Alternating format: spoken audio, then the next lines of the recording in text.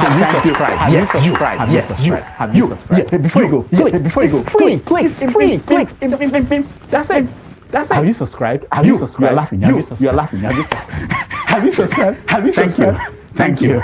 Thank you. Hey, madam. Thank you so much. I can see you. I can see you. I can see you. We have to get to 100,000 subscribers.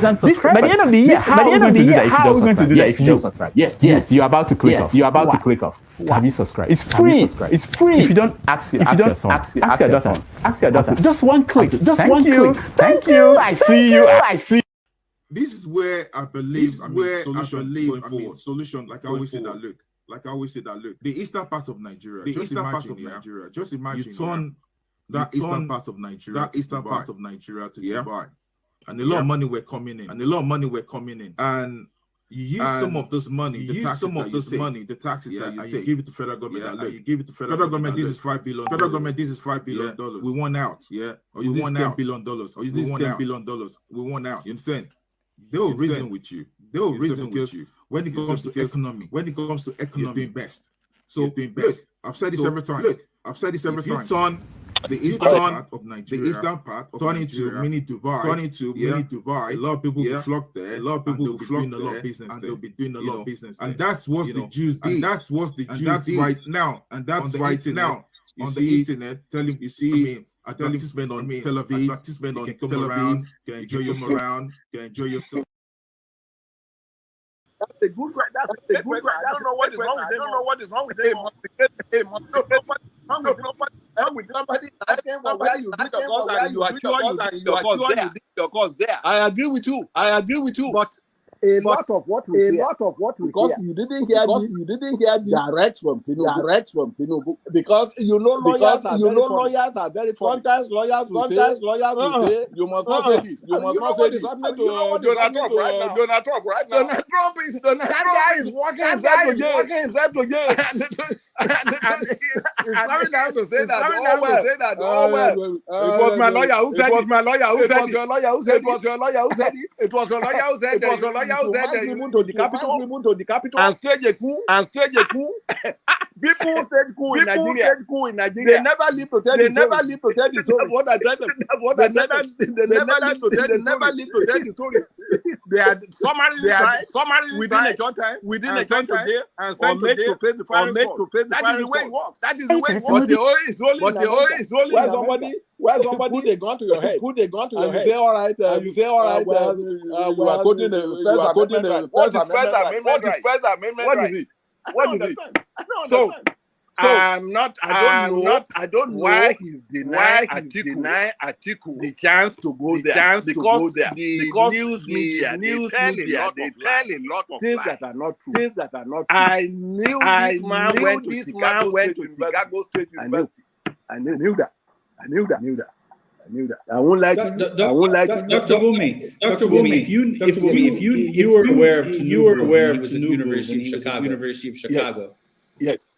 Can you elaborate on the accusations whether he was actually distributing drugs and was a drug dealer in those days? What do you know about this? Okay, thank you, sir.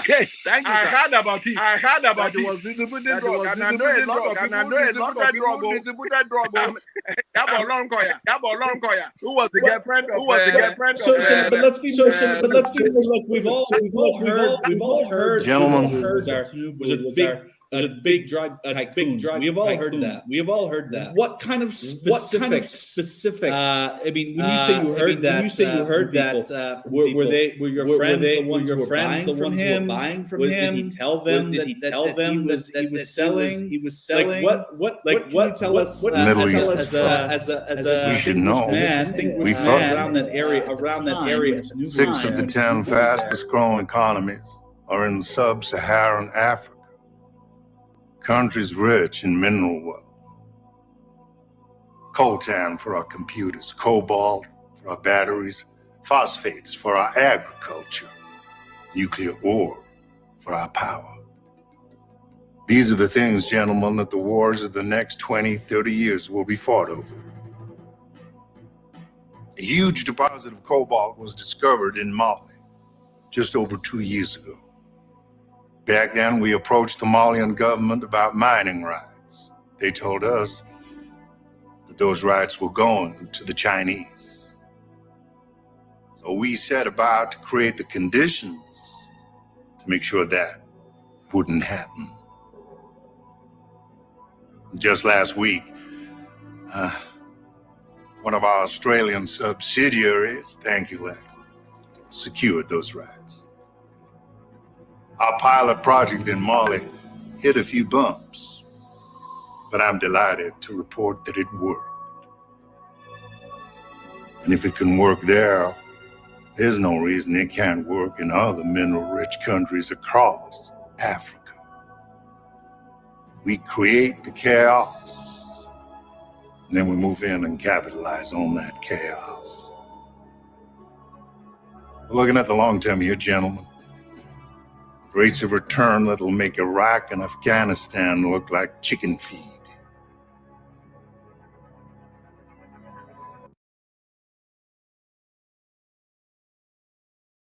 Yeah, we can beg 100 naira long back.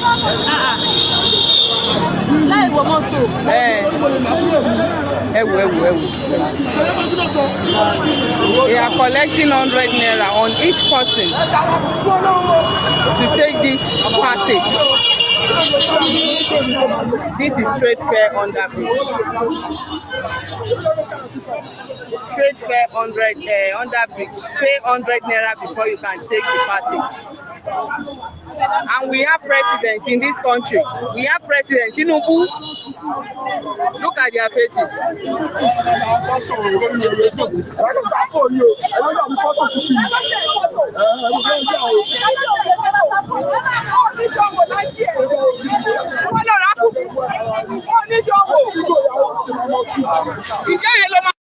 Are you ready? Yes, sir. A communique issued today, 2nd July 2024, by the Southeast Governors Forum.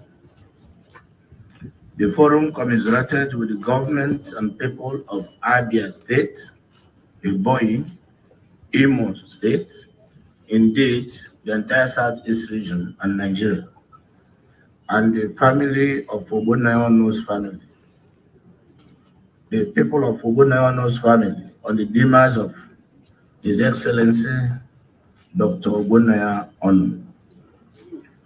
The forum received the delegation of the former President Chief Olusegun Obasanjo, GCFR, Chief Emeka Anyoko, GCON, and His Royal Majesty Igwe Emeka Achabe, CFR, the Obi of Onitsha, who came on a solidarity visit to this forum. The forum deliberated on the review the report of the Southeast Security and Economic Summit held in Abuja on the 28th September 2023 and agreed to implement the aspects of the report pertaining to security and economic integration of the region and affirmed its desire to put actionable plans on the key issues agreed. The forum resolved to visit Mr. President to discuss the pressing issues, all pressing issues concerning the Southeast region. The forum also deliberated and resolved to interface with the federal government to secure the release of Mazi Nnamdi Kanu, and the meeting adjourned whenever. Thank you. Signed, His Excellency the Governor of Imo State, Senator Hope Uzodimma, CON. His Excellency Dr. Alex Oti, OFR, the Governor of Abia State. His Excellency Professor Chukwuma Soludo, CFR, the Governor of Anambra State. His Excellency Right Honorable Francis Nwifo, the Governor of Ebonyi State. And finally, our host governor, His Excellency Dr. Peter Mba. Thank you all, and may God bless you.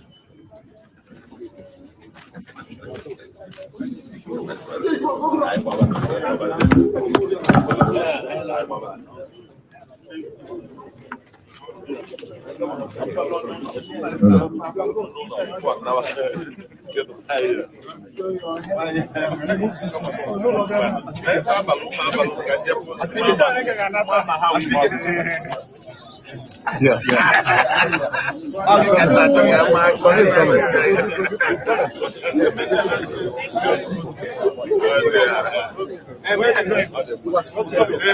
Speak. I am so happy that we are now telling each other the truth. We are the ones who carry militias. We are the ones who go and carry cattle rustlers.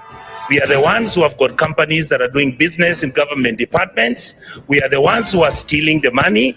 Look at the national government, I'll call it down, bring it down to the National Assembly. We must begin to look at issues like CDF. We must look at the Women Fund. We must look at the structure. Do we need all the people who have been given offices? I've been asking this publicly. Why are governors running county governments as if they are private companies where they're stealing money, buying properties abroad, driving such big vehicles, including ourselves? When did we decide that I must drive a car which is 4.8 cc? That at 3,000 cc is not good enough.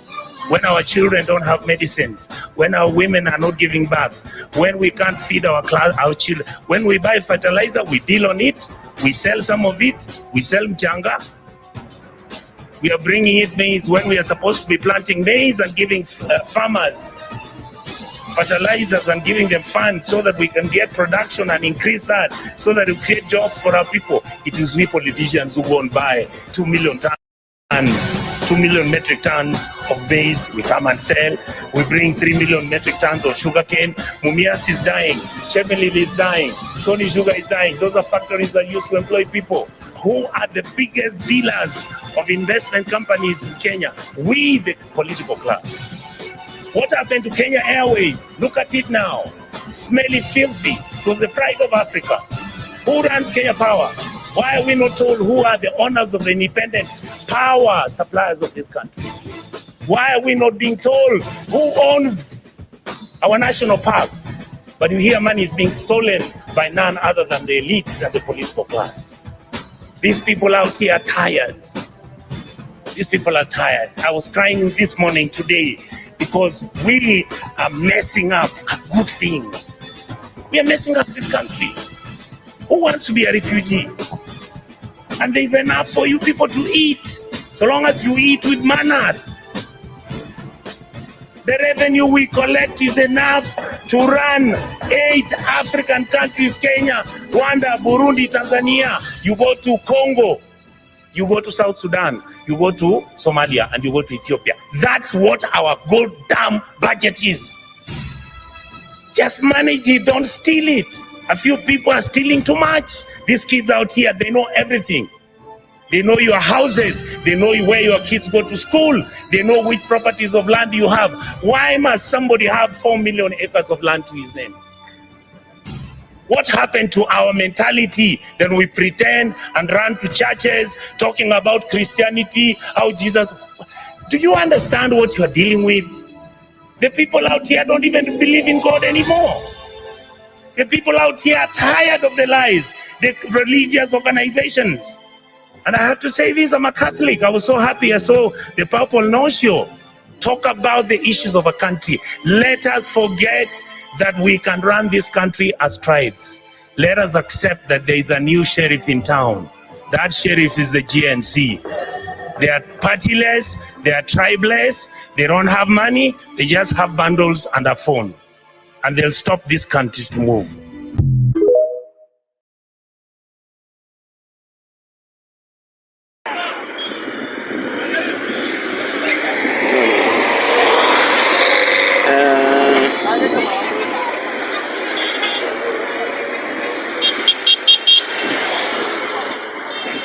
No. I will do it. When I get to the office, I will do it. Don't worry, I beg. Don't worry. Yeah, they become an altar of sacrifice. These are people guarded on the road. Nigerians. Northern leaders are being ruling, controlling. Here we are. These are people. They become an altar of sacrifice in our nation, Nigeria. That is an embarrassing. It's embarrassing. These are Nigerians. Embarrassing. Terrible situation. These are people. These are Nigerians. They become an altar of sacrifice.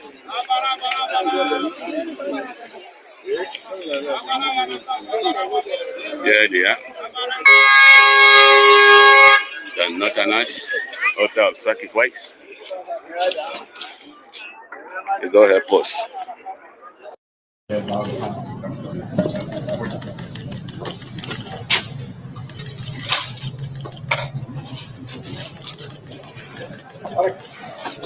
Tom, sorry, it's jou Tom. Sorry.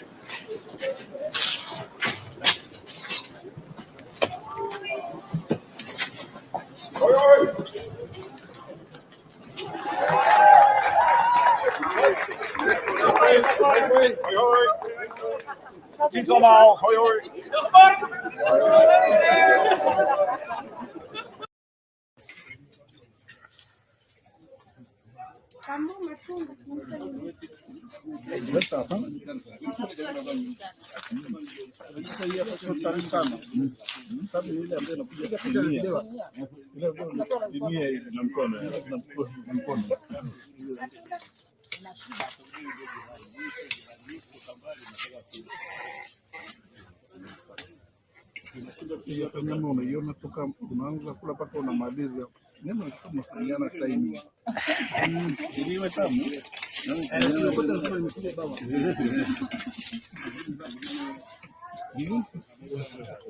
So unaiona kabisa, unajua yani haina competition.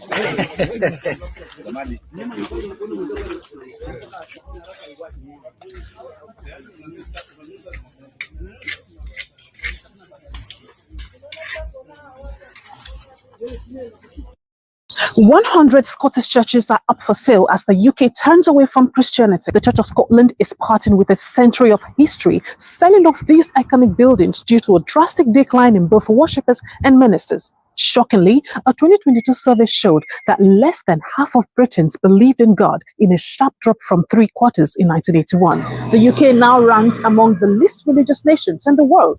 In a striking contrast, critics say that the British who built the first church in Nigeria and established Christianity in their colonies have now seemingly abandoned the faith, leaving it to thrive in places like Nigeria.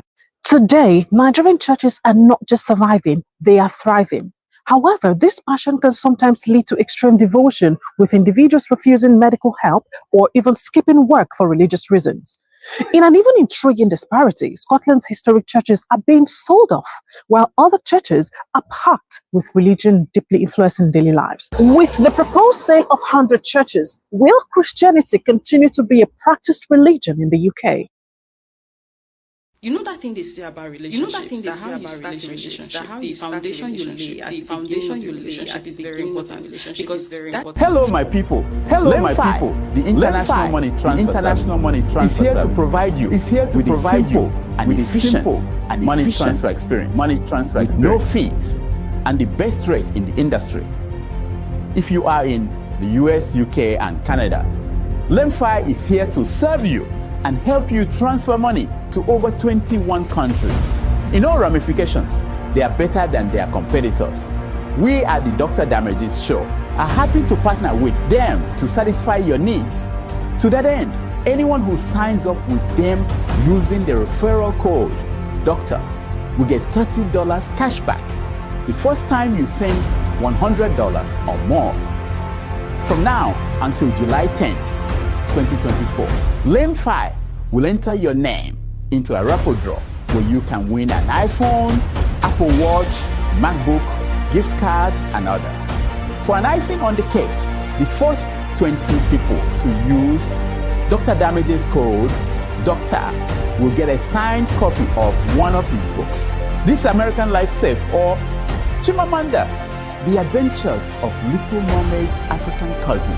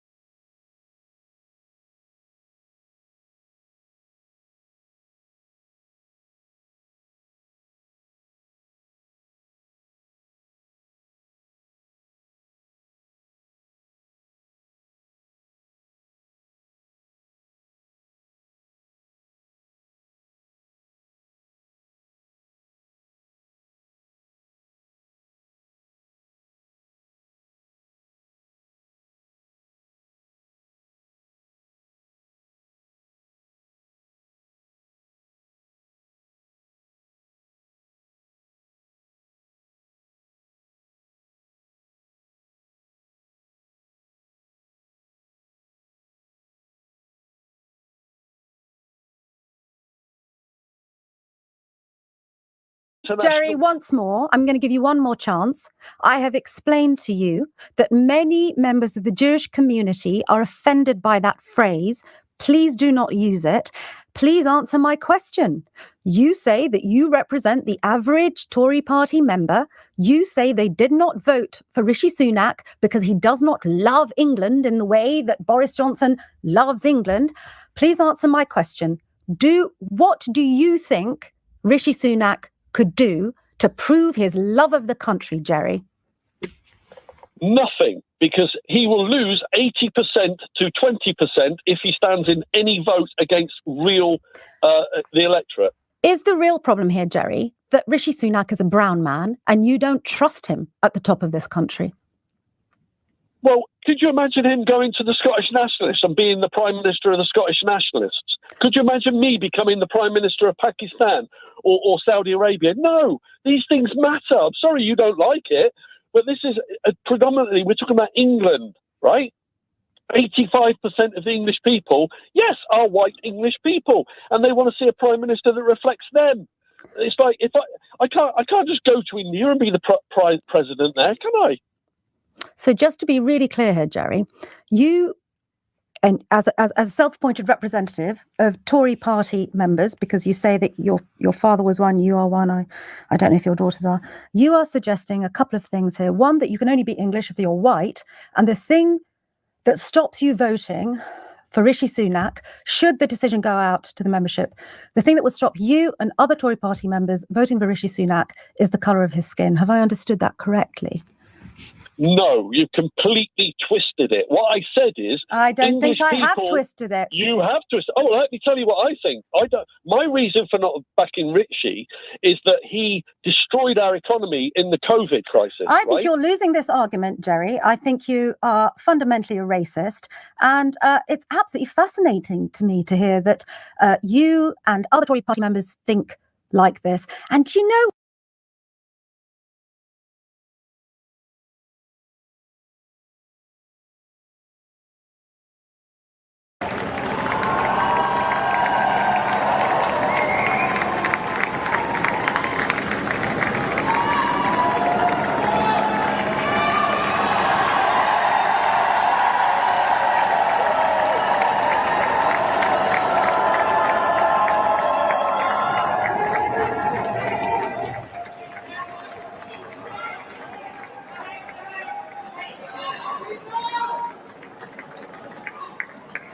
Keir Starmer there thanking and greeting his supporters, a beaming smile as he shakes hands with those who have supported him for so long. Only the 7th ever Labour Prime Minister.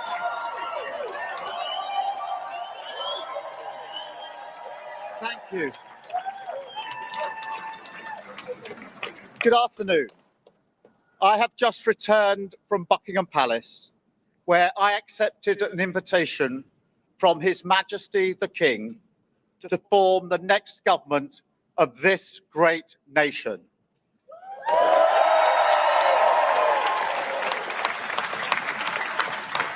I want to thank the outgoing Prime Minister, Rishi Sunak. His achievement as the first British Asian Prime Minister of our country, the extra effort that will have required should not be underestimated by anyone. And we pay tribute to that today. And we also recognise the dedication and hard work he brought to his leadership. But now our country has voted decisively for change, for national renewal, and a return of politics to public service. States signed an agreement, and some people raise flags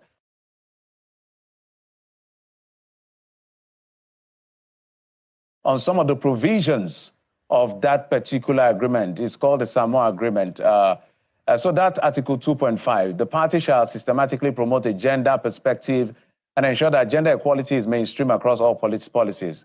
A lot of people are not comfortable with that. The argument here is the fact that there's a suspicion that this is an implicit or indirect way to introduce LGBTQ into Nigeria, which our laws are against. I mean, the Same-Sex Prohibition Act 2014 or 2013 is clearly against. So you can see that second provision.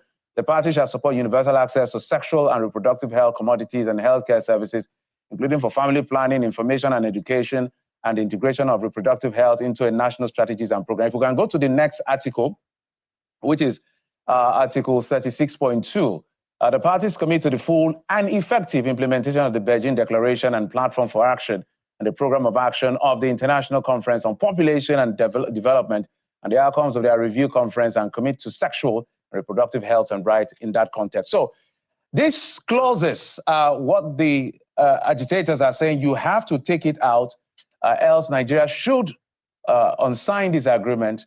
And there are even constitutional issues as to the issue of duality of concepts when it comes to domesticating this kind of law and all of that. So it's a gamut of issues. Bagos Dachong is a former lawmaker. He joins us from Abuja studio to weigh in on this, as well as other issues, as well as my guest right in Lagos, Nibe Fiong, a legal practitioner. Thank you so much for coming on the program. Let me start with Mr. Dachong. I don't know whether you're privy to this agreement, but maybe your quick take.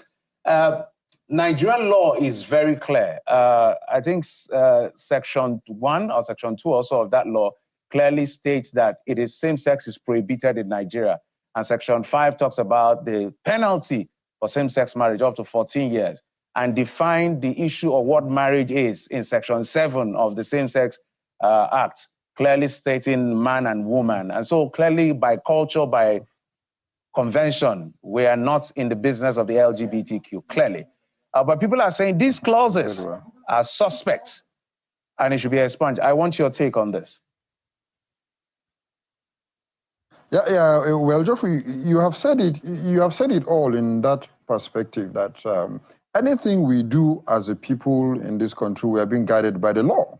And if National Assembly have already put the law in place against any unforeseen circumstances like this, we will still be bound by the law, unless we now see that as an amendment is being passed to the National Assembly as an executive bill or any citizen bill to amend the Same-Sex Prohibition Act of 2014, that is where we'll be able to raise much alarm.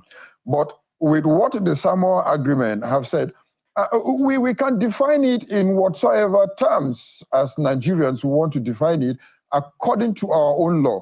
But still, the red flag is necessary.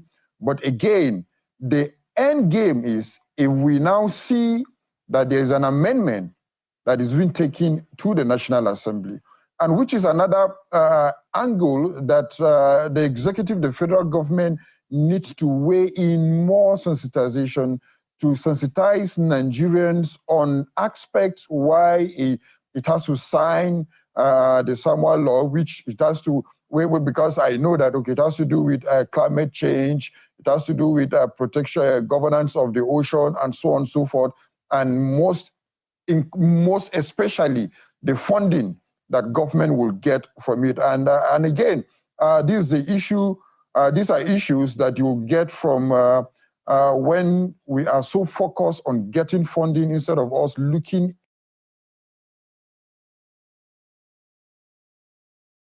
inward on how we'll be able to be self-sustained. And so these are issues that we'll be able. These are issues that we'll face in legislature represented by the leaders of the National Assembly, the Senate President, and the Speaker of the House of Representatives, as well as, very importantly, the subnationals represented by the chairman of the Nigerian Governors Forum, and of course, the elite of the private sector, both the likes of Alhaji Aliko Dangote, President Dangote Industries, and as we have here, Mr. Tony Elumelu, but also top economists, Dr. Doyin Salami, Mr. Bismarck Riwani, as well as some of the younger businessmen playing in the major league of the stock exchange quoted businesses and financial organizations. We have Mr. Jimovia there, we have Mr. Shegun Agbaje. So it is a mix of the top talent and the top stakeholders available within the Nigerian business sector. That council will meet and report to Mr. President monthly, and today they were presented with the outcomes of Mr. President's review of the accelerated stabilization and advancement plan. And that was in an emergency plan to cover the next 6 months, which Mr. President had directed that a combination of his own economic management team and the subnationals, the governorship, the governor's level, and the private sector put together for his consideration. And the sum of that very important exercise is that a 2 trillion naira package involving 350 billion naira funding for health and social welfare, 500 billion naira funding for agriculture and food security, 500 billion for the energy and power sector, and general business support of about 650 billion. In addition to a range of policy measures and tax measures, there is a range of executive orders which Mr. President has signed and which are being gazetted to ease the cost of doing business at this particular time. There are a number of funding. We're part of President Bola Tinubu's Presidential Economic Coordination Council. We met today. The coordinating minister of the economy presented a lot of packages we discussed and the president approved. For me, as the president said, it's good for Nigeria to be talking about food security because it is time we put more food on the table and also at affordable prices. The president spoke about energy crisis, energy security. We need to improve power generation in Nigeria so that we can power our businesses power our businesses and power people to prosperity. And we need to increase our oil production. As the coordinator said, the president's target is 2 million barrels per day. Is it achievable? Yes, but we just need to do what we need to do to get to that level. And also, all of this is all about creating prosperity for our people. The senior people, the old people, the junior people, the struggling people, small, medium-scale enterprises. It's all about giving economic hope to our people. It's all about creating jobs, for our young ones. So we hope that with the private sector working with the federal government under President Tinubu, that things will begin to improve. That's the aspiration. That's why what the coordinator said about the amount of money that have been approved now for disbursement are all targeted to achieving better life for everyone. So I look forward to more prosperous and better country, and I look forward to us creating more jobs for our people and to us also supporting the small and medium-scale enterprises. The president is very, very, very, very committed to this. He said today, 4th of July, America is celebrating their independence. We're here strategizing about how to create more prosperity for our people. So, Honorable Minister, thank you for the opportunity.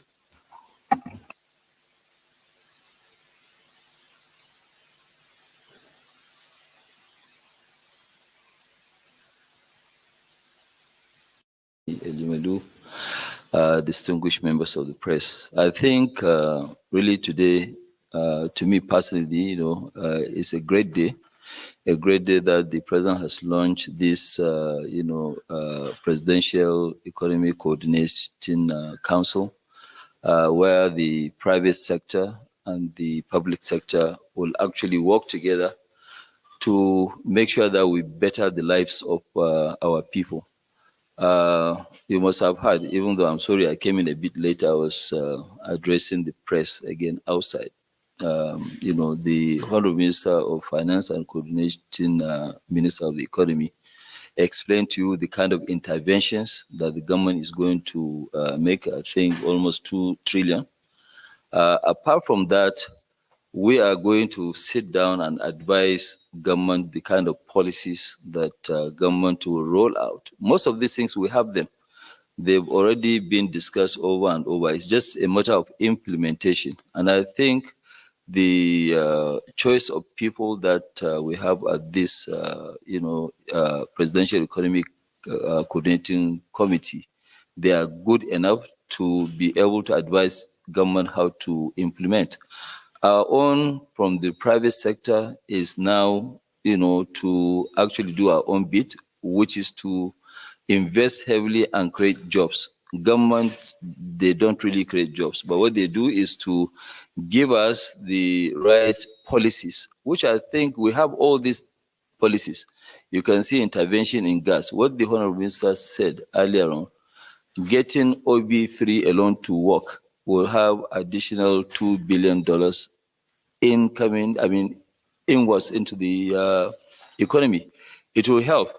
There are other also industries that will also bring in a lot of money into the country. Like what I keep saying, our own issues are not that bad. This economy can be turned around within few months, and I think we're on that way. I must really thank His Excellency, Mr. President, for inaugurating this council, and we'll start meeting immediately, and I can assure you, you'll see a lot of changes coming. I know that everybody is in a hurry, but we have what it takes to turn around this economy. Things are not going to be bad. We're now just we've gone to the bottom, but we're going to rise up and make sure that we make every single Nigerian proud to be a Nigerian. Thank you. Thank you everyone for joining us today. Dr. Damages is not present today, so I'll be hosting the show today as a moderator and as a participant. And so as you can see, there's been a lot of things happening this week, and among the videos that was played, I must say that Kenyan lawmaker was very compelling, and so most of the comments he made there were really powerful, and it shows you how what we are going through is similar to what many other African countries are going through, and they are all going through the same thing. Their nations, their people are working day in, day out, working hard, and they don't see any progress, at least not significant progress compared to what is going on in other parts of the world. And if you also look at the UK, the reason why I played that video about the man saying that Sunak cannot be, they don't trust him as their prime minister, it just goes to show how other nations are too. Other nations have divisive politics too. They have it. But look at that same UK is spending 1.4 trillion on its economy every year. That's what the government spends on its economy. That tells you something, that even if you have all these divisive politics, you can still function. And that is what that video was illustrating. Also, with the issue of Nnamdi Kanu's release, you can see that the governors are coming together to ask for his release. People have different opinions about this. Some people in the north are not very happy. And I always say that Nigeria is quite lenient. To me, Nigeria is quite lenient to people that oppose the states compared to other countries, even the UK here. The UK, if you do anything against the state remotely, they will find a way to put you in prison. They will find something. They will find a way to put you in prison. That's what they do. And Julian Assange was just released after how many years in prison? I think he's been there for over 10 years now or so. And he's just like, oh, they convicted him, but because the conviction was almost the same amount of time he's been locked away, they decided that, they gave him a slap on the wrist and go the other way. And all he did was release documents. That's all he did. Nigeria is quite lenient. Look at Asare Dokubo and some of the things those Nigerian Delta people did. Many of them were pardoned, or even if they served, they still allowed them to be part of the state again. Now, Asare Dokubo is free man. He's working with Nigeria again. And you look at some of the repentant bandits, as they call them, or repentant Boko Haram. They welcome them back to the Nigerian state. So Nigeria seems to be quite lenient when it comes to taking some serious actions against people that act against the state. Whether that is a good thing or a bad thing, the result of Nigeria today will tell you. Because most other nations are not like that. They don't forgive. They don't forgive. They make sure you suffer for it, for what you've done to their country. Maybe because Nigeria it seems like Nigeria is not doing well, so nobody values when somebody violates the country. It's like, somebody that their life is being taken for granted, so nobody cares about them. So maybe that's why Nigeria is very lenient to people that violate its rules. Look at the Binance guy. I think they're about to release the Binance guy again too. So it's a bit of a shame that this is how this is where we are at the moment. I can see that Chike Iyanwu has joined us. I really appreciate you for joining us today, Chike Iyanwu. And don't worry, I'll be coming to you. I just want to make some comments now, so that some people say I shouldn't be talking too much. So I want to get it off my chest now, so I don't get to talk too much later on when the panelists join.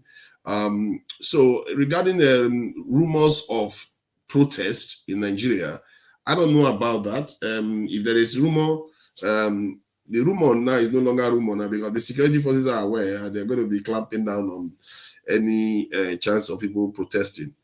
Nigerians are very tolerant people. They are very tolerant people. And this government should not take it for granted, because they've gone through some difficult period in the last 1 year alone. 1 year. It's like the economy has just gone upside down. The currency is fluctuating. The petrol price has gone up through the roof. Everything, the price has increased, including Dangote companies, groups are losing money.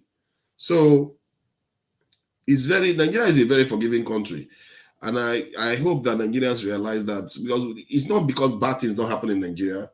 Bad things happen in Nigeria, but if you look at what other people go through, I'm not saying that we should condone this behavior. I'm not saying where we are is good at all. I'm talking about the people themselves.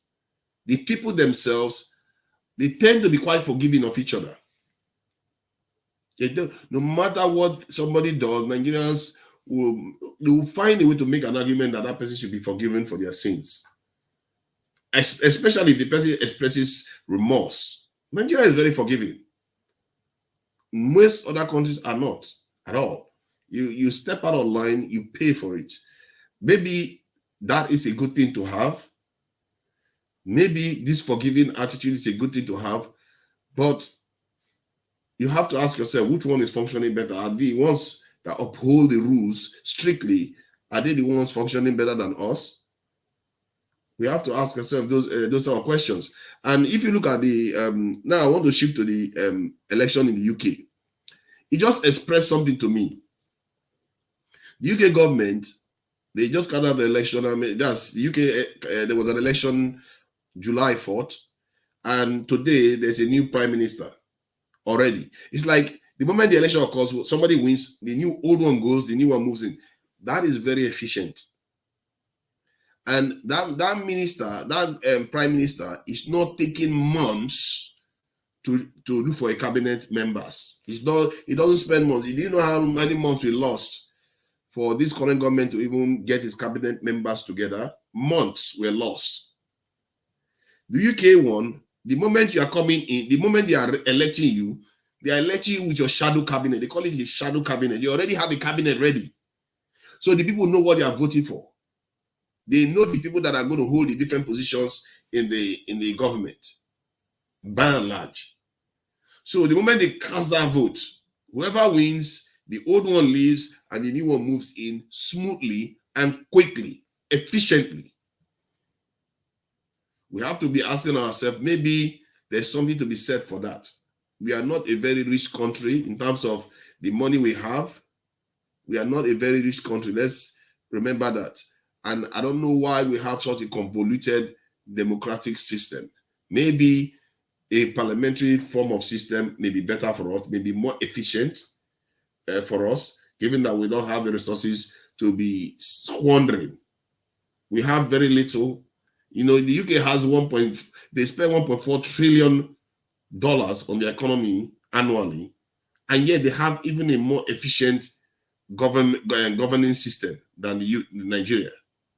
So we have to ask ourselves, maybe we should be arguing for something more efficient like that.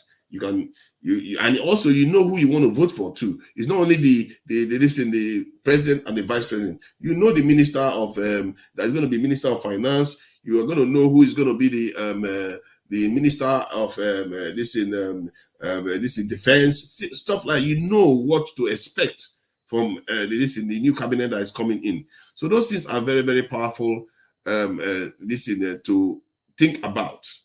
And so that's what I thought I should highlight regarding that, though. So let me see. There's not a lot of people. There's nobody here, so I will carry on talking apart from Chike Inyawo. Maybe this is a gift. I will. If anybody wants me to carry on about security, this is my opportunity. I will talk about it to the ends of the earth. Apart from Chike Inyawo joining us, let me welcome Chike. Chike, welcome. Thank you for joining us. Which area where do you want to start from? You want to start from the governors coming together to ask for the release of Nnamdi Kanu? I didn't know where you started. I just turned on my phone and then my daughter called in. So I'm not sure, but I probably can I talk where I want, anything that I want, or should I? Yeah, you are free to start from any topic you want. What what makes me so angry, it's not even what's going on in Nigeria. It's the human beings that live. You were in London, I believe. You were in the UK. Am I correct? Yes. Forefather? Okay. So those people that call themselves human beings that should know better, whether they live in the UK or they live in America, that have lived in this so-called developed world for so many, many years and still don't understand,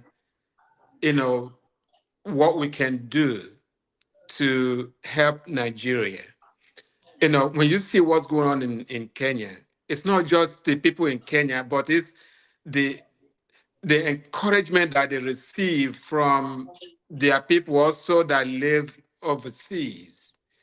So for you and I, what we can do to help encourage people to do the same in Nigeria, but because we're so divided, because you have these so-called Ronus or whatever you guys call them, that want to be Yoruba, want to be Igbo. I wouldn't even say Igbos, because truly, Igbo people are very loving people. Let for them, it's the Igbos that have been holding Nigeria together. But when you have these Ronus that are supporting evil, they are so satanic that see what's going on in Nigeria instead of coming up with solutions how we can come together. Instead, they want to divide Nigeria. Those are the people that if I could get any of them, like if I can squeeze their neck, if I have the ability to do it. But I want to encourage every Nigerian today, whether you're Yoruba, whether you're Igbo, or whether you're Hausa, that those of us that want to be Nigerians, we are more in number. We can do it. It's just that the minority that are dividing Nigeria, they are louder than we are. They are so loud that to the point we think, they are the people that, that Nigeria is so divided. No, Nigeria is not so divided. I'm telling you. It's just that it's like in South Africa, before South Africa became one, we had minority apartheid white people, very minority people holding, the necks of majority Black people in South Africa. Now, in Nigeria, we have just minority, I would say 1% of the people that are destabilizing Nigeria, that are dividing Nigeria under tribal and religious basis. They're in the minority. Those of us that want to be Nigerians, major Nigerians, if we come together, we can squeeze their necks. We can push them out of Nigeria for real. It's just that we let those minorities, get the loudest voices, to the point we thought, oh, Yorubas, they hate Igbos. No, they don't. They really don't. Real Yorubas don't hate Igbos. The real Igbos don't hate Yorubas. Neither do they hate Hausas. No, we don't. It's just that we let all these minority loud speakers to take over Nigeria. It's a shame. Yeah. So what you and I need to do is to come together. I'm talking about you and I as people that love Nigeria, people that want to come together as Nigerians. We should be coming together as Africans now. That's what we should be. That's what we should be doing. It was how do we bring Africans together? I am just so disgusted. I'm perturbed that point in time, we're still fighting how to bring Nigerians together. It's a shame, man. Yeah, I agree with you there. I agree with you there. And they are, like you said, they are smaller in population, but they seem to get their way. And yes, the thing is, and it's a shame because most of our leaders, if you look at them, even Dangote, all of them, Tinubu, they barely try to bring the very little thing they say. They do lip service to say, "Oh, we are one country." President Tinubu will say, "We are in different rooms, but we're in the same house." It's like you should be reinforcing it all the time. You should be wanting to do things that bring the people together all the time. Whenever you see anybody that is divisive, you condemn them heavily. You don't. Exactly. But our leader, they will just act as if they don't know. Somebody will say something very tribal, they'll keep quiet, they pretend as if they don't know. They definitely manufacture division. Especially somebody like the Gante, like you mentioned him, with the kind of money he has, if he really wants to be, he can single-handedly bring Nigerians together because those people that, they pay, whereas somebody like Tinubu, they pay some people to be on social media and talk about Igbos, talk about division of Nigeria and all that stuff. If we have another person that's on the other side, like Dangote, that are giving people money to talk about how to bring Nigeria together. Yeah. You would think they should be doing that. There should be organizations like NGOs. All these NGOs are busy with everything else. How about the ones that talk about bringing people together, sensitizing the people even more, giving people something to do? I really agree with you on that because there is that part of it is why you see so many people that say, oh, they can't be bothered with Nigeria because there's nothing, like the leaders are not telling them anything that they need to do together. The leaders are not encouraging them. Every time they talk, look at this video I played about Dangote and Olumelu. Yes, they will say our people. I didn't see it. I just came in. Okay, they were talking about our people that we want to do this for our people. But you don't. When the people are divided, or you see somebody making tribal statements, you don't see them coming out to say, you know what, we can't accept that. We are one nation. This is what you don't see them. They will keep quiet. Sometimes people are getting killed along religious or racial lines. They'll keep quiet. They don't say much. They'll keep quiet. Maybe the president will release a statement say, I condemn the act. Like when Deborah was murdered, the president will release a statement, I condemn the act. But people like, what's his name? Atiku will release a statement and withdraw it. It's like, so what are you saying? Yeah. That it's okay to kill somebody because of religious differences. They don't want to bring people together. I really think if our leaders, if they are listening to this, they need to do a lot more hard work on this. Condemn each other, condemn anybody that seems to be sowing division in the country. Because they don't do enough of it. And I thank you for bringing that issue about, because that wasn't even the issue I wanted to talk about first. But it's a very, very good point because we see it all the time, especially during elections. Yes. And that's why, I love being an Igbo because Igbos, they will condemn that quickly. Igbo people, the youth, Igbo people, for instance, what's his name in Imo State, Ozodema. If we had the ability, if he was the president, and we would condemn him. The only way this thing will work is when Igbos will condemn their own that's in the presidency or some kind of leadership. If the Igbos will take the leadership to like right now, if Yorubas, and I'm very glad some of them are doing it, but again, it's still in the minority. If the Yorubas would take charge, and tackle Tinubu and let him know that we are not going to accept his nonsense, things will change. That's the only time things will change. Because if an Igbo person would do it, then it becomes tribal. So it's not going anywhere. But I like what, the video I saw in Ogun State, that young lady that that supported Tinubu.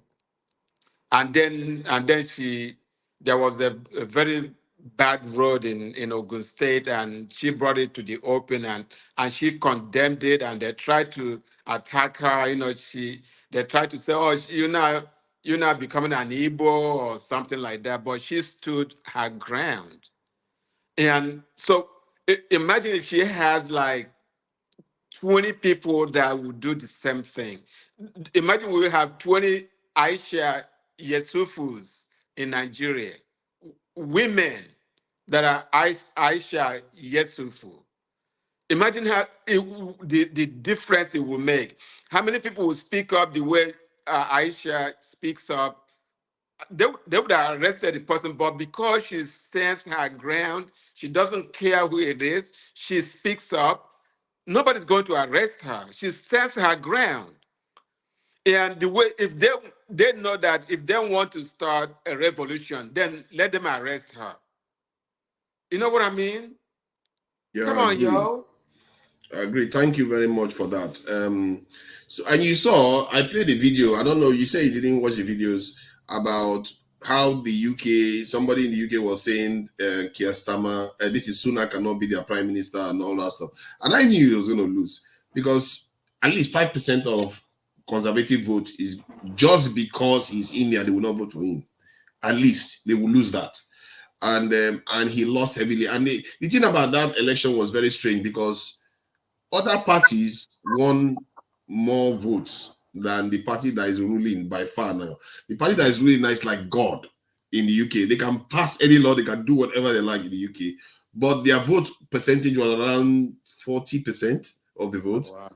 So the parliamentary system has its own weird dynamics where if you get the majority of the vote, your power is exponentially increased. Oh, wow. In a way, that's why the Nigerian one is quite good. But the problem with the Nigerian one is that this current government won 36% of the vote, but they are ruling like they won 200%. Mm-hmm. While in South Africa, they won 40% of the vote. They are a coalition government. You see how strange it is in different countries, the way some things are emphasized. And I really wish this was a government of national unity the way they did it in South Africa, because it would have brought all the talents together. It would have shown that the leaders want to work together to solve the problems of the country. But I'll leave it at that. Paul, thank you for joining us. So what do you make of the headlines so far? I think we're just breezing through it, not very in-depth yet.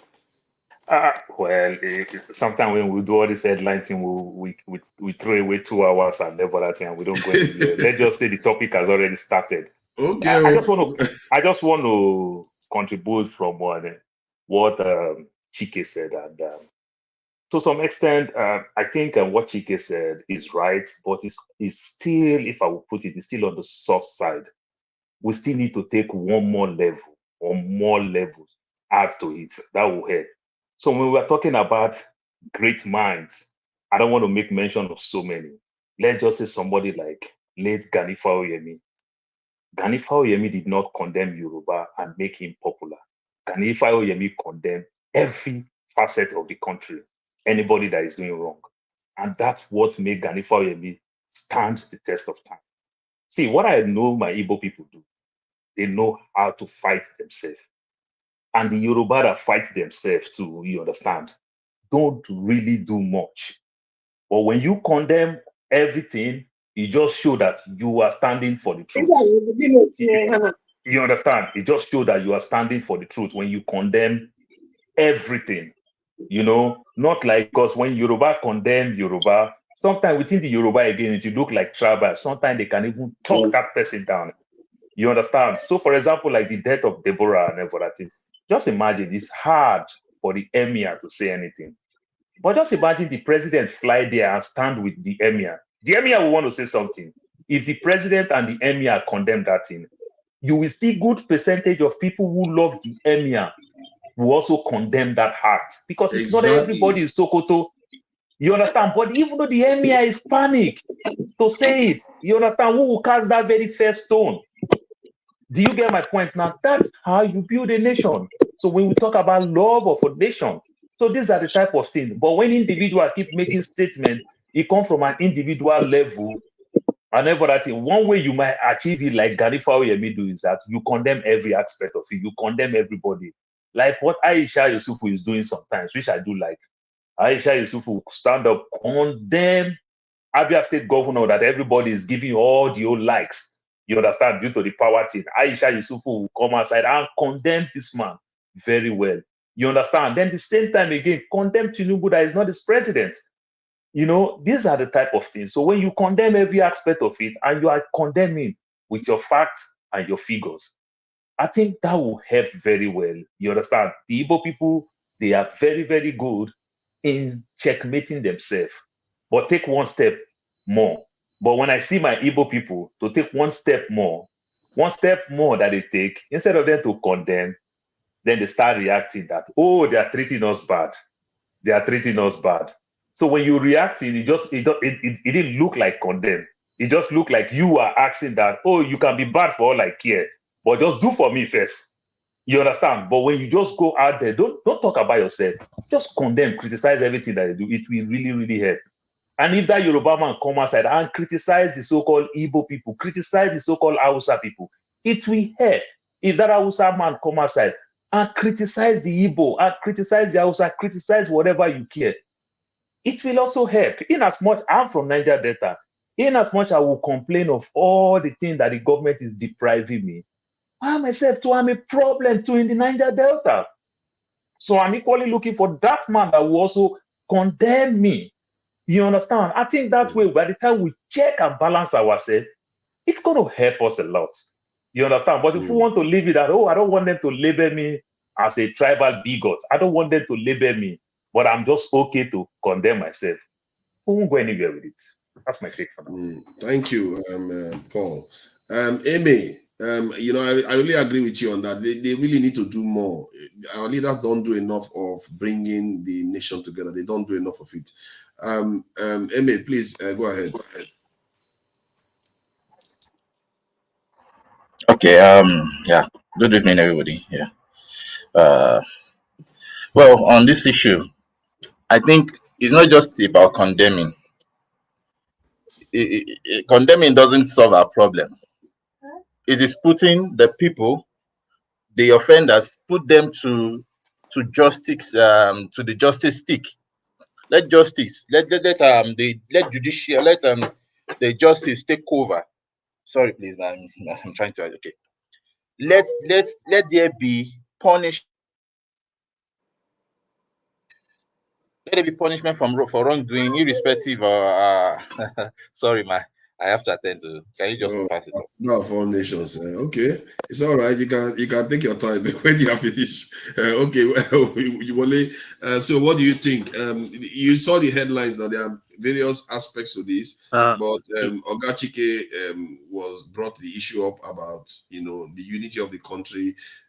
Why our leaders are not doing more in that direction. Yeah. Thank you, Forefathers. I greet everyone. I know every week we come to talk about our problem, and we all agree that our government or our leaders, they are full of propagandas. They always throw something every now and then for us to discuss without any concrete solution to it. Now, everything you've displayed, you are true. And next week, they're still going to come to our face again. Like Chike, Paul, I've spoken earlier on. We need to, first of all, look at ourselves, reflect. Simply because I'm a Yoruba man doesn't mean that my Yoruba brothers or sisters are doing things right. It could even be my brother that is in that local government or that ministry where, your document has to be processed, and he's not doing it well. He's embezzling the money. But have I ever, face him, confront him and say, look, guy, what you are doing is not right? Yeah. Have I done that? No. So I am part of the problem.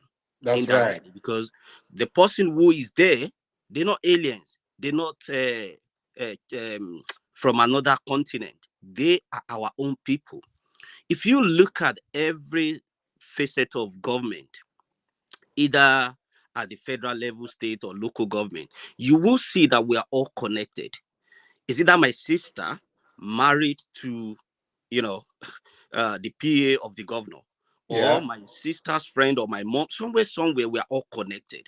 But when we are benefiting from their corruption, we call it connection. But when it's not really going well for me, I'll say, oh, those people are corrupt. Who are those people? Yeah. Am I not part of them? So I need to be honest with myself first and say, I'm not going to be part of whatever it is. If I cannot be honest with myself and I'm trying to blame Forefathers, Paul, righteous man, then I'm deceiving myself. The country is not going to go anywhere. We're just going to go round the cycle. Like Paul said, we need to reflect on ourselves. If I know that bribery is bad, why am I indirectly taking it? Oh, because he's my police, my friend. Oh, I need to let him go and I need to help him. No, let him go through the system. You all know we all live abroad. If the person who is in charge of the road didn't do the road very well, or that's even too far, a cleaner will put a caution there. Why? It's not that because you are blind, but they know that if the floor is wet and you fall from it, you can sue them. There's no story.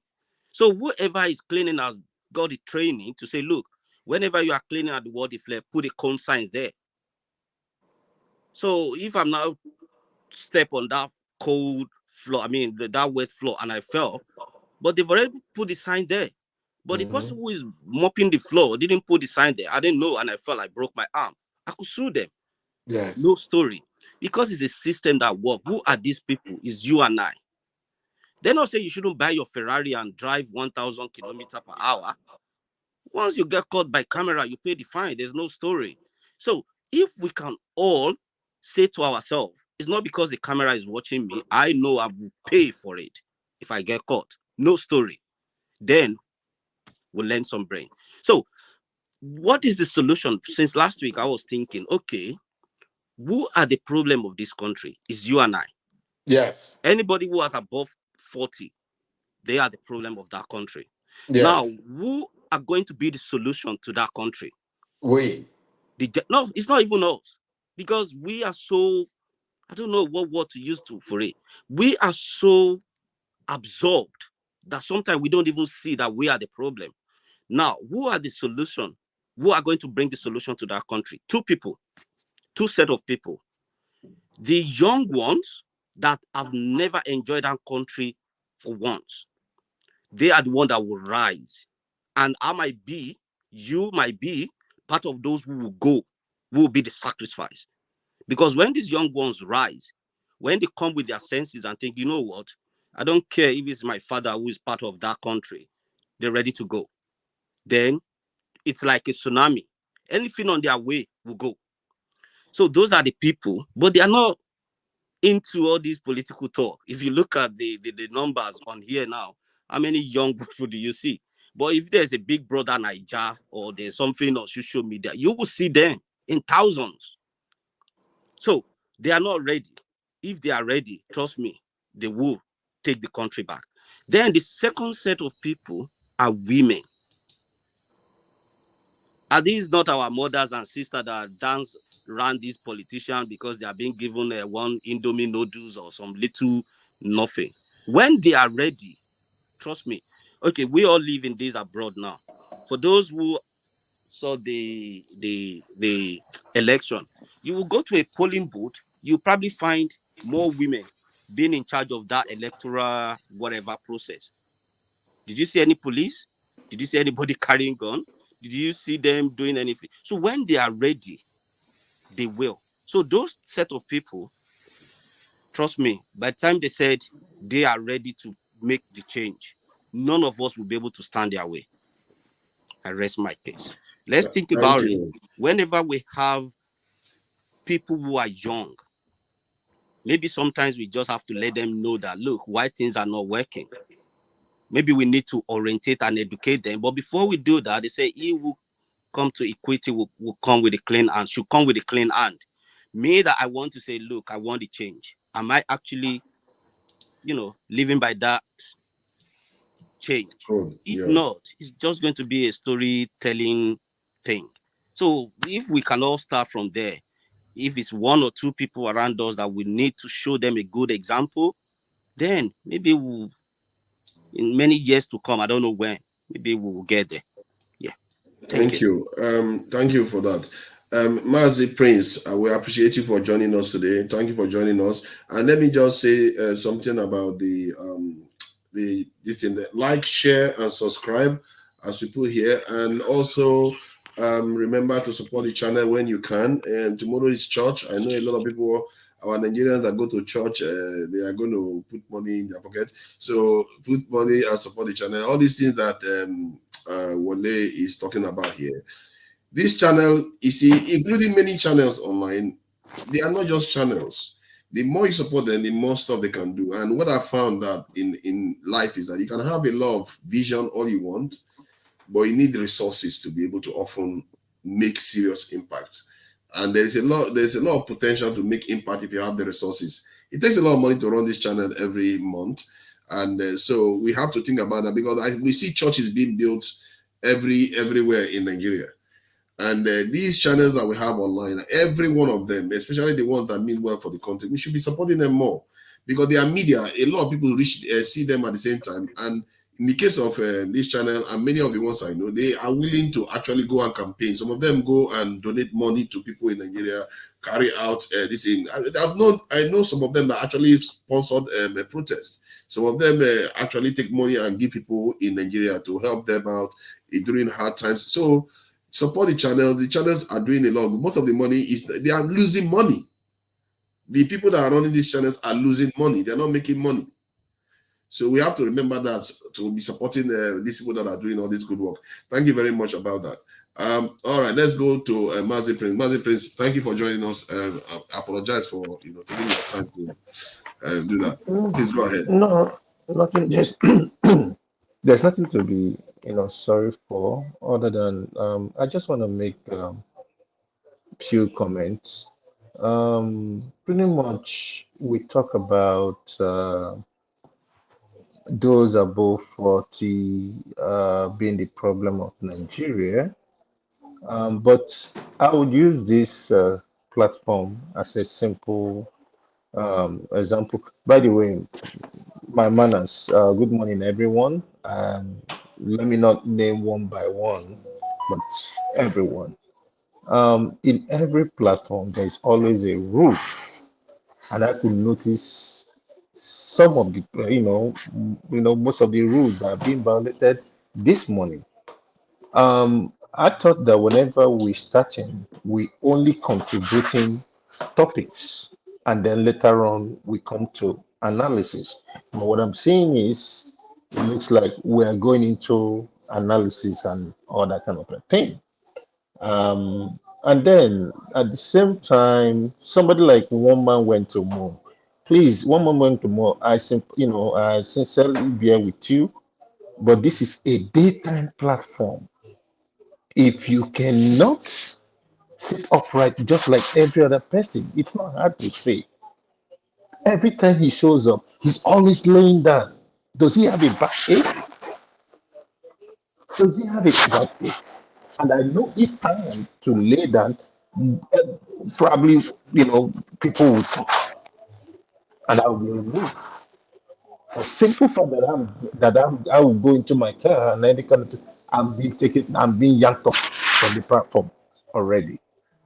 And then Mr. Chike, please, I know if you want to eat, it's better to turn off the camera. I'm not I apologize. putting you. I No, apologize. I bear with you. I'm just saying, you just Sure, turn next it time off. it won't happen again. Yeah, so that's that. I have bad manners, so I'm sorry. That gentleman. You see, that's a gentleman there. Yeah. Thank you for that, Oga.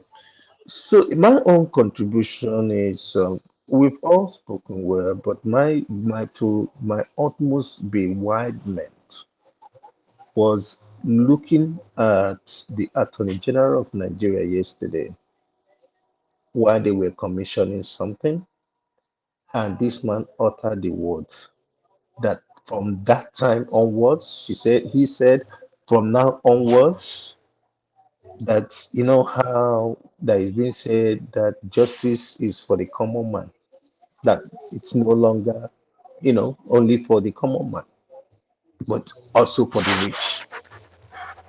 If you put those words in a particular order and you digest it, you understand what this man is saying.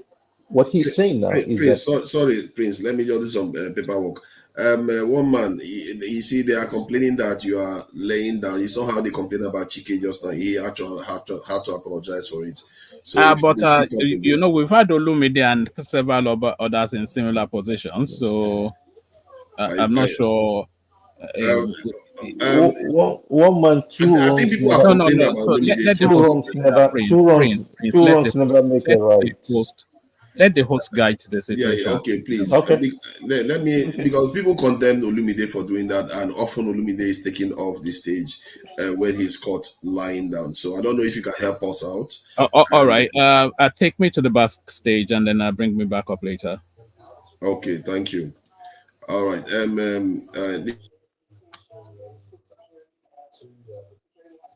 Okay. So, like I was saying, so what this man is literally saying is that justice in Nigeria now is up for the highest bidder, which is so sad. It's so sad. All these things we see them saying, oh, they want to build some houses for some judges, retirement home for some judges.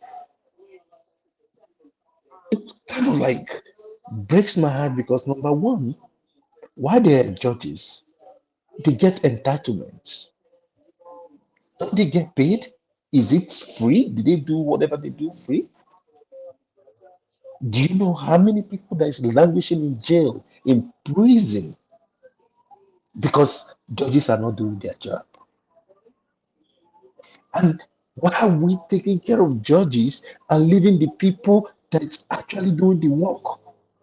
The correction officers, the people who work in the court, the bailiffs, the what do you call them? These typewriters and whatever it is, and so on and so forth. Why are we like this? Why are Nigerian politics Mazi like Prince, this? let me add to that. Do you know that Nigeria actually pays its professionals more versus, in terms of proportion, versus the amount they pay the ones that are not highly qualified compared to other countries? The other countries, people that are not highly qualified, they pay them far more than they pay in Nigeria. And like lecturers are paid higher than the lecturers in terms of proportion of average wage in the country. They are paid higher in Nigeria. So in other words, Nigeria recognizes these professionals that and they pay them more, but because Nigeria's salary, general salary is quite low, people just don't recognize that. And it's a shame. They are the ones actually betraying the country even worse because they have responsible positions. For one day, for some reason I went to the what we call the BAT station. It's kind of like a train, a little train kind of a thing. And I saw a guy driving with Lincoln Navigator, and I kept watching him. The next thing he parked, and next thing I saw him pick broom and other kind of a thing. He works in the BAT station. He's the janitor. So I was moved, and I kind of moved closer to him. We exchanged greetings, and I said, "How much?" I just wanted to know how much he's being paid in order to afford not only what he's wearing, what he's driving. And when this guy opened his mouth and told me that he's being paid up to 120,000 per year, and that's not only his job, but this is a janitor earning 120 per year. Our legislatures here, some of them don't even earn up to 200,000. They don't earn up to 200,000. You see that? But in Nigeria, you see the discrepancies so wide. The legislatures earn millions, And the other people, the main people that work, the main people you go to that will do the papers for you and all that kind of a thing are being paid. They're even arguing about being paid meager amount of 60,000. It broke my heart. Somebody wrote me yesterday, and all this guy wanted was 5,000 naira.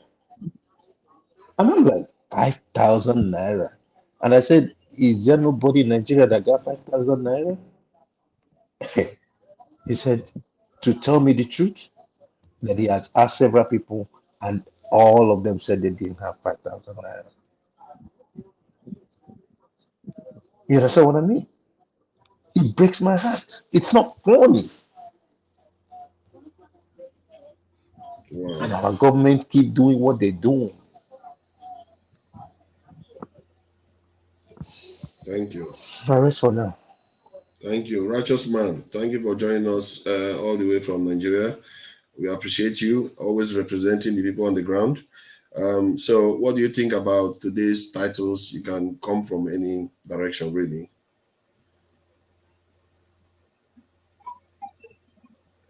Well, good evening from here.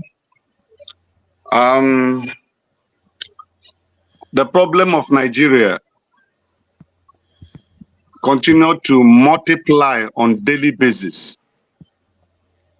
Mazi Prince, don't be surprised that the guy said nobody could give him 5,000 naira in Nigeria. That may be an honest truth he told you, but you may find it difficult to believe. But that, with what is on ground right now in Nigeria, that may be the honest, sincere truth he told you. Because I decided to withdraw talking about how costly life is today in Nigeria, because I discovered that some of us, I thought that we're aged enough to be articulate. We use it as caricatures, something of play, and I don't see myself at my age, you know, coming to a public platform like this and be saying things that people will be taking as if one has nothing to do. You know, it cost me so much to buy data to make sure I stay here. At least let me be informing those Nigerians in diaspora what we're facing here. Because what you read on newspapers are edited. What you hear on television, most of them are censored. So you will not hear the 100% truth. Unless you call your brothers or your cousins or your relations and they're able to tell you the truth of what Nigerians are facing. This is actually the worst time in the history of this country. Worst time. The war that is going on in Gaza, I think the Palestinians are living better than Nigerians that are not facing war. I can tell you that for a truth. I were watching the Gaza issue yesterday on TV. My wife was asking me, say, but these people, they are fighting war for almost 6 months to 7 months now, but their hospitals still look good. You know, they still look fresh. But Nigerians are not looking fresh. Go to the hospital. Go to the Nigerian hospital today. I know that most of you have been aware that NEPA have disconnected LUT. The LUT does not have electricity as I'm talking to you. That they are indebted to the tune of 260-something million naira. And they disconnected LUT. This LUT was the hospital that the president of Saudi Arabia, those days, were coming to be treated. That the same LUT today have no electricity. Because the elite in Nigeria do not use it. It is for the common Nigerians. And so they don't value us. Whatever that is happening to us does not concern them. And that is the truth. It's not issue of religion. It's not issue of tribe. It is a fundamental issue that have to do with the structure of Nigeria. Nigeria is wrongly structured. And as long as we maintain this structure and paint it and wish that it will be well, it will go down to the mud day by day. I was watching a documentary early this morning before I went to work. I was surprised to know that Nigeria is not ranked among the 10 best countries in Africa, not in the world, with good road network. Nigeria was not named among the first 10 that has good road network in Africa. Ghana was mentioned. This country, Ivory Coast was mentioned, but Nigeria was not mentioned among the 10. So what are we talking about? It is time for what is happening in Kenya, though I heard that there is a build-up of that right now, and EFCC have started threatening people, those who want to organize protests. Protest is our fundamental human right that must not be taken away from us. During the June 12th, I was one of those that was picked up by Abacha. I was part of the crusade and the protest against the cancellation of June 12th.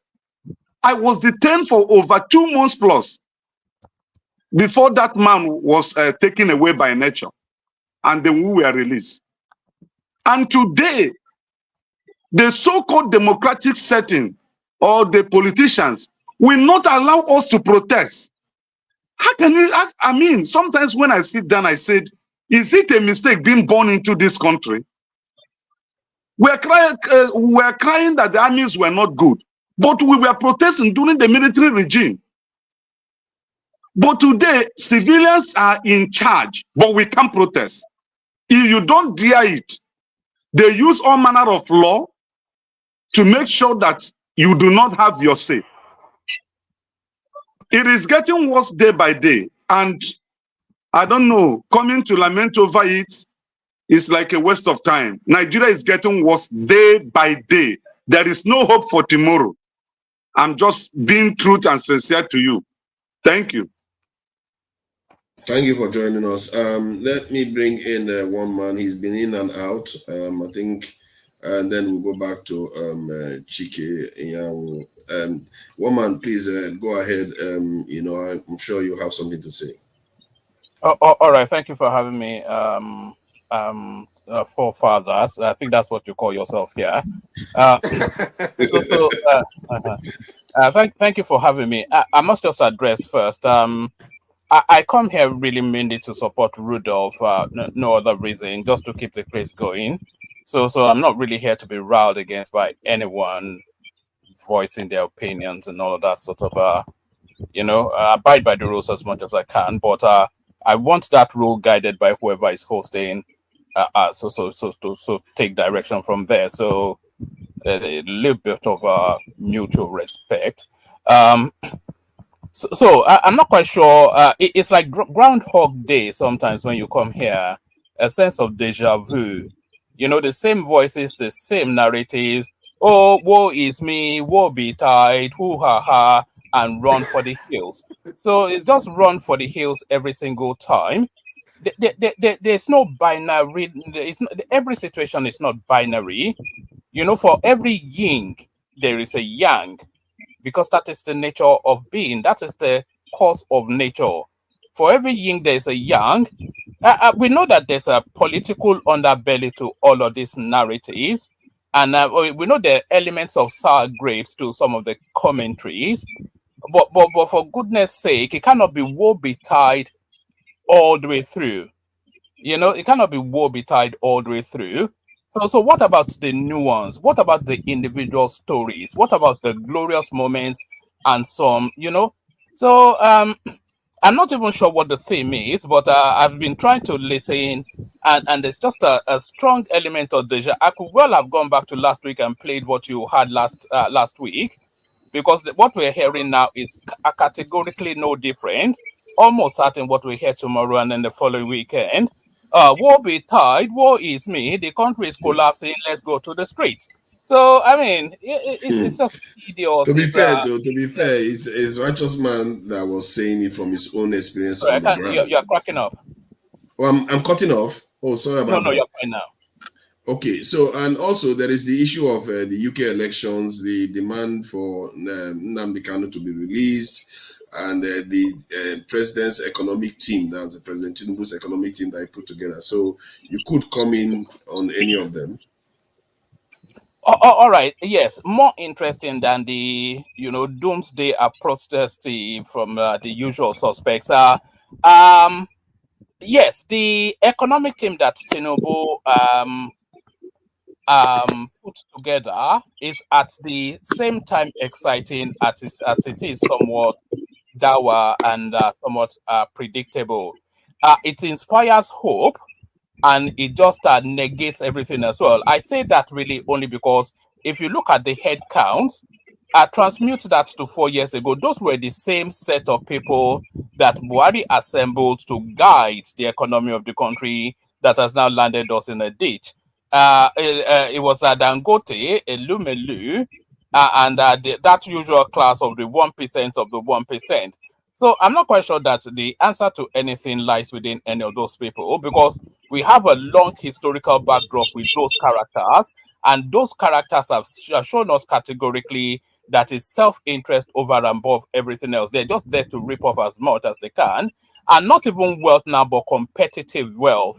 So they're now competing now not to be rich, but to be richer than each other. And so, and Nigeria is just the pork belly fart that they're carving off. So I'm not quite sure that any solution lies within anything that Dangote has to offer, because we've been asking him for solutions for 3 decades solid, and this is where we are. So that class of people, yes, if they are patriotic and subsumed with nationalistic zeal and vim, they could propel, but we've been with them for too long to really see any solutions coming from them. So the more exciting thing, though, is the UK elections that complete sweep away. Give me a moment. Yeah, got that point regarding the economic team is quite interesting. I never knew they were part of the Buhari's one too. So if they were part of the Buhari's one, then what is the odds that they're going to come up with something that is substantial? No, there's nothing new coming from any of those people. They're just a bunch of chancers, and they'll continue to chance you for as long as you know what we actually need in Nigeria is a real paradigm shift of a revolutionary lilt. But the Nigerian mix, it doesn't allow for that. Because of the ethnic composition of that space, it doesn't allow for a one single national thrust to push these people out. So because it's always my people, your people, my people, your people. Do you get what I mean? But so, can't we get past that? Because the UK, I played a video of some UK Englishman saying Sunak will never win the election and all, and he was right, because a lot of people will not vote we all for him know why Sunak did not win the elections. Do you know a lady called Ann Coulter? She's an American. Yeah, Coulter. Yeah. Yeah. Yes. There was a time she was invited to Vivek, whatever his last name is, the Indian guy that was contending to be the Republican candidate in the. Yes. So she was invited on his podcast, and she went there, and in the first 5 minutes, they had their introductories and whatnot, and she just launched in. She said to the guy that I agree with all of your political positions. In fact, I agree with how you are positioned more than how Trump is positioned, but I would never vote for you. Do you know what she said? She said, because you are an Indian. So that is it right there. And by the way, Rishi Sunak, he was an excellent prime minister. He brought the inflation down, realigned the country. He was even bringing down the illegal migration and all of the things that people wanted him to do. He was doing it, but he was damned by the color of his skin. So the point I hear exactly that the point you just made is what I'm saying, that other nations have these divisive lines too, that is quite serious. As a matter of fact, they come out openly and tell you, like you said, and Kota did. But in the case of Nigeria, why do you think that one is debilitating? That we cannot have that trust that you described to, push these leaders away? Because there's an entrenchment in ethnic talk within the Nigerian space. There's an entrenchment in ethnic talk, and people are so entrenched in that ethnic positions that they do not say. Look at the north, for instance. Is there are pockets of development in the north, but in terms of the Nigerian evolution, the north is probably the furthest back behind. But in terms of the Nigerian leadership, the north have governed that country the most.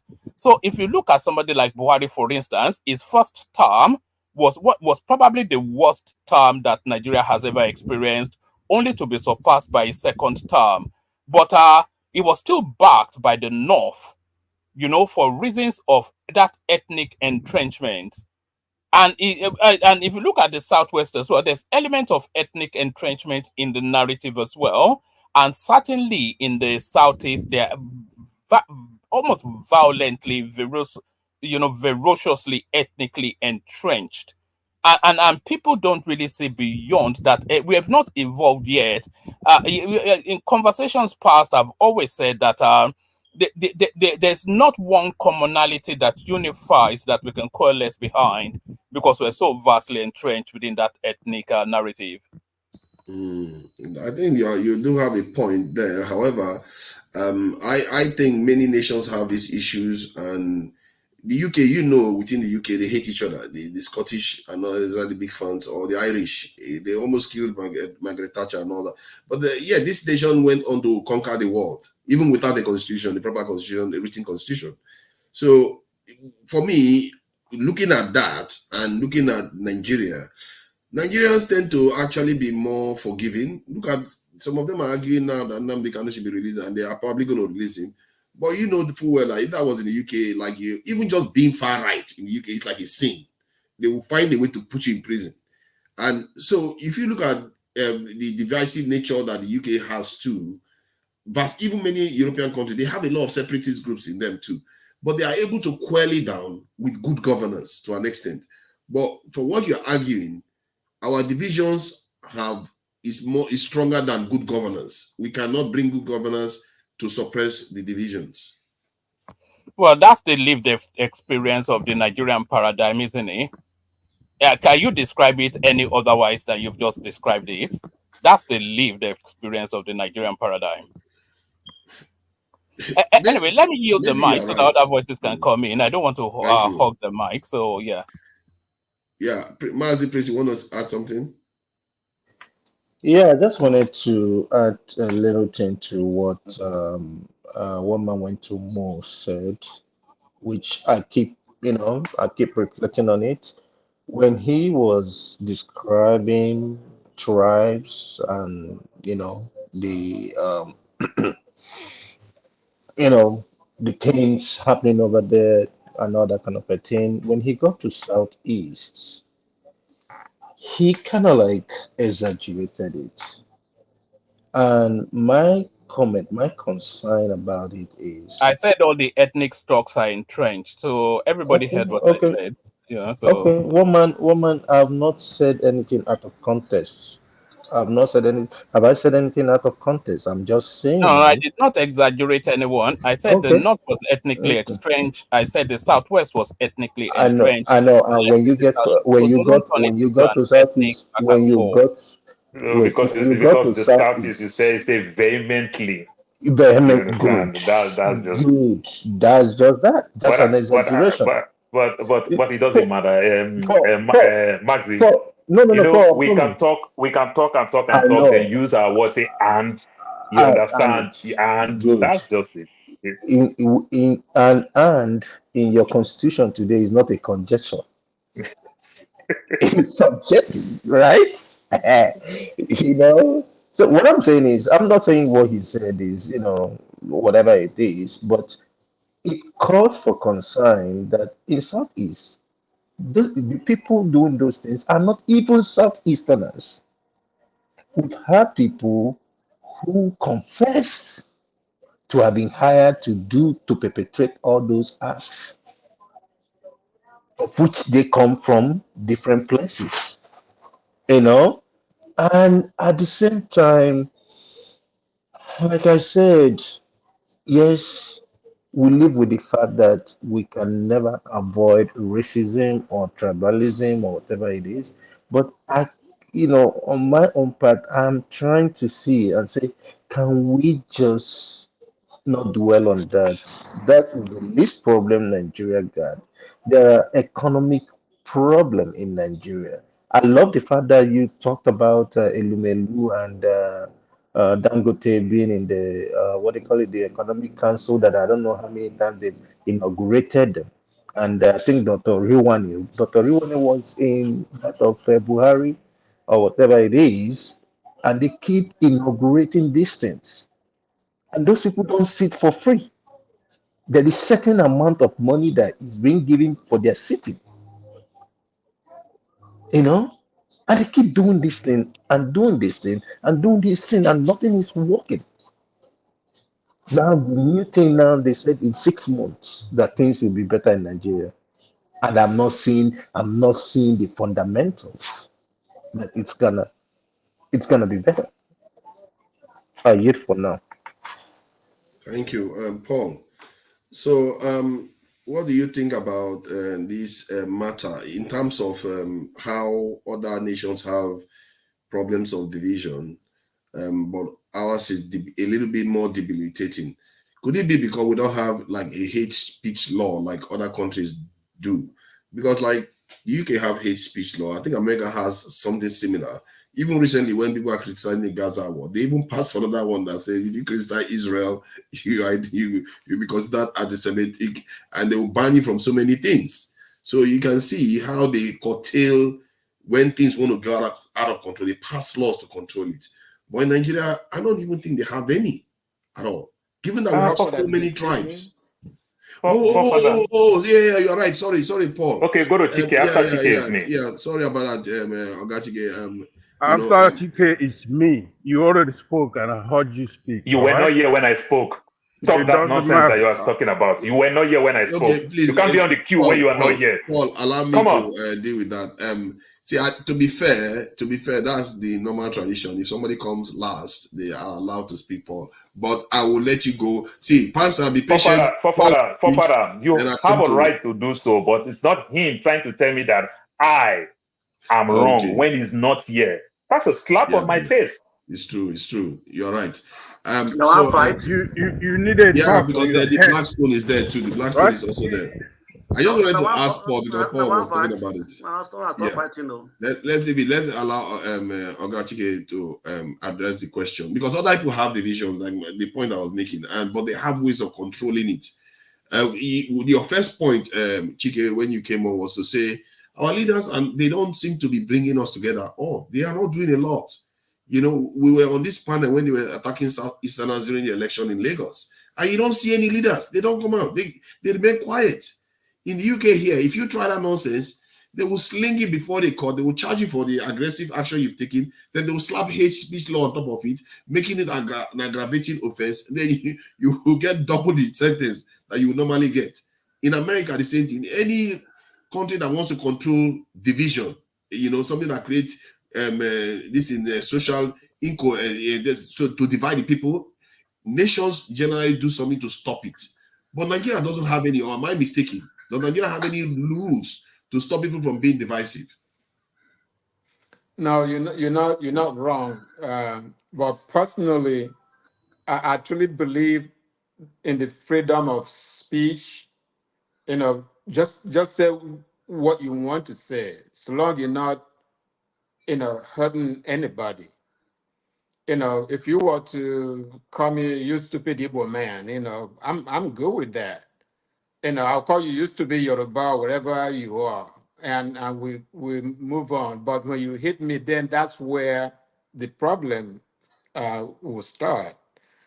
So, but until such a time that we realize that there is more of us than them, and that when we come together, what we need to do is just, find those of us that want to be Nigerians, to come together. If we have to fight those that don't want to be Nigerians, if we have to fight them, then we fight them. Maybe that's going to be the next civil war. I don't know if I'm supposed to say that on a platform or not. But if I'm not, I apologize. YouTube, I'm not saying there's no war. But so until such a time that, we, especially those of us that live overseas, those of us in abroad, are still blame us because we have not done enough to educate our people back home. We have not done enough. We still have not come together. We still have not done something radical, where the people at home can emulate us and do more. I promise you what's going on in Kenya right now. Their diaspora, they have a lot to do with it. That some kind of encouragement. So that's what I have to say about that. I don't. To answer your question directly, I don't think we should have a hate law or something like that. I don't believe in that. I believe in everybody doing, speaking out their mind, and we eventually will come together. But sorry about that, Ogachike. But in America, they have rules for these things too. They have hate speech rules. And for me, that this thing, Israeli one, is a bit of a big one, because that one is like, if you say anything remotely close to criticizing Israel, you could just get yourself into trouble in America now. And I think they passed the law already. And that was this year, they passed that law. The Blackstone. So Paul, I'll come back to you so that they can just speak. It's not going to be too long, and then we'll go back up to you, Paul. The Blackstone, what do you think about this? Thank you. Good afternoon, Welcome. everybody. Just man, I don't inform police when they can arrest you. My first tell you that one. Now you will come beg me after they arrest me. No, wahala. I say, I will still use your money to bail you. Your money to bail you. Well done, my brother. Well done. That's everything. Okay, just want to say, no, I'm not going to be long here. So I don't know about if you have the issue of this. The $160 billion loan, the Samoa agreement. Yeah, it's not a loan. It's a $150 billion kind of trading kind of arrangement between many countries. It's not trading. It's a loan. But not to Nigeria alone then. Okay, can you explain it to us in more detail since you seem to be aware of it? I'm not aware of it. Right? I'm going to look for it. You see, you are making categorical statement, then you don't want to explain it. No. I want to learn, he doesn't want to teach. No, excuse me. What caught my attention there is there's a clause in that agreement that talks about the human right, including the LGBT right. You understand me? So that's a big controversy in Nigeria. Now, the Northerners are even demonstrating, saying that Tinubu should go because of that agreement, so on and so forth. I don't know. So I think it's something that we were also talking about, because if you are taking going into an agreement for anything, and you have some clause in that agreement that is against your law and everything, right?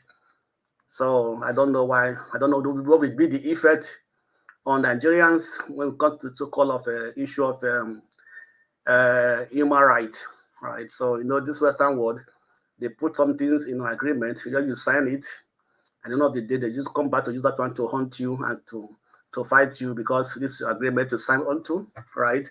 It's not against, they're not saying that they should end your so-called human rights laws and everything, but the clause is that human right, including LGBT rights.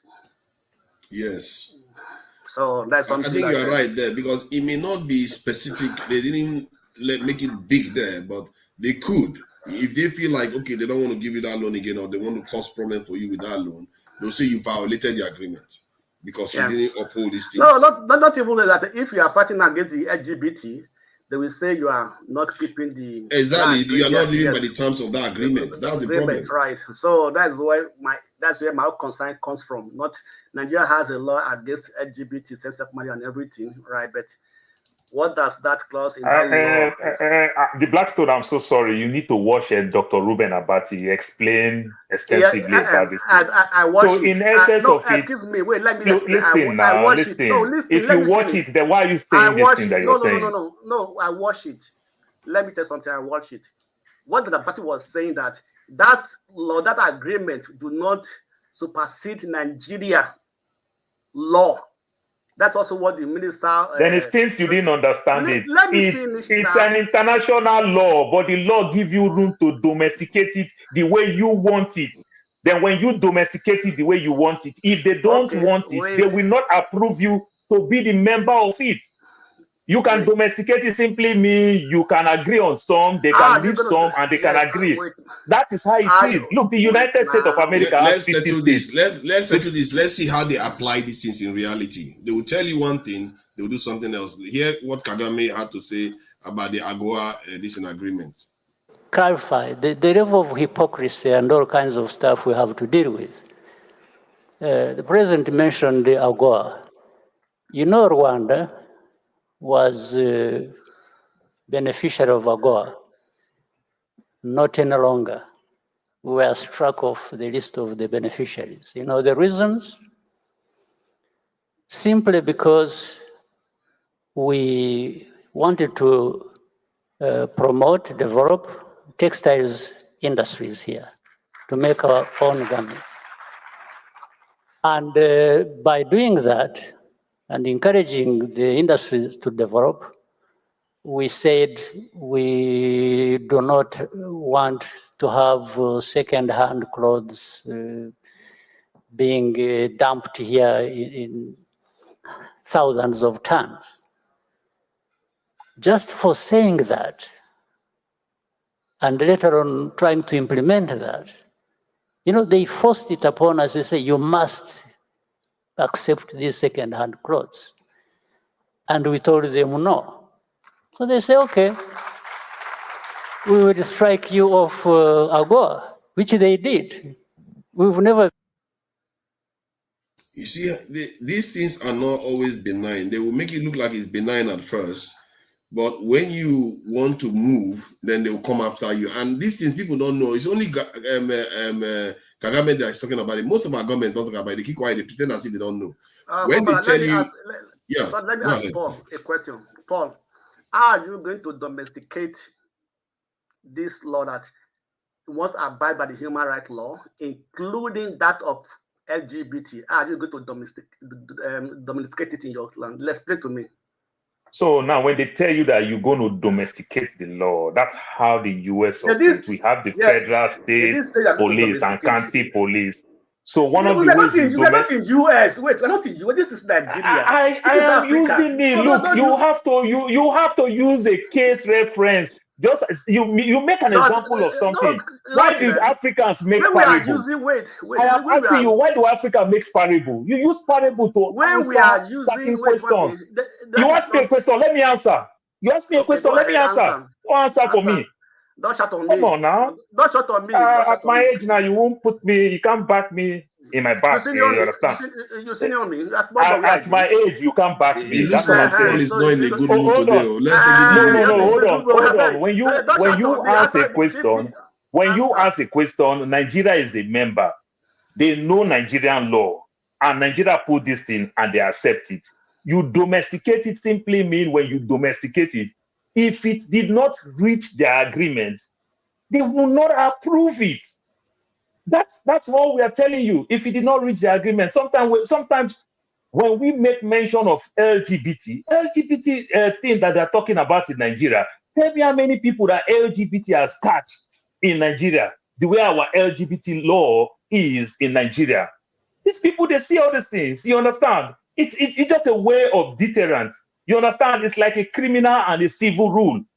If we put you domesticate it, this is the one. On this one, we can't go far like this. On this one, we don't do like this. On this one, we do like this. If they don't approve it, like you said and I said, They already know that Nigeria have an LGBT bill that they passed and everything. Why are they approving it? How about you answer that question? No, they are approving it provisionally now. Tomorrow, if Nigeria doesn't do it, they could strike. That's what Kagame is saying. They are approving it first. What Kagame is saying. Kagame too. Okay, go ahead. Hold on. This the video you played, that's a different rule. This somewhat agreement, it's a new agreement. Nigeria, which the Nigeria took $150 billion as a loan. You understand No, me? it's not only Nigeria. I think it involves other countries. It's not only Nigeria. That's Nigeria got the finance minister even announced it last week. It's not look, there is a fund there, and they put all the clause here and there. But you have to domesticate it. I can't reach every agreement. They put A, they put B and C. That's just what they're telling you. See, in America, I live in the US. You understand? If the government write letter to you, my brother, you will panic. You understand? But they put clause and clause and clause. You understand? The power of negotiation. If me and you want to negotiate, how do you think I will negotiate? I will negotiate to favor myself. Then you will come back and fight and negotiate and bring it down. That's how the government write anything the government write. Massive praises here. So when I tell you these things, this is what they do. You understand? They talk it to favor themselves, then you're going to fight back. The problem with us, oftentimes we accept defeat without even fighting. The next minute we just start complaining. That's all I'm telling you. Okay, now you said the problem with us, we accept defeat, start fighting. You understand me? Now, this issue that we are talking about, we have know that there are so many laws, international laws that Nigeria are assigned to, which they could not even domesticate and could not even apply to, which later become a problem to the country. You understand me? You are using US, even in Germany, it is so. The government make laws, every state domesticated the way they want. You understand me? But Africa is not like, no, excuse me. We're not talking about US here. We're talking about Nigeria. We know how we do things. So let's not dance around it. Let's not dance around it. We know how we do things. The black mentor, you are deviating now. See, let me tell you, you see the electric cars that the European Union is banning in China. You understand? Level them with all this 30% and everything. The Chinese are going with pork. Now they are going with the Porsche and the BMW.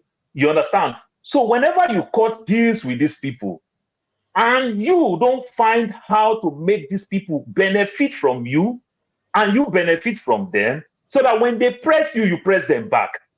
You cannot be living life of aid when it looks like every time it's only you that want to benefit, they will not benefit. If they are not benefiting anything from you, then they're going to punish you. It's like the GMO things. You understand? They want to bring the GMOs. We are thinking, oh, we're going to get food, we're going to get food, we're going to get food. What about tomorrow that they'll stop selling grains for us? You understand? What are you cutting if they want to bring business to your country? What are the things that you yourself you are doing that they need from you that you can also leverage to negotiate things? What about that?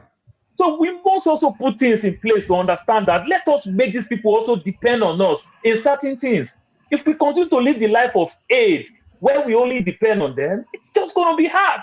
It's just going to be hard. And we don't even need their money. These people, they just make it look like we need their money. We don't.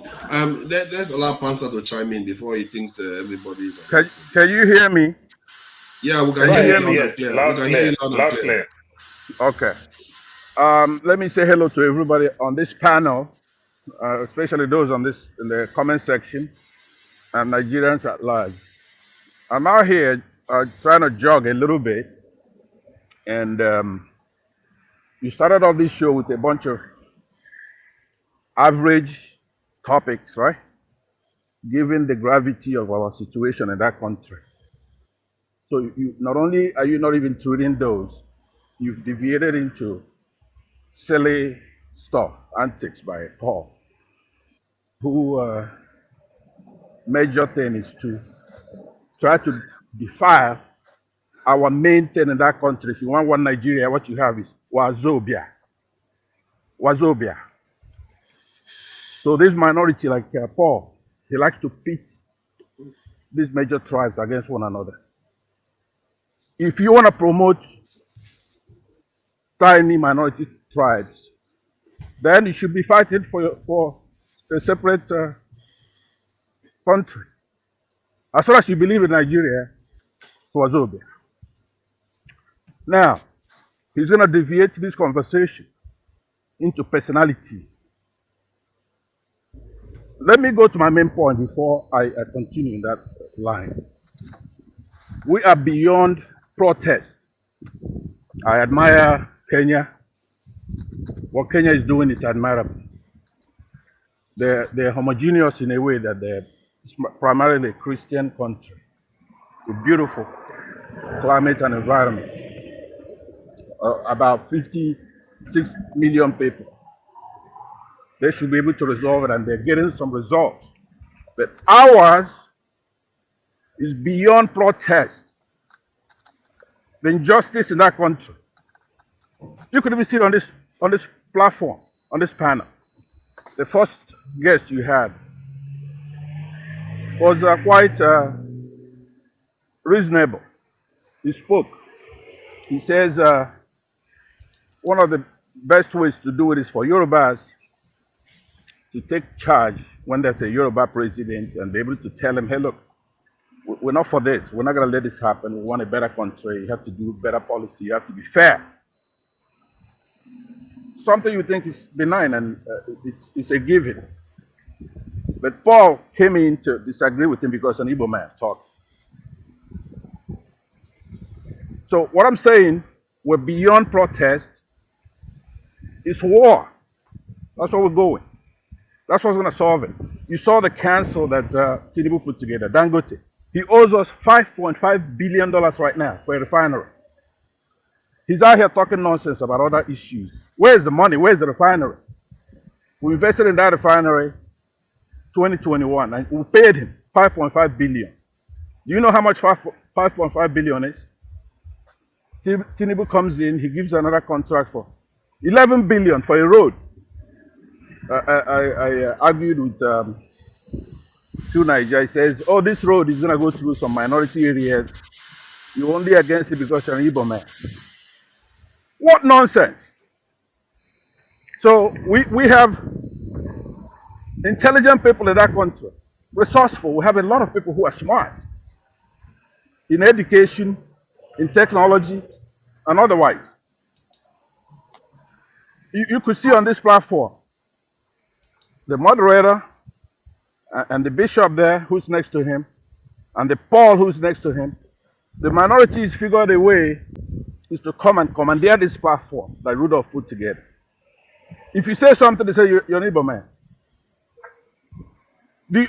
Should you have representation on this platform as much as you have and controlling it? I say no. We have to take our country back by force. They rigged the election with the help of all of you, including Wike. If you look at all the troublemakers who have in that country, they're minorities. And then when somebody says, you know what, I want out, this country is a nuisance, and you start, oh, Nambikano, the problem is you. Any other time I hear minority,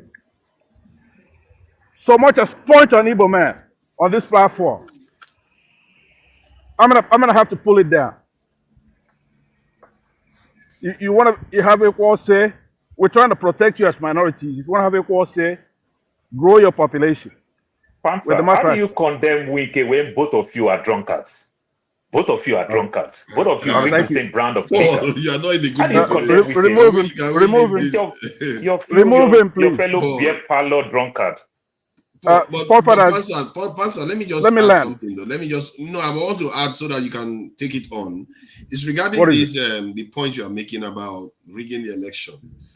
When I look at many election cycles in different countries, including that of the UK, what you tend to find is that one person will run, including Nigeria, they will run, they don't necessarily win the first time. As a matter of fact, maybe it's President Tinubu that has just won the first time he ran, or maybe Yar'Adua and a few other people that were endorsed by previous presidents. However, you will see that, especially a new kind of person that wants to emerge, it takes a while before they emerge. Like if you look at the Reform Party now, They are beginning to emerge in the UK, but it took them a while.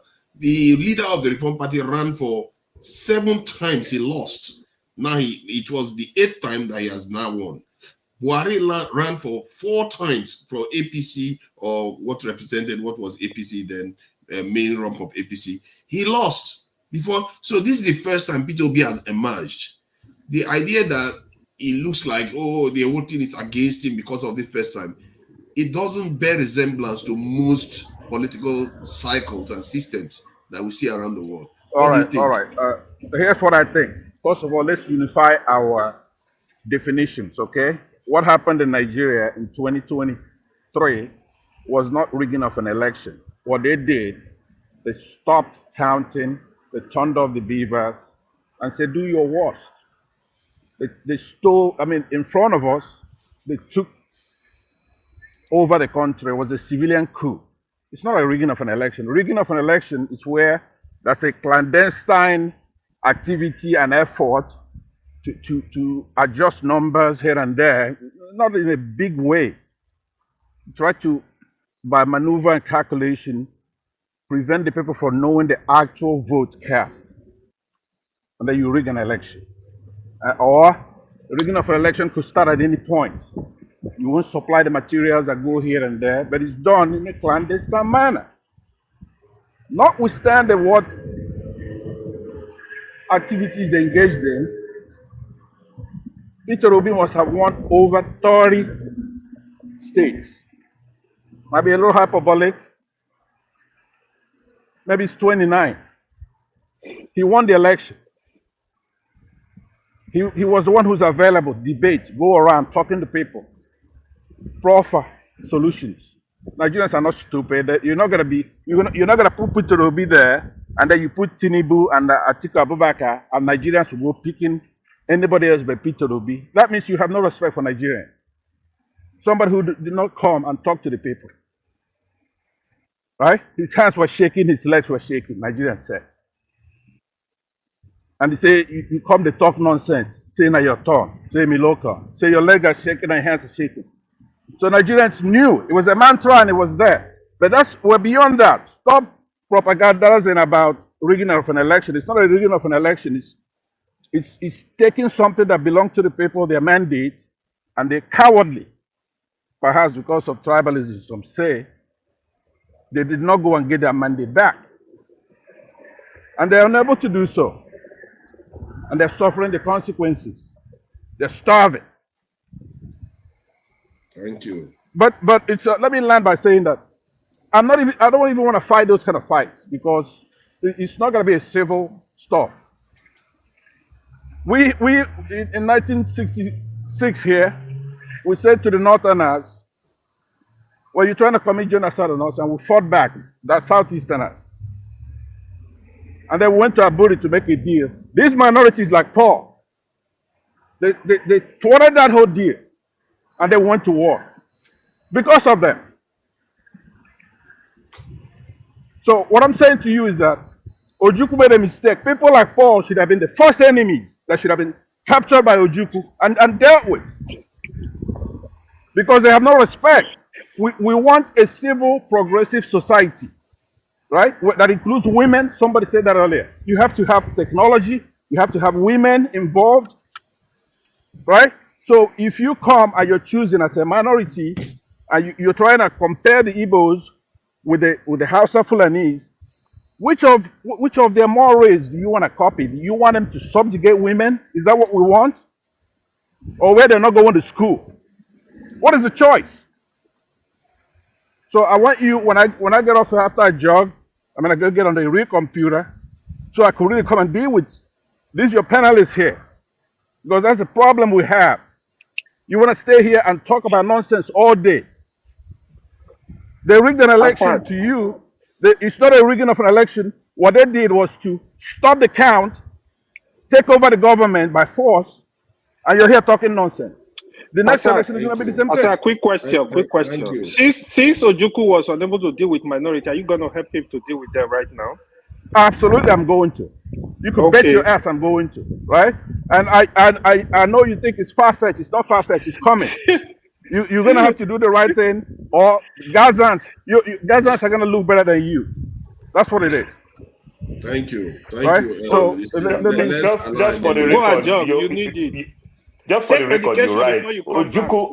Take medication. Ojuku actually deal with the minorities. He deal with the so-called well, Calabar people. apparently not enough. He All right, deal with it's not people, enough. with Port So Harcourt people. He look, deal with it's people. still my turn. And It's when still my turn now. when they won the war, they deal with them back in tenfolds.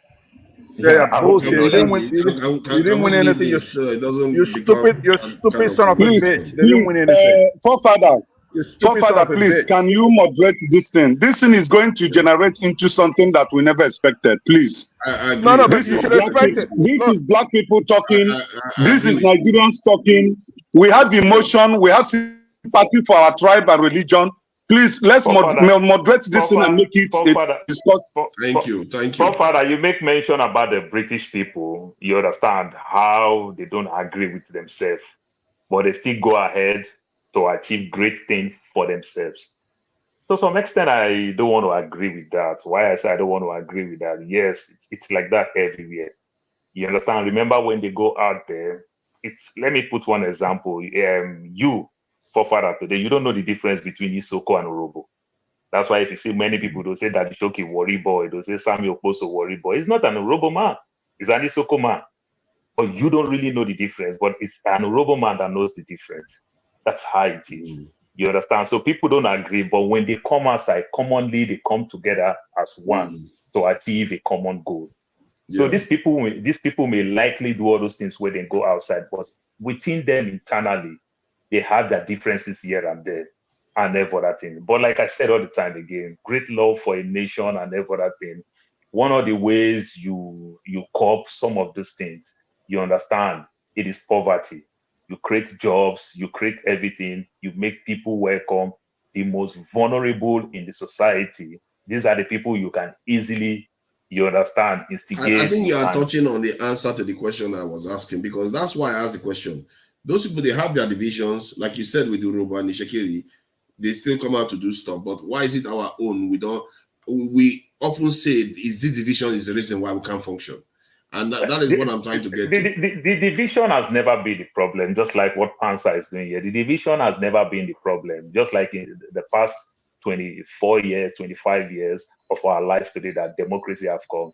Nearly every governor that have governed their own state are indigenous person.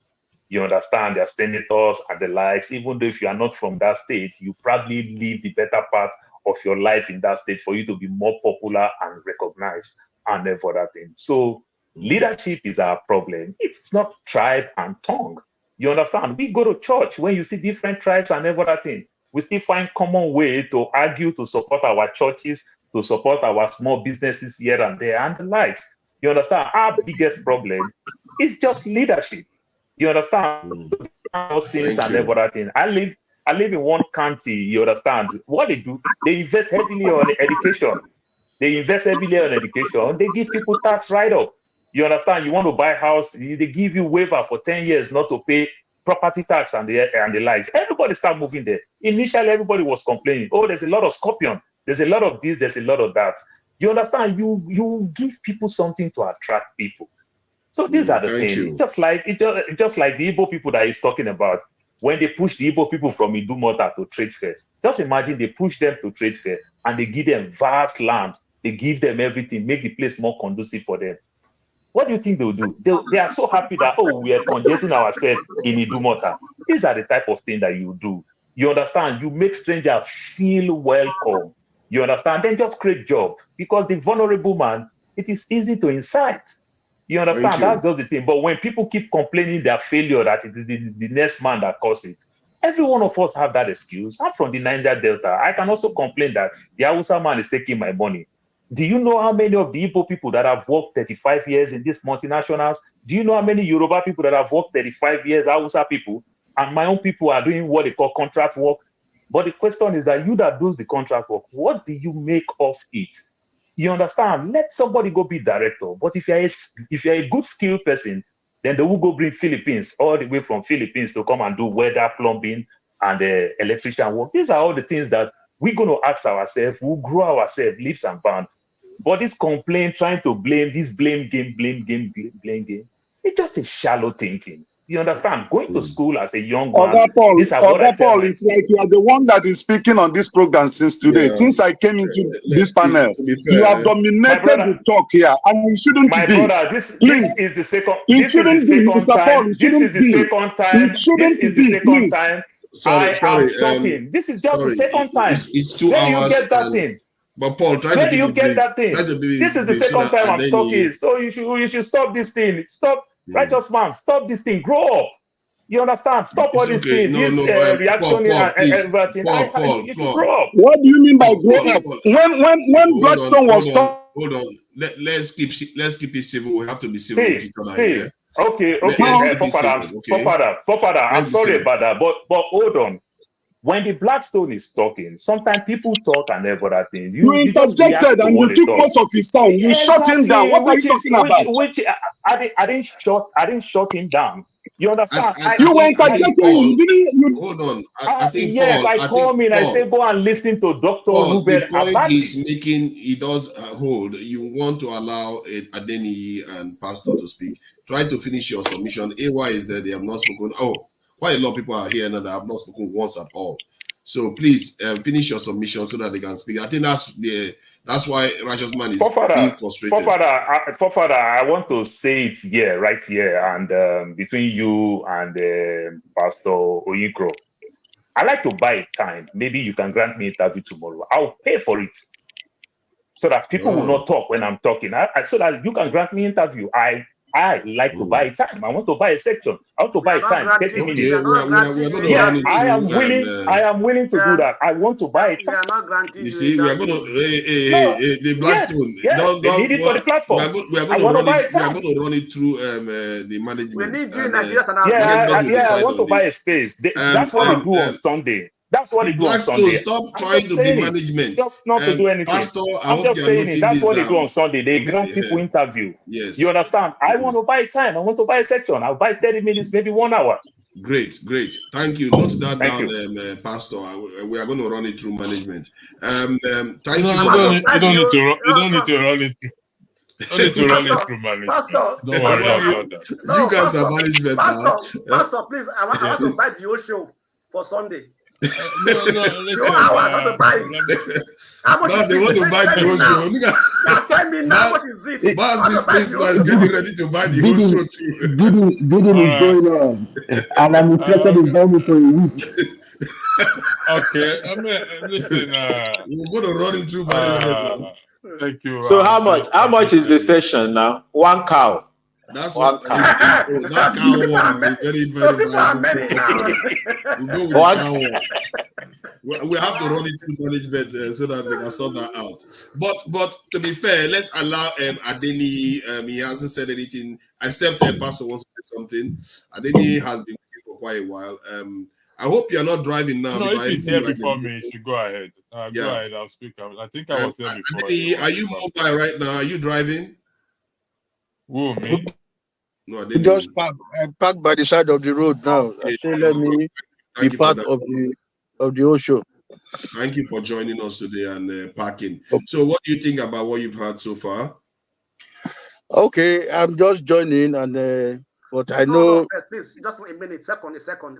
I sent you some link, so go and see it. So if you know what, then understand what I was referring to, what I was talking about. Thank you. Yeah, I've checked it out. Thank you. All right. So I know the discussion is about Nigerian problems here and there, and we are all providing solutions.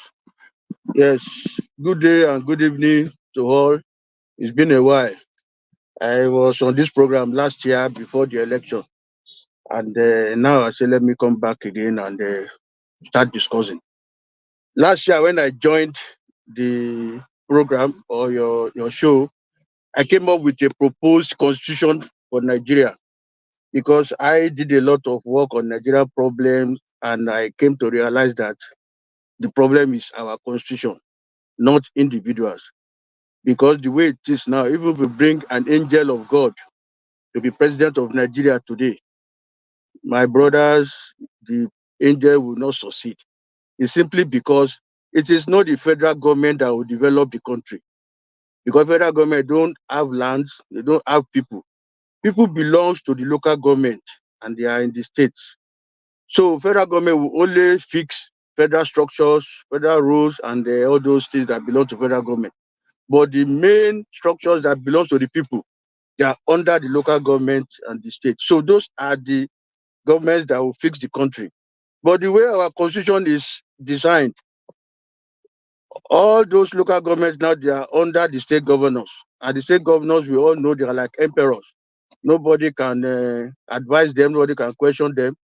And you could see from 1999, the president who wants to really work will tell the state, allow money to get to the local government, but the state governor will say, no, you can't interfere into how they run the state.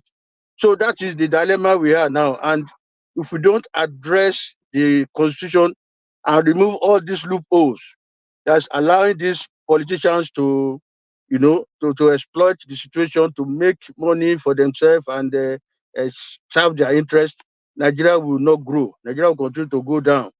And then we'll continue to wish for the best person, and we will never get that best person.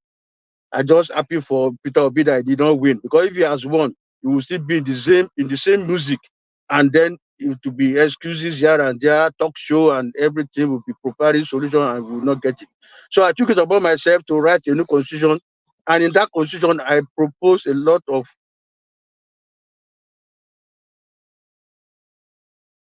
It's a shame. I really wanted to hear about that constitution. I hope you share it so we can go through it. Because there might be ideas there that are actually worth considering. So who is next? Problems in the country. Oh, we can't hear you. Okay, I think I'm coming back. All right. Oh yeah, you're back now. I think I'm back. Yeah. So I came up with the constitution, and I addressed all those loopholes. For example, I said we have to go back to a parliamentary system. Somebody told me that we started it after independence. That why do you think if we go back, we will not, enter the same problem? I said yes. We have to look at the problems that made the parliamentary system to fail after independence.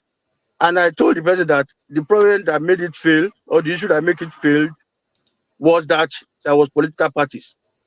Now I made them to realize that politics can be practiced in two ways, partisan and non-partisan. So we've been practicing partisan politics since independence, and it has not worked. It has rather divided us, and it has brought problems on us. So this time around, we go on non-partisan. This time around, there will be no godfather. You come in with your credibility and your background from your local government, and the government media will announce you to your people. And if you are the one that is clean, people will know. If you are dirty, they will come up and say, this man is dirty, he's a thief, he's a rapist, is this, is that. From there, they screen you out. So from that local government, from your ward, it is from there you are voted for without any party. So the issue of money politics will be erased, because you are now coming in as an individual without spending any money. It's only government media that will announce you, and then you go in like that to be voted for. That is one aspect. Another aspect that I was able to address in that constitution was the issue of regional presidency. If you are running a parliamentary system at national level, representatives come from different regions. And when there is time to pick a prime minister, we'll give it to a region. If it is Southwest, give us the prime minister from the representative that come from the Southwest. After 5 years, you move to the Northwest. Give us representatives that give us the prime minister among the representatives. So like that, we continue to rotate among the 6 geopolitical regions, and everybody will feel belonged. No area will be marginalized. The same thing goes down to regional government too. We do the rotation among the regions within the constituency in the regions, down to the local government. Local government to have their own house of assembly. They do the rotation among the wards in the local government. So I did a lot of work to remove all those areas that will cause problems among us. And now I've submitted the constitution to the House of Assembly. They are saying they will do a public hearing very soon. We'll have to come and expatiate more on the constitution, so that let's all look at it. This presidential system is a disaster. It's just like a totalitarian system. When somebody spends so much money to get into power, he wants to use all means to recoup his money. And then anything we do from outside to say don't do it, it's not after that. It's after to recoup the money, pay back people who borrowed him money, people who assisted him to come to office. We need to stop all those things. Otherwise, we'll just be taking one step forward, 20 steps backward. That is that about the issue of presidential system and parliamentary system. So parliamentary system is better with some modifications. Like I said, we don't need party politics. An individual comes and then they are voted for. The issue of immunity has been removed from the constitution I proposed. The revenue sharing formula, I've addressed it. Local governments need to be made viable, not the present crop of local government that we have today. I propose for local government to be created based on population. I propose for 500,000 population, plus or minus 100,000, so that each local government will operate on equal footing. You can contribute equally to the center, and you can benefit equally from the center. Not what we have now, that some local governments are more than 1 million in population, some are less than 50,000, some are less than 20,000. So the equality is not there. The ones with few population are benefiting more than the one with more population. So we need to create a structure that will balance, that will cater for all the small ethnic groups, so that we all understand the system and then benefit equally. So I wish I will send the covering letter I used to submit the constitution to the House of Assembly, so that we all look at it, and then let these people who are there now be the last set of presidential system of government that will be in power, because they will claim that they have the mandate of serving their people for 4 years, when we all know that they are not serving anybody, they are serving themselves. But by 2027, we should start a new system of government completely and forget about this presidential system. Parliamentary system is simple. It is without stress. You can see what happened in UK. Quietly, the prime minister has gone, another one has come in. But if it is presidential, you will talk of going to court. No, it is rigging. This you start fighting each other and all those stuff, because somebody wants to be president, to be emperor, to be like a dictator, controlling the whole country, controlling the resources and the rest. So all the issues we have in this country deals with the structure of the country and the political system. Can I just ask? I think the idea of a parliamentary system, from what we've seen in the UK, seems to be more efficient, and it seems to also be more transparent, because they have this concept of shadow cabinets, whereby people know who they are voting for, the cabinet they are voting for, before they actually vote. And you notice that the current administration in Nigeria, it took them months before they can even get the cabinet in place. So that kind of stuff, that's why for me, that's why I think the parliamentary system has that advantage over this presidential system. But there are other areas that you have highlighted that a lot of people would like to talk about. If you can send some of your documents, maybe we can review it. Because there is, for me, the way I look at it now is that tweaking constitution and all the rest may not necessarily be what changes that country. What may change it is a totally new way of looking at governance, ideology that will put pressure on these guys every single day, that anytime they screw up, people will be like, okay, we know about this other system. Why are we doing this nonsense? So we need that kind of momentum, so that kind of pressure on them, so that they perform. If they don't perform, they get replaced. That's how it works. So I have to applaud you for the effort, because you decided to write it yourself. Let me just say one thing. Let me say one thing before you. Okay. Please, hold on, sir. Why can't you come as a guest that I can have more time to explain? That's true. That's true. From people. Okay. Yes, I will appreciate that. Quick I will question. appreciate it. Yeah. Were you a military man? Yes, yeah, I just retired as a colonel. And, Okay. you know, some of us, we feel that we have a lot of obligations for Nigeria. I have been sent, you know, outside Nigeria. We have been sent out to study other countries. We sent to developed nations. We sent to underdeveloped or developing nations. We studied their system there to come back home and put things in place. But when we come, we put in papers and we submit to the government. They will not take it because it will affect their own, you know, interest.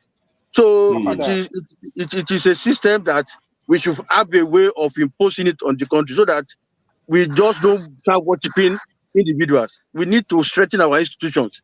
For example, I was telling somebody, say, what is the essence of government? We have this erroneous belief that politicians are the owner of government. Of course, no. You see, government have been existing before we were born. And the government job is just two. The two jobs are just security and welfare. So before we were born, government has established these institutions to provide these two things. Armed forces and the police have been established to give us security. Then when you talk of welfare is all encompassing. You're talking of quality education, healthcare, infrastructure, drinking water, you know, affordable food and everything. So they've established institutions to provide all these things. So it's not where we kill ourselves to elect politicians that will think that will give us all these basic things. No, they have been existing and the government has employed Nigerians as civil servants to give us these services, not politicians. The job of politicians is just one. Go in there and ensure that these institutions are working. So when you are not talking of political parties coming with manifestos, coming with program, coming with agenda, it's sickening. It's just a way of deceiving ourselves that somebody will come and agenda and say you give us healthcare. Are you the Minister of Health? Are you the civil servant that is the Minister of Health that will give us healthcare? You say you are coming and say you give us security. Are you a military man or a policeman that will be pursuing armed robbers at night? So let us just continue to let us stop deceiving ourselves that politicians will be the one to give us all the basic necessity of life, all the basic services. No, it's the government workers that have been employed to serve for 35 years and to do this job. Politicians are just only to go in there and ensure that these people are working. So must we go and kill ourselves, spend so much money because we want to elect one or two people to represent us to ensure that government workers are working? Those are some of the basic things that I address that position. Since you are a military man, because we don't get a lot of military men here, you said something about going out to do studies. Have you seen cases where they went out to do studies of other nations' security posture versus that of our country? Have you ever come across a number of this ratio of civilian to this military ratio? And if you have, what have you made of it versus that of Nigeria? I didn't get your question very well. Okay, let me try to use actual numbers. Okay. Like if you go to Egypt now, their security posture indicates that they have a military of about 1.3 million, and they are half of our population. Have you noticed that our nation is not well defended compared to other nations out there that are non-black? Okay, thank you for that. You know, it depends on the environment. Egypt, they are in an environment where we have this Middle East crisis. So their government over time, they have a large number of men in their military. Our own, before the advent of Boko Haram, we were not having much security challenge. But with the coming of Boko Haram and all this banditry and the rest, we now need more men. It's not the politicians that will decide that. It's we, the military, that will say, okay, now this time around, we need more men to cover this area that were not covered in the past, maybe because of peaceful environment, in that area. But now that we have challenges of security everywhere, it's still left for the military and the police to decide that we need more men. And the politicians will only look at it and approve it and ensure that they give resources to get more men and then for the military and police to do their job. You get my point? So it's not politicians that will come and say they want to provide security. It's the security that will assess. The question is that why are our security men not capable of recognizing that Egypt has similar problems at even a lower scale compared to Nigeria, but yet Egypt has a high security posture? Okay, you said something about the region. This is Switzerland hasn't been to war for 200 years. Yeah. They have more bunkers than Nigerians have soldiers.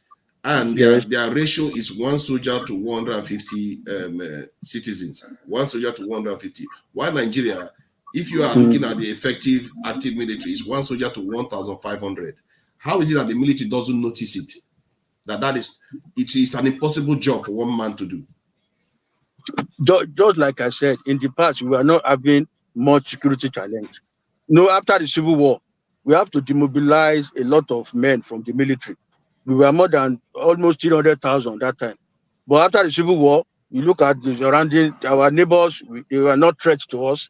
So we feel that we should downsize, and then we are having less than 70, 80,000, even 60,000, thereabout. But over time, security challenge came up, and then we are now rebuilding again, getting more men, recruiting all the time. The same thing with the police. So the Switzerland you are talking about, during the Second World War, they were beside German and a lot of attacks and there and then. So they were in that Europe. So they have to defend themselves because they knew that they are a small country surrounded by well advanced nation in weaponry and the rest. So they have to now do all those bunkers. But in our own case, like I said, we were not having that challenge after that Civil War.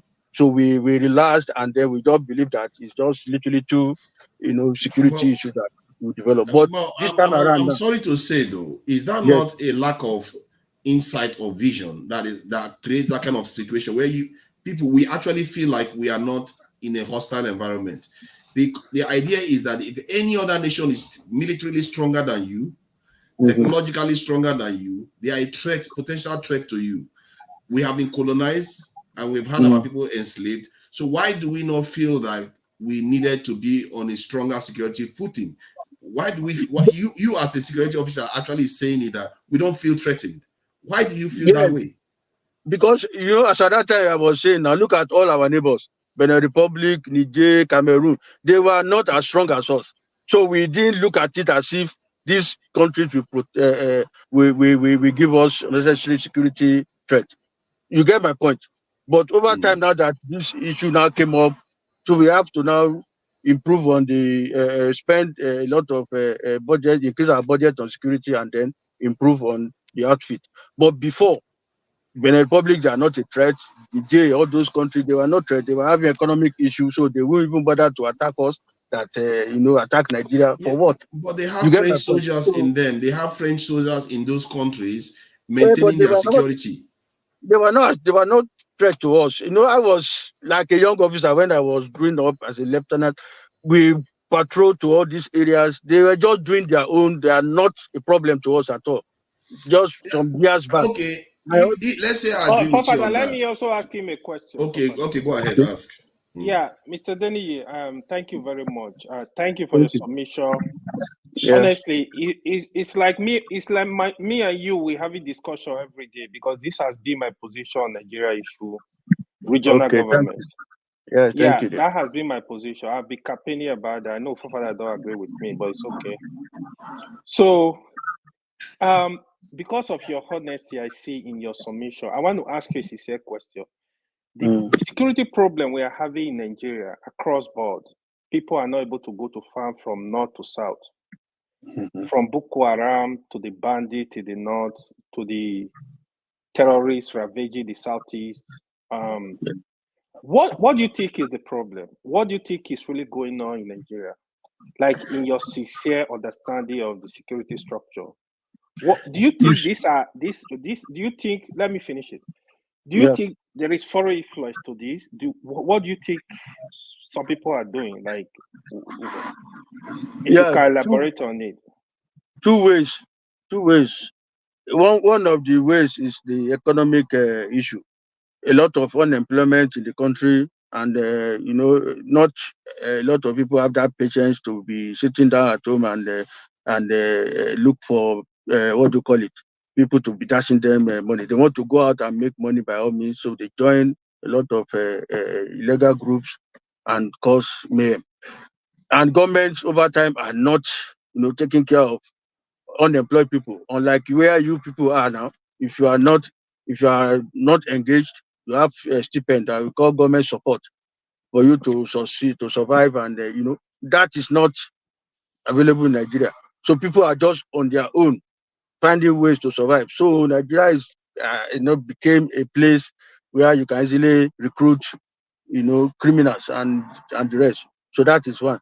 Then the other one is the foreign issue where some foreigners who believe that Nigeria have resources, and the only way to do it is to form their little army and go out there in the hinterland and start mining our resources and use the security issue to cause diversion. And before you know, they are making their money from mining and the rest. So, but all these things now we have come to realize it in the ministry, in the military, and we are now, building our armed forces to cater for that. You could see now we have a lot of aircraft now to move, to check, to go interland and then start dealing with all these bad guys. So those are just the two main issues that brought that. And the issue of Boko Haram too. Ideology, the leadership believe that this is the way people should worship their God, and if you are not doing that, they want to force you to be part of them or eliminate you. So those let's say three things now. Thank you, because this I'm really glad you are here and you are trying to shed light on a kind of mindset or the way our military pictures the world. Because some of your explanation is a little bit, for my point of view anyway, I feel like that's probably why our nation is in trouble.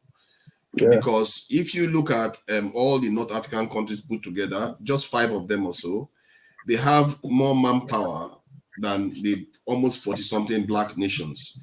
You look at Mali, that borders this in Algeria, has about 20,000, while Algeria has well over 300 to 4, maybe even 700,000, as much as 700,000 in some numbers. While Mali, a black nation, has this in 20,000. You go the same thing with Niger. Niger barely has 20,000 soldiers even, while Egypt has 1-point-something million. So how can we make that kind of excuse as men and security, military, or this thing, to say that these people, a different race, they secure their people more than uniformly almost all black countries do? Yeah. Don't you think that there is something going on why the black nations have a lower security posture than all the other nations around the world, all the other races around the world? Like I said now, environment. Egypt that we are talking about, right from onset, they've been fighting with Israel, that Middle East crisis, they want, like the leadership in different countries in the Middle East. Saddam was there, he want to be in charge of the whole Middle East. The other countries will not allow, so all of them were building their army so that Saddam cannot overrun them. Israel is there fighting all the Arabs, they're fighting the Arab nation because they want to assist. So with that, all those Middle East countries are building their armies to be relevant. But like I said in the past, when I was second lieutenant, there was no security threat, I say, in the country. Like my platoon that time, we were in charge of my platoon was in charge of about 3 local governments, in the bar. I go there all the time to do security meetings with the local government chairman, where you have security meeting every month. So there was no security issue as at that time. I also mentioned Algeria and Morocco that are not close to the Middle East. They are away from the Middle East. They are also like that. Sri Lanka, all the other, even Switzerland, that have not been to war for 200 years, have a higher security posture than Nigeria. You are correct. But like I said, now we are now building our own army now to be at par with them, because we have come to realize that our environment now is dangerous, and a lot of porous borders and all those things.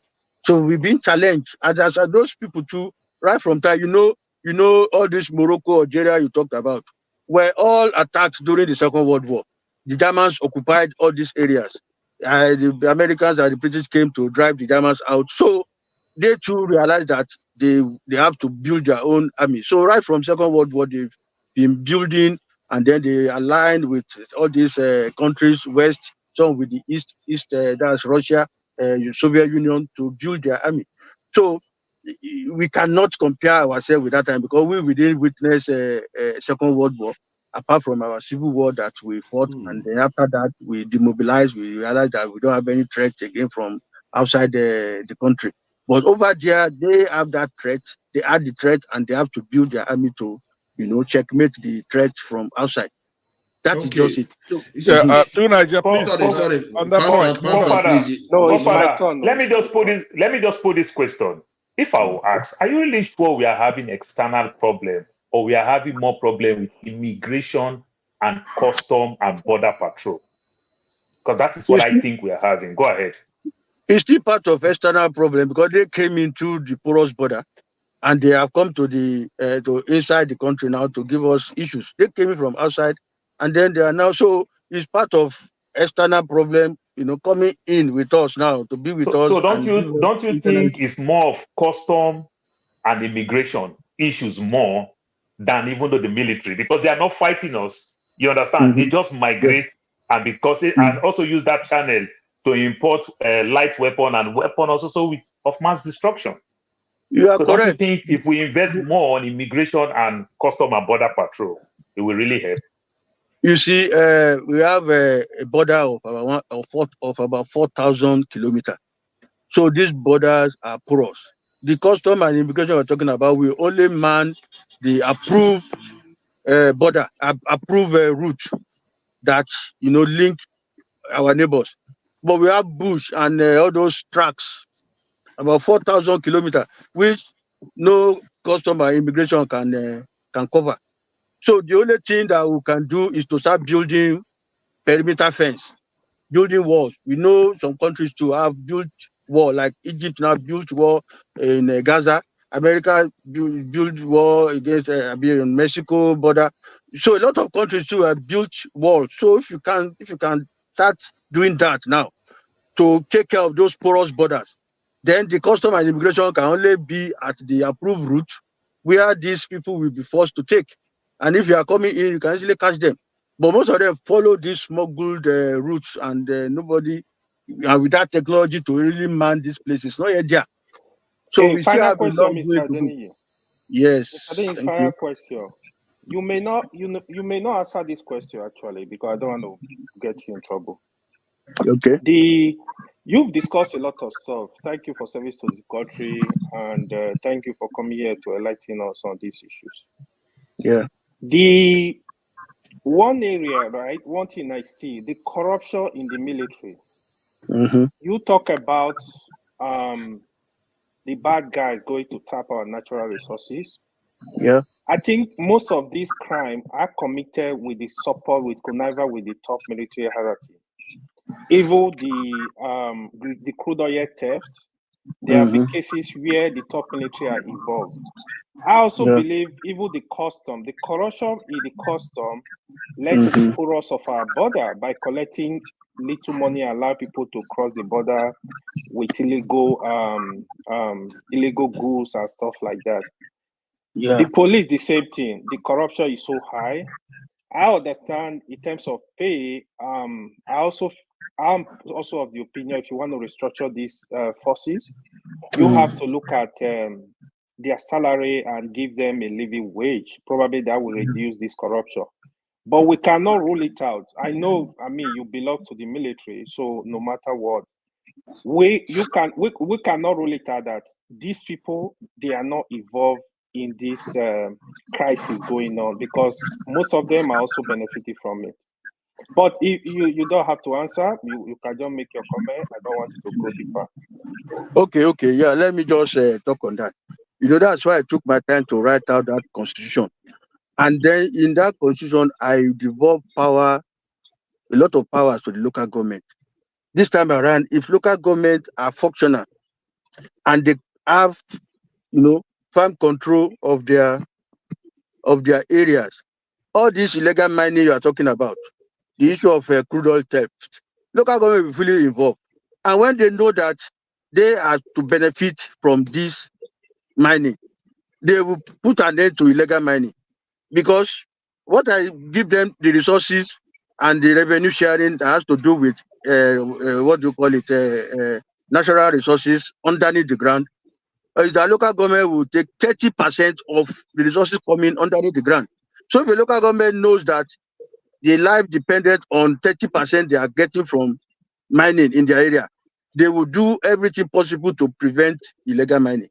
And they ensure that they work with federal government and get the right resources for their local government, because they know that they have to use that resources to cater for their people, not the job of federal government to develop their area, or they are the one to develop their area and cater for the people. So in order to stop all these things you talk about, corruption and the rest, local government must be made viable and then be part of economic activity in their area, so that they know they are getting something from there. They will employ their own citizens to man or to provide additional security for the facilities that are there for crude oil mining or the other mining activities that is going on. So with that, we can checkmate a lot of these our big men that are into illegal activities and into corruption. So if you have a good structure in Nigeria, things will work out. Gradually, corruption will disappear. Because when they know that, when the government, local government knows that if they don't provide for their people, tomorrow morning people will rise up, just like what we have in Kenya today. They won't go and be fighting federal government. They will go and fight the local government outfit that are not providing them healthcare, are not providing them housing, providing them basic infrastructure. They will lay siege on them. And then they will know that because they are closer to them, they will go ahead to make sure that they have resources to provide for their people. But if you are looking at federal government, they are talking of Tinubu today, Abuja, this one that can do it. We are just deceiving ourselves.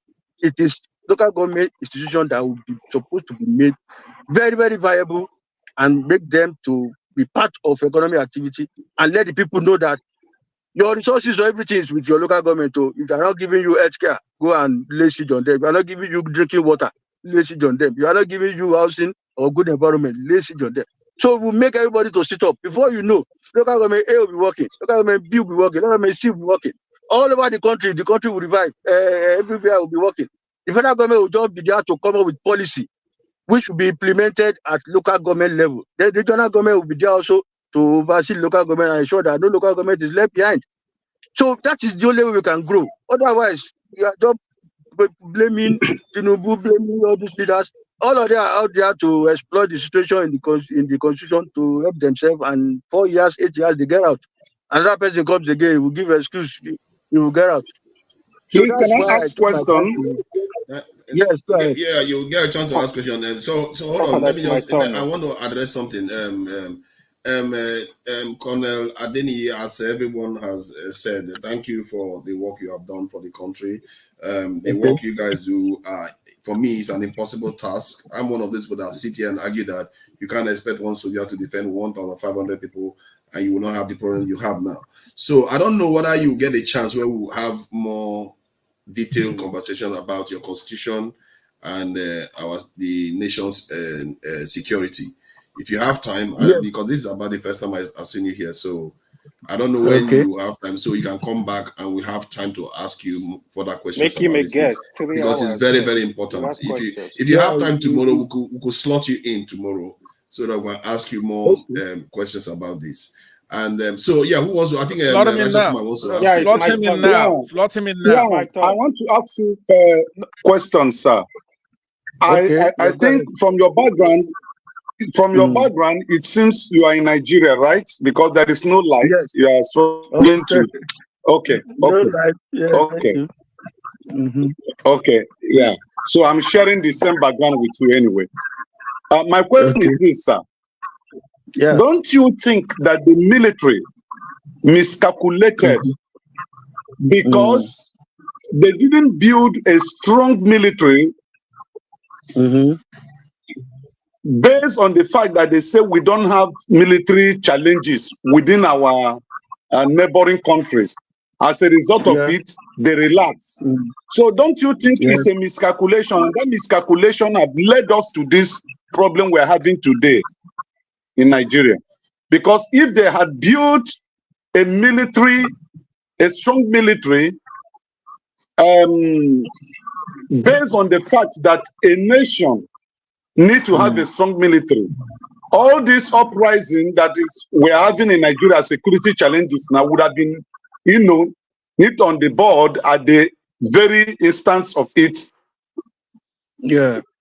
You are very correct. You are very correct. We relaxed. So will I Actually, be correct to say the military needs to really apologize to Nigerians? of course, like I said, the problem is the military has its own problem. Even the issue of handing over in 1999, I still blame our generals the way they handed over. It's just like carrying all the executive powers that they had as military leaders and gave them to the civilian as president, elected president and the rest. And you could see the way the powers is being misused. They just have absolute power and can see the corrupt in the absolute power. So do you want to turn the country to Pakistan, where the military have a lot of power and they are practicing presidential system of government? Is that what you mean? No. I said the way the military handed over, they handed over all the absolute power they had just to the But that's civilians. what the military is doing in Pakistan. Anytime they feel like they just come and they control the government and everything, because the military still have power, even when they still have a civilian president. No, don't misunderstand me. What I'm saying is that we didn't hand over the right system of government in 1999. We just believe that the presidential system is democratic enough, and they give them the executive power, absolute power that the military were having that time. You understand? The military had that dictatorship power, Very true. and they just That gave is very everything true. out to democracy. So what I'm now saying is that we need a system now that will limit the powers of these politicians, and that's where parliamentary system comes in. Because as a parliamentarian, in essence of it, they hand over power, but they hand over wrong constitution to them. The wrong system of government. That's everything is wrong. Yes, yeah, everything is just wrong, and you can see the way civilians are just misusing this thing, manipulating everything to their own advantage, and to the detrimental to the country. And we are all, crying about the whole thing. Forefathers, could I be recognized after I win boom? I don't know, but I want to talk to. Okay. Yeah. If anybody else wants to have a pastor, if you have a question, you can ask, because I will go to Pansat if nobody has a question. I have a question. Why would you say you've asked many questions? You've asked many questions. Nigeria,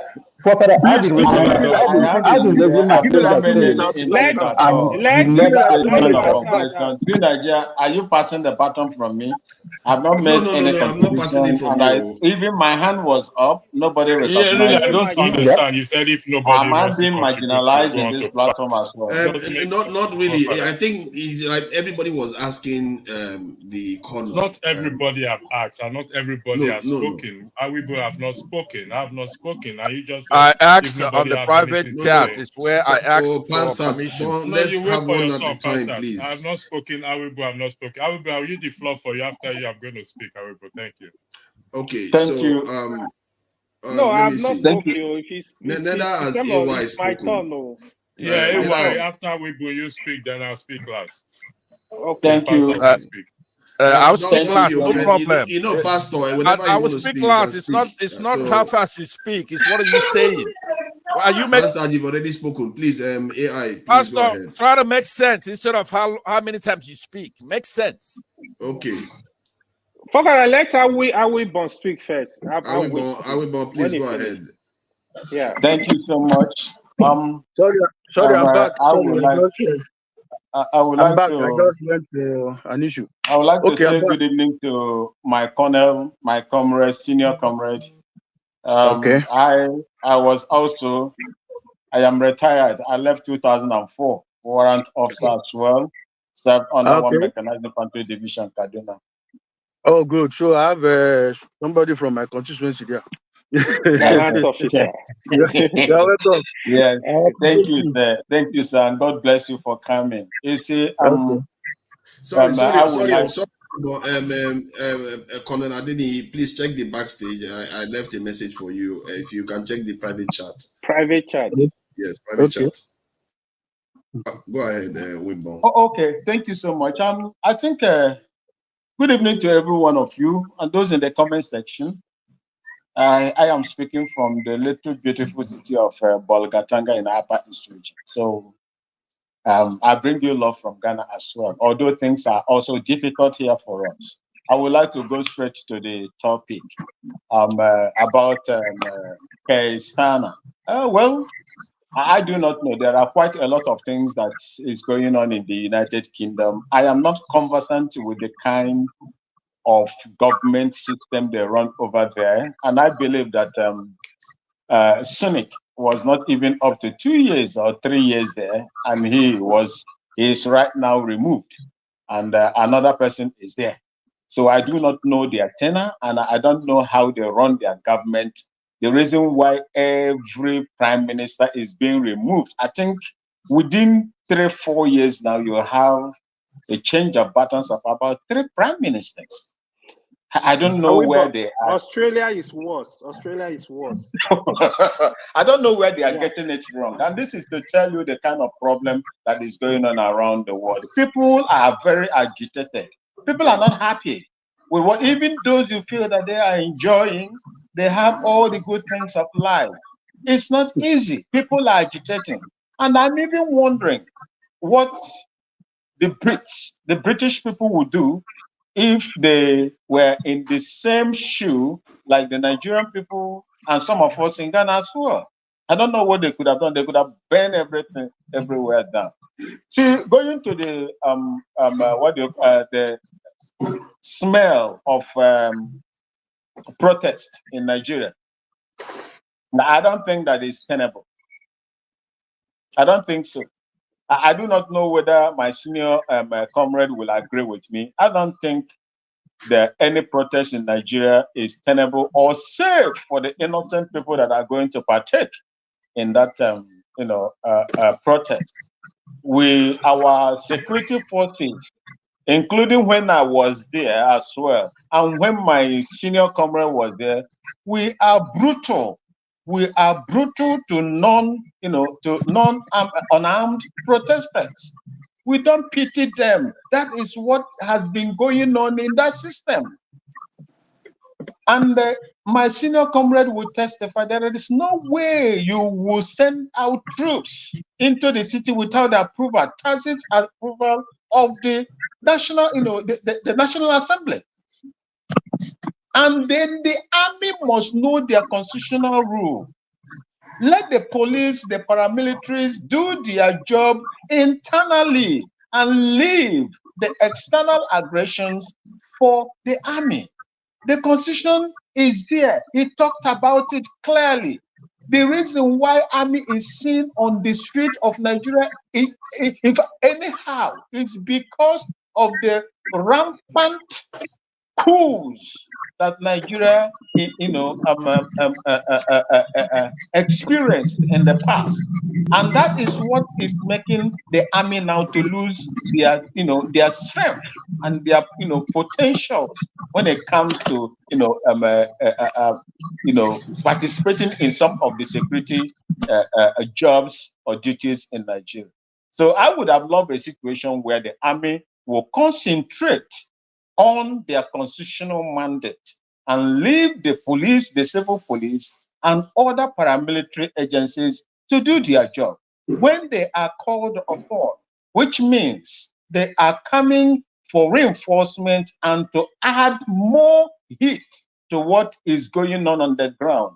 If that heat is likely to absorb the police themselves, only the police are made to relate with the civilians, not the military. He will tell you, he will also testify today, we that were under the infantry corps, they train you to kill. You are a marksman. They train you to kill. They didn't train you to go and pity anybody. If there is any problem and it happens to affect a soldier on that field, that soldier will not lie down there and begin to, romance you just like the police will romance you. So that is how it is. As for the protest, I will not encourage any Nigerian to go on protest at all. I will not, because it is going to be brutal, just like Fela said, the original signature. blood and everything. So that is what is going to happen for our people. Let's just hope. For those of you that believe that Nigeria is going to work, I believe that the only thing that we have to take care of is the foundation first. So once the foundation is taken care of, your army will be okay, the police will be okay, the custom, immigration, and the rest of them will be okay. If you are working on a faulty foundation, just like my senior comrade said, 1999, we left in a hurry, and I will never blame the army for leaving the way they left, because there were pressures on the land, there were pressure from Commonwealth, there were pressures in everywhere. So they could have at least find a way to leave, and they left in a hurry. I'm hoping that they are going to work everything out, but it didn't work. So for me, I think that is what I have to say on this. Thank you so much for having me. Thank you. I appreciate your time here and your service just as much as that of the Colonel. Pastor or AI, no. The future AY. Why are you guys marginalizing? I don't know why. I don't know why. It's because we spoke a lot longer with the Adeniyi. That's why. So yeah, I think today is one of my best days on this platform. Listening to Adeniyi alone, man, that was a lot of good stuff. Mr. Adeniyi, thank you for coming. Thank you for serving in our military, even though sometimes you guys are so hard on us when we are in school, civilian. Awibon, thank you. We will need to talk about the doctrines too. That's why he needs to come in. We'll talk about the doctrine of the military and everything.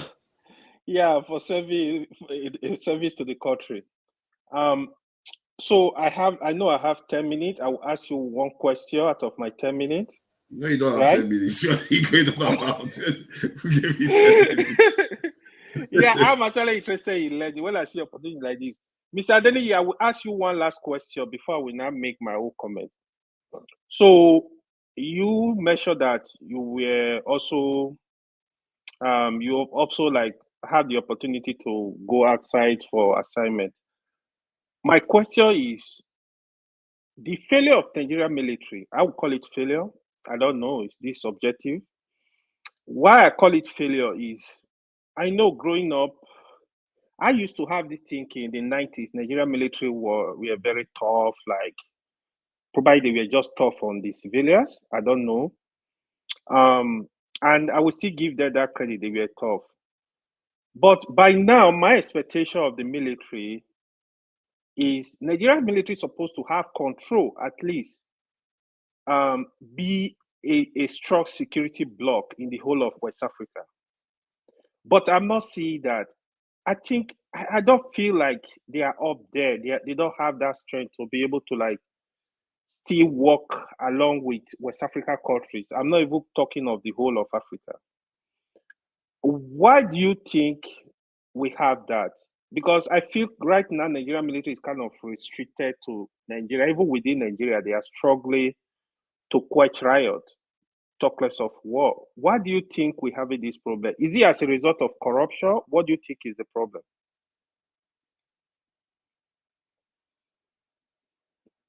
Is he there? Mr. Denny, are you there?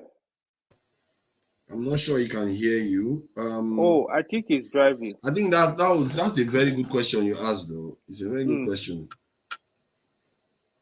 Because if you are going to Olympics, it's not because you don't come first, you don't compete. You have to compete at the highest levels.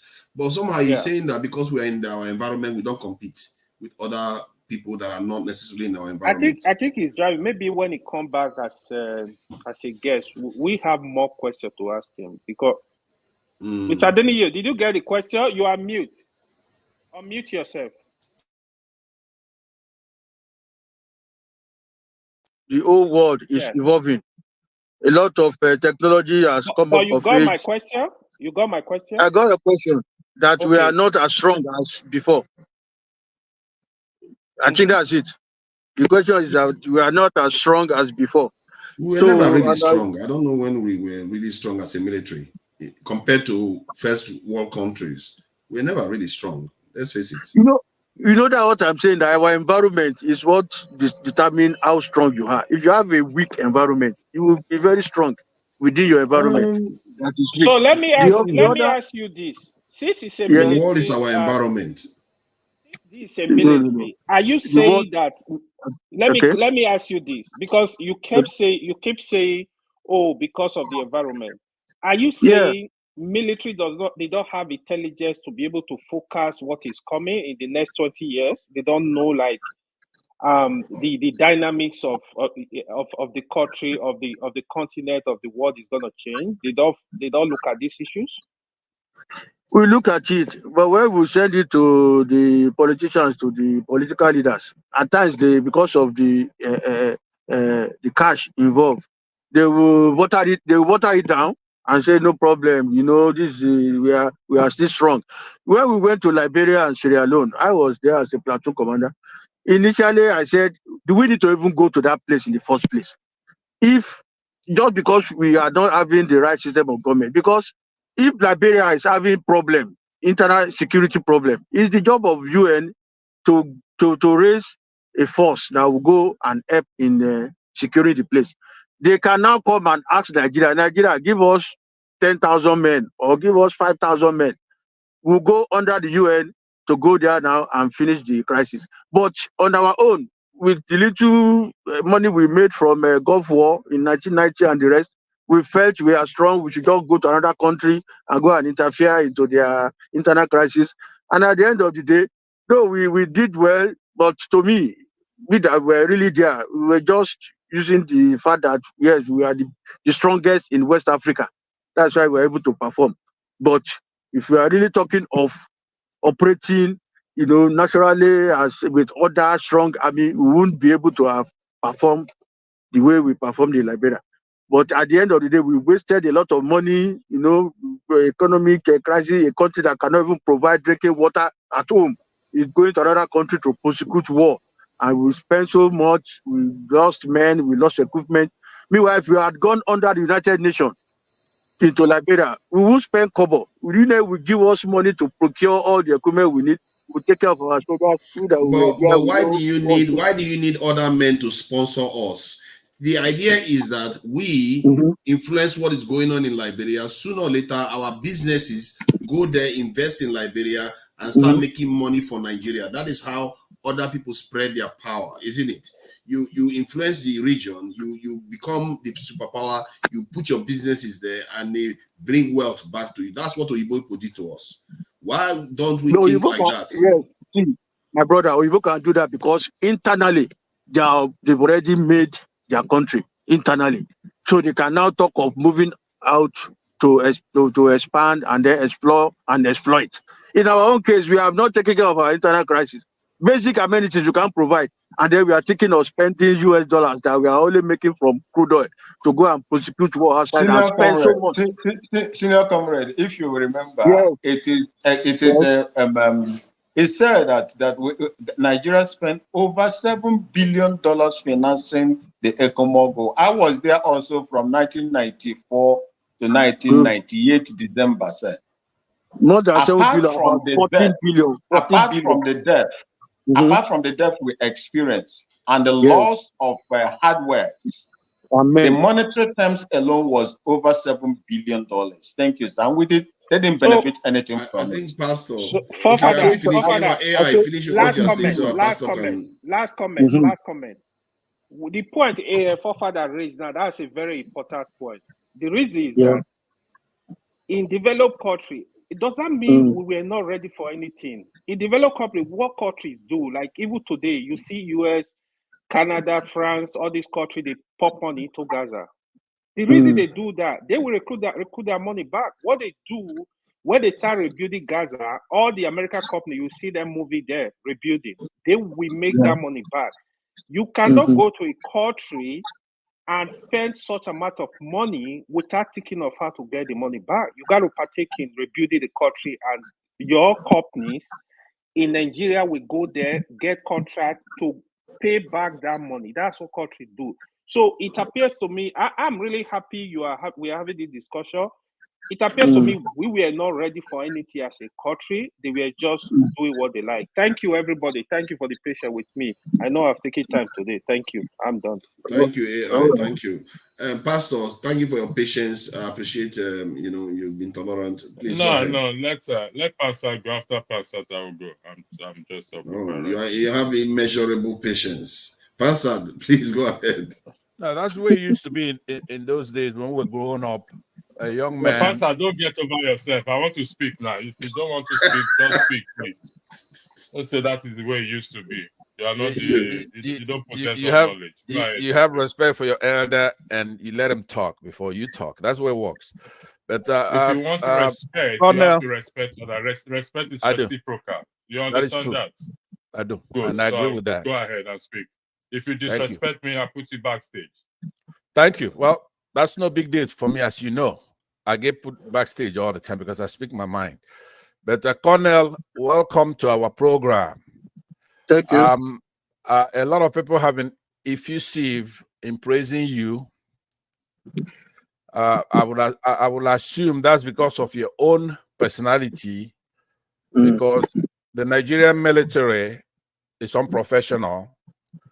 You cannot come here and expect to be adored and worship like they're doing here. I'm not gonna do that for you. So, by the way, why put off tomorrow what you could do today? Why don't you right now in front of the whole world accept to be questioned, right? And answer some questions. Let me give you a second to tell the moderator that you're gonna make yourself available right now to be questioned. Would you do that? I will try by God's grace. Let's God save our life to that time. Okay, forefathers, please let's go ahead and accommodate him today because I have some questions for him. I believe that the other panelists have to agree. We can't just overrule them. Okay, I'm assuming they do, but if they don't, it's okay too. I don't care. Yes, my question. We agree. Everyone has been doing. We agree. You've been asking him questions. Just go ahead and ask him your questions. That's what everybody has been doing. I know, but I don't want you to do it with style. I want to know that's what we're doing. Then I could take my time. I'm not gonna rush. He's here to answer questions. So let me go to you straight, sir. There are two things. There are two things you're saying simultaneously, right? Yeah. So I wanna get clarity on it. I want your answers to be very short because we're pressed for time here. It seems to me that you're saying that the system of government we have now is flawed. That you rather we have the parliamentary system like they have in the United Kingdom, right? That's what you're saying. With some modifications. With some modifications. Yes, like no party structure, zero party system. Okay, and you are saying, but you are aware that we did have that. That was the first system of government we had when we started. Yeah, right. Yeah. You know that, right? Okay. So now you are not saying that because of your training, something that you actually trained in. That is your own opinion. So you're laying a foundation that you used to be a soldier. Yeah. Your recommendation is not based on your experience as a soldier. This is just you mouthing off your own opinion, right? Is that right? Okay. Let me cut you short before you go ahead. Now, as a young officer, you are trained to be a soldier. And when you grow in the rank, you become an administrator, you become a man manager, and resources manager also. Because when you are growing in the job, you are no more just fighting, with your rifles, with your weapons. You are now managing men, thousands of men in the field. All right. Their life depends on your hand. So it's not just training as a military man, you're also training as but none of that, whatever it is, give you any constitutional training. You don't have any, you never been to a law school, you don't have any constitutional training, right? All through those ranks. Let's establish your rank, okay? I don't know how the ranks, I don't know how the ranks are structured in Nigeria, but I will assume it mirrors. Let's say somebody comes in as a ranking officer, you're a lieutenant, maybe a first lieutenant, second lieutenant, right? So and then you become a captain, right? Right? And then from captain you go to a major, then to a lieutenant colonel, and then to a colonel, right? So you're a colonel. You're a retired colonel. Good. Right? Does that mean you were captain before that? Of course. I started as second lieutenant. Okay, so you went to captain, you went to major, right? 35 years in the job. It's not okay. By the way, thank you for, I was trained up to the strategic level. Okay, the last level in the military, even in the government service. Okay, I just want to lay a foundation of what you've never been a brigadier, for example, right? Major, brigadier general, you never attained that, right? Yeah, I didn't attain it before I left. So if you are a colonel, that most senior level at colonel level, you are just like a general. Because at a brigadier level and major general, you are no more going for any training. Your training stop at colonel. Please, let's not confuse it. You were never a brigadier, period. I wasn't saying I'm a brigadier. I'm not saying I'm a brigadier. I say I'm a colonel, retired colonel. And that my training is the highest level I got in the military before I left. All right. Okay. By the way, let me thank you for accepting to stay so that I could question you. Other people will question you. Then I'm going to come back to you, right? So now, congratulations for being a retired colonel. But you know, in military professionalism, right? It's a standard. The conduct by members of the armed forces, right, is to effectively provide security for our citizens in Nigeria, right? So, and the values of that service is to serve the public, and then you ought to be subordinate to the democratic civilian authority, right? And then when you don't agree with me, then you could stop me. And then your allegiance is to our constitution, right? Good, yeah. Right. And then you are supposed to be politically neutral. Okay. Right? And then you're supposed to have respect for the rule of law. Okay. As a soldier. Is that right? All right. Yes. So right now, I'm saying that you do not do that. You serve in the military that do not uphold any of those things that I just listed out. And that if you come here, you're supposed to humble yourself, apologize to us for what you're doing back there, not to come here to tell us what kind of constitution we're supposed to have. You're supposed to respect the one we have right now. Do you understand? Yeah, so you're not supposed to come here with a chip on your shoulder. You're supposed to come here, and then we're gonna have you do a catharsis and change. If you want to be a civilian, there are many ways to propose. Is this a question? Yeah, it is just hold on. I'm almost done. The way we do it is not by fiat. You're not supposed to come here and dictate what kind of political system that we're gonna have. You're supposed to respect the one we have right now, right? And if you have any promulgation, let's say you all of a sudden you come up with a light bulb coming in your head, and you have an idea, you want to propose a governmental system, you're supposed to go out there and study the topic you're going to do, research it, right? And you're going to identify the topic, like I said, collect data, interpret it, and then put it down, draw your conclusion, and then it has to be peer reviewed. It's not done by fiat. You don't come here with hubris to tell Nigerians that we don't have a good system or which one we should copy and do. You're supposed to be peer reviewed, whatever idea you have. Some of them might be good.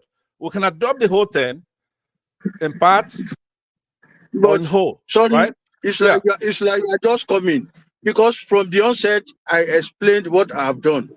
I have looked at the 1999 Constitution and I saw a lot of loopholes there. Except you want to tell me we are okay in this country today with this Constitution of 1999. So if you know we are not okay, we are providing a solution. And my solution is not just have a new constitution that will block all those loopholes. Right. Yeah, it's not a fiat now. I've submitted it to the National Assembly. They said there will be public hearing and they will go out there to explain it. They will question it. They will query it. We will discuss about it, just like what I'm doing now. So I'm not imposing it on you. I'm only saying this is what Nigeria needs now because 1999 Constitution has ruined this country. Just unless you want to pretend that everything is okay in this country. Everything is not okay. But what I'm saying, by the way, let me agree with what you said before. I was misunderstanding you to be proffering a solution based on your military status, right? No. And I appreciate that. You need to humble yourself. We're not very happy with Nigerian soldiers, all the atrocities you have committed in that country, going all the way to Emmanuel, who was the first person that committed a coup in Nigeria. And up till now, you have been unprofessional. Let me land now. You've been unprofessional. Right? You're repeating the thing you said.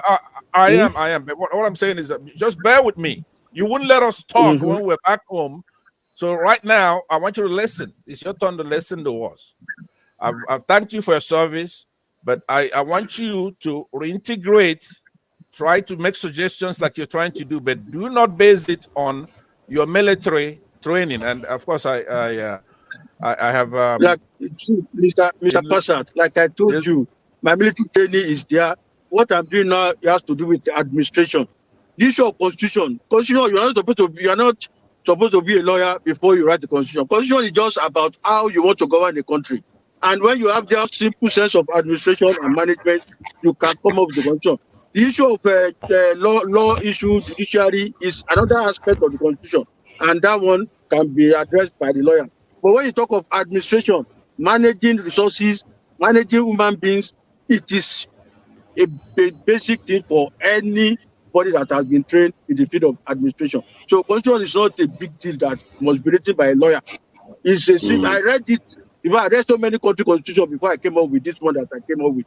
I read the United States. I read the British. They even have a coded constitution. They just have documents that is, they are following, that they can easily amend every day and night based on what is happening on ground. Japanese have their own. The Germans have their own. A lot of countries. So I came to realize that there's no as and fast rule about constitution. You just have to come up with the let me conclude.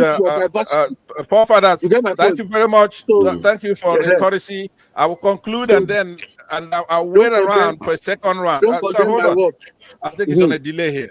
So I will conclude in about a couple of minutes. I'll pass it over, but I'm going to stay around for a second go because then I really want to talk to him about the tenets of his constitution. But so let me disagree with you on the cavalier attitude you have about education. People going to school to be a lawyer, right? And they study the law. Just for example, you just cited Japan and Germany as having their own constitution. That constitution was written for them by the United States, right here. That's who went over there to Japan and wrote them a constitution. And then we, Nigerians, copied their own, which is like a constitution thrown down from heaven. We copied it, what they call ipsissima verba. I don't expect you to know what that word means. So what I'm saying to you is that if you want to just do a voodoo constitution like you're doing, where you say you don't want to be trained for it, and you're denigrating people who went to school to study constitutional law, not just law. Law is specified, right? You not only do you, if you want to write a constitution, you have to go to school. You have to go and also study constitutional law, history, all kinds of things. It's not that you just pull out of your pocket and then you don't subject it to criticism. Try to be concise. You are just watering down all my effort. It is not I am. Hold on. I am shooting it down. Pansa, lawyer don't necessarily write constitution. Lawyer. I beg, tell Mr. Pansa, it's not the job of lawyer to write constitution. Lawyer help to interpret the constitution and not and every other thing. Okay, hold the on. men in national assemblies are the ones who write constitution. Then the judiciary help to interpret constitution. And Nigeria also helped the Gambia with their constitution. It's not a big deal. Okay, so let me conclude. It's not a big deal. Don't be too rigid about constitution. It's just a document. Some people think that constitution is like 10 commandments that come from heaven. Thank you. Let me conclude by saying that being anti-education, like what you're doing right here, right? That's okay. Please, you like coming up with some funny submission that I don't propose. I said it is not just, you don't need to be a lawyer to write constitution or to know about constitution. Anybody that is having a sense of administration. Simply tell him that it is the legislative arm that make constitution. Okay, the judiciary, they now have to interpret the constitution. And the legislative arms are not lawyers. It's not a requirement to be a lawyer to be the legislative arm of the government. I have one sentence and I'm done, okay? Number one, the interpretation of the Constitution it's left with only one body, and that's called judicial review. That is the Supreme Court. That's not what we're talking about. After the legislative Will you mute that already boy made now? the constitution. To Nigeria. Okay, let's leave it now. I have. No, you're gonna mute me when you interject me. You mute me, you son of a bitch. Okay, mute him to conclude. That's it. Okay, I think it's not being constructive. Can you imagine calling somebody a son of a bitch? I really don't want. This is what I keep saying. And those in the comment section, I told you. Those in the comment section, they are telling me I'm too. Now we came member. They take 11 years old whiskey. Is this another problem? A normal society. It's just another problem. And this is for you guys in the comment section that thinks that I have power. I'm trying. So if you disrespect somebody, for this gentleman to come here to say the military, the constitution the military gave has a fault, it deserves to be commended. I really don't understand. Why Pansat of all people? Why Pansat of? And when I speak, they said Pastor has too much power, he's abusing power. This is the second time on this show is addressing somebody, calling someone a son of a bitch. Can you imagine? You need to screen some people. I'm going to take it with Rudolph, and I am going to fight Rudolph because of Pansat. I am saying this publicly. Forefathers need to screen people before they come to your show. With due respect, on behalf of the platform, on behalf of Forefathers, I apologize. We apologize on behalf of Rudolph. We apologize for the rude behavior of our fellow citizens. Such human beings can never have a good society. I say it categorically. I say it emphatically. It can never develop good society. That is, and listen, I said this, I've told you that if I am moderating, Pansat is never welcome. I'll be speaking to myself if it's the only one that exists on it. That's just the truth. Why is the need to tell somebody he's a son of a bitch? I don't understand. Please, I don't get it. Yeah, you know, people like us. Pastor, People like us. Why check with your network? Your audio is very, very bad. I just don't get it. Oh, yeah. Just Jonaba speak, man. Jonaba ask question. I've lost. AI has gone into the future. Sorry, Forefather. Let Jonaba just. Yeah, you got into the future. Let me gather my thought. Go ahead, sir. Sorry. Yeah, I have one question. So with due respect, I've lost my. The guy just upset me. I've lost my. I'll get back because I wanted to ask you questions on the Constitution, but just that guy just I don't understand. Honestly. Well, thank you, Pastor. You know, people like us, we are used to people like that. Because in the military, we have different type of people. We have the one that are focused, the one that are objective, the one that will just give you problems. So we know how to manage people like that. You know, where you are growing in the job. So I don't take any offense to what he has said. It's the way he's thinking, or it's the way he's brought up. So people like that, they are allowed in the society. So I don't let us just see how we can move Nigeria forward. And can I ask a question? Is this society or beer palo? Is this society or beer palo? The question I have is about this bloody civilian doctrine that seems to be coming through from the culture of our security, specifically the military forces. Could it be something that is a hand down from the colonizers? That we see our own people as bloody civilians that we can treat harshly. Because if you look at other militaries in the world, they don't necessarily treat their people that they, because the job of the military is to save lives. And sometimes in the process of saving lives, you have to take lives. So for our military to be seeing their civilians as people that they can treat anyhow, or if one civilian hurts a military official, then they come out beating people all over the place. Where does that culture come from? How do we rein that in so that they return back to the prime directive of what a military is supposed to represent, to protect the lives of their citizens? That's their prime directive, nothing else. And in the process of doing that, they can take life of others and even their own citizens, but not this idea that they come on the street and the civilian says, shut up, they slap them and beat them with koboko and all the rest of it. How do we rein that in? Because that is part of the problem why the military is not getting the support it deserves. Because I argue on behalf of the military and our security forces, but I get a lot of pushback because they say you want to give them more so they can do more to us. That kind of thinking. So it's in the interest of the military for the people to perceive them as they are protectors. You see what I mean? So how do we deal with that culture, or do you even agree the culture exists? Where you are correct to some extent in the past, and gradually the whole idea of bloody civilians or you downgrade or degrading civilians is dying out because civilization now, has come up, has spread across.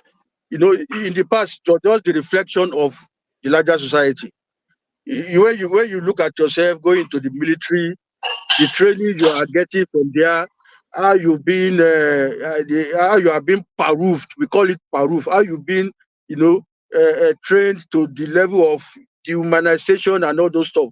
So if you are able to survive it and then come out, you look down on other people that have not passed through that training.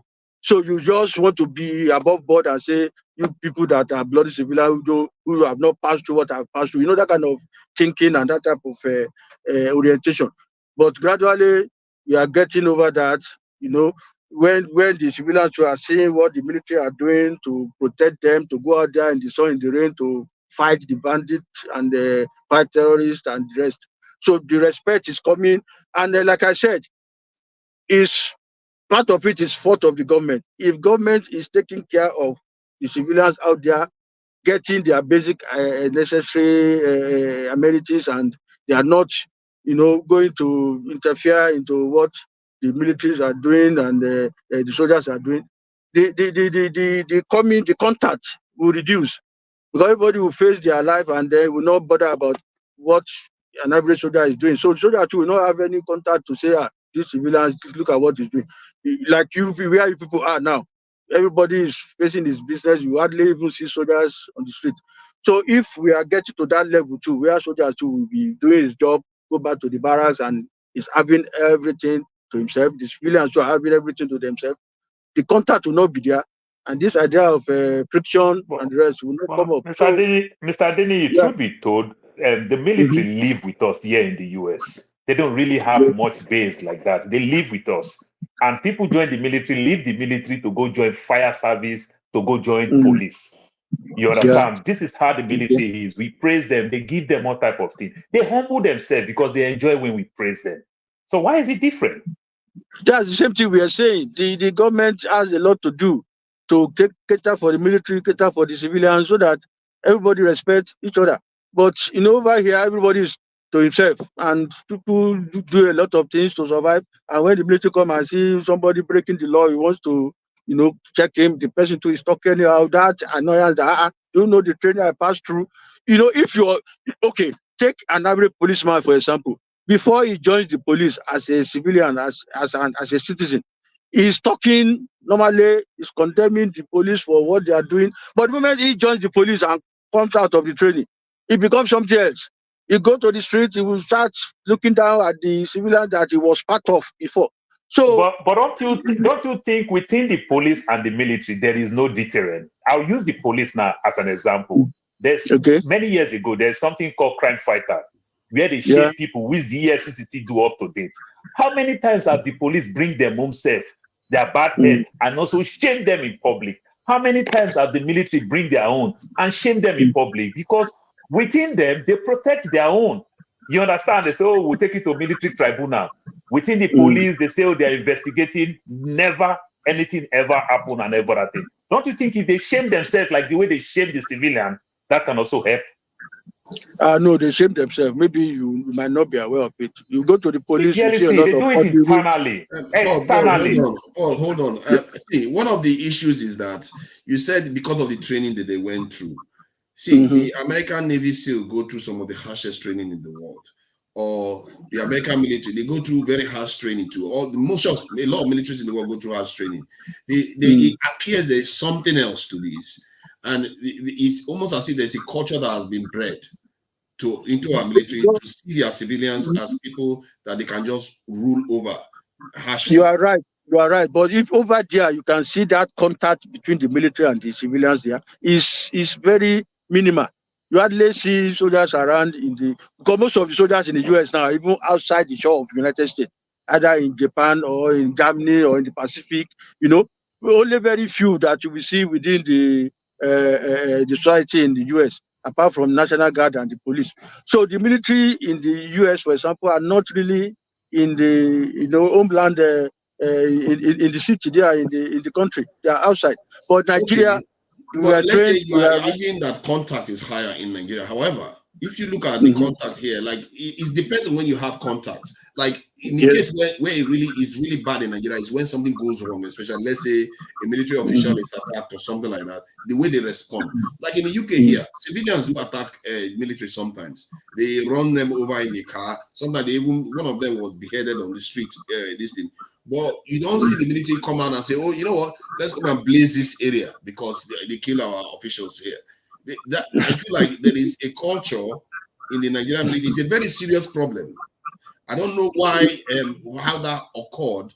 It's a very serious problem that the military needs to pay attention to because their job is to protect those civilians that they attack. Mr. Deniyi, that constitution, your document, can you elaborate this kind of stuff, put them there, how to address this kind of issue? That would be good to the National Assembly because it's a problem.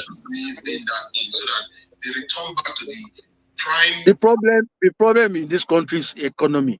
If we are able to fix our economy from the foundation, like allowing local government to function like a government or like a mini government on their own, give them their task, give them responsibility, and people are there going about rule of law, the contact with the police or the military will reduce. And this crisis we are seeing today will be, although it's a reflection of what is on ground in Nigeria today. People are out there to commit crime and there, and we soldiers, we are trained to deal with the bad guys. So in the process of dealing with the bad guys, some innocent people will come and get out of it, and the whole thing now is blown out of proportion. The same thing with the police. But if the government is well set up and the local government is there doing their job, providing for their people, you will find out that crime will reduce and the contact with civilians and police and soldiers will reduce. And everybody will, it will only be in isolated cases where you will see that contact, and you get my point. That's just it. It's just problem of the economy. Let me ask this question. In the military, do they understand this prime directive that their primary duty is to protect civilian life? Of course, I'm not disputing that. That's our job.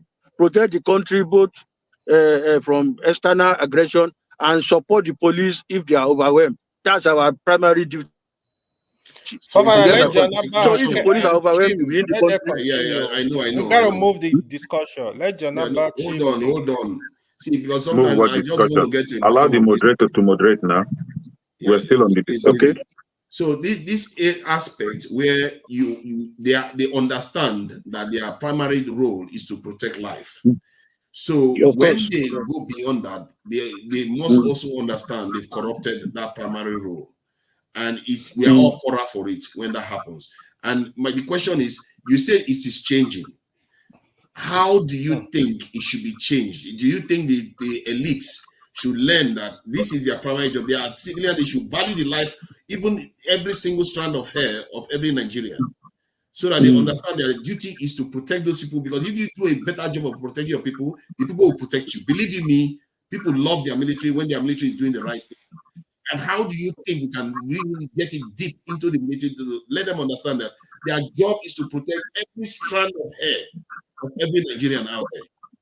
You see, it's part of our training to protect the civilians, law-abiding civilians, not the criminals, not the bandit or the ones that will go and attack soldiers.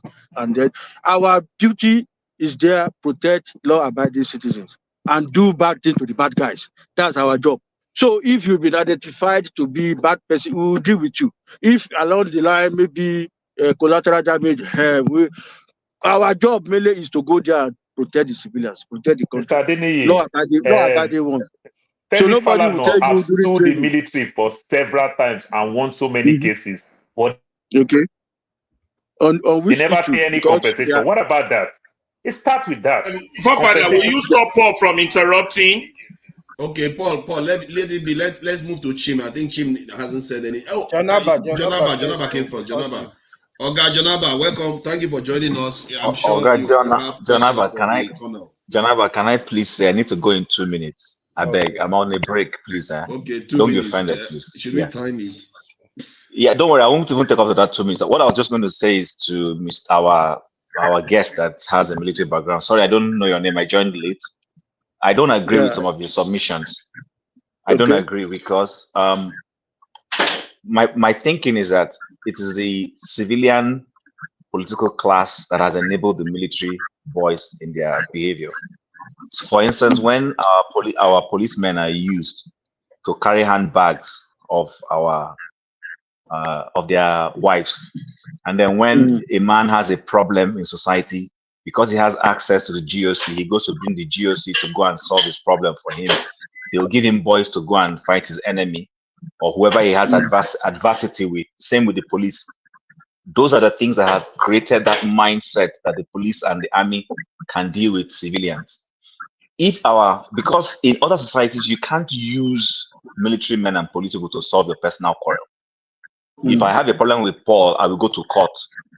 If the court gives me judgment, then we'll go and resolve. But in Nigeria, people don't do that. We saw Erisco, the tomato paste person, break process, break protocol to go and bring army, police, DSS, everybody to go and be fighting that innocent lady. These are the things that enable the people in uniform to behave badly. You understand? So when we start going through the processes, allowing things to go properly, nobody will be breaching it. Because of time and I need to go, I will leave it there. If people are still on this topic when I'm free again, I'll come back and I'll join. You are very right. You are very right. It's just in isolated cases. These are just in isolated cases. Like I said, that's not the official position of the military but it is a reflection of what is happening outside there. The government is not properly run and the things are just not in order. So that is why you see some of these wrong things happening. But that is not the official position of the military to use soldiers to go and retrieve debt or to go and settle land quarrel. No. We don't do that. Those who are doing that, some of them enter troubles and they are punished accordingly. You get the point. So it is illegal in our own setup because the law has stated that this is your role. You are not the one to go and be beating people and collecting debt for somebody else or because of his highly placed also. A lot of soldiers have entered problem because of that, and we deal with them accordingly. So you don't let us generalize it that this is what soldiers do. It's not like that. That's the case because from what he's saying, it's relatively common, and believe me, I've seen it too with my own eyes, and I've not seen a lot. But I hear your point. But you appear to be a kind of trying to explain away some of all these things that are going on, and we have to get to the crux of it. Because if you are writing a constitution to help improve the country, these things are going to improve the country too. The military is very, very important, you see. This is why people are asking you. The moment they saw you, everybody wants to ask you a question. Military is very, very pivotal in the affairs of every nation. If the military don't get their act together, that nation, no rule of law will stand. If somebody can go and tell a military official, come and sort this problem out for me, the country is heading on to hell on a handbag because the military shouldn't be partaking in such things at all. You see what I mean? Please give me this question. Let me ask this question, then leave. You made mention of all the individuals that the military punish them. So I'm talking the official one. Paul, somebody like please, it's just a question I'm leaving. Please, it's just a question that I'm leaving. Where Femi Falana sued the military over several times, won a case, and the military refused to pay compensation. So this is not an individual case. Official case, you win the military in court, and they refuse to pay compensation. So this one is not an individual in the military. Can you answer that? Thank you. Well, I am not I'm not fully aware of all these cases you are talking about. But if Femi Falana has won the case and the military didn't take action, there is still room for appeal. I'm sure all these cases have not gone to the Supreme Court so that you know whether the military will pay compensation or not. But I'm not going to dabble into all those personal or individual. I'm after the country surviving. I'm after the economy of the country because we are supposed to be among the first 5 in the whole world. Like I said, I thank God that I joined the military. I've been to so many parts of the country in this world and to study what is happening there. and you come back home, you are seeing our own being improperly handled. It's painful to people like us because we want the country to be among the best. A lot of institutions in this country today are dead because politicians have usurped the job of the. Okay, for example, labor is out there fighting for increment in salary. But I was saying that labor should go first and fight for their job. Today, workers are just redundant in this country. Ordinary maintenance of road, patching potholes, the Ministry of Works cannot do. Everything is contract, and they will make billions from this contract. Politicians smile over with this money. These are some of these that are killing the country. And so the things are addressed in that condition. We should allow our institutions to do their job. Primary education, secondary hospitals, all those things. Ministry of Health, they should be working. But today is everything private, and no country can survive with that.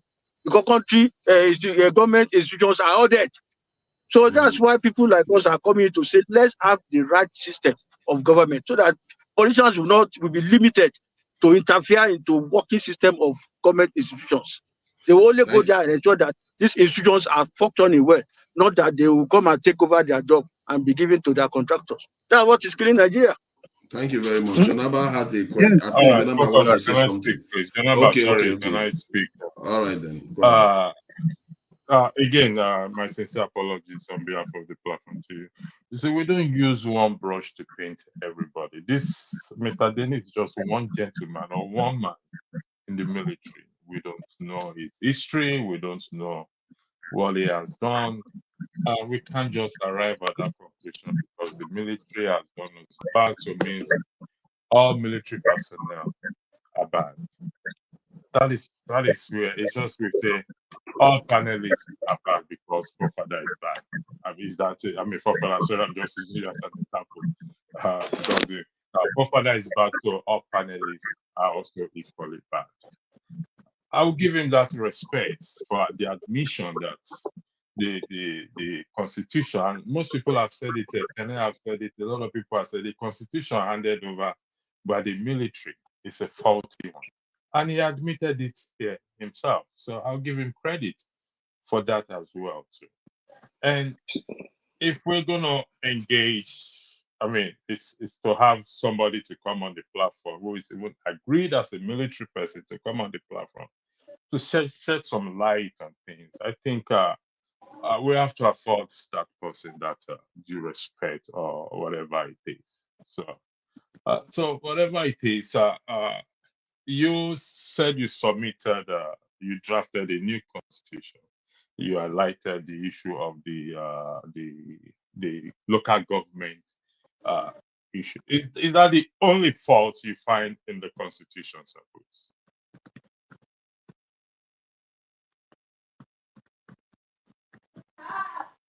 Fault there in that 1999 constitution. Apart from having viable local government that will be made to function so that people will not take their local government responsible for their welfare and administration. The issue of what do you call it, immunity for these elected officials is not supposed to be, because these guys exploit this situation and misuse all this opportunity given to them.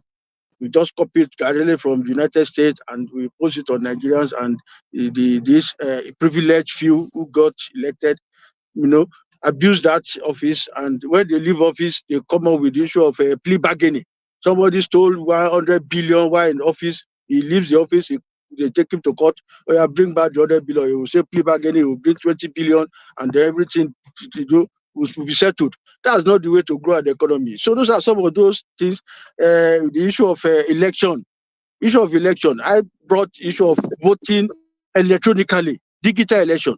Somebody say it's not possible. Not so. I said it is doable, and I explained as those. I said we spend close to 400 billion to do general election every 4 years. Let's just take 100 billion and first of all ensure that we have internet service in all over the country, so that all our towns and villages are connected, have this internet service. That is first stage. Number one, that is not a waste venture. It's not a wasteful venture. It's an investment, because people that will buy this internet will surely pay. So it's an investment.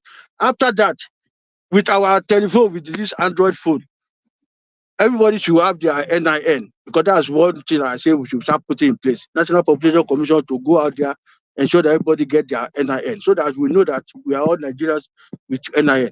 So during election time, you could be anywhere. All of you that are outside the country today, with your NIN, you can vote. You don't need to come back to Nigeria. You don't need to be in Lagos and travel to the east or go to the north to go and vote. Anywhere you are, you can be drinking your beer. You vote with your mobile phone. Your NIN will be like what do you call it? Password into INEC server. So when you log in, the server will screen you.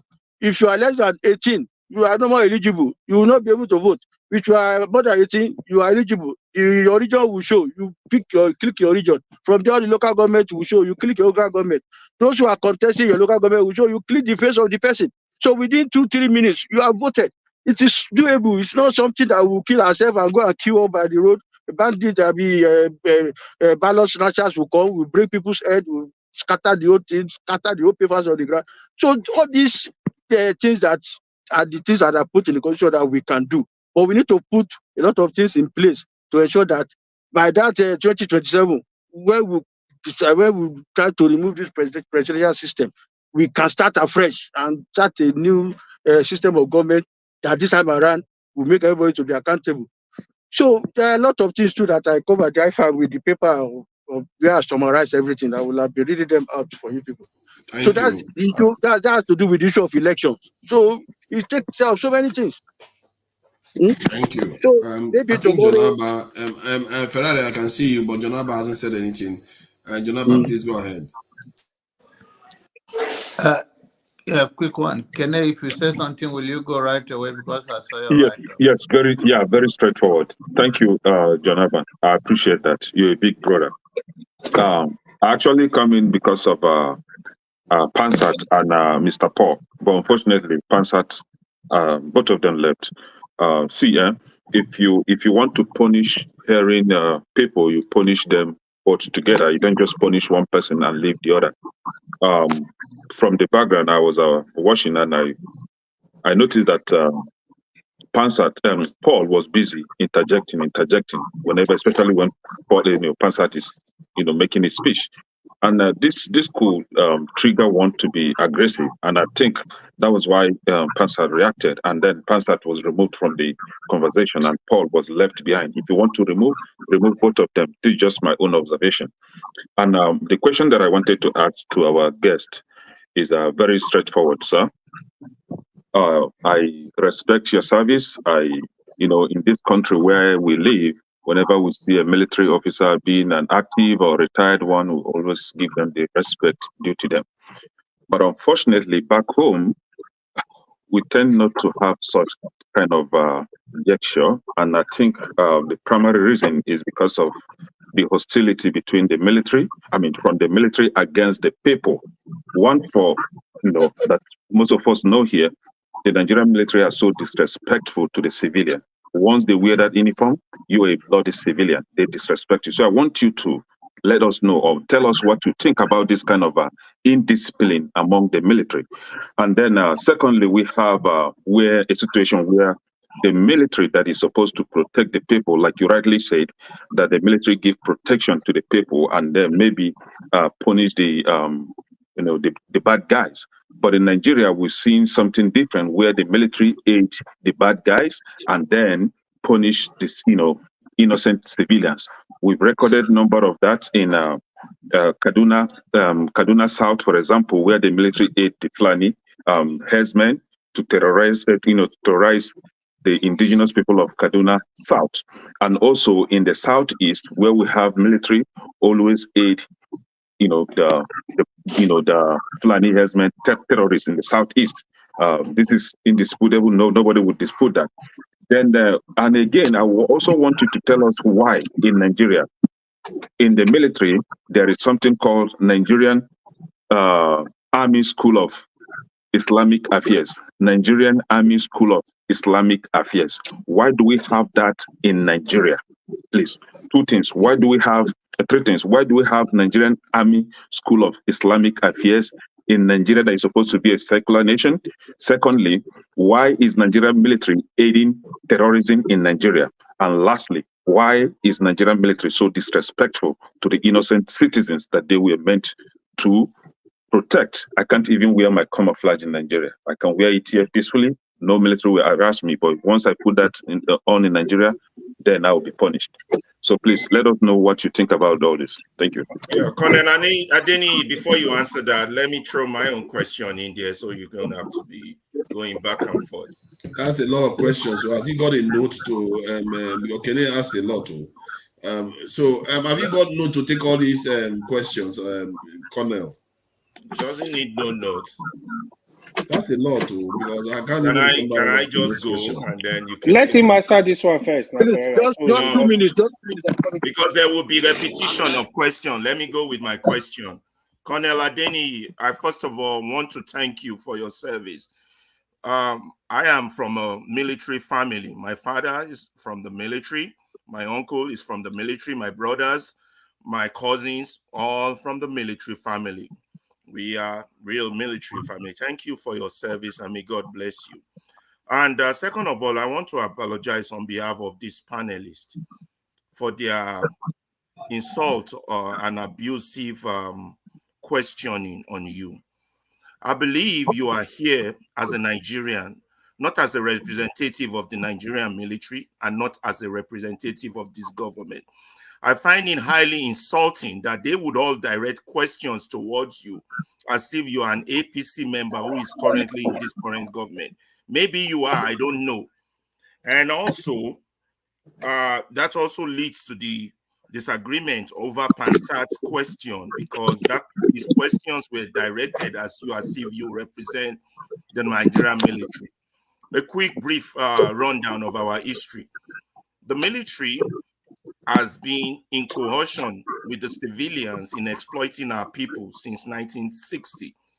They made it worse since the first coup up to the time they claimed they left power. And when they claimed they left power, they never really left power. What happened in 1999 was a permanent coup d'etat against the masses by the ruling elite, which is made up of the officers' corps of the military and the Nigerian civilians. So for people to come here and be bombarding you with insulting questions, you're retired, so you talk as a Nigerian. You don't talk on behalf of the military, am I right? And you don't talk on behalf of this government, am I right? So all these their questions, Nigerians do that a lot. Instead of them to direct their issues to the people responsible for their issues, they want to find a fellow Nigerian and bombard that person with questions. Now, that was the misunderstanding of Passat, thinking that you're imposing a constitution or not. No, you're a Nigerian just making your own suggestion, proposing something like every one of them come here and do every Saturday and Sunday. You're proposing an alternative to the current madness that we have. And none of them, all of them should see it as that. You're not here to represent the military. Yes, you would defend the military because you serve with them. I know what it is to serve. My father served. My uncle served. My cousins are still serving. So don't let anybody disrespect your rank here with their childish questions. Level 1, level 2, level 3 questions. Nigerians have no vision and we deserve the pain we are in. But as a Nigerian making suggestion to the betterment of this country, you need to be respected as such. Once again, I want to say thank you for your service and ignore the ignoramus that are among us. I apologize on behalf of these panelists. They are quite insulting. Thank you.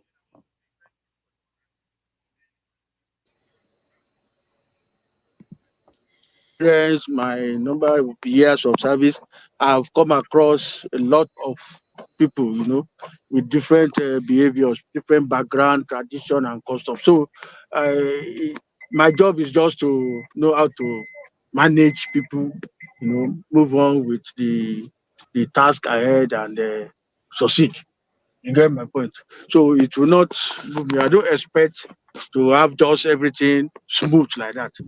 People will surely come. People who are benefiting from the rubbish that we have on ground now will find a way to condemn the effort I'm making. And I don't care, because I know if things are working well, I won't go and bother myself to start reading many countries' constitution to come out to try and come out with the best that will suit our diversity as a country.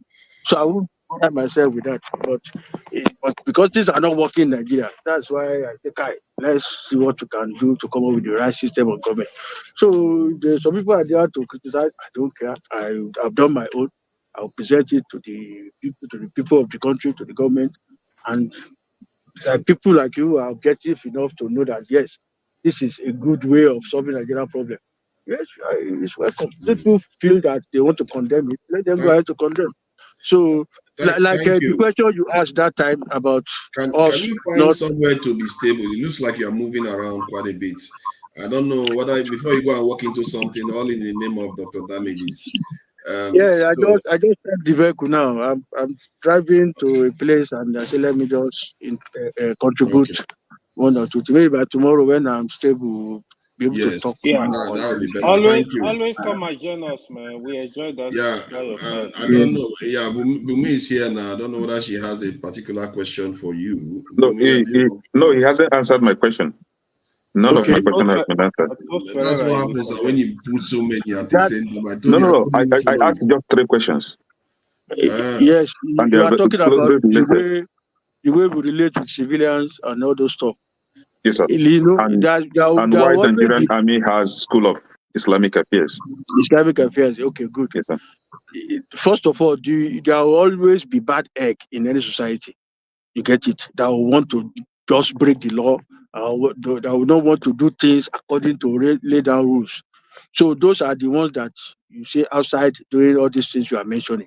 That's not the official position of the army to go out there and maltreat civilians or break the law or support some bad people or go out there to be used to collect debts or to settle land quarrel and the rest. So people will do that for monetary gains, you know. So I wouldn't, and when they are caught, they are dealt with. You get my point. So the issue of Southern Kaduna, Southeast, you all know that if there is peace in that place, the army will not even be there in the first place. But because there is crisis there, and at the end of the day, some people say, army is taking side. No, army is not really taking side. The army is on ground. Those on the ground will know that yes, they have to do what they have to do to bring peace to a place. When I was in Liberia, you know, when as a platoon commander, we were facing fire there. So the civilians will run this side, run to us. We have to just put an end to the war the way we could do it. So the same thing is happening in Nigeria. We are just facing, and by God's grace, we'll get over it. The issue of Islamic affairs, having school of Islamic affairs, it's not only Islamic affairs that has school in the military. The Christian too, we have 2, groups in the Christianity. There's the Christian that are in the military. We have the Roman Catholic, and we have the Protestant, the Anglican, aspect. So those are the 3 main groups that we have in the military. So Islamic affairs. Yeah, hello, sir. Sorry, not that I'm interjecting you. I just wanted to correct something. In the Nigerian Army, we have we have Catholic priests, we have Anglican priests, and we have pastors. That is understandable. We also have imams for the Muslims. We have those from the Izala and the Sheikh. So they represent each and every religion. However, there is a branch of army called Nigerian Army School of Islamic Affairs. That is what I want to understand. Why do we have that specific one named Islamic School of Affairs? Islamic Affairs. Or you give your own answer. There's no two way about it. Pardon me? I'm going to that. Or you give yours. No. His answer is not correct, Alaba. Well, that's what I want to correct. Allow me to answer my question. To ask my question the way I want to ask my question, please. I'm not being rude. I'm just asking questions. An answer on him. He's giving you an answer. So let me wait for me to rephrase my question. Can you mute Alaba, please? Let me finish. I'm going to that point. That school of Islamic let both sides interact so they can get somewhere. You know, like I said before, army, we have Muslims and Christians. The Muslims need to go to the mosque to pray, and people will undo that prayer in the mosque. You get my point? So if you don't have people that are trained to call prayers, to administer the mosque, that's what they go to learn in the school, and to learn about the Quran too, because the spiritual aspect of the military must be catered for. you are going to war. You need to pray to your God. So and that's why, and the army has decided to take Islam and Christianity as the religion. Do we have So Nigerian Army School of Christian Affairs? we have the Nigerian Army School of Protestant for Protestant affairs. So those are the one for Anglican. We have for the Roman Catholic. Go and check it now. No, I've checked before coming to ask this question. I've checked, sir. We have the school of Protestant. We have that of Roman Catholic. Is talking. You are telling him there is none. He's telling you what is obtainable. Why are we like this? So if you have go online and make this search yourself.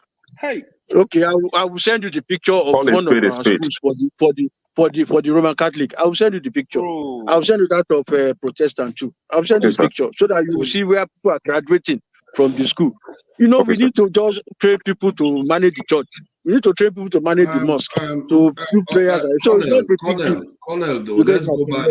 See, I hear that they have for both sides. Does any of them, do they have cater for local native religions? Like if Ifa people wanted blessings from their Ifa. No, this is serious matter. This is the native religion. Because it looks like my fear is that if a specific foreign religion captures our military, then it's very, very hard for us to break out of it. So they don't cater to native religions, do they? We don't cater for native, because we want to cater for native religion. That means that all tribes, we have to come up with their native religion, and we have to have school for all the tribes, native, you get my point, native religion. How many remove religion from the forces? That means people like Forefathers cannot join the military now. What are they going to be? Forefather, can I ask a question? I've been waiting patiently for over one hour now. Can I ask a question? Okay, ask your question. If you are not part of a Muslim or you are not a Christian, you can still join the military. Nobody is forcing you to be part of any of these two groups. So you can be doing your Ifa in your house and make sure that you are not imposing it on other people that don't want to be part of it. But they can do it outside. But are you saying that the Muslims can do it outside, Christians can do it outside, but the Ifa one has to do it inside? Which outside now? They have the church in the barracks. They have the mosque in the barracks. Go there and pray. So, but we don't have a shrine for Ifa. We don't, because not everybody believe in Ifa. But most of us believe in God, and we are either Christian or Muslim. So if you are not part of those two, nobody will kill you. But you have the form as per national outfit. You fill the form. Are you a Christian or a Muslim? The form is there for you to fill. You tick the one. They don't give you any other option. They don't give. So what about traditional worshippers? Exactly. They don't give any other option. That's what I say. If you want to talk of traditional worshiper, which tribe you want us to take? Are we going to take the Yoruba traditional worshiper? You don't have to take any tribe. You just have to say traditional. That's all.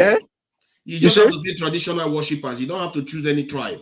They should be allowed to present. We are out there to go and protect the country. All this issue of religion, you should. I think we should discuss more. That's the reason why Christianity and Islam should be scribed out of Nigerian military. You need to talk to your people. Because these are our forefathers' religions. Can you imagine they will be rolling in their graves that their children are only worshipping gods of other gods, and then they completely exclude the gods of their forefathers? Maybe there is something to be said for that. So, but I hear what you are saying. The dominant religion. Can I ask my question? I've been waiting for about an hour now. Those are constitutional issues, not for the colonel. Can you all be? We are trying to get his own opinion. We're not asking him to pass a law. Ferrari. My opinion, like you said, my opinion is just that Christianity and Islam is what the army has recognized, as even the country has recognized as a country.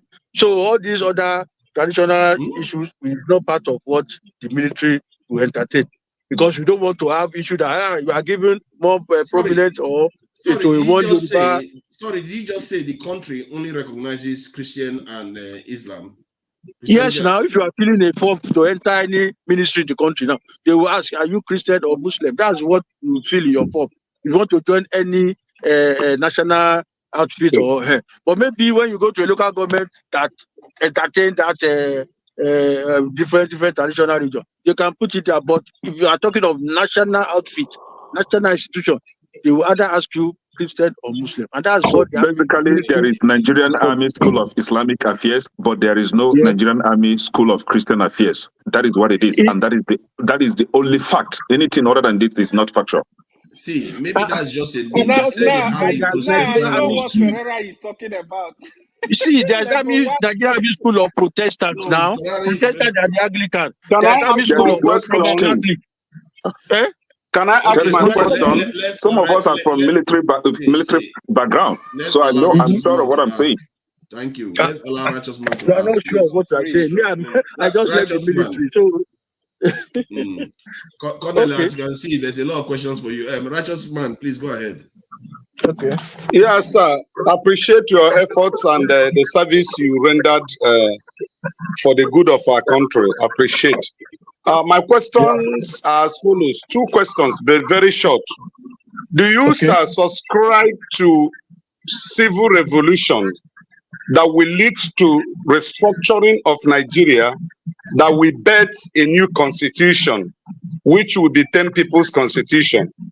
That's number 1. Number 2, looking back at the time you were in service, your rank and the position you occupied, are there things you are regretting today that you did based on the position and the rank at the time you were in active service? Were there regrets? Were there things you did that today you look at it and say, no, I shouldn't have done this because of that rank or the uniform you were wearing? That's my 2 questions. Thank you. Okay. Thank you very much. You see, where we were in the military, we studied courses of internal security. You get it? We go out there to study about crisis and everything. And one of the reasons is bad governance. When you are talking of extreme poverty, extreme people are so wealthy and people are so poor. So those are some of the things that will cause revolution. I'm not in a position to say Nigeria need to do that. It's government that will study this and know that if they don't cater for the people or have the right system, people will go on, people will revolt. You get it? It's part of what we study. It's not that somebody is inciting anybody, or you get my point. It's there in the book that if you don't do this or do that, people will revolt. We all talk of French Revolution in the past, American Revolution. It has to do with bad governance. You get the point. So it's left for those in power to know that if they don't govern well, people will go on revolt. I'm not the one that will say that is in the open space like that. Look at what happened in Kenya today. Did anybody push the youth to go to the street? Because when the youth realize that the government are not doing things in the favor of the people, they went to the street. So Nigeria too is not left out. If government don't address the perennial problem on ground, people go to the streets. So I'm not the one to, and that's why people like me come up with a constitution that peacefully Nigeria can adopt the right system of government and people will be happy about it. People don't need to go to the street so that we get the right system. Because people have condemned the system we are operating by camera system, Senate and the House of Assembly. That is too expensive. It's just a waste. So those are some of the things we are willing to address before people will start talking and saying that. Can I ask one? I don't know whether you have to run. If you have to run, you let me know because we can always take it up later on. Okay. Yeah. So, but the question I wanted to ask is about where we are at the moment. I don't know whether anybody is taking a stock of where we are as a nation, because we have a nation where the national budget is $30 billion. Yeah. While in a country like not even a country, a state like California spent $200 billion on their healthcare alone. So that's just the healthcare. But our entire national budget is $30 billion for the military, for the police, for everything, healthcare. So that, and from insecurity alone, we are losing $10 billion to $50 billion every year for GDP for insecurity alone. And how is it that none of us so far have taken stock and say, you know what, if we had invested in our security posture and made our nation secure, so that if you call police will show up there in 15 minutes, or you call bandits are not going to be operating for 3 hours before even the military hears about it. Those type of things will not be happening. So in other words, as a nation, we are not secure the way normal nations are. Like in the UK now, if something happens, the police is there immediately. The military will show up immediately. They need to respond, or armed groups, they call it armed units. They will show up immediately because they are everywhere. That's why they can show up so quickly too. And they have more technology than we do. And yet they also have more people than we do. Ain't we tired of repeating the same question over and over? Let me take this guy backstage. So the issue is, why is it that our own people haven't figured out they need more people in the security forces than they have now? Have more technology. How have they not figured that one out? Yes, you see, everything boils down to the status of our economy. If we have a good economy that takes care of people, crime will reduce, and then government will not spend so much on security. But if you are not thinking about the people being satisfied, there will be crime. Then government will spend so much money on the military. Yeah, but is that not a problem? The way you are thinking now, is that not a problem? Because China, they were living on rations when they developed their nuclear weapon. I'm not wholly directly accountable for it, but I'm saying there's something about our awareness of the world that is completely skewed. Like in China, they were living on rations when they built their nuclear technology, and their military was extremely strong. They had more people defending their country. You look at Singapore, they have their poison shrimp policy to defend themselves. Switzerland, that has not been to war for 200 years, has a far stronger security posture than Nigeria, and their GDP per capita is 92 thousand dollars, while Nigeria is $1,000. So what does that tell you? That if anybody that knows what force represents, if you don't have enough strong force, people that have stronger forces will take everything you've got. My fear is that, just hear me out, my fear is that Nigeria is bleeding because we don't have any ability to stop any people from taking advantage of us. And our military don't seem to have opened their eyes to this reality. You said something about because our environment was a bit benign. But if you are going for an Olympics, you don't say because your next door neighbor is not performing very well, you don't compete with the champions of the world. You compete with the champions of the world because you are living in the same world as they do. They will come for you later on. If you are not as strong as they are, they will compete with you and they will win. And if they keep winning, then we are not planning for our future very, very well. We are not looking to defend our interests well.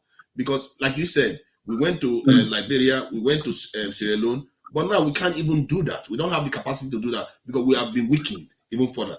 And we have millions of youths without jobs in Nigeria, but our military don't call upon them, say, look at all these insurgencies, our girls and women are getting kidnapped. Haven't you seen the images?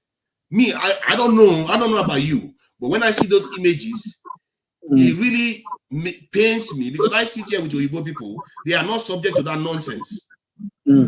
Why is it that our own people are subject to that kind of life? You look at the secondary school that they kidnapped the children from, even it's abysmal. How is it that our own military don't say, you know what, we need to talk to the politicians and say, this is not how a nation should be. We can't expect one soldier to secure 1,500 citizens. They are nowhere. They are not present when the bandits are operating. That is what I hear all the time. So what do you think about this, please? I know I've said a lot. Yes, just like I said before. Now the military is seeing all these things, and we are now, trying to catch up. Like you just saw last week, we got helicopters for the army to assist in this reconnaissance in all this internal within the country and evacuation, and to support the ground troops. So over time, we are catching up. But the basic problem is the economy. If you don't cater for your people, like I said, China that we are talking about, some years back, Chinese currency was one of the worst. The economy was one of the worst in the world. But what did they do? They looked inward. They started investing. We in this Nigeria today, we are not investing. We are not exporting, apart from the crude oil. Even the crude oil, they have been stolen. Only how much are we making from the crude oil? So today we are not exporting. The government is not investing. We are just going all over the world inviting investors. Investors will not come in an environment that. So let us on our own start investing. That's why I say local government should be made viable. They have the land. We know how to make them to be independent. Let them go out there, invest, create employment, take care of their people. When people are well catered for, security issue will reduce, and then the military can just be able. Colonel, Yes. but that Yes. history has not suggested that. You did say you studied other nations' security, and that's their militaries and constitution. But history, China, they first laid a solid foundation for their security. They tested their nuclear weapons in 1965. Then in the 1970s, the Americans came to them to sign this thing when Nixon went to them. The same thing with other nations. If you study other nations, their security posture is very strong because they understand that if you want to build wealth, like you talked about economy, you have to be able to secure it. Just like you said now, the China you mentioned, look at their history. China fought war with Japan. Japan almost overran China. Part of Chinese were under China was under Japan. So all these things, when they were able to survive, when America came to rescue them, they immediately went into developing their military so that they will not witness that type of attack again. But we, like I said, we have not. But why are we not doing the same? No, we were colonized. We were colonized and enslaved. Colonization is different from being attacked. Forefather, can you let other people speak? This broken record question. Forefather, just a minute. I'm driving. I wanted to add something, then I'll continue my way. Yeah. Okay. Yeah, go ahead, please. Yeah, sorry. Colonel Adeni, thank you so much. I was interested in the conversation, the question Ekene asked you. When you mentioned about the schools, I'm a Catholic priest. There is no seminary dedicated to the military, but the military sent seminarians to the seminary. So address that issue well. Let's get the answer right, please. Thank you. Okay. And like I said, I will send you a picture of people graduating from all these seminar, from the seminary or from a seminary belonging to the military in Nigeria. Belonging to the military in Nigeria. There is no seminar. There is no school of Roman Catholic. We have. It's not seminar. It's not to train priests. It's to do what? It's not. There is no seminary dedicated to the military in Nigeria. Well, like I said, I'm not in all this. I'm an infantryman. I'm a combatant. So all these other things you are talking about, I might not be so. But I know that there are schools that train our personnel so that they can man our churches, man our mosque. So all those things are there. And to me, those are not main issue because my own job is to go out there to protect the country and protect the infrastructure with my soldiers. Yeah, so, not the issue of going to. But I know that we have schools that train our personnel to man our churches and our mosque for spiritual growth and the rest. I think Thank you. They have the structure of chaplaincy of Nigeria. Oh yeah. So they have things like that, We have schools for our chaplaincy, so we have schools, but it's not what I will. So let me have the privilege to chip my question, then I will continue and join later. In either 2017 or 16, when the military invaded in Abia State, Southeast, I met one military person in Lagos. His name is Adeni too. He told me that he was the one that led that troop that killed civilians in their numbers between Ishialangwa Junction and Umuahia. The military guy told me all his life that he has never experienced such dehumaning situation in his military career. What they did to civilians in either 2017, when they were when the people were marching to the house of Nnamdi Kanu. So if a military man says that I am not in position to defend him or to say why did he do that. He is on the ground, and if he has done that, he should be questioned for what he has done. He should be investigated, and you get my point. Yeah, I get your point. We'll be deployed to the field to go and do the job, and what also we meet on the ground. Yes. So I have to leave. So sorry. Thank you so much for dedicating yourself. I am so much disappointed with the way Ferrari came in today to query people that are asking you questions. You presented an identity of military, and people are expressing their they are being mistreated, or we are not even proud of our military. Those of us that live in the Western world, when we see the military aiding, we approach them, we thank them. But you guys destroyed our country. And when we mean you guys, it's a general term. We are not at the same time not saying that there are exceptional people like you that have come out to speak. And because you release an identity and you are bold enough to take that conversation and hold that conversation. So for a civilian to come and defend you is not well presented. Ferrari did not do a good job today. Thank you.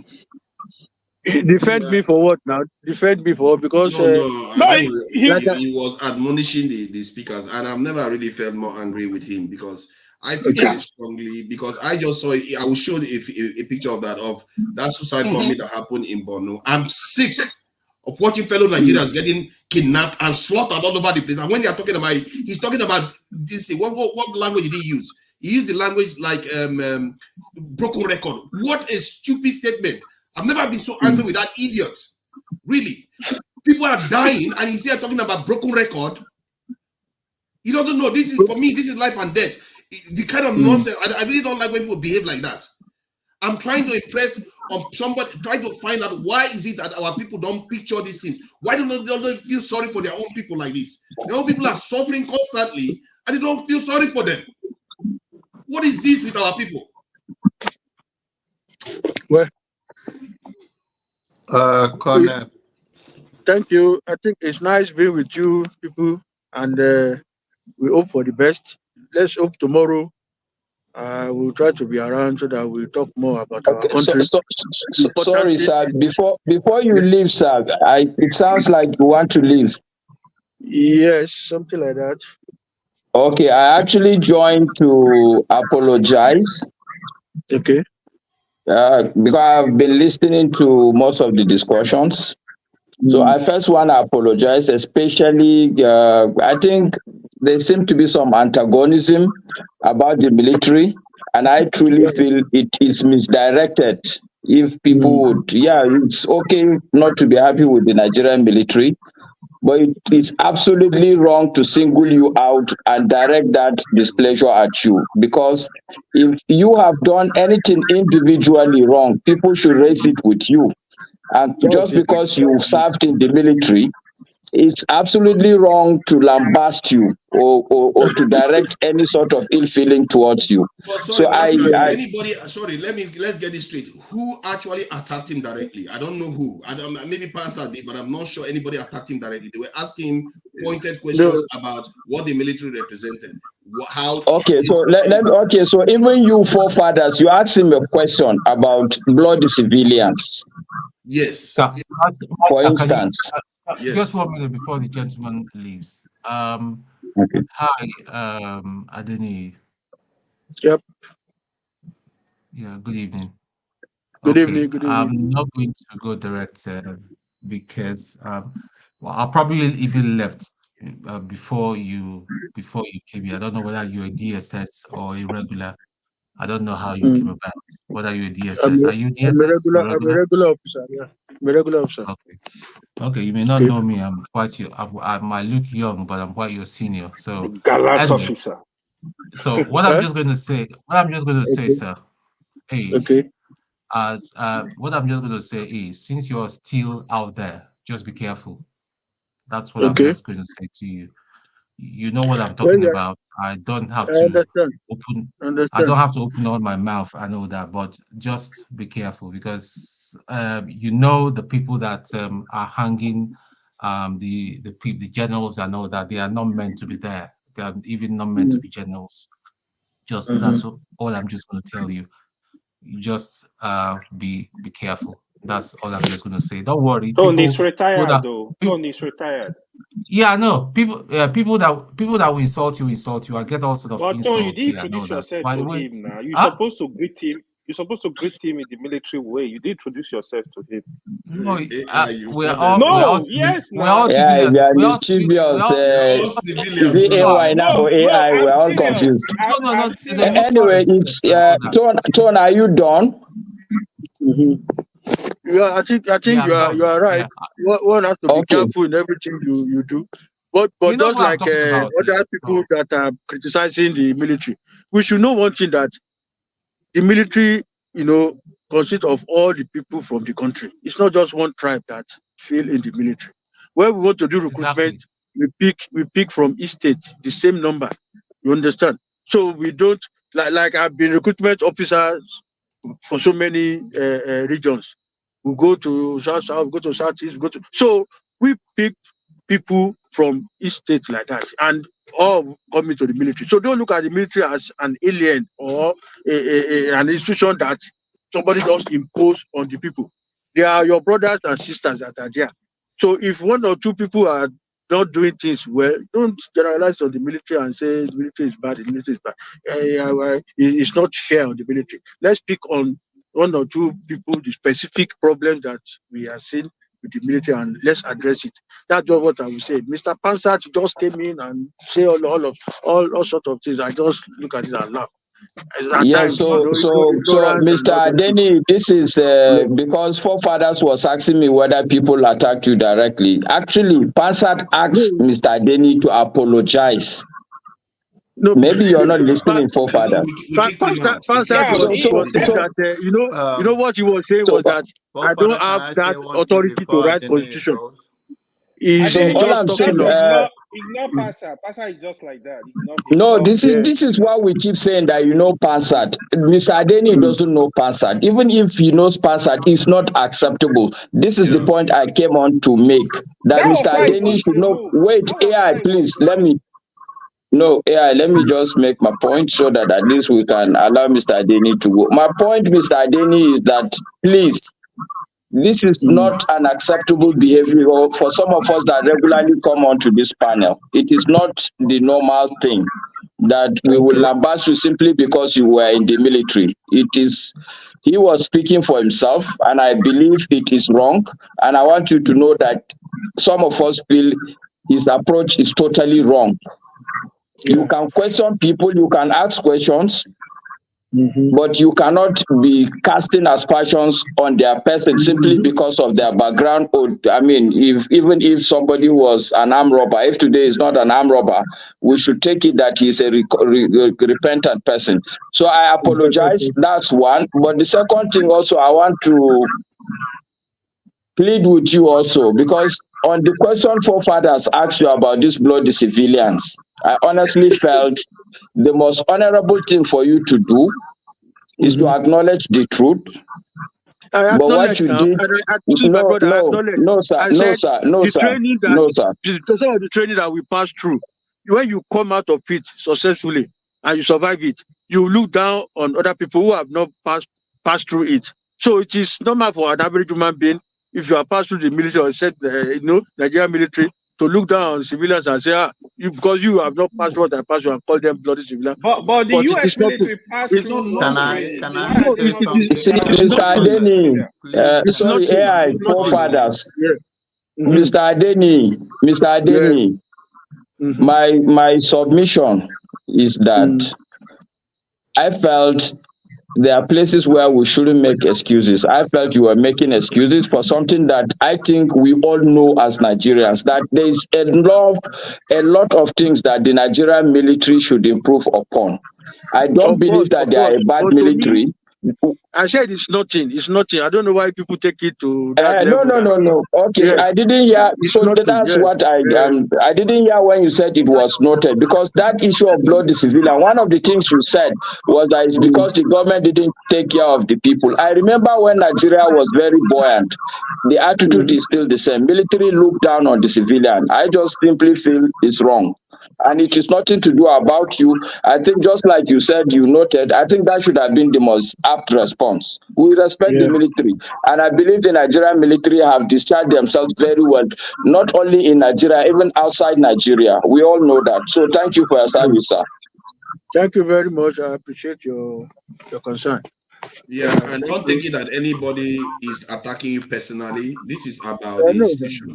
And we really do appreciate the fact that you came out here to speak on behalf, just share your opinion and your insight into some of these topics. You are not representing the military. You are not a spokesman for the military. You see, I don't know. You are right. I'm not representing the military. I look at the situation in the country, and I want to propose a solution.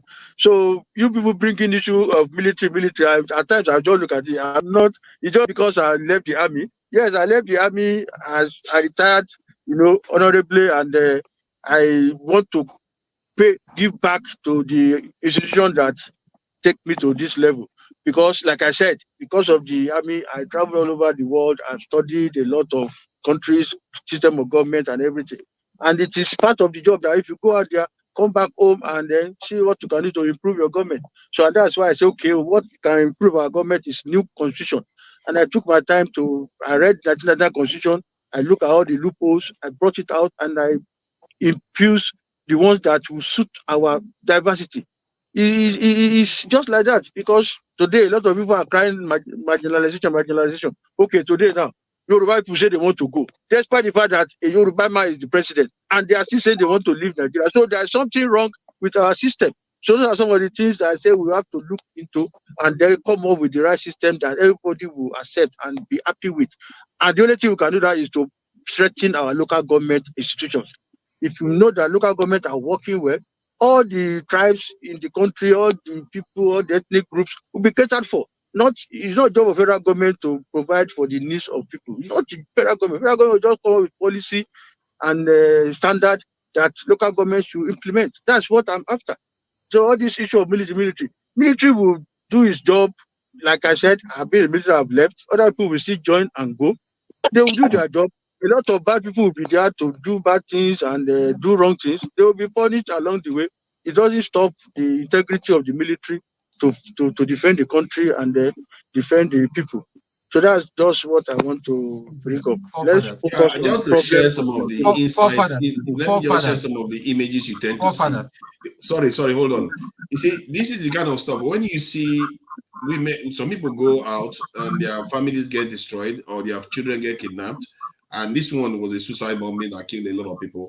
You see this over and over again, and it keeps happening. They said just before this period, they say about 5,000 already kidnappings in Nigeria in 1 year. 5,000.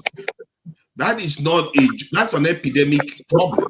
It's not a broken record problem for some people that talk about broken record. If you don't feel sorry for your own people because you're overseas, man, I feel sorry for you because you are leading your people in the wrong direction. We have to respond to this. I think Forefathers, you have made your point. I think you should take it easy on Ferreira. No, because he does that all the time, and I don't like. No, but you've made your point. No, I've not made my point. The point is that I don't like people talking over, because if it's their own life, somebody is playing with their own life. Will you like it? When somebody is advocating for people's lives not to be kidnapped and taken illegally, and people are just telling you that you are talking about broken record. No, that is wrong. We have to call out bad behavior. Hello, sir. I think you should also allow people. It's not only you that is upset about it. Everybody has their opinion about it. Some people are wired differently. Some people don't get that upset. I can tell you that right now. But that's okay. Everybody is different. Everybody will not get fired up like you, and that's how we're all made. So we should appreciate it. Let other people contribute into the topic. Pico, Ejo, Emabenu. Take it easy, Forefathers. Take it easy. Yeah, as a moderator, we're talking just now. What are you talking about? Like I'm not letting people talk. Please don't go ahead. Stone again. Can you guys gonna let me speak something for a minute? I'm not audible. You are not even visible. We are not seeing you. Can you give me 5 minutes? I will log off. In fact, I'm even busy. Wow, Why I came is that I saw somebody that will that share is the a same big one. brotherhood. Don't never I talk for 5 wanted to minutes. just say something. What I wanted Negotiate to say, with Janaba. You and Janaba can negotiate. Can I? Or I'll talk after you. Go ahead, Ton, since you're your brother that is a military guy. Colonel, are you still there? Yeah, I'm there. Okay. What I wanted to say to you is that the fact that they saw your name, they saw your rank, and it just drew criticism. I get bashed here all the time just because they know I was in the military. People will say all sort of things. In fact, some idiots in the comment section saying that I was I wasn't an officer. Whether I was an officer or I wasn't an officer is not even the issue. I know that. You have ignorant people, bloody ignorant people all over the place. But if someone has been to a war in my life, I was only 22 when I was drafted to Liberia, and I commanded a platoon. You know what I'm talking about. And for me to even ask you whether you're DSS or SS, you know that's where I'm coming from or what I'm talking about. I will advise you, if you have to be coming here regularly, please drop your rank. There are a lot of mischievous people here, especially people that believe that Nigeria should be split. Drop that rank from your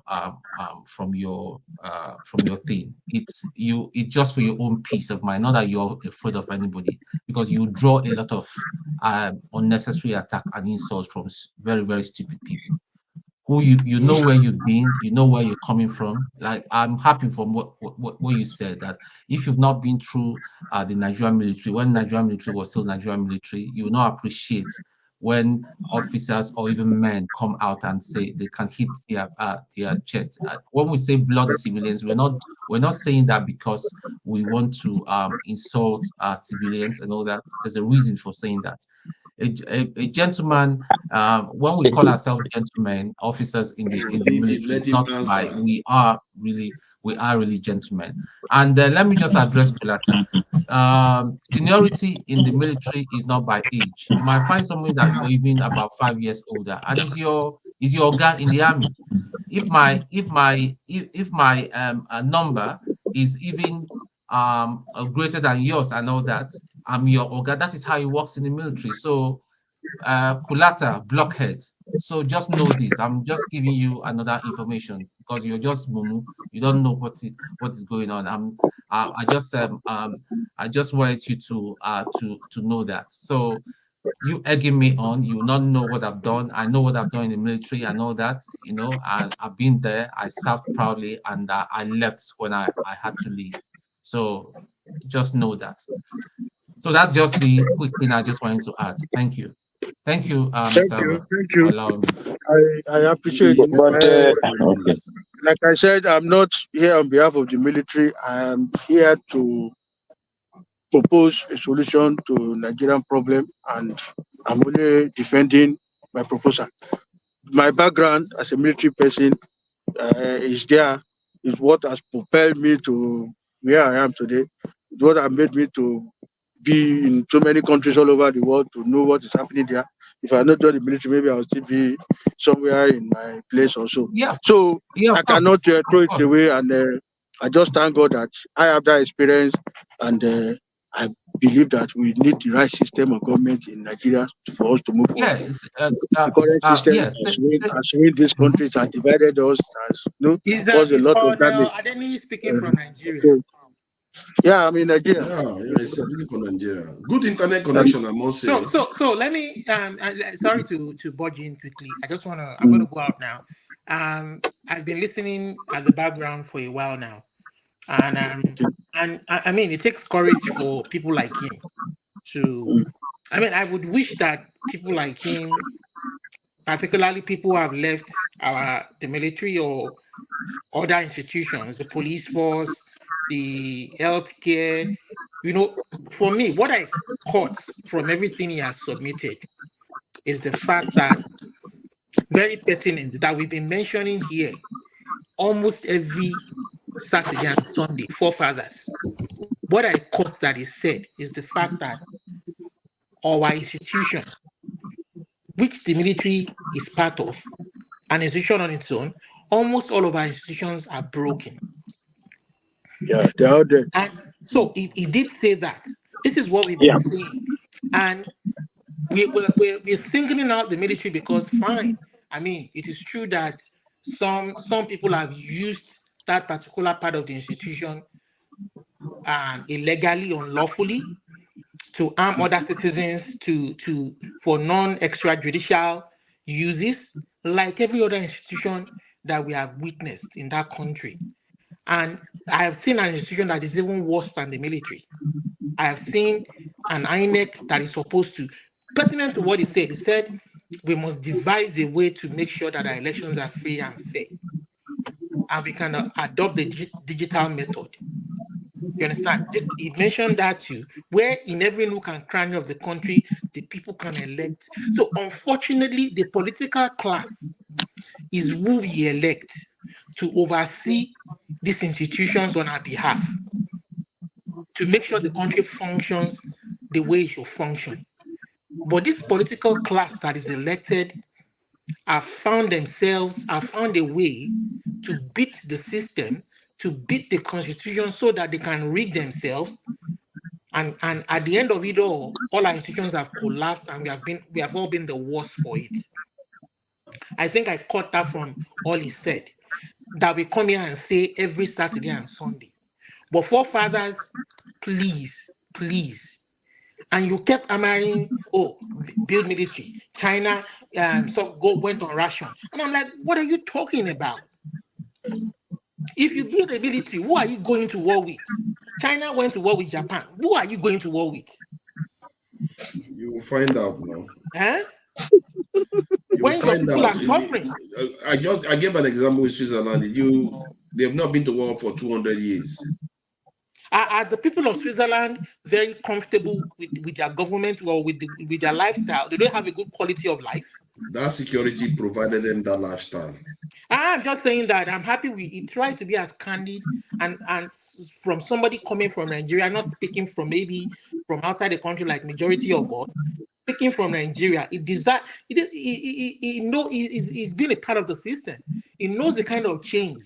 Whether we like it or not, the change that would drive that country will have to come from inside that country, from people like him, not just retired military officers, people from every sector. You understand? Everything is suffering. Our healthcare sector, our law enforcement, military, every institution is down. Everybody's just looking for a shortcut. I mean, this is what I caught from all he has said. Father, can I speak now, please? Because Lamide, I was allowing you to talk. Yeah, that was so generous. Okay, a lot of people have been generous here. Leave it Dexter like has been quiet. Bumi has been quiet. Masca has relatively been quiet. And Jonaba, please go ahead. Colonel, thank you for your service and thank you for coming to the show. I think no question is out of order here, and you are trained to withstand such thing, even though you are not talking on behalf of the Nigerian army that you serve under, and now you are a retired colonel and a citizen of the country. And we hope to see more of you here. And I think everybody should chill down. Everybody's view is important. He put himself in the position to speak to some of those things. And I think this is not his first time here. I've seen him before. So we should not take anything personal, and nothing is out of extraordinary. I'm glad Ferrari is back. And I wanted to say to you to bring him back. It's not a big deal. Nobody should break any backbone on any question here. Nothing is extraordinary here. And I think he's wired for all the one that he can answer correctly, he does. The issue of bloody civilians, the culture of the almost like a culture with the armies, he says it's because of the training. He explained his own view. Is it acceptable? No. It's the citizen that but he said, maybe it's because of the way we are trained and the way we went through. So that answer all of that. There's nothing more personal here. So if you are leaving, I just want to say to you, if you are leaving, have a good night, and we'll talk any other time. Thank you. All right, thank you. I love you guys. Thank you. You You too. wish us And well in yeah, this country. we are going to be It's having you on for a It's special our session. goodness. Thank you. Thank you. Good night, sir. All right, good night, gentlemen. Happy. Thank you. See, our people, they do appreciate their servicemen. Mhm. It's just that sometimes we forget that it's just only person that actually insulted him to an extent. Nobody really insulted him. They asked him challenging questions. They didn't insult him. Forefather is fine. I don't think he take anything. Forefathers, stop attacking Panzer. You insulted him too. No. How? No, Panzer deserves to be attacked. Please, Mr. Pereira. It's unacceptable the way Panzer goes at people, not just only at demand. He was telling Paul that he's a sort of, I know we can't be tolerant on all that. Panzer is not here, even if he's listening behind. So nobody, nothing extraordinary here. Let us not be making this place more unattractive the way it has been. So, yeah. Jonathan, thank you. What I wanted to ask is the idea of if Pansat, he's not here, I would love him to be here. If, in as much as we want to ask questions, listening is very important because Pansat was repeating what he has answered. And he was constantly repeating it. So I didn't even see it as attacking him because it is his own person that have failed to listen to get what the man said. And he was Augustine, let's not be deceiving ourselves. Panzer asked this man to apologize to us on behalf of for what? And you say that's not insult? Masker, you guys are not honest people, please. Let's be honest people. What is that? No, when you wear an identity, I beg, sorry, when you wear an identity, you must apologize without that. I apologize. That I served in the. Why is Stone not apologizing? Stone was military. What are you saying? I have apologized to people because I'm a Nigerian. Somebody I walked into somebody's room. He told me he was defrauded by a Nigerian. That is up to you, but nobody should ask you to apologize. It would be wrong if you do that. To do that is okay, but nobody should ask you to do it. Oh no! Okay. So, hold on. I think. Thank you, Pereira. Thank you. I think Pastor has a right to ask. Maybe it might not be an appropriate question. It's not an insult. That you should apologize. No. See, I'm not asking you to apologize for the military. A lot of people would do that, but it's a question. It's not an insult. The issue I have with Panzer was that he resorted to insulting people. That's why he was removed, not because he asked a question. No, but that's you, Forefathers. I understand that for you that is okay. But what I am also saying that, in my opinion, just because I served in the military or I was a policeman, if I come on this panel, somebody to ask me that I should apologize, it's wrong. Masker, do you differentiate between institution and the person? If you you should do that. Yes, you should do that. If you address him as an institution, the military. He's a Nigerian like you. I don't know where you work. Let me finish my thought. If you can listen to me, then you will get my reply, and I will listen to you. If he was addressed, if we place him on the seat because of the institution, the military, any question that came to him wasn't to Colonel Adeniyi. It was to Nigerian military. Was he supposed to apologize as an institution? There is nothing wrong for me to ask him to apologize, not as Colonel Adeniyi. Colonel Adeniyi, let me finish now. Listen, Colonel Adeniyi is a good man from what we have heard him speak.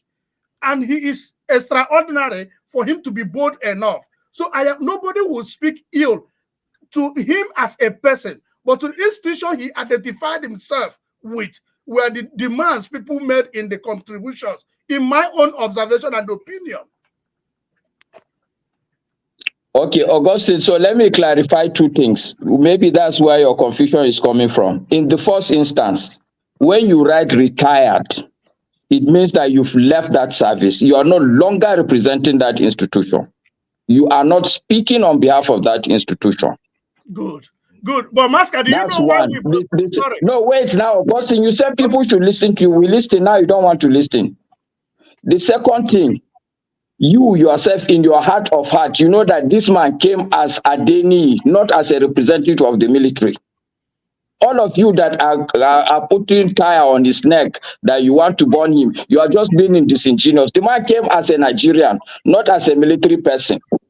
You know Pascal, that. come on, man. It's not fair. Nobody's putting fire on his neck, man. Come on, man. I will after this. I will say this again. Conversation because he's yes. not here to defend himself. Yeah. Let's give Minister Brown. Everybody is right. Hold on. Augustine. There are a lot of mischievous. Listen, there are a lot of mischievous people on this panel, and I know a lot of people are itching to know even how old I am. Even if when I say my age, it's going to shock everybody to the bones. There's one person that knows how old I am. I even know him. We do things together here, and that man is Kandu. He knows me. He knows my identity, and I'm not going to reveal it because it's unnecessary. It's going to pull a lot of controversy. But I know who I am. If I was fake, like some people were saying and all that, that man will do. When I mentioned to him that you must be my junior, I did not say that to pull him down. In the military, you could find someone that you're even 5 years older, and is your Oga. God help you if you do not respect him. That is how it goes on in the military, and that is what I'm trying to communicate to these ignorant people, and they don't seem to understand. Whether I left as a captain or a colonel or a major, it does not matter. But when somebody is somebody above you, he remains your senior. That is all I'm trying to say. And the man understood, and people are now trying to, and that's why I just told him, listen, for your own peace within this panel, bring down that your rank and all that. It is for your peace of mind, and be careful because you're still there. I know what is going on out there. While I could tell them when I finished serving Liberia, and after 1 year or two, I told them I was leaving because I was British. What am I doing? Because I know if I'm there, possibly one day I'll do something silly and I'll go and face a firing squad because I knew what I saw. I left honorably. So whatever anybody is saying, let be talking and all that. During my course and all that, there were people, in fact, people from the north that were 18. They were 18, and I was my when I got in, they hung their first peep of second lieutenant at the age of 18. So what do you have to say? I hung my second lieutenant at the age of 21 plus. There are people that were 22 plus that were captains. So what do you have to say to that? So for people like people that are ignorant like Kulata, I'm saying this with all due respect. I'm not going to be nasty like you and your forefather and you and the one man and all that. God. In the military, seniority is not about age, please. It's about even if it's one day, and we have what we call SS, and we have what is called DSS, and even some DSS can convert. The DSS, even officers cannot talk to it. Sorry, we have a regular and we have a direct service and all that. You cannot talk to a regular officer because we see ourselves as of another pedigree. That is how it runs, and that's what I'm trying to explain. And you're there. You just yapping. Okay, what you don't understand, ask questions, please. It's okay. It's all right. So we are going to have a chance to ask which one is the real military. Yeah, we'll ask you the direct or the regular. We'll tell us all of them. Let a young lady change the conversation. These are young people here. Forefather, sorry, before we change this conversation, I wanted to. I wish this our colleague from Ghana comes up, because I was meditating about something this week concerning our security force. Those of us that have been to Ghana, I wanted to ask him how much the police officers are paid in Ghana, because you don't see them do the kind of things our police officers do. They do sometimes it does happen, but Ghana is a lot more benign compared to Nigeria. Ghana, Togo, Benin Republic, other countries. Nigeria is a little bit quite unique in terms of the heat, the pressure that is in Nigeria is quite unique. That's like in Ghana, in their cities, you hardly see two police officers in one vehicle. They use either one vehicle or they use one motorcycle. They go, but you see them dressed properly, and they come after you. They treat that issue and they move on. They do have their shady things too, just like Nigeria, but not as obvious as Nigerians are loud. Nigerians are densely populated. I think sometimes I feel like we are the most alive people on the earth. Like we are so charged constantly. So I don't know where we got that, but that's just how we are.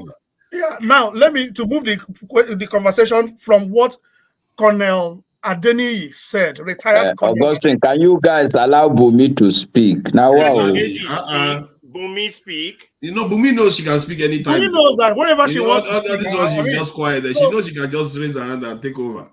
She doesn't want That's to do not true. Bumi at one point said that she is weak. She acknowledged she is weak. Bumi, I've never heard that. You know, Bumi, please, if you want to say something, say something. But what I wanted to say, Maska, from what he was saying about our executive removing the case of immunity, the challenge I have with that is, I know that it's not the governor that goes to the bank to release the money. What happens to the system that if money is being withdrawn unnecessarily, the chief accountant who is in the system, why don't we have a system that gets hold of these people? The civil servants that work through, that carry those files, why do they go free? Are you asking me a question? No, I'm just raising from that what he said. Let's allow Bumi. Bumi, please go ahead. Okay, so good evening, everyone. I'm going to try and answer that question. And I think it's mostly from a behavioral point of view. Because, for example, if you should observe the way we tend to interact with Mr. Adeniyi, he was in the military. And you could tell that a lot of Nigerians have a huge frustration when it comes with the Nigerian military. It's obvious they have failed in some areas. But the thing is that because we can't reach the main people who are at fault, whoever we see, we just put all our frustration on them. And I think it can also answer your question in terms of like, if there's some things being done in Nigeria, we never go after the main people. We always go after the little ones. Because correct. Yes. Because when you deep it, we don't have power. There's no way. For example, the people who keep on complaining about like, oh, we have, Tinubu, he's our president. Buhari, he was the president. Jonathan was the president. All of these people, and we can all point out areas where these people have failed us.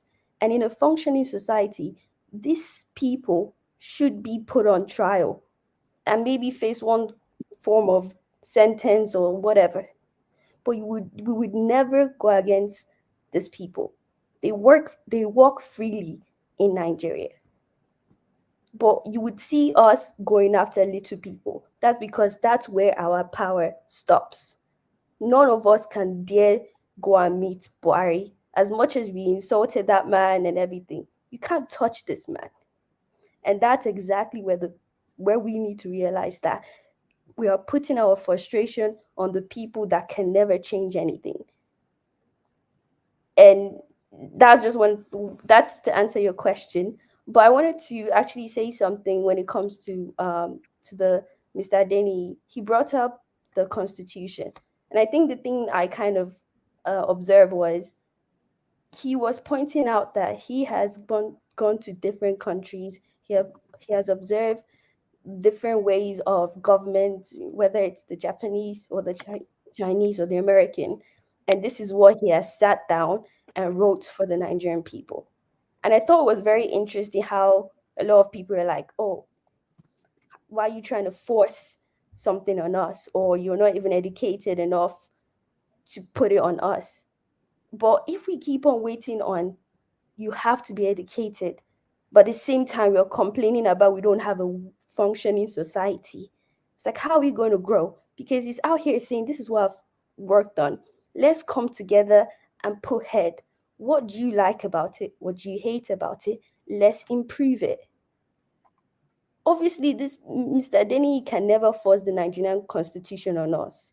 It has to be us, the Nigerian people, that would accept it.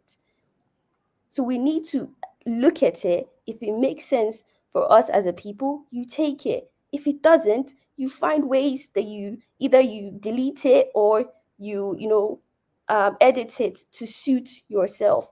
But I feel like we always think that someone is coming to conquer us, when the true people that are actually conquering us, we would never actually stand up to them.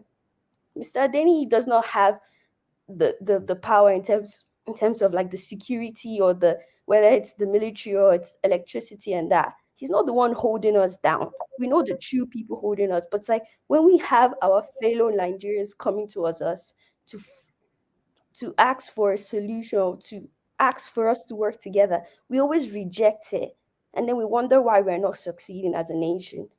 Because we're always waiting for that person that is so obviously superior to us for us to believe that what they're saying is actually making sense. You will never accept anything coming from your fellow Nigerian from the bottom. You always need someone that is above you.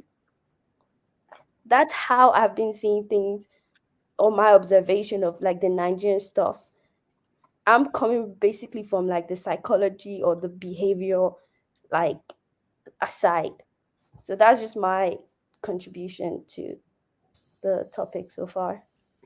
You're absolutely on point, Bumi. We're all small bullies in our way. This policeman on the road will only stop taxi drivers. He will never stop the senators, or they will come with their siren, they will pass. You go to a guardman in a hospital, we want to show his power on the smaller people. You are right. This is one of our major problems. We're all small bullies. Somebody comes here now, everybody will start attacking. The real people to attack, they are out there. P2B, okay, to be fair, P2B, some people attack P2B too, and if But anybody with comes Peter, here, Peter Obi has no power. The day he becomes president, you see how everybody will be shivering when he comes here. oh no, are you sure? If President Tinubu comes here, I think they will be shivering. I assure you, they will not be shivering. See, the point is that I think there's nothing wrong with holding people accountable.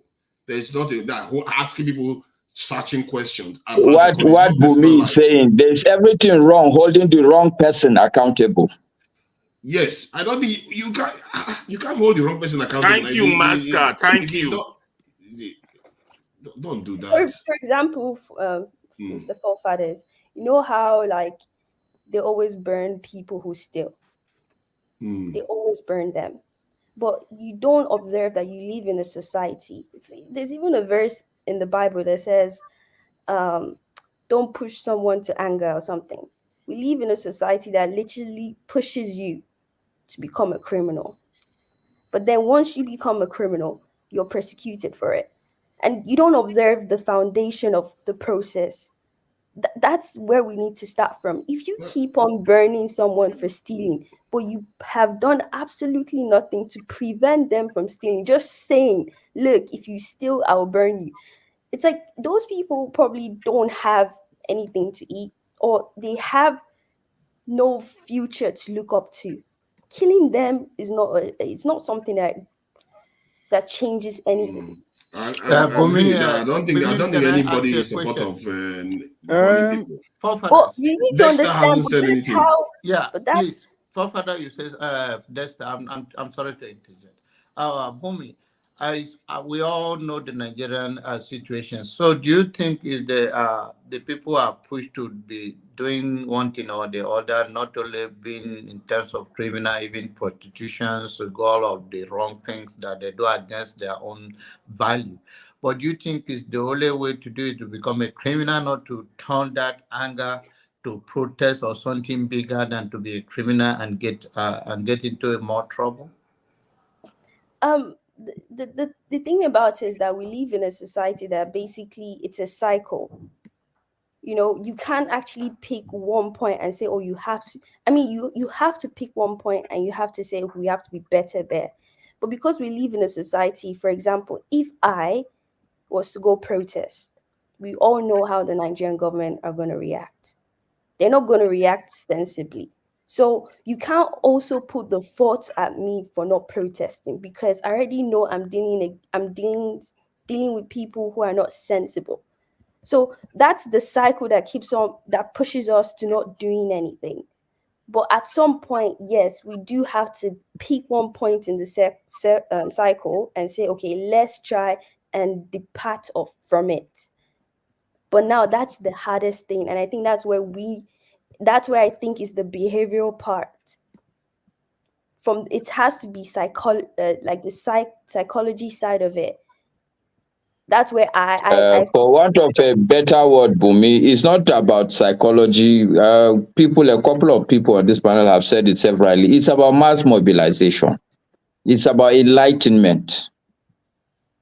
For any society to grow, there has to be some sort of enlightenment. The point you're making is apt. We have misplaced aggression. We need to direct our aggression to the right place, to the right set of activities. Thank you. Thank you, Matska. That was correct. That's a good point you're making. And that's why I was mad that we're attacking the man, because he's not a representative of the APC government or a representative of the Nigerian military that has failed you. He's just here as a Nigerian, suggesting his own best ideas on how to move nothing forward. Was a trial. They didn't attack him. I don't know this strong man thing, making it look like people are I think you see him. from your own view, which you are entitled to it, but nothing to the point that you are losing the control. We are just having a conversation. There was, okay, as a military guy, do you see this language that was common used by the military people? Do you think it's unacceptable? And he said no. But John Abba, let me remind you, when we were in university back in our own days, I don't know if they still do it. Those of us on campus, they used to call girls on the street bushmeat, and the girls on campus girls. You see, it's a Nigerian thing of this big manism, of this, we have to have an housemaid, or I am better than it's a Nigerian culture. Yes, it's wrong for the military to be doing it, bloody civilian, but it's part of that Nigerian culture that they took from the white man. There's always an houseboy or a housemaid. When we were on campus, but it's okay we were to made challenge to believe it, we it's were okay better to than those who were not on campus. Let's allow. But it's still not acceptable. Can we conduct ourselves? Let Dexter finish, please. I don't want another lecture. Let Dexter talk, please. Then it will come when down. Somebody is making point, you like interrupting. No, because you want to go for longer than necessary. You want to go for longer than necessary. Ferreira and Jago, you people should know that Forefather doesn't like the two of you. You people should know that. You and Jago and Ferreira. It's true now. Why are you we will bringing speak Jago the into truth. this? Jago is my man. How could you do that? Elijah, Forefathers, you are a liar. Let Jago speak. You see how you attack him. Yeah, Jago fights all the time, but Jago is my man. I said Dexter wants a Ferrari. Yeah, let me speak. I'm not going to stay too long. First of all, I think we need to give credit. I don't know how many of you have been in a situation whereby you had no money, and then you had to beg somebody for money because you needed to get home. You find out that it takes so much courage for you to actually approach somebody and beg the person for money. So if somebody from the service, whether military, DSS, police, comes here to speak, at least we need to accord the person some level of I don't know the right word to use, but some level of acknowledgement that he even came out and you could see that he's worried about Nigeria, genuinely worried about Nigeria, and something he said that I kind of agreed. It was, Forefathers, you are bantering towards military, but he was talking about the economic life of the people. Countries are actually transformed by their economic lives. You understand? It's not really by the military strength. If your military strength is so strong, but the economic life is bad, the country will cave in like Rome. What killed Rome was not that the Roman army was not strong enough. It was hunger within the city walls of Rome that destroyed Rome.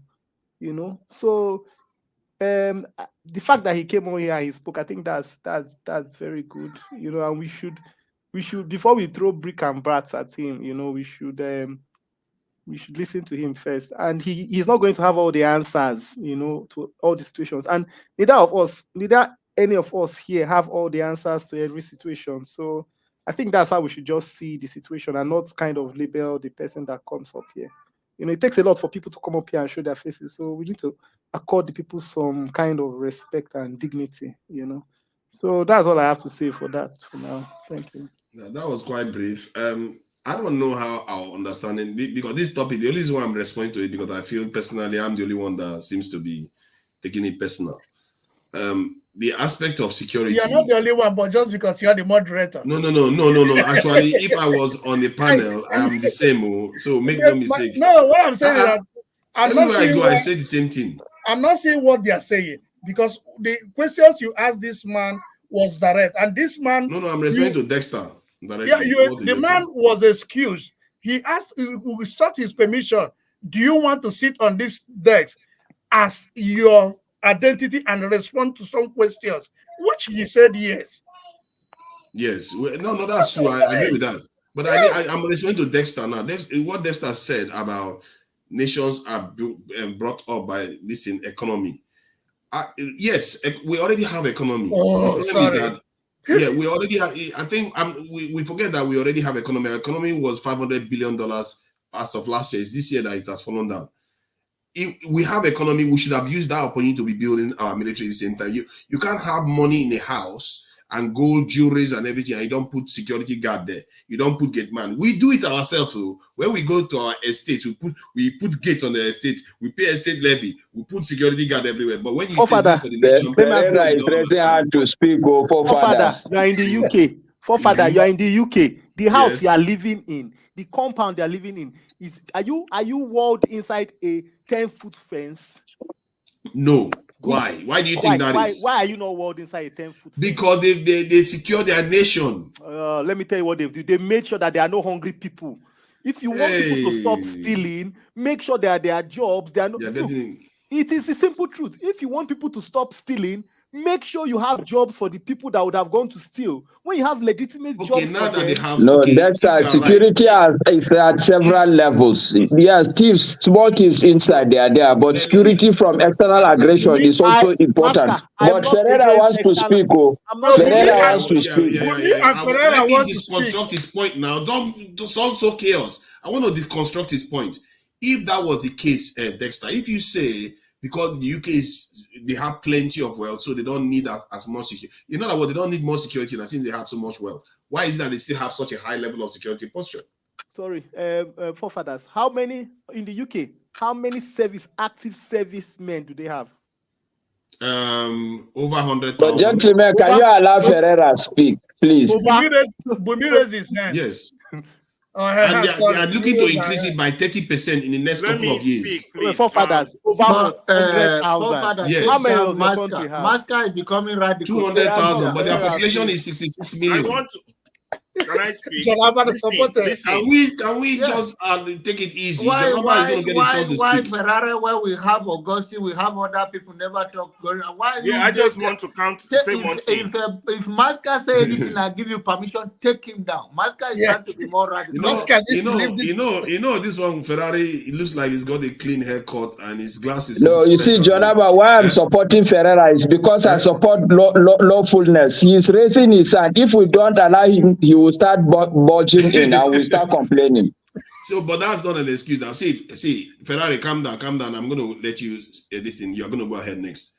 See, the reason why I was cross with you the last time was because I was talking about people that were getting kidnapped, and you were saying broken record. That is, I feel very strongly about that kind of stuff. So that is the reason why. So I thought you should know that. But please go ahead. Okay, now. Look, Forefather, it's not that security is not important, but when we come and argue that security first before our primary problem, which is corruption, if with the money that country makes, it can secure every soul in West Africa. You understand? And none of us focus on that primary problem, corruption, which leads to us not being able to elect our own leaders, which leads to us not being able to rule ourselves, which leads to all the other little problems. If possible. You understand? But you never like talking about that. You want us to assume the status quo and say our status quo is okay. Let's just find a way to find security. If we don't fix that lion in the room, we're not going anywhere, because that is the primary focus of every disaster that has hit us as a people. You understand? The fact that we have impunity for those who rule us. we can hold them accountable. So you see, when you leave the important issue and start tackling shadows, you will be going round in circles. Look, somebody has money for security, somebody has money to hire soldiers, somebody has money to buy guns, but the money is gone into private account to build a mansion in Banana Island. So until Nigerians start concretizing their issues and face the first one first, you cannot put the cart before the horse. We will continue like one year ball, like this one year win. They blow for one year corner. And we don't like saying the truth. We lack a sense of veracity. That's our problem. I'm done. We need more that is Banana one of your Island. shortest Are you submissions. against? I don't understand the strategy. I don't want to come at him. It's okay. Yeah. See, please, Bumi wants to say something, but I wanted of course, she's free to say anything she likes. Bumi, you're free to say He's something. basically a moderator as he stands, really. Bumi, please say something before I come up. You can go and I'll go after. Okay, so I just wanted to, Forefather, you know, when you talk about insecurity, I also have processed it before. Do you know that Nigeria, we've not recovered from the military regime? So do you think that we still have confidence to build and hand over to these guys? I think that's part of the problem. That's why I asked him about that thing. Yeah. Now, Nigerians, they need to do their own work on themselves. That's why I said they need to value every Nigerian, every strand of hair in the Nigerian said they need to be protecting it, not the other way around. If they understand, if they see from that point of view, you are not going to see this type of behavior that you see from the military anymore. Yeah.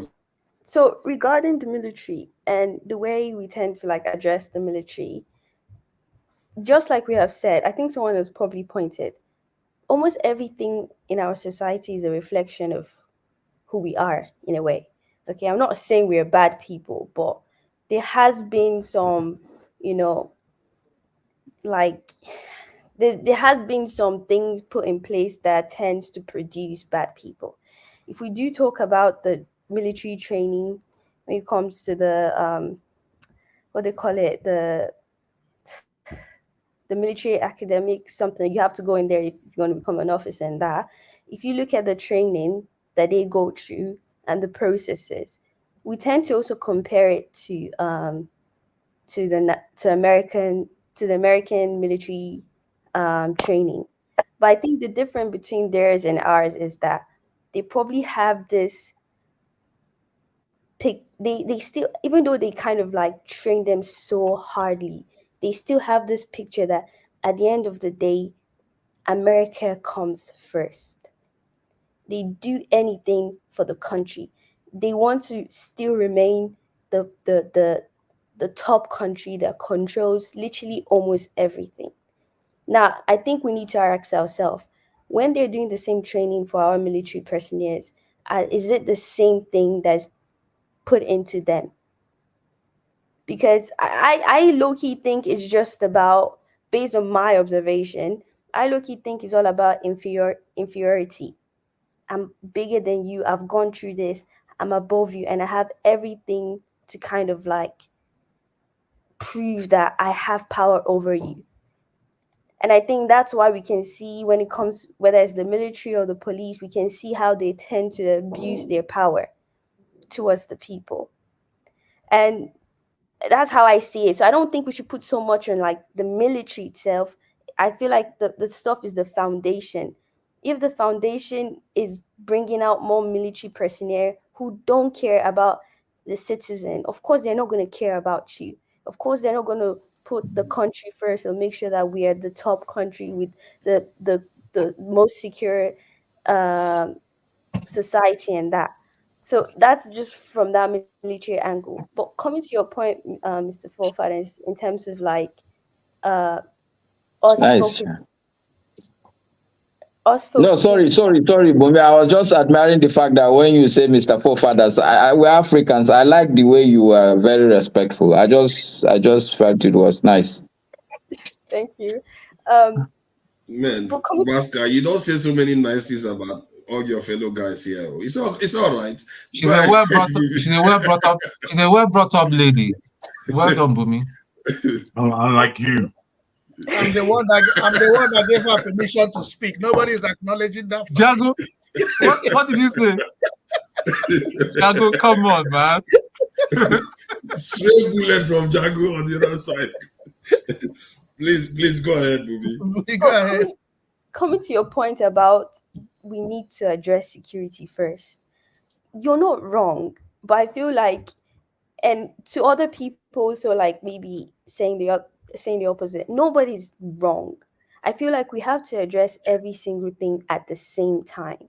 You can't, nothing is I don't know if we know those debates going when we're younger in school, doctors better than teachers. That's one of the most useless waste of time, because in a society you need doctors and you need teachers. They're equally important. You need the lawyer, you even need the carpenter, you need the plumber.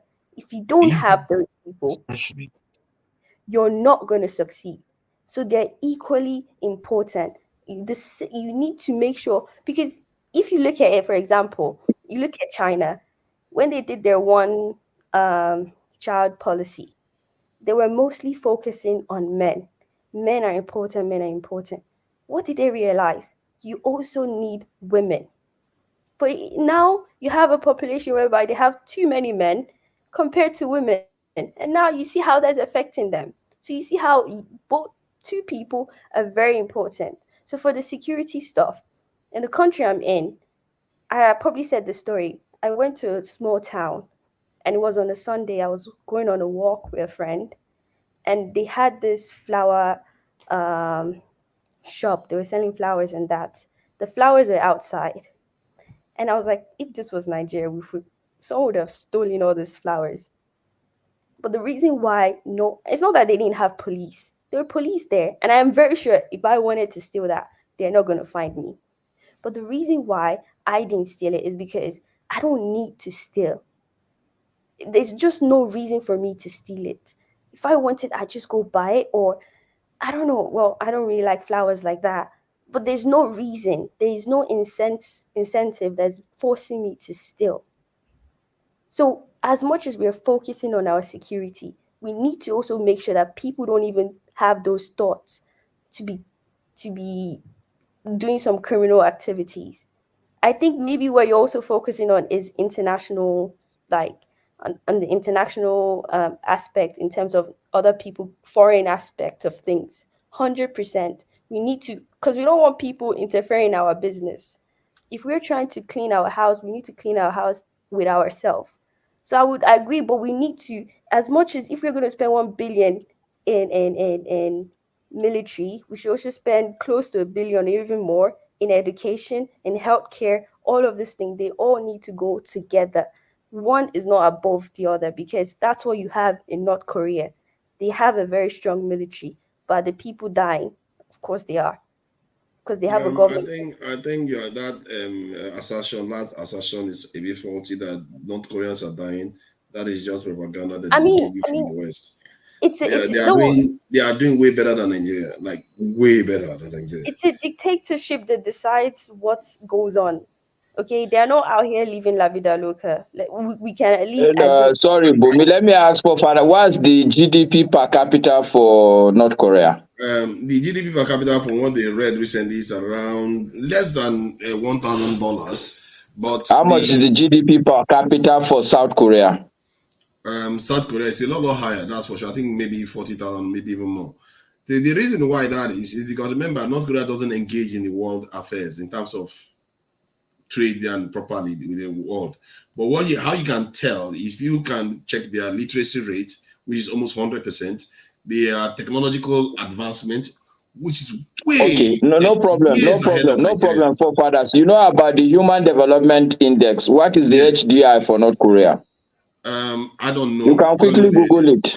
Okay, no, you can Google it. So how do you score the higher one? How do you score it? North Korea. I don't know, but all I'm saying, I'm just supporting Bumi's argument. Not 100%. I believe you must start one thing before the other. I don't know which, But I'm just saying that I'm supporting now on the argument that almost everything is important. At least there will be like 3, 4, 5 important items a country should put on the table, even if one will be the first, but there will be a lot of other important items, not just security. Her point is that North Korea is very strong on security, but it's not the best country in the world today. It may not be the best country to live in for some people, but the people themselves, you see, the thing is, when propaganda is telling you what people are, you might miss the mark. If you look at their power generation, sorry, let me finish what I'm saying. I don't like you. Everybody was talking, you didn't interrupt them, but you are interrupting me regularly. Don't do that again. No, because he doesn't interrupt anybody other than when I'm talking. It's quite rude, actually. Okay, so no forefather. So this is 0.766. What's the HDI for Nigeria? Okay, if North Korea is 0.766. The reason why I checked that is because I wanted to compare. No, check for Nigeria. Don't worry, check for Nigeria so that we can see whether North Korea is better than Nigeria. Are you guys bullies now? You want to bully me? You won't let me. No. It is just it's a logical argument now. It's just a logical discussion. And that's why I said I'm doing it. I've already done it before I started sharing it. So I want to show you the direction so that people understand what is happening. Because when somebody sees 0.66, they don't necessarily know what it means. I didn't know until just now. So I checked it, 0.766. Now look at that of UK, 0.9, isn't it? Or so. Now look at that of Nigeria, 0.5. So in other words, they are higher than us. Human Development Index, North Korea is higher than Nigeria's. And it shouldn't be surprising because people don't look at the fundamental stuff. They just look at other surface stuff that the West tells them that is this. You look at a country that is that advanced, that has multiple nuclear warheads, tests ballistic missiles. You think they are just chewing gum while they are doing all those things? It takes a lot of sophistication to do those things. You have to be highly sophisticated. Russia went to them to ask for help. It's okay, forefather. You've made your point. Thank you. Why do you people like act as if when somebody's correct? Just tell them, okay, you're fine, you're correct. It's okay now. Now he has acknowledged that you've made your point. The next thing is your point taken? Good one. Maska, is that point taken? Yes, the point I'm taking is that North Korea is not chewing gum. I take that. So it's not just the bomb they are doing. That means they are doing other things. If their Human Development Index is 0.76 and our own is 0.54. So it means I can migrate to North Korea and I will still be a better person. Exactly. I take that point. But Bumi's point also remains valid because today in the world, North Korea is the most security. Anything they talk is security, but they are not the best in the world anyway. So I hope that point will be taken also. No, I agree. See, I'm quite systematic about this. I'm not just making a flippant statement. You think I don't understand that economy is required? No, just take it. If it's taken, it's taken. If it's not taken, it's not taken. The way we take your point. I love that. Yes, the point is that I'm systematic about what I say. Is it taken or not taken, Forefathers? I have just said I take Okay, so let's stop there and move forward. So are you telling me how to talk now? You see, okay, fine, I'll leave it. Let's move on to the next time. Let's leave. I don't want to flog. See, I'll give you today. Today is your day. Take it. Today is me and Alaba. If Alaba comes at me today, I'm not going to take it easy with him. Today is your day. You take it again. Jagun hasn't said anything since he came in. He's been listening intently. Somebody tells me that by the time he finishes submitting, it will be quite incisive. So, Jagun, do you want us to have a break before you go, or after you finish, then we'll have a break? No, I've just come on. I personally have no need for a break. Okay. But I have been listening, and again, I'm wondering all day how much is different from what I heard yesterday or last week or the week before. I'm always looking to see if there's any progress in our understanding or our approach. And things obviously still seem very much the same. You know, one thing about the people on the panel, and some reasons are obvious where rudeness has taken place, and some we swallow it and we move on and we maintain our decorum But I urge everybody on the platform, really, especially the older people amongst us, to try not bring yesterday into today. I think we do an awful lot of that. We bring yesterday's issues into today. And whilst they may maintain, I don't think we should lead with the way we see each other. I think we should try and wash ourselves fresh so that our comments at least are fresh. Some of the comments that are made here, they're just laborsome, boring, monotonous, and finger pointing all of the time. And a lot of it is like, man, is anyone grown up here, for goodness sake? And I put that too for the people who write in the comments. And many of them are just like this. I'm reading some of these comments and I think, what does this actually mean? Where have you unctioned this from? This poison that you're belting out. You don't know who people are, that you're telling people who they are. It's incredible. I felt that I just needed to say that.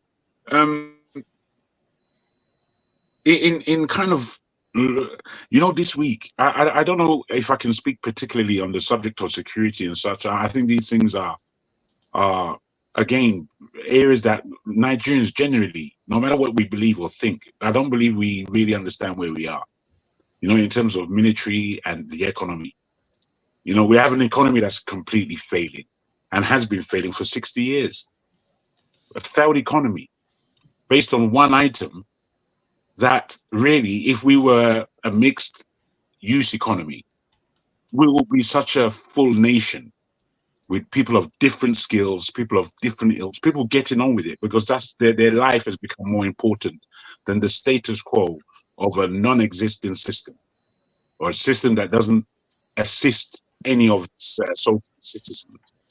So, out of this country, I don't know how we wrestle, genuflect, kung fu ourselves out of it.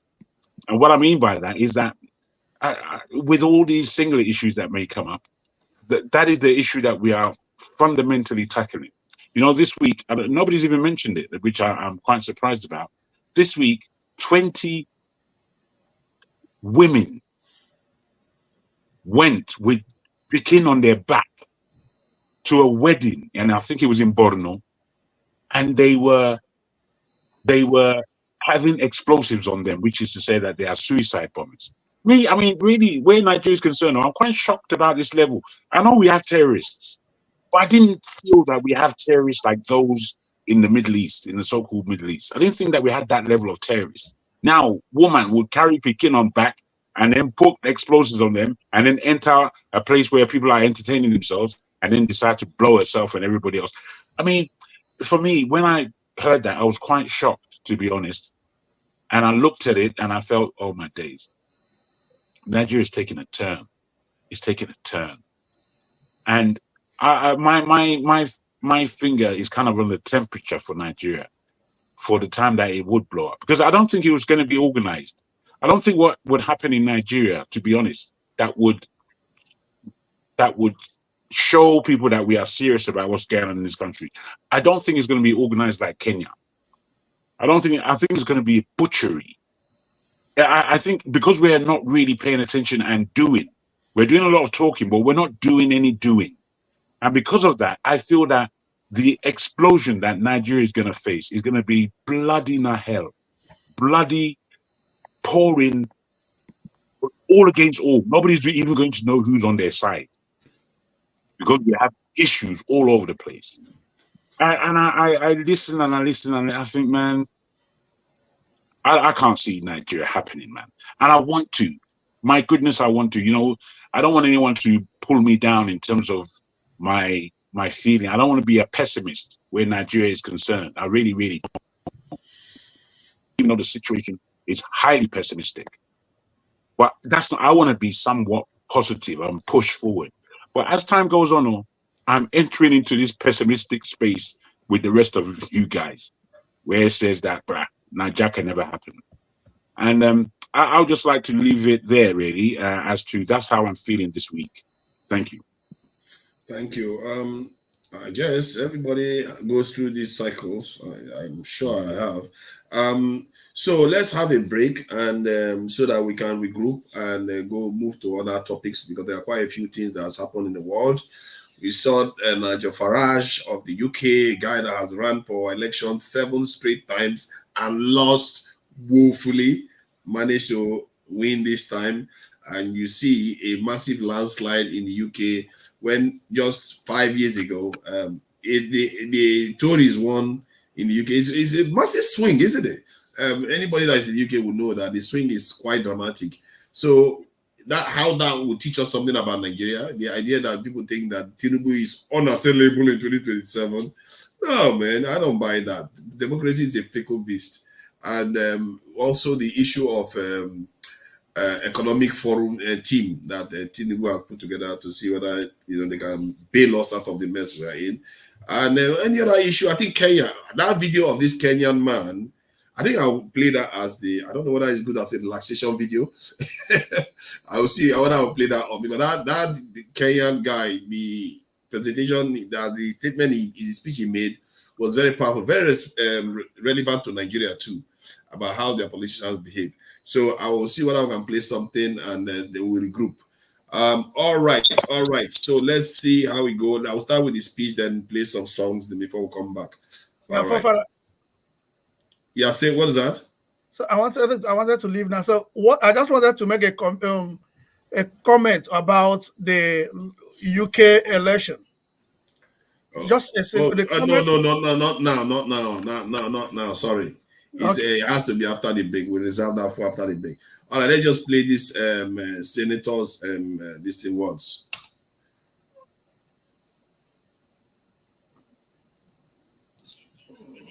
In government departments, we are the ones who are stealing the money. Look at the national government, I'll call it down, bring it down to the National Assembly. We must begin to look at issues like CDF. We must look at the Women Fund. We must look at the structure. Do we need all the people who have been given offices? I've been asking this publicly. Why are governors running county governments as if they are private companies where they're stealing money, buying properties abroad, driving such big vehicles, including ourselves? When did we decide that I must drive a car which is 4.8 cc, that at 3,000 cc is not good enough? When our children don't have medicines, when our women are not giving birth, when we can't feed our children, when we buy fertilizer, we deal on it, we sell some of it, we sell mchanga. We are bringing in maize when we are supposed to be planting maize and giving farmers fertilizers and giving them funds so that we can get production and increase that, so that we create jobs for our people. It is we politicians who go and buy 2 million metric tons of maize. We come and sell. We bring 3 million metric tons of sugarcane. Mumias is dying. Chemelil is dying. Sony Sugar is dying. Those are factories that used to employ people. Who are the biggest dealers of investment companies in Kenya? We, the political class. What happened to Kenya Airways? Look at it now. Smelly, filthy. It was the pride of Africa. Who runs Kenya Power? Why are we not told who are the owners of the independent power suppliers of this country? Why are we not being told who owns our national parks? But you hear money is being stolen by none other than the elites and the political class. These people out here are tired. These people are tired. I was crying this morning today, because we are messing up a good thing. We are messing up this country. Who wants to be a refugee? And there's enough for you people to eat, so long as you eat with manners. The revenue we collect is enough to run 8 African countries: Kenya, Rwanda, Burundi, Tanzania. You go to Congo, you go to South Sudan, you go to Somalia, and you go to Ethiopia. That's what our goddamn budget is. Just manage it, don't steal it. A few people are stealing too much. These kids out here, they know everything. They know your houses. They know where your kids go to school. They know which properties of land you have. Why must somebody have 4 million acres of land to his name? What happened to our mentality? Then we pretend and run to churches talking about Christianity, how Jesus... Do you understand what you are dealing with? The people out here don't even believe in God anymore. The people out here are tired of the lies, the religious organizations. And I have to say this, I'm a Catholic. I was so happy I saw the Papa Nocio talk about the issues of a country. Let us forget that we can run this country as tribes. Let us accept that there is a new sheriff in town. That sheriff is the GNC. They are partyless, they are tribeless, they don't have money, they just have bundles and a phone. And they'll stop this country to move.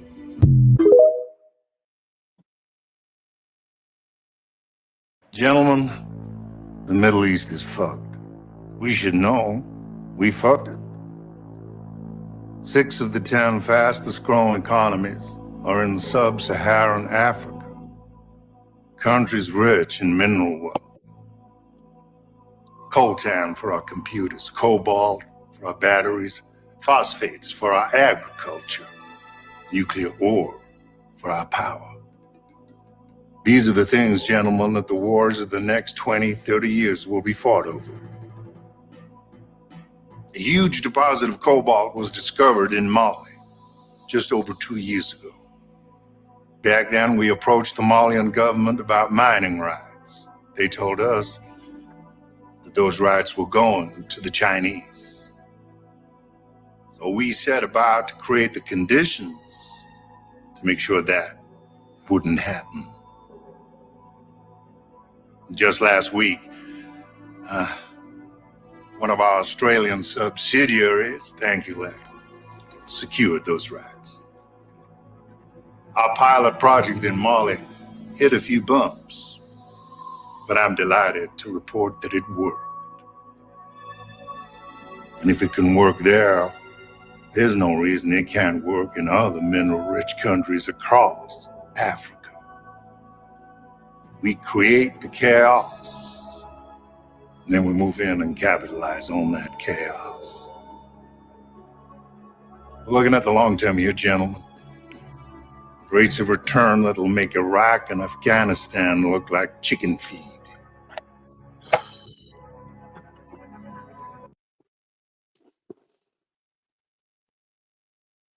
Yeah, we can beg 100 naira long back.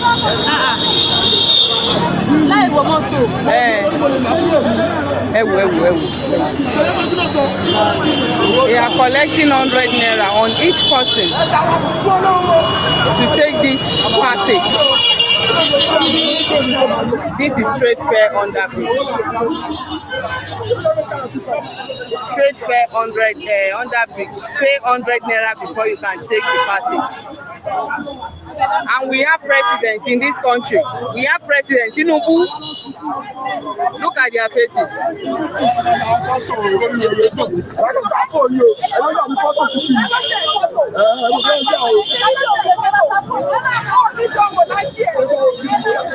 Hello, my people.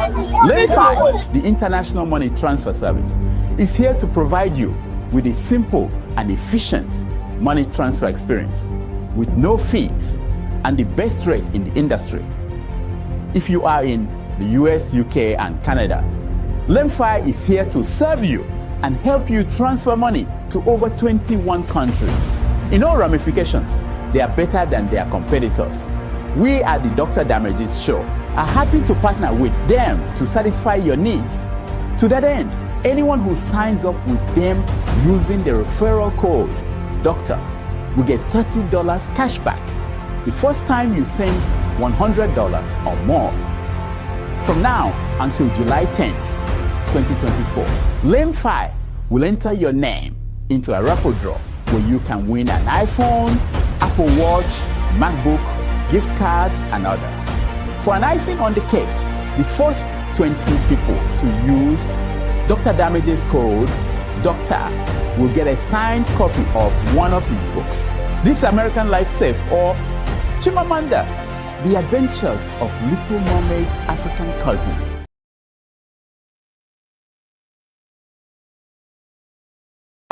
Thank you so much for watching. Thank you. Have you subscribed? Yes, you. Have you subscribed? You. Yeah, before you go, click. It's free. Click.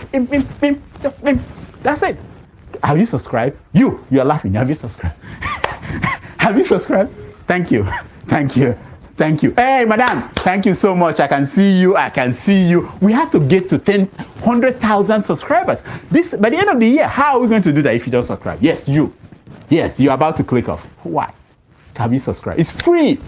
If you don't, ask your son, ask your daughter how to. Just one click. Thank you. Thank you. I see you. Aha. Thank you very much. Thank you very much. I'll see you tomorrow.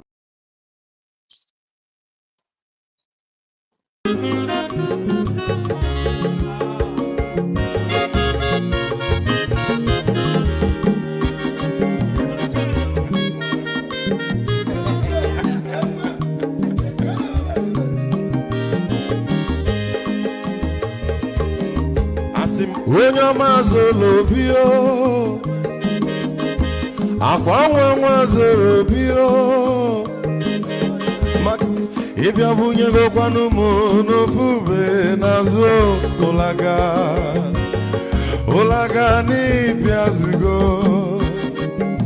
mmanwụ ụlaga do n'ịbịazugo, akwa nwa nwa ilochi o, biko rapụ zoro ka ọ nabazi ya. Onye ọma zoro biko, abọmma nwatara ndasari, ịbịa onye nịgwana m ụlagado n'ịbịazigo, mma ụlagado n'ịbịazigo, abọmma nwa ilochilo, biko rapụ zoro ọ na-agbazi ya. Mazi wekoma odogu no kwere zinenke, onyo mani gadele mo, mazi ni bazi kame, ibu go wuti baladi.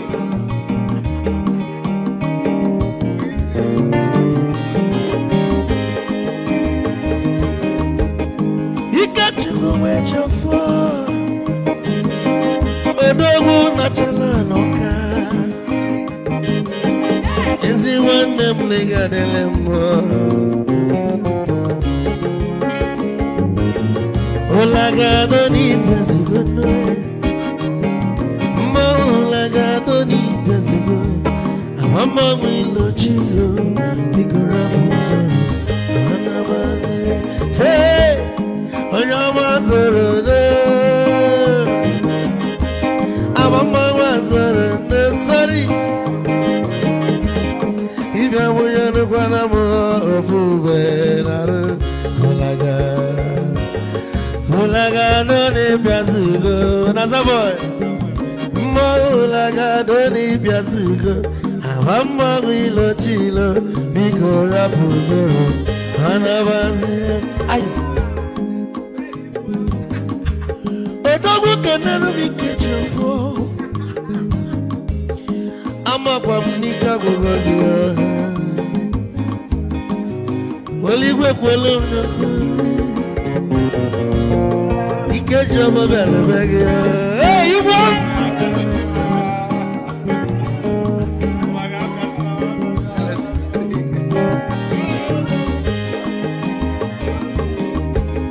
Eku kampune kene, ama gondinso.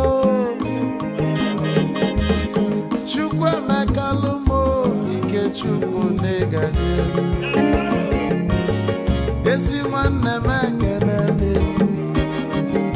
ịlapụ ife niile na-eme wee bịa ka gosili na anyị na gị bụ nwanne wisdom ga-adị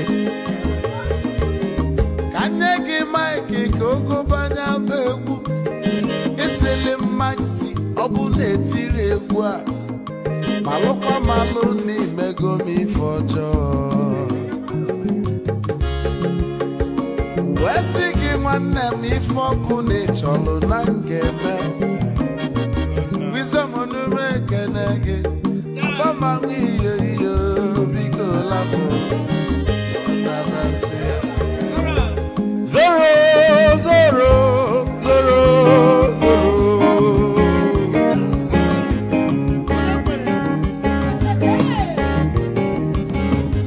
zoro zoro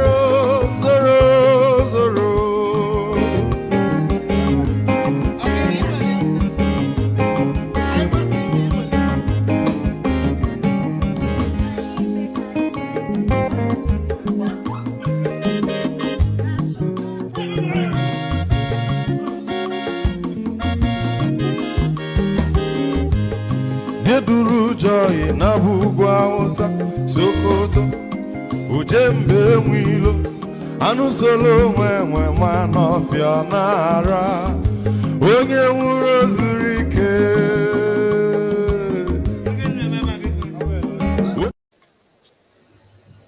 Wow, yeah, I hope everybody has had time to get a bit of a break from all the discussion. We went for 6 hours. This is the 6th hour. So likely we should be finishing around 8 hours at most. We don't want it to go too long, except somebody comes and says something that brings Kenny back here and everybody starts running everywhere. But it's all right. It's all right. Let's hope we don't get to that point. So where are we now? So where do we go to? Do we go to the UK elections, the Tinubu election, Economic Council? I think there was something that happened in Nigeria this week too. What was that again? But I think the UK one is something maybe we can learn from. And this is why I subscribe to what the Colonel Adeni was saying about the parliamentary system. I think there's something about the parliamentary system that makes it more efficient. You get to see who you are elected into office. For me, I think that's a big one. You know the cabinet that's going to come in, and the moment they vote, the election is cast and the results are released, the sitting prime minister is out and the new one moves in immediately. It doesn't take them months to find a cabinet. That month it takes to find a cabinet in our Nigerian government is a waste of time that we can't be affording to waste given where our nation is. So I think we have to either tweak our presidential system so that when you're about to run for office, you select your cabinet that you are going to need. So that, because why is it that after you get elected, that's when you start looking for a cabinet? It makes sense so that the people know, okay, that's who is going to be his foreign minister, that's who's going to be his economics guy. They will know the strength of the cabinet that they are voting for. So I don't know what you think about that. I think let's start from Dexter. I don't know whether you're there. So I will try to go around, and since Dexter is not on camera, Dexter, you may want to come back on camera, otherwise we're going to be going back. The same thing for Ferrari and AI. And we are going to be putting people backstage if they are not on camera. So let's go with Masca. So what do you think about our system? Do you think, given what happened in the UK this week, is something that we can learn from in terms of making our system a little bit more efficient and transparent too? Okay, thank you, Forefathers. I love the tone or the direction this is apparently, seemingly about to take. Because I think, in my mind, there are two fundamental issues. First is that of the mass mobilization, the general education of our people I keep talking about. But the second also, even if you mass mobilize people, you make them understand that, okay, there's a way to select leaders. There's a basis for you to select leaders. I also believe that the system we operate is faulty. We need to look at it. So this, for me, is a good discussion point. I'm not going to come off from the UK perspective. I'm going to come off from a small discussion I had this morning. My son plays football. So he's in an academy. I'm sure almost all of you would know Samson Siasia. Mm-hmm. So he owns the academy. So my son plays in that academy. Sorry, Masca, when you say your son plays football, is your son in Nigeria? Because if he's in America, it's a different thing you're saying. Don't worry about don't worry about the detail. The story is not even about my son. It's just a starting point. No, I'm talking about is it football or soccer? That's what I mean. It's not that deep, man. Let him move on. I know. Please go ahead. All right. So when a Nigerian tells you football, you should know what he's talking about. If your son is in Nigeria, we know what you mean then. My son is a Nigerian. I am a Nigerian speaking. I mean football. Anyway, so the point, and Samson Siasia, you know the football he played now. It's not soccer. What are you saying?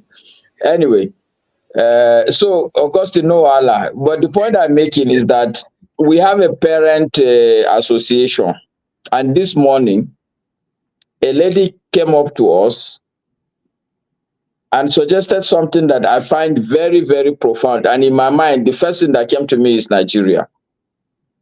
She came up and said, look, yes, we have a parent association, but it doesn't make sense. It's not making sense to her because the kids are of various ages. There is 0 to 5, there is 5 to 8, there is 8 to 11, 11 to 13. So there are various ages.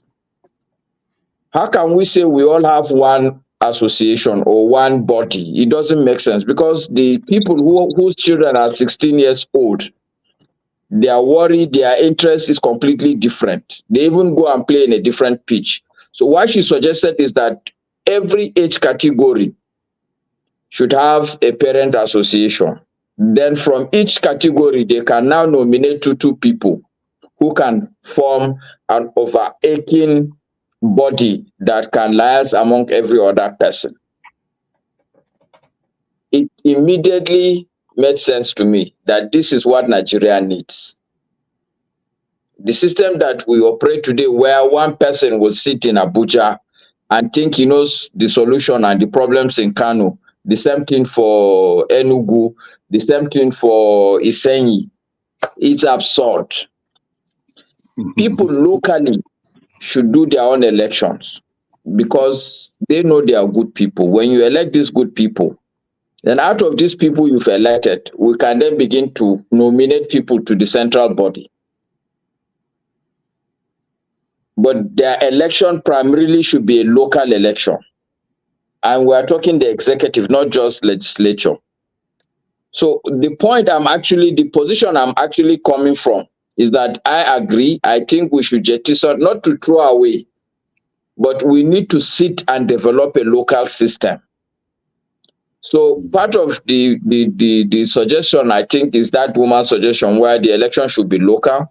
There's also, I don't know whether it is this Mr. Adeni or somebody else, but it was Jagun that sent the video to me.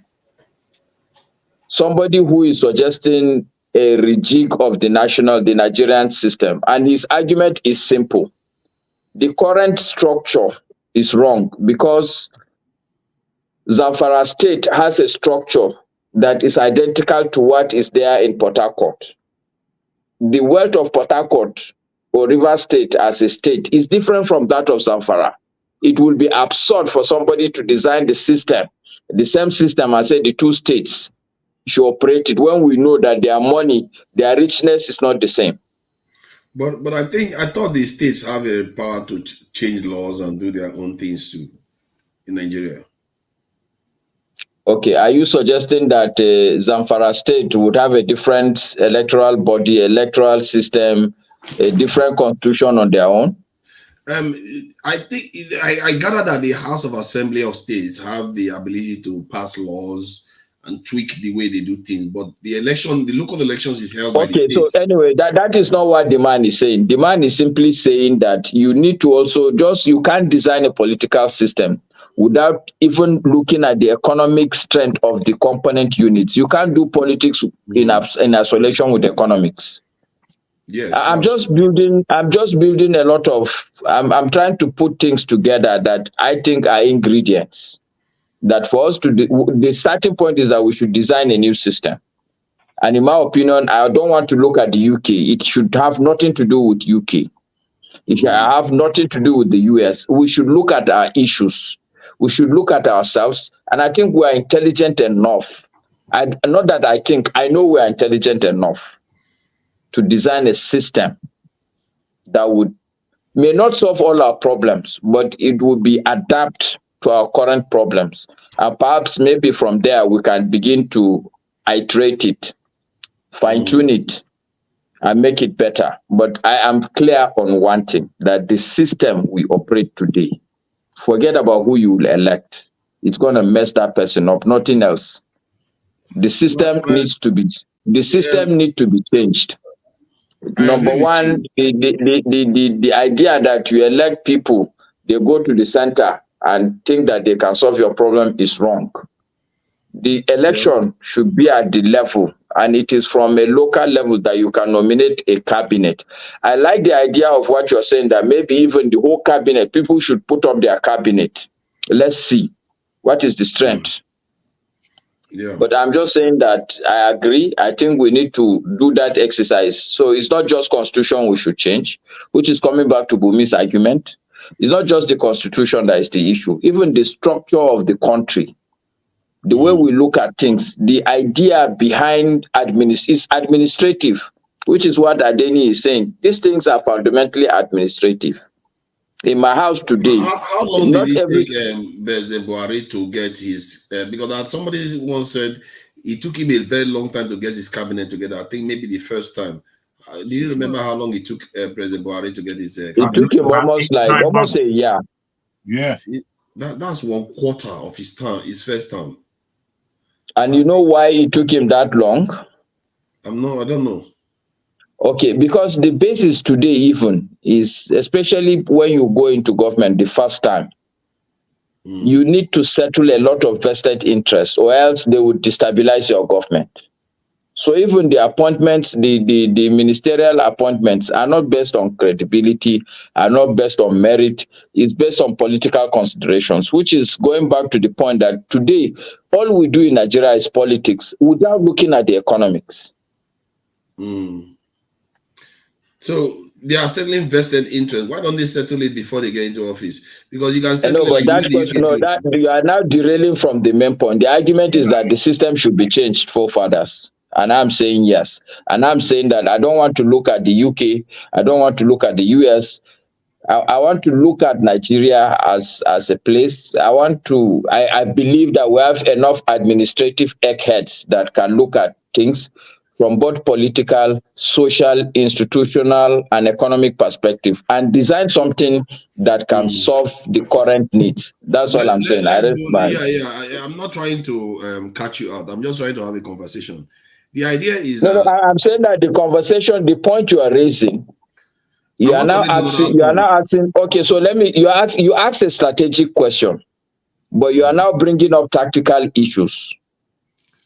Like why will they do this? Why did he not appoint them in good time?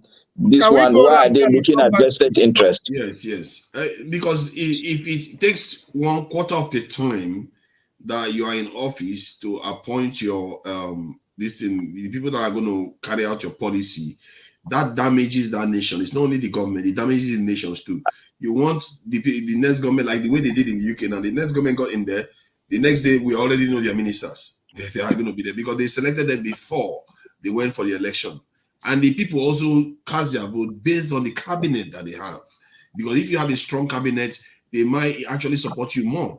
So, okay, now that's a different aspect. When you said that the people can come up with a new idea, my concern with that is that some people came up with the idea of the national anthem going back to the Oyibo man that wrote it in 1959. That was a conference that they had in 2014.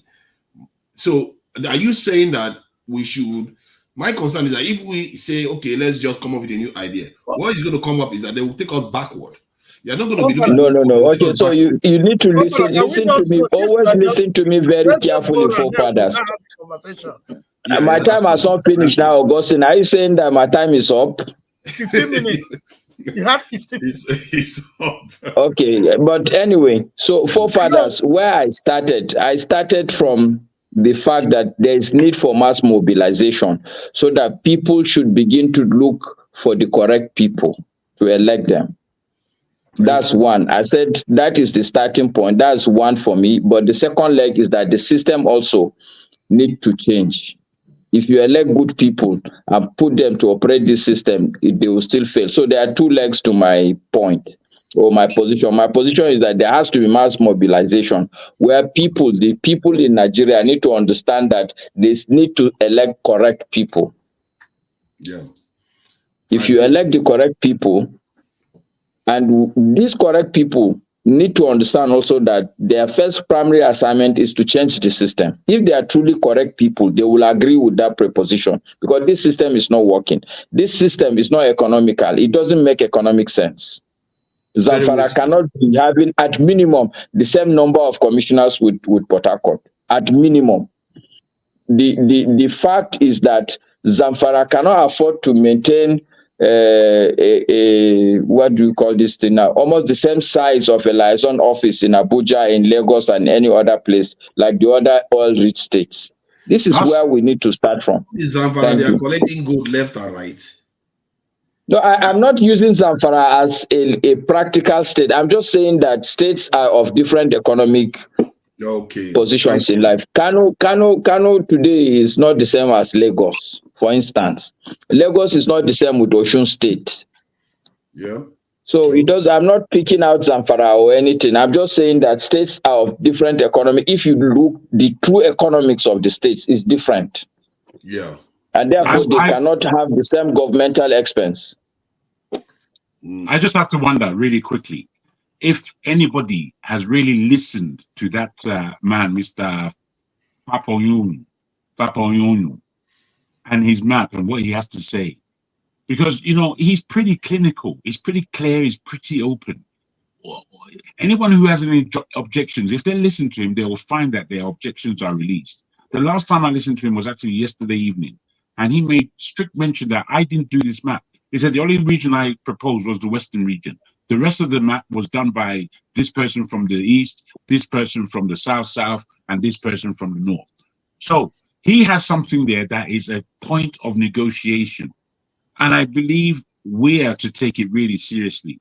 I would like a progressive conversation that we as a platform engage with, that takes us week by week going forward. So we know from the aspect that which we are coming from, where can we lend our power to?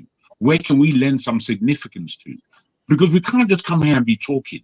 That can't be the route. And when I say that, I'm sorry, Jagun, can I? Wait, please. I'm talking about what you're saying, which is about the collective intelligence, which is about the mass movement, which is about the psyche being changed. You see, if we're not really engaging here at the point where we are communicating to an audience, a wider audience of Nigerians who are engaging with what the ideas that we are specifying, then they can't just be for sword fencing and think I'm the correct one, I'm right. That can't be. I don't want to boost anybody else's ego. I'm not here for that.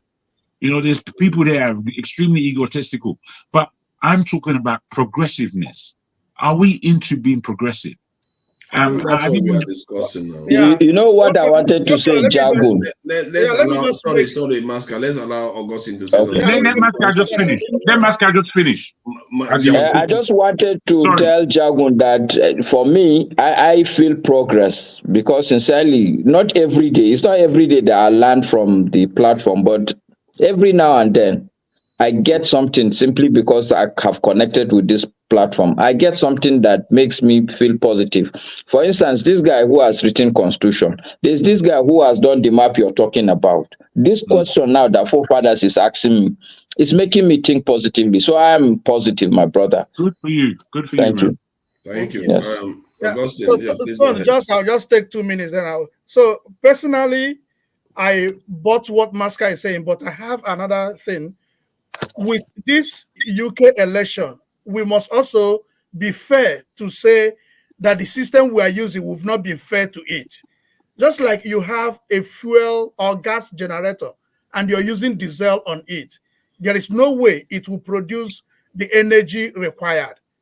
If our elections have been a good process, if we had allowed the people to make decisions and they make the mistake and after 4 years are free to correct it, then we can be talking about change of system.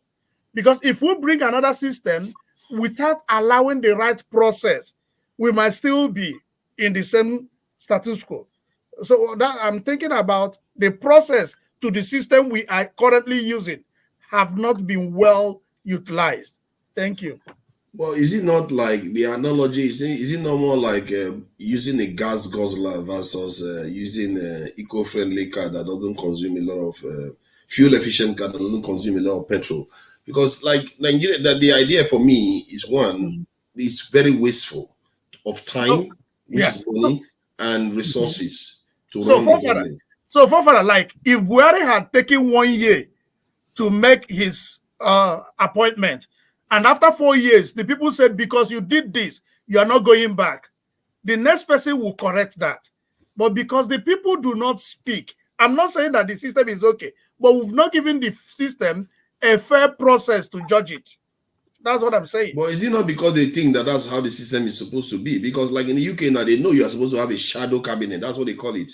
You are meant to have it as a requirement. I mean, the election, if you use the election, allow the people to choose. You can remember that 5 years ago, 6 years ago, they were all saying we don't want Labour. But today, all of them said, these other people we want Labour back. So if people have been allowed to choose, I believe it will help us to know the system that will be better for us. No, that's not true, Augustine. Let me educate you on that. I have been here. I understand where the problem is coming. For instance, for every president to nominate ministers, you must get all the 36 states must get a minister. I said for you to have a president, that's what I'm saying. No matter how good the president is, Augustine, the problem he will have, the system is not fit for purpose. The fact is that there's no single individual in Nigeria that knows all the correct people in all the 36 states. Go and write it down. This is where first the problem is. So when you talk about process, I would disagree with you. There is what makes somebody a wise man is not knowing everything, but knowing how to know everything. I can choose the best 36 Nigerians. I can choose good quality 36 Nigerians without moving into their state if I use the process well. That's what I'm saying. I'm talking about the process.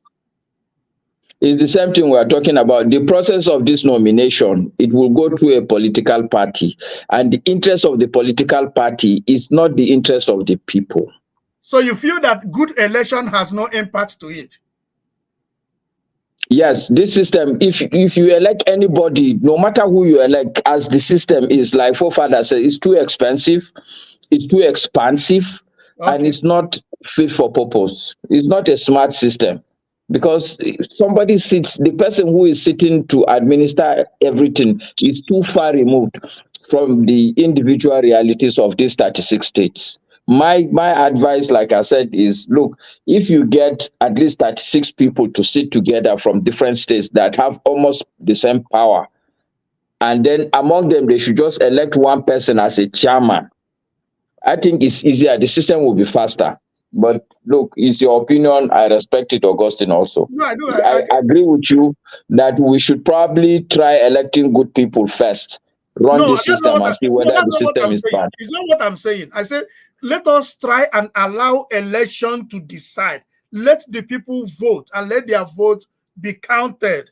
Then if somebody like 2015, I can say good number of Nigerians voted Buhari.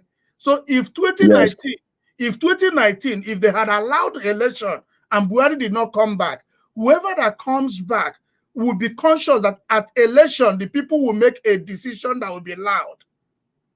That's the only point I'm making. I'm not making about choosing the right person. It's not possible for us to make that. It's not possible for the people to make the right judgment every time. Okay, good point. I agree with you. All right, Tom.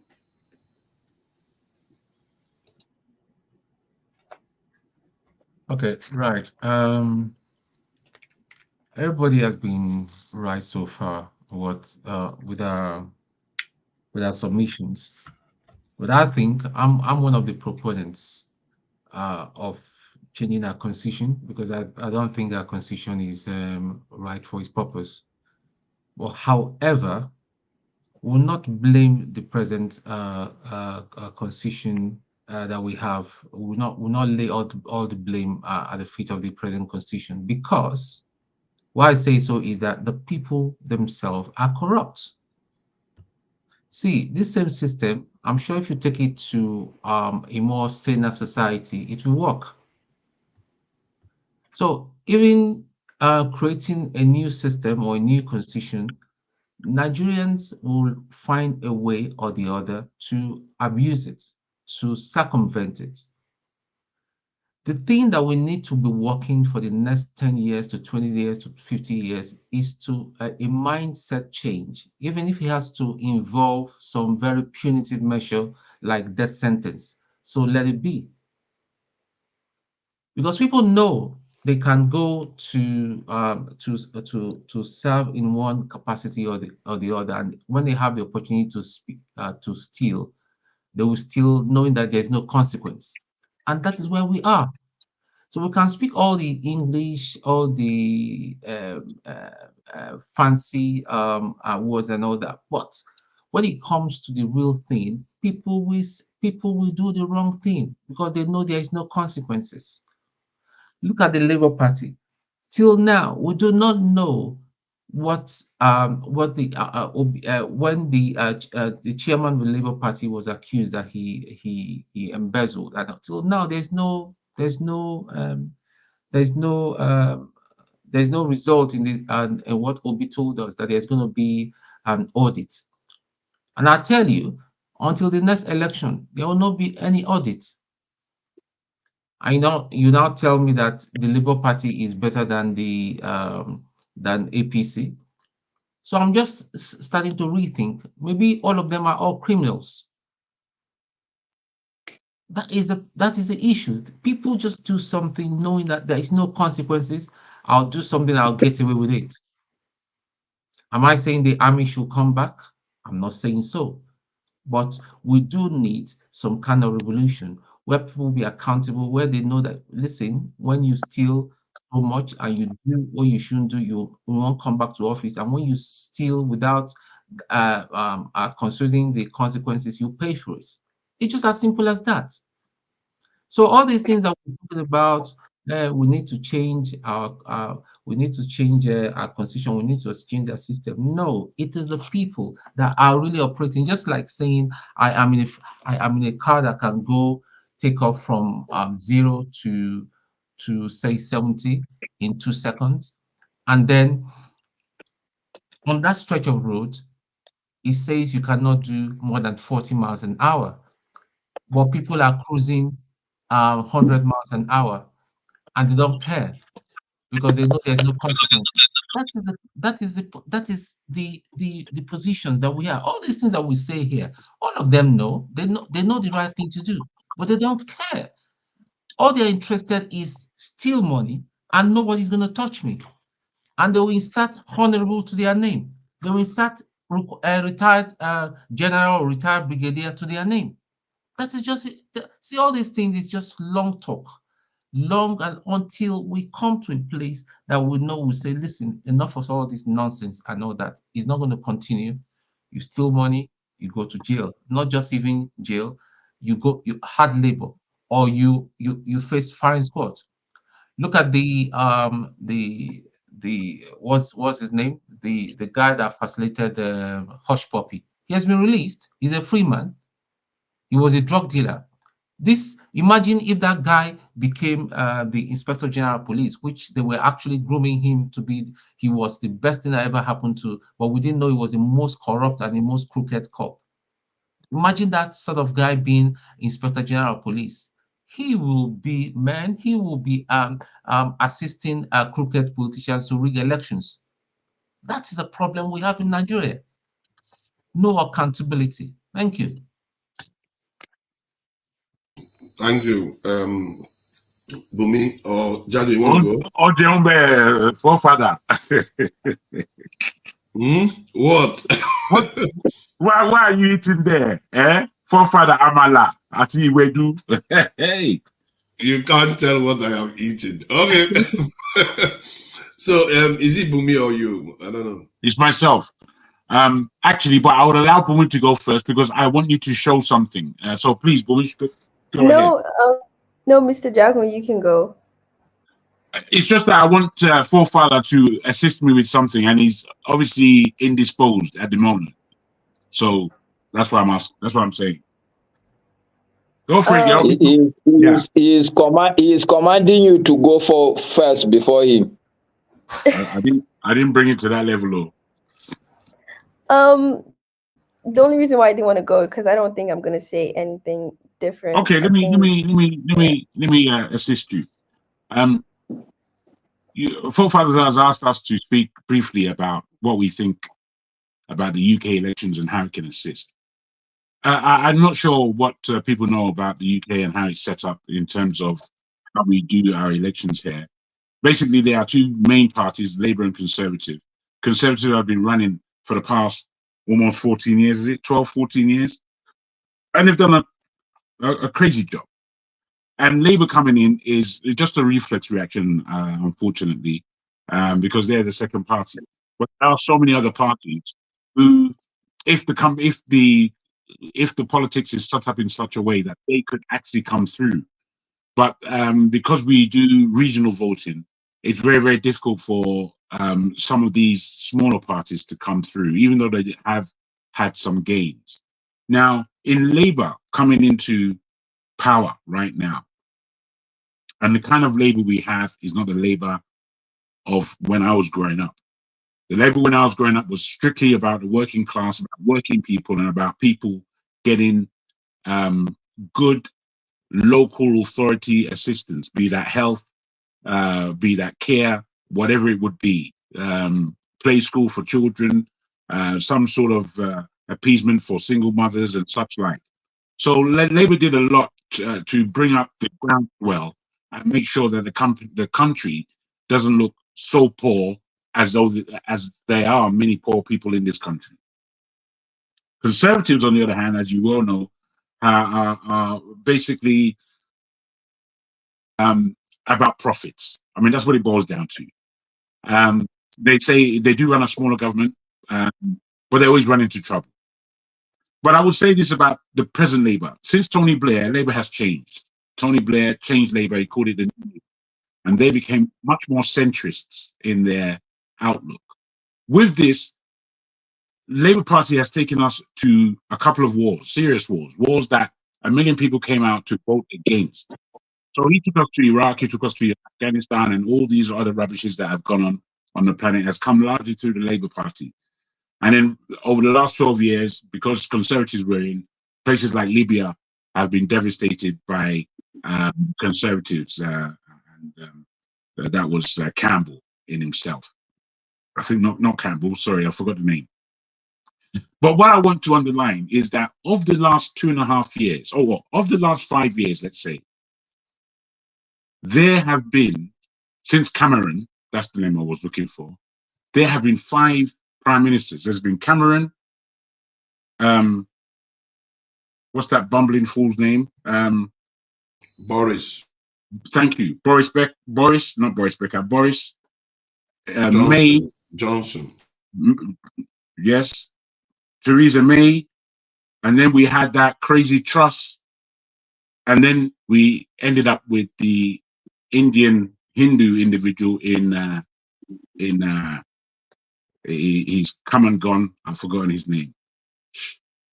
Help me out. For Sunak. Oh my God. Thank you, Sunak. Sorry about that. Sunak. Now, I'm saying all this to let you know that the Keir Starmer that they have now brought into power, he is going to complete what Blair started. He would have a different code as to what the Conservatives had, but he's going to follow through in many of the global expeditions that people like WEF or organizations like the WEF are putting forward. The politics that is being played now in the West, both America and in Europe, is really high stakes, really, really high stakes. They're looking to change the world. They're looking to make sure that they maintain power, and they're looking to make sure that they can design the new future that they are looking forward to. Now, the only thing I can say that we can learn from this, because we have to learn, we have to look around, we have to observe, is the fact that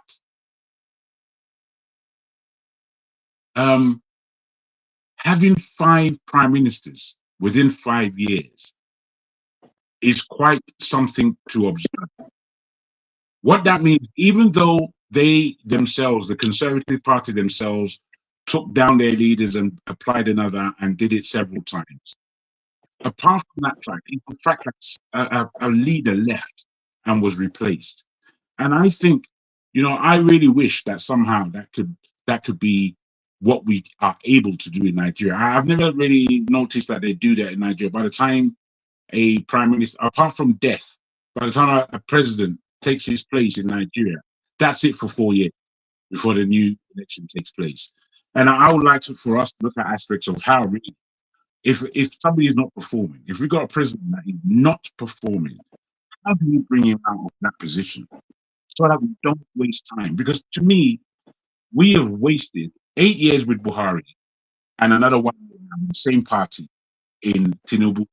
And I don't really understand from the Nigerian point of view what that means to us. What does that mean? Isn't it, why are we wasting time? Do we have time to waste? Forefather, when you come back, there's something I put the link I would like you to show. And it is of this Mr. Faponu talking about the way he sees. I was going to reiterate it, but I don't think I'll make a good job of it. So I would like for us to go to that point where he's speaking about that, unless you want to show something.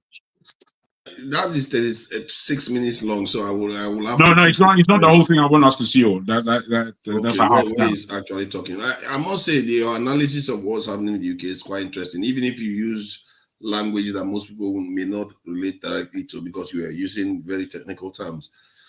Basically, the UK Labour Party is basically mini version of the Conservative Party now, and the leader is going after anybody that is on the left.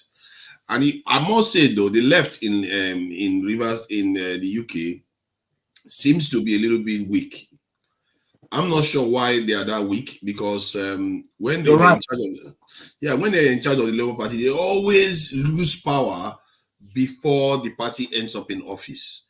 They always, instead of them to time it so that when they take over power of the party, that's when the party is about to end up in office, because there's always an election cycle.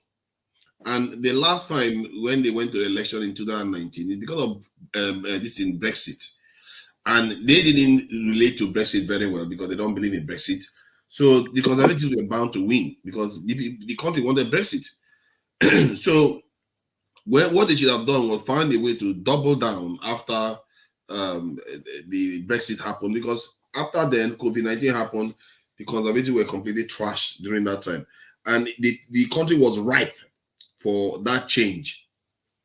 And now Keir Starmer, it's not even popular at all. Most people that voted for him, they said a very tiny percentage actually said they liked his policies. Absolutely. Very tiny. It's the election cycle. It was said like this. It was said that the Conservatives deserved to lose, but Labour did not deserve to win. And that's it. They did nothing to win that election, but here we go. We have two parties. That's the problem. And that all the left needed to do was to be there at the time when this turn was coming, and they would have ended up in office and done whatever they like with the country. Now, instead, they have a madman, basically just like the Conservative, that was playing for war. These people are about to take us into war. They are the ones. Don't worry now. He too is going to start looking to recruit people into the. Was he not the one talking about military service in the UK? Soon they will be recruiting. Every teenager will have to go and do some military service in the UK too. These people are preparing for war, and he's one of them. And they just elected them into office, and he's got so much power, just like Tony Blair had. Now nobody can stop him. If he wants to do anything, the majority he's got, nobody can challenge him in the UK. That's the kind of power that he has got now. And I just feel like they are preparing him for something. Yes, bro. You're very right. Can I ask a question? He will do the thing that Sunak would never do. Imagine. That's what he did. Yeah, because Sunak didn't have the power to do it. No. But he has now.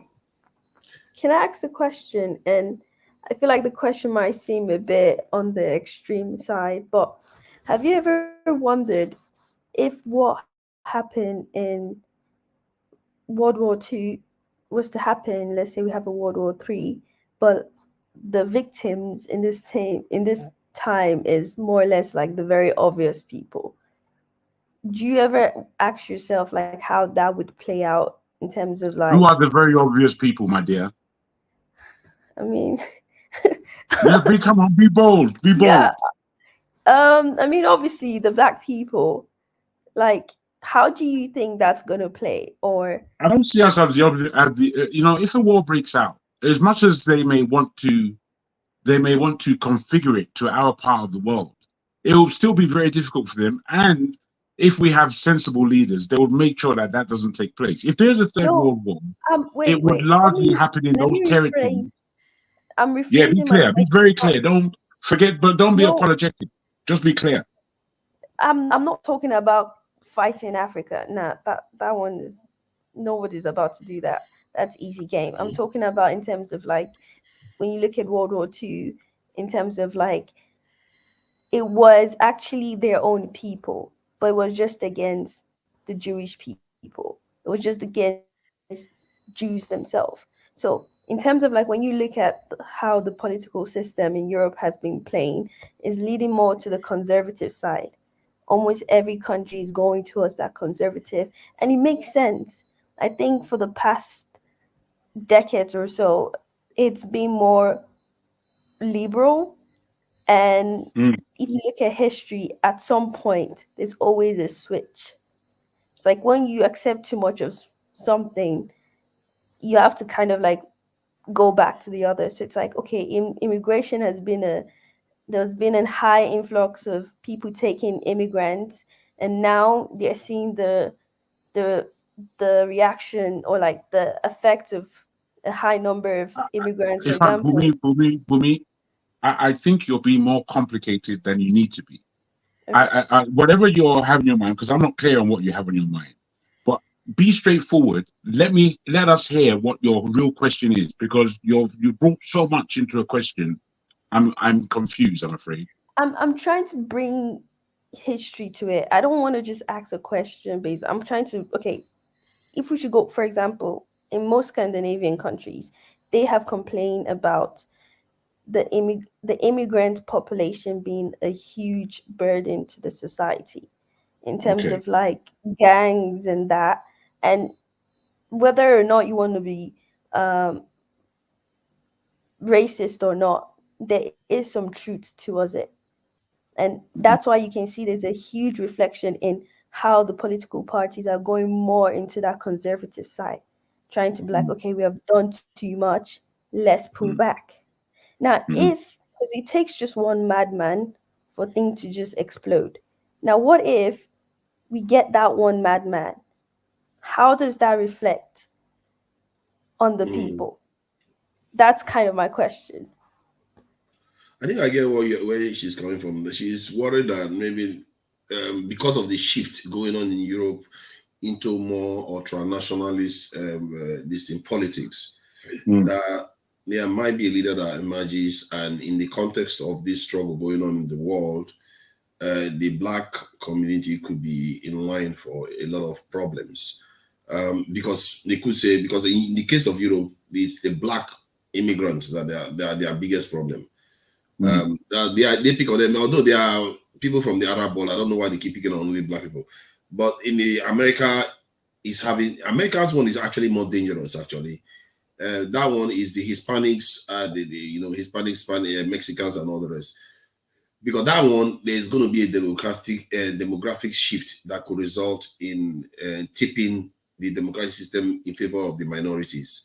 So, and no nation, from what I know in history, has ever changed its demographics in such a way peacefully, where you have a majority population being replaced by another population peacefully. Through problems. That's why I think America's one is more dangerous. I understand you now, and after Forefathers just spoken, I understand more of what for me is asking. And I will put it to you like this: in England, there are about 3 million. Our population of Black people, Caribbean and African together, is about 3 million. In France, the Black population is about 5 million, far more than we are.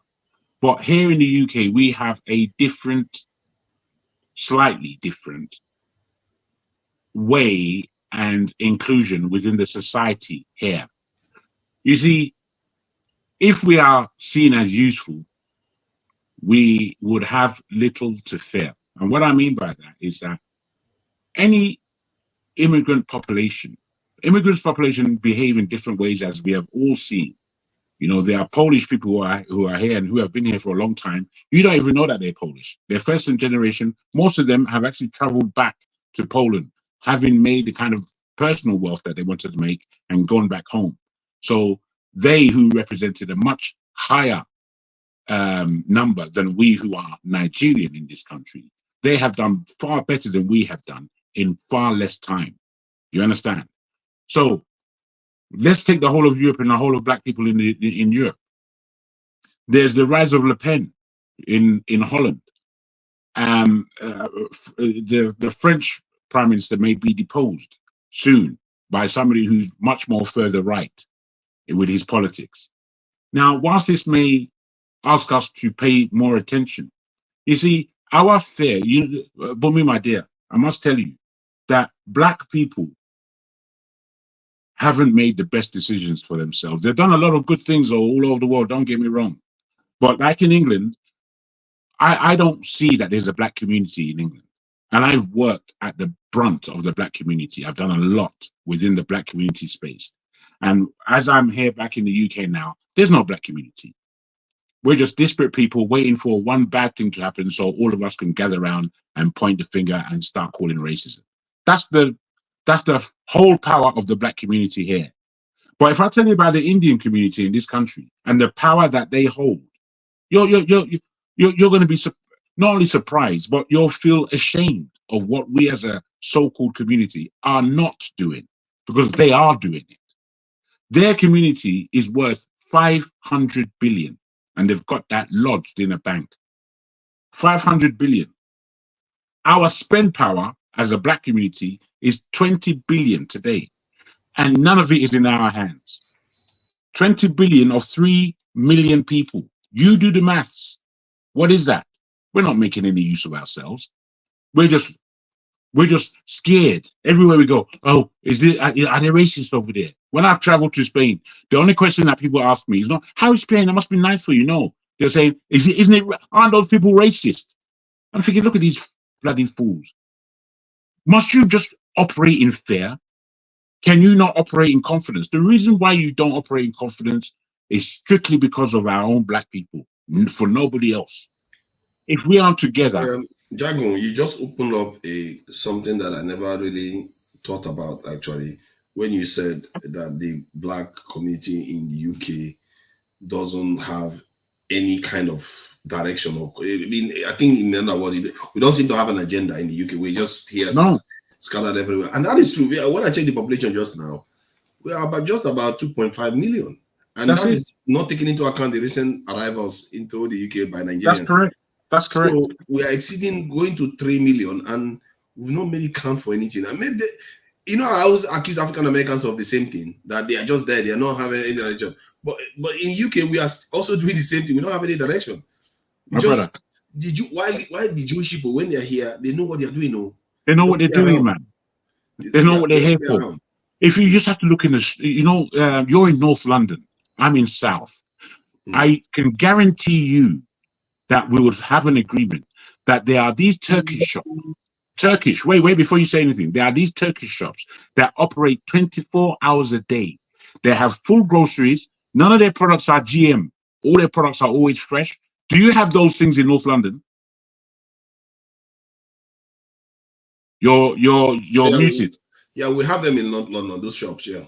So those are the Turkish people who have these are the new arrivals who have set up those shops. They're earning millions.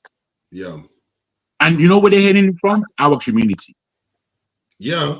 Jago, as a matter of fact, they're just 5 minutes away from me. And my area is I would say 85% white people. And they storm there. You're quite correct. Yeah. All their food is they buy all the food there. Yeah, why can't we have black retailers? Because none of us are thinking. That's why all we're doing is complaining and shouting. I will tell you why. Jago, I will tell you why. Remember Peckham back in those days? I don't know how much you know Peckham Rye. Nobody if knows you're an London better African than me. person, a Nigerian person to be specific, you open a shop, our people will not go to your shop. There's a way. You Our see, people, in 1996, I began a company called UK Black Links. It was a black business directory, and we were vested to see how many black businesses are out there. So in asking around in our very beginnings, people were saying, there's one man around the corner, and there's about 4 hairdressers on this road. So I reckon there's about, I don't know, if I look at London, I'll say there's about 100 companies. I thought, there's no point in me starting a business for 100 companies. But we endeavored. What we found is that there were 14,000 black businesses right across the UK. And we listed all of them. And we gave those who had the money to have advertising, and we had a great old time. It took us to number 10 Downing Street. It took us to the Bank of England, and it was all in discussion about how we raise the black community. So I've been at the cutting edge of trying to raise the black community conscious, trying to raise black community leaders, trying to raise black economy. I've been at the edge. I know exactly where the problems are. I know exactly how we think as a people. And what I keep saying is that most of the time we ask the wrong questions. We ask questions based on our fear. It tells me that we're not even comfortable in the land that we are in. Most black people who come from the UK, they diss the UK, they diss it. And mainly Caribbeans, but all of us. It's too cold, fair enough. Oh, white people, fair enough. Oh, there's a glass ceiling. Fair enough. Oh, there's this. Beyond complaints, nobody ever speaks about what they've actually got from this country. Me, in traveling from this country to anywhere I've been to in the world, I realize quite cleanly that me being brought up in this UK gives me so much deference when I go anywhere in the world. Japan, they love me. Spain, they can't get enough of me. Anywhere I've been, they just want my point of view based on where I'm raised and educated. Yet we are here in Britain wasting our time, not knowing that even if we travel, it is the UK passport that we travel with that's giving us a boost. We don't say any of these pluses. We only say all of the negatives, not knowing how to play. To be fair, if you look at the countries you mentioned or the groups you mentioned that have got their act together, most of them have powerful nations. Like Turkey is not a slouching nation. No. India is not a slouching nation. Bros, I'm not act together. Maybe we'll be more organized in the UK. No, I'm not speaking about them. You see, all the countries that you mentioned, they've got big histories. They're big. They're serious people. Turkey's been around forever, bro. Turkey. Okay, but Jago, let me ask Forefathers a question. I don't know much about the UK, but do you think the Pakistanis they know what they're doing in England? As a matter of fact, they are one of those people that are very, very close to the level of Nigerians. And you can say, or Africans, I mean, because they are like they are the floor members too. Like why did you ask about them particularly? I would like to know. Because they are not doing so well in their country. He's trying to say because the country is not doing so well. So yes, that's precisely where I'm coming from. Well, what I can tell you this, Bhaskar. The Pakistanis in this country, I will break them down into 3 generations. The very first generation that came of Pakistanis, they couldn't speak English. So they came with their children and had their children in the shops, working for them, into schools, doing everything. That generation grew up where I grew up. So that second generation, they would be like myself. The generation that's coming behind them, they're the most foul that I've ever come across. They don't even represent their parents or grandparents. What comes out of their mouth is pure, as far as Islam is concerned, as far as the way they dislike this country to a point of all kinds of what you hear, and I listen to them. I have one app where I'm hearing all of them speaking, and they're all very confident in their pronouncements. They're the most awful people I've come across. You understand? And I don't hate Pakistani. I've had Pakistani friends of my generation who have been quite upwardly mobile. But bruh, those people in this country from that part of the world, they're a major problem in this country. And I'm saying that. So maybe Forefathers is actually right, because probably when you come from a strong country, I wouldn't say, okay, so there's this debate about causality.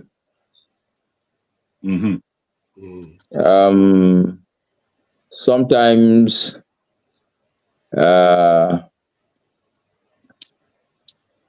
for instance, okay, let me put it this way. So you take, let's say, Indians, for instance. Okay. So like Forefathers is saying, they are coordinated in the UK because they come from a strong country. More coordinated. They're just more coordinated. Yes, Yeah, but it could be also that it could be also. It's not just because the country is strong. I must say, India has been made strong through its diaspora. And that diaspora has been working for over 60 years. It's not yesterday they came. It's not yesterday. You understand? No, I know. So, Jago, the argument I wanted to complete is that so sometimes maybe it is not because India is a strong nation and therefore these people are coordinated, but because they naturally are coordinated people. That's why even India itself is a strong country. Yes, sir. Yeah, maybe you can argue that coordination because there's also this raging argument, which is that if you take America, for instance, and there's a book I read, I can't remember the title, but I'll try and find the title, and the quote is that, is America a democracy? Are they free people because they have a constitution, or they have a constitution because they are free people? I think it's probably because of the latter. Because they are free people. No, I'm just saying that sometimes because I'm agreeing with Forefathers, because there seem to be some causality arguments. So maybe we Nigerians or black people are also not together because we come from Nigeria, which is not together. But I'm trying to put forward an argument that, okay, the real cause of all this thing is simply because we are just not a together people. That's why even when we're in the UK, we are not together. And here in Nigeria, the country is not okay because we are not together people. No. Well, whilst I can take that on board, you see, Nigeria, as we all know, has had opportunities like any other nation, any other country. And back in the 60s and 70s, and before that, 50s, 60s, 70s, up to the 80s, the spend on students from the Nigerian government was wide, large. Now, individuals have to do it by themselves. The government is hardly assisting you. You have to be a damn genius before they pay and back you. The government backs you in terms of your education. Now, this is different from the policies set by India and the policies set by China with their diaspora. With their diaspora, they backed them. The Chinese said, any business in the world that a Chinese person wants to open, we will back that loan. So what happened? In Spain, when I was there, within 2 years, if you see how the Chinese came, took over, conquered players in the market space, direct players, taking over Spanish businesses, left and right. Couldn't believe the way they operated. For us as Nigerians in London, if that was the operation at the beginning, Nigerians in London and Nigerians in Nigeria would have been the greatest people on the planet. Firstly, as I say, at my generation, the amount of talent from Nigeria that was in this country was immense. Now, we are really realizing that talent in our children because they are doing it. They have less fears. They are being brought in a slightly different way. Yeah, but what you highlighted was quite important about the Chinese, what they did. Because what they did was buy institutions here, companies here, and businesses. When they buy that, that's why their government did it, because they know they will collect the intellectual property rights of the companies that they buy. Copyright and everything, they will take it as they buy it. And that's an efficient way to gain clout. But the Nigerian government, you see them participating in that space, they just go there and beg people to come here all the time. And as if they're going to come. Let me put this in. It may be a slightly obtuse example, but I want you to look at it deeply. Because of the financial space the Chinese have in the Far East, in Asia, in Europe, in Africa, and in the Americas. Because of the way their money turns around. Right now, they are the #1 money launderers in the world. Now, the money laundering business from the Chinese aspect was not set up with any focus. They had no focus on it. It was the Medellin and the people of South America who was looking to wash their drug money that began the Chinese, because they saw where the Chinese networks were. And then the Americans got involved. And then now the whole world is involved in Chinese money laundering, because there's nobody in the world that can do it as efficiently and as good as they can. That's how the tentacles are all over the planet.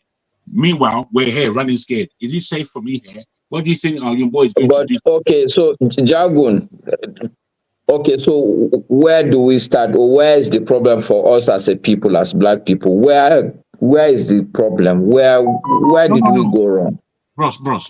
You know, it's difficult for us to analyze this without bringing the whole concept of Africa into it, and how Africa looks at another African. And I'm saying, since the 1960s, if Nigerians kept up looking at themselves as a high group, a highly intelligent group, and a group that represents themselves well outside of the nation, they would have backed those individuals to make money. But what they did do is, instead of backing them, they were drawing the ladder from beneath them so that they can fall. And that's been our modus operandum. So that's obviously a big failing in the way we behave. Because it's not the way other people behave. Do you understand? It's the way we behave. So given that, and then given that that's our aspect all over the world, how do we claim ourselves back? I will just put it like this. There are the people who say that they are good. They have to stand up and make leaders and examples of themselves. Without this kind of thrust from us, I don't think we're going to wake up peacefully. We're going to wake up when it's gone too far, when there's chaos, as opposed to waking up naturally from us seeing ourselves as we are, as weak as we are.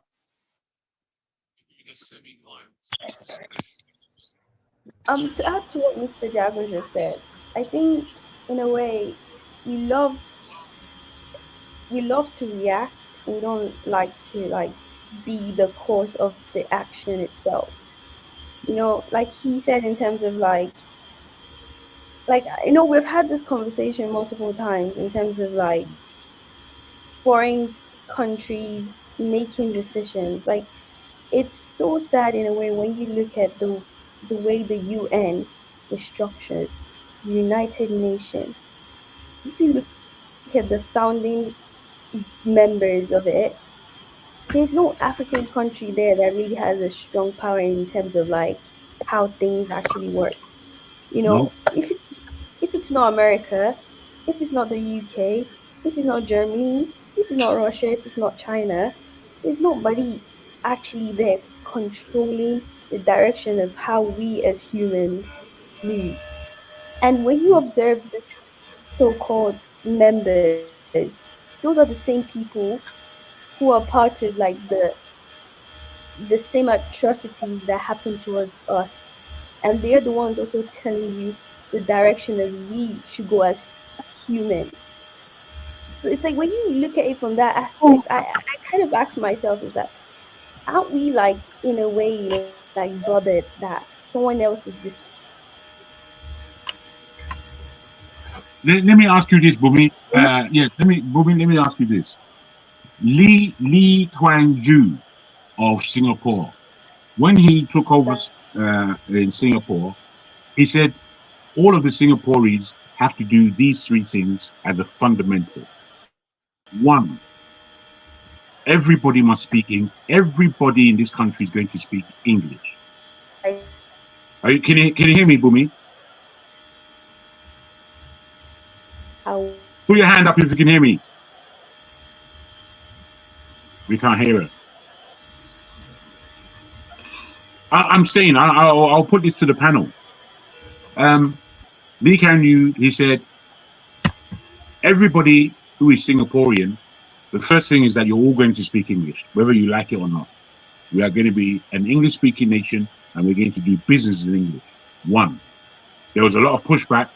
People saying, oh, How can we be speaking the language of our colonizers? Blah, blah, blah. He said, look, English is a language of business. If we don't know it, it's going to be more for us. So that's the end of it. That's one. Two, he said, in terms of our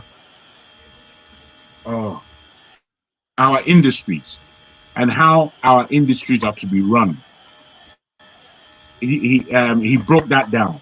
And then thirdly, he said, our politicians, he said, there is no corruption. There is no corruption. So because there's no corruption, I'm going to make all of the MPs' wages high. Therefore, if anybody is caught in corruption, death penalty. Those are the principles that Lee Kuan Yew underlined.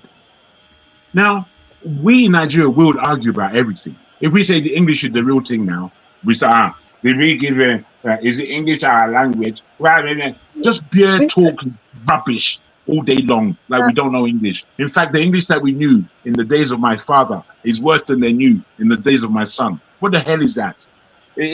I think we're crazy, we're stupid people, generally. Genuinely, we're quite stupid. But what am I going to say? That's what I think. You might think something different, but the stupidity is clear. If you look at the country, it's clear.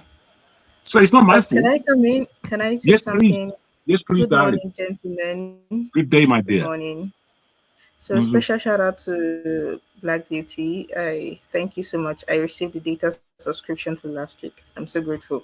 So I don't know how to weigh in on the conversation so far, but I have two interests. All the topic we discussed, I have two major interests. The Kenyan president and the new UK Prime Minister. And I'm just going to try to be brief. You know, I like listening and weighing in when I need to. So, Kenya, I said this last week. Kenya has shown us how it's done. When I say us, I'm talking about Nigerian youths. They took, I don't want to sound as if I am saying they took our template, but you cannot deny that NSAS was a big thing, not just for Nigeria, but for across Africa. It was big. So they took that and they built on it. And let me say this, I think somebody on this show, on one of the episodes on this show, did say something that stood out for me during this Kenyan protest. He said that the reason Nigerians were always reactive instead of proactive wasn't the way we got our independence, that we did not fight for it, that it was more or less handed to us. We went to meeting, argued, and then it was handed to us with negotiated terms. There was no blood spilled, nothing like that. So we do not understand the concept of fighting for our nation. I cannot recall at this moment who it was that said that thing on this show, but I don't know. Yeah, his forefathers always say that. Yeah. So, and it was during this Kenyan protest that statement stood out for me. These people have a history of if all die and I die. I followed that protest keenly, and when they started shooting, at them and falling people with live bullets, it didn't stop them.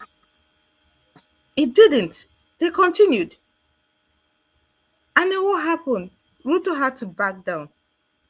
He just had to, because he had seen that even the live bullets could not deter them.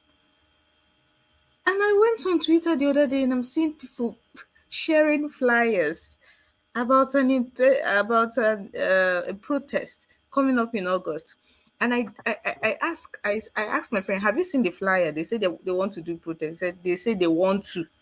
They are still planning to. They are still doing flyer. Say, the Kenya own. I don't think we can ever measure up. I wish we can measure up.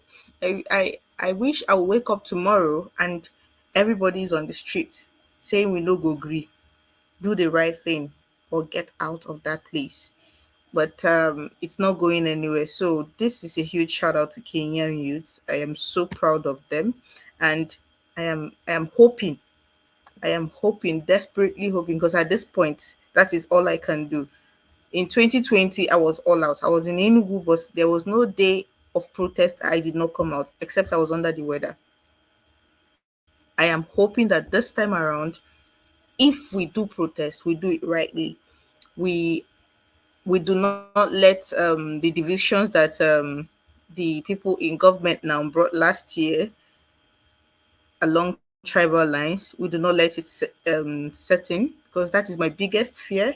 In 2020, we were not that divided. It was just Nigerian youths protesting. I fear that if we had a protest on the scale of End SARS today, it would be catastrophic, because what the Tinubu people have succeeded in doing in Nigeria, it is going to take a long time to undo. Nigeria is so it's for the first time in my life. For the first time in my life, I agree. Say we will not be the same. For the first time in my life, I'm looking at you. You're looking at me. We're looking like the same people. But it dawned on me from last year that we're not the same. And I fear, even though I am hoping for a protest on that large scale or more, I fear that if we're able to do that, it is going to degenerate into something really catastrophic. Even the rhetorics that have been promulgated since last year, factions are going to break out. You're going to have people say, these are the ones doing this, they are doing it because of this agenda. You're going to have, and it's just going to spiral into something I don't even want to mention. I said that earlier. What you're saying now, I said before you came on the line, that basically, because I don't know, I don't follow necessarily from Forefathers' point of view that because we didn't have so much bloodshed during our fight for independence, that's why we are. I don't necessarily follow that. However, I feel that such a big country that has not felt its power of the people since the beginning, that in itself is a training. Secondly, when something happens in Nigeria, it will be catastrophic. It won't be planned. That's what I'm looking at. It won't be planned. NSARS was a plan. And NSARS for me, for you, maybe it was, for me, when I looked at it, it pitted out into nothing. It said that the people definitely didn't want to push all the way through, because if they pushed all the way through that protest, they would have gotten a lot more. They would have gotten a lot more. And it would have probably led, actually, into an Obi government at the time. But because they were pitted out, and it was seen by the government, it was seen by everybody that these people don't get power now. These people don't get strength. You know, if we just take out two of them, they don't calm down with that. You understand? That's the way it's been looked upon. Mr. Jagun, can I challenge you on something? NSAS was not planned. Yes, NSAS was not planned. NSAS, I remember how NSAS started. It was like a joke. I had become active on Twitter when the whole I don't know if most of you know that 2020 was not the first NSAS protest. It wasn't.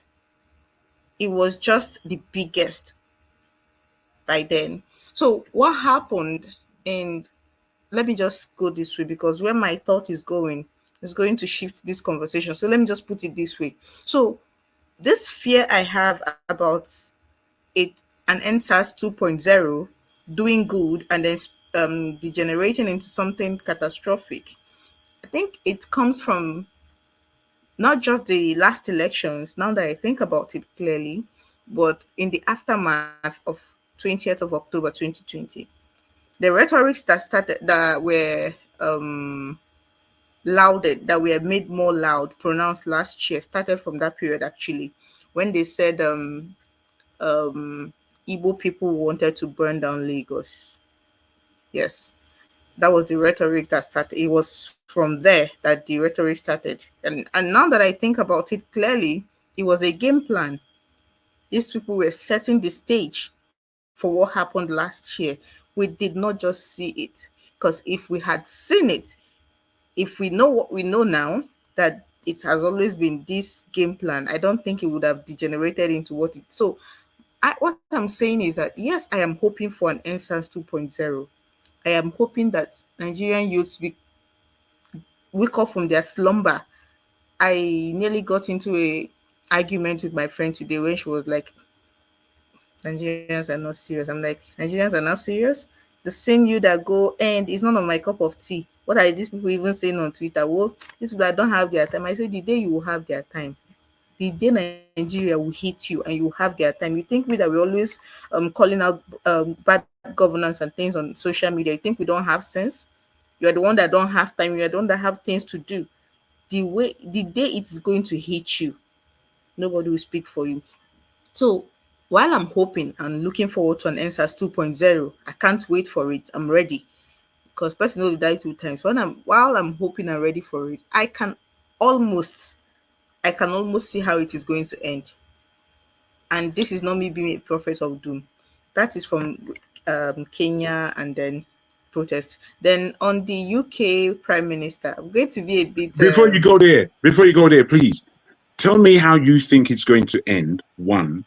And 2, tell me, if, as you say, you are waiting for the new protest to begin, what would it be for? What would be the objectivity to that your protest?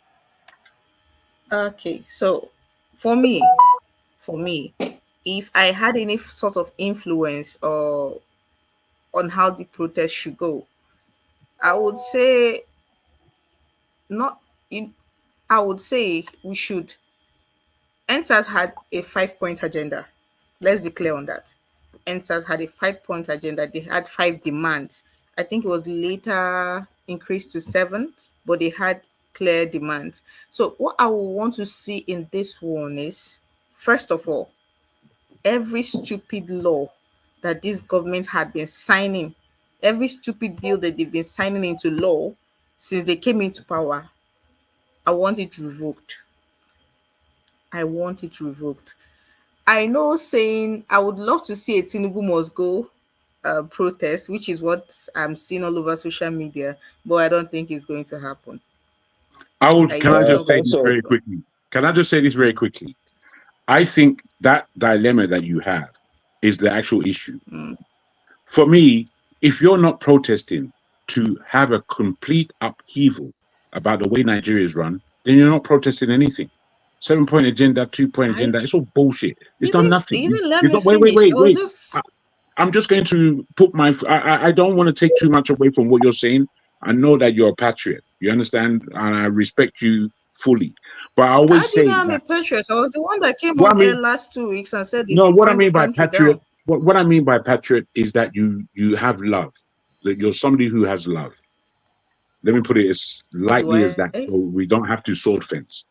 All I'm saying is that unless we recognize that this Nigeria isn't working for anybody at any level, and that's what we're protesting, I don't believe that finding one thing here, there, and the other place, those things aren't going to work, because all you need to do is now, as somebody who's working against you, is block those spaces that you have spoken about. But when you're talking about cutting everything at the root and throwing that whole mechanism away and starting again, so these basically what you're saying, Mr. Jargon, is what you're saying is you want to see a protest asking for Tinubu to go. I want for the government to, not only the government to go. I don't want Tinubu is one person. I don't want to replace him with another lying, stealing, murdering asshole. That's no good for me. I want that Tinubu goes with the whole wreck of rubbish that they've brought to us for the last 40 years. And I want for the things to be discussed that are serious, that how we are going to now align ourselves as a new Nigeria, and that we are going to be a regional government and we are going to be a parliamentary government. We're not going to be doing all this bullshit cross-fencing that it just ain't. Nigeria's politics doesn't make sense. When you people start speaking about it, I opt out, because I'm just listening to people talking rubbish round and round and round and round, round and round and round. No end to the round. Saying is rubbish. See, no, I don't mean to be so rude. I don't, but I'm saying I don't engage there. If you had let me finish, I was still on the first point on what I expect the 2.0 to be before you took over. So The first point is every single stupid bill he's signed into law so far, I want it revoked. Then I want us to look carefully again at this restructuring thing. At this point, what we have is not working. It is not working. It's a farce. It's not working. There's no point sugarcoating anything. I do not see the reason why states that are redundant, states that are unproductive, should have a share in what other states bring. I do not think it is fair. I think it makes them, I think they are drawing us all back. I think each region, each state should manage their affairs. That is my position. And the third one, this one is a bit I don't know how it's going to happen, but I do not know if it is possible. If I don't know how possible it is that we within this period, if I don't think it is going to happen. This is just me wishing, but I would like to see a protest that results in certain laws being passed. Something like, especially when it has to do with the political class, because they are the problem. I keep saying it, there are only two Nigerians, the elite and the other people, the political elite and the rest of us. These are the only two Nigerians. If you do not know this, I'm sorry for you. Because when they get to that table, there's no Hausa, there's no Igbo, there's no Yoruba. It is just interests. And the rest of us with them. So I want to see a law that puts them in check. Something that will make aspiring to political offices very unattractive. Very, and I'm not just talking their wages, cutting their wages. No, they'll find a way around it. People that I think their take-home salary is like 10% or 15% of the whole package they go home with every month. They'll find a way to stuff it. So I'm not even going near the money. I want something that would deter people who do not really want to serve from aspiring for political offices.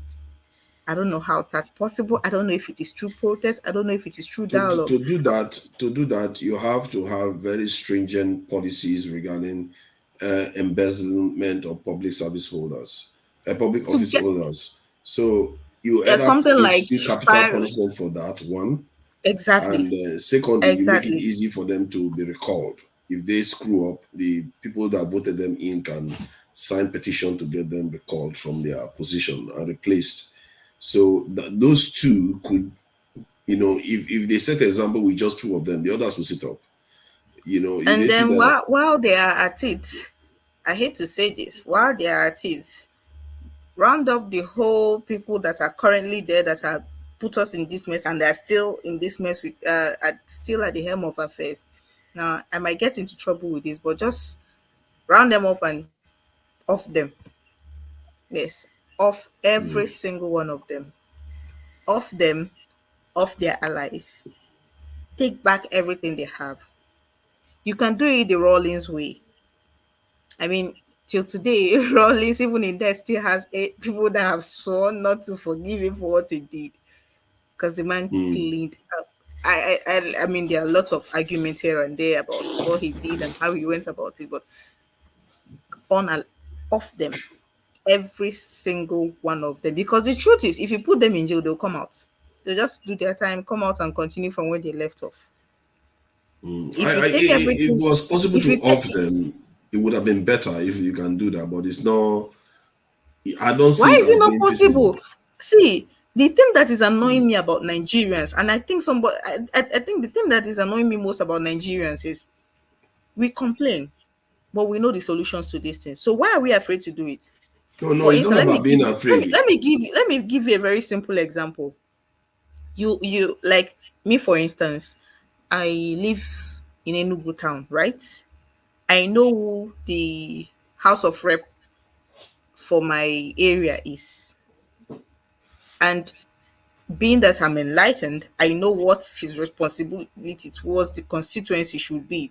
Now, if he's not meeting up, I know his house. So why should he be comfortable sleeping at night if he's not working for me? That is my problem with Nigerians. These people are comfortable sleeping with their two eyes closed. They shouldn't. Yeah, Whenever but they I think the reason why I say that is because of because most nations that had this type of Arab Spring and all that stuff, what tends to happen is that because you are not necessarily fully aware of the forces at play, what will happen is that the people, when you remove all those people that you are going to remove, chances are that the this people, one, they're not even hiding it. Forefathers, you are going far. We are. Start from but the after you remove them, the bottom of people the that are going ladder. to replace them, how do you know you can continue? No, when you make an example of those ones, the Quick ones announcement. coming. Quick announcement. Forefather, bring Ferrer back in now. Why does he? You shouldn't have to beg to bring this face. No, I didn't because his camera was up before and he was backstage, so he just came back on again. I didn't know. Okay. See, Forefathers, Sorry, your argument that your argument that the ones coming after them might be worse. I hear you, but are you trying to tell me that if this person is aspiring to become let's say a senator, and he knows what happened to the last senator who did not perform, and the senator is no longer with us, are you trying to tell me that he's going to go there and misbehave? I thought about that. That is the only. No. It's Calm just down like now. saying, Let me support your point now. I'm actually let me give you a in favor. classic example. You are You not know letting that me you remember finish. that Ekweremadu is still in jail, right? He's still in Yes. jail. It's just like saying that after what he's been through, Ekweremadu will come back, and tomorrow he will hear something like this about him again, or any they are not go. The worst that will happen is that they'll become more clever at hiding it. That is the worst that will happen. But they won't be so brazen about it. We have to be careful about just thinking that is going to solve the entire problem. It is. Hold on now. Let me say something. Life is sweetest at the point of losing it. Calm down. This is the thing that we do. Hold on. You are thinking that one example is going to solve the problem. You have to put systems in place to make sure it doesn't happen again. Look at even Rollins that you're talking about that did all the stuff he did. The nation is still as corrupt and as poor and almost useless as Nigeria is. They did not continue. No, they're still stealing. They're still stealing. It was a once-off thing. He got rid of that old order, and then something that should have continued. And it worked for the a while. example that Jackson gave earlier. If you steal, you're caught, and it is proven you stole, you'll be offed. Simple. It is not something you do once. It's a continuous process. It becomes it becomes a culture, a system. It's not something you just do once and then after a while everything dies down and it's important to take the geopolitical situation into account, the arena that you're playing in. If you go like gun blazing without knowing the arena you're playing in, the person that's just going to replace you is going to be a CIA agent. Are you going to stand against the forces that Luther was sophisticated for? You're not. They're going to clear all of you, and then the person will be like, "Oh yeah, we're all in the same struggle together." I guess in there, he starts doing exactly the same thing again, or maybe even worse this time. Can I ask you a question? Does every Nigerian hate Buhari, for example? Hate Buhari? No. But everybody hates him. No, but a big population know that this man messed up for 8 years, right? Yes. If we take all our effort, forget Tinubu, let Tinubu do what he wants, and focus all of our effort into Buhari, do you think Tinubu is not going to be scared that if he messes up like Buhari, he's not going to face the same consequence that we're going to exactly give him? That's the one I wanted to agree with Ngosika on that. If you set an example with one person, it's going to inform their behavior, it's going to affect some of their behavior.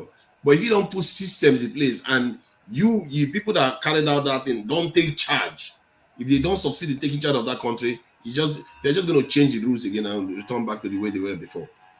We've seen it happening in North Africa. We've seen it happening in the Middle East. No, see, what she's saying is not about them changing the rules. They have rules that they are not even following in the first place. But I think she's focusing on us. If we take it to our hand in terms of how Kenya went into the street and said, okay, we're not accepting this. If we took the same method into holding these people accountable, whether you're doing it legally or not illegally, or that's their own business, but you're going to show them that you cannot come into power and absolutely do nothing for the population and think you're just going to go out like that. and I not agree being with enforced. you. I agree with you. It's going to have an effect. And remember, by doing that, the people's collective intelligence has risen already. So even you don't even necessarily have to. You can do that, but if that intelligence level that we have at that time is not used to put something concrete on the ground, like securing your systems, making sure your your legal system, all those lawyers, you don't set the example for them. Put strong laws to make sure that if a judge steps out of line, is found to be cheating, man, by the time you finish with them, that's even his own family, they will be shivering. So you have to have chilling rules to stamp out this sort of behavior. At least when you have a very strong law at first, then later on you can start kind of watering it down after the people with integrity has emerged. Because if you just say, okay, I just kill, and then you go away, the people that replace them, because they have a lot of power, they too start abusing it because they don't have any rules to hold them in place. No rules to question to check them. You have to put strong rules and say this law, this person that has sinned against us will pass a law now that if anybody that does this is what they're going to face. They face it head on. The judges that have been found to be cheating, they face it head on. They know that law is there. When you go, the law is still there. The moment they catch anybody doing that stuff, that person pays severely, and it has to be so serious. Even Nigerians will be like, okay, this is too harsh. If it's not that way, believe you me, you are still going to find people that will just be messing around, joking around with the laws of the country. That's how people. There are countries where if you commit certain crime, they don't just punish you; they punish your family members too. That's how bad it is. Some people don't play around; they mean business. If they say follow the rules, you follow the rules, and those countries are doing better than us today because rule following is very, very important, especially in a case where we distrust our leaders so much. You have to set very strong boundaries. You distrust your leaders and you're following rules. Make it make sense. No, if you distrust your leaders, you pass rules to control them. Exactly. That's how it works. Forefathers, how are you passing rules when you're not? Oh my God! So let me get what you mean. The leaders are the politicians, right? Yes. They are the ones that make the laws, right? Yes. You do not trust them; they are corrupt, right? Yes. So how are they going to pass this law you're talking about? I'm talking from the context. I'm talking from the context when people have now risen up and protested. You have to know what you are protesting for. If you don't do it right, you are going to fail. Egypt, they did that. They elected a civilian government within 1 year or so. They removed him from office. A military guy came in, and the next thing, the military guy turned to civilian. Now he's winning election with 90% of the vote. This is what happens. And the America complained. America was like, fine, it's my guy. That's the point I'm making, that if you are not careful, the forces that are playing, you are not going to see them coming. They wanted to remove Mubarak from office. They just created all this chaos, remove Mubarak from office, and now Sisi is now in office doing the bidding of the Americans. That is how it works. That you have to be aware of your environment. And I think if you want to do this, first set example, like you said. But you have to set the example with rules that you put in place yourself. Those people that are let's say you rise up and you remove the leader, you have to put strong rules that even your own people, if you catch them doing it, they too have to pay. By the time he says strong, that's how the French did it now. When they came into office, they were chopping kings and the queens, they were chopping their heads. Anybody that they found making any nonsense, your head is gone. And by the time you know it, look at the nation they went on to build. They built a very, very strong nation after that. Though they had to go through Napoleon, who later on became a dictator. But look at the nation that they built. They went on to conquer the whole world. You have to have very, very strict, strong rules and make sure the good people in that country emerge. Because the good ones are not emerging now. It's the useless ones that are willing to cheat and stab, and all the good ones that are trying to do good work, do good business.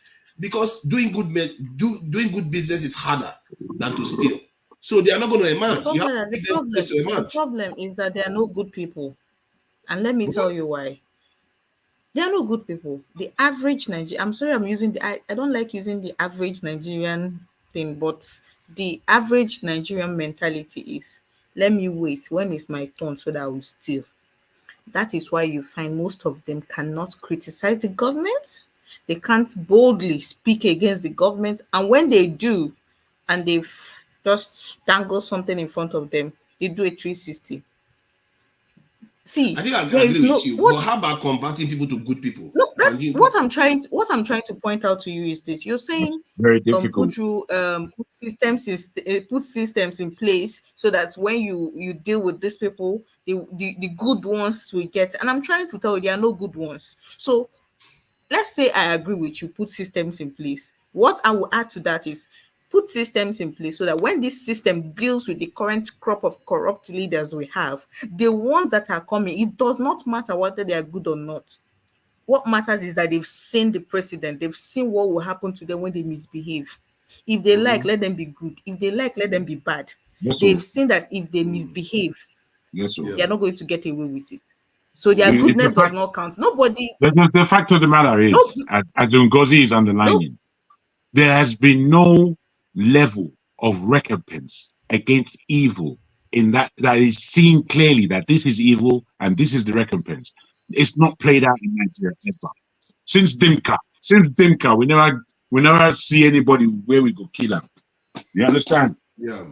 But they deserve it. Like in Vietnam now, I think there was one businesswoman that they sentenced to death for stealing public fund. Those ones, they don't play around too. And it's funny, the people that tend to follow strict rules these days are like communists, monarchists, like the Saudi Arabians. Those ones are very, very strict. You mess about, you're going to pay heavily for it. And this is death penalty. China too, the same thing. It should be. That's how it should be. And I don't understand. They said we have death penalty in Nigeria.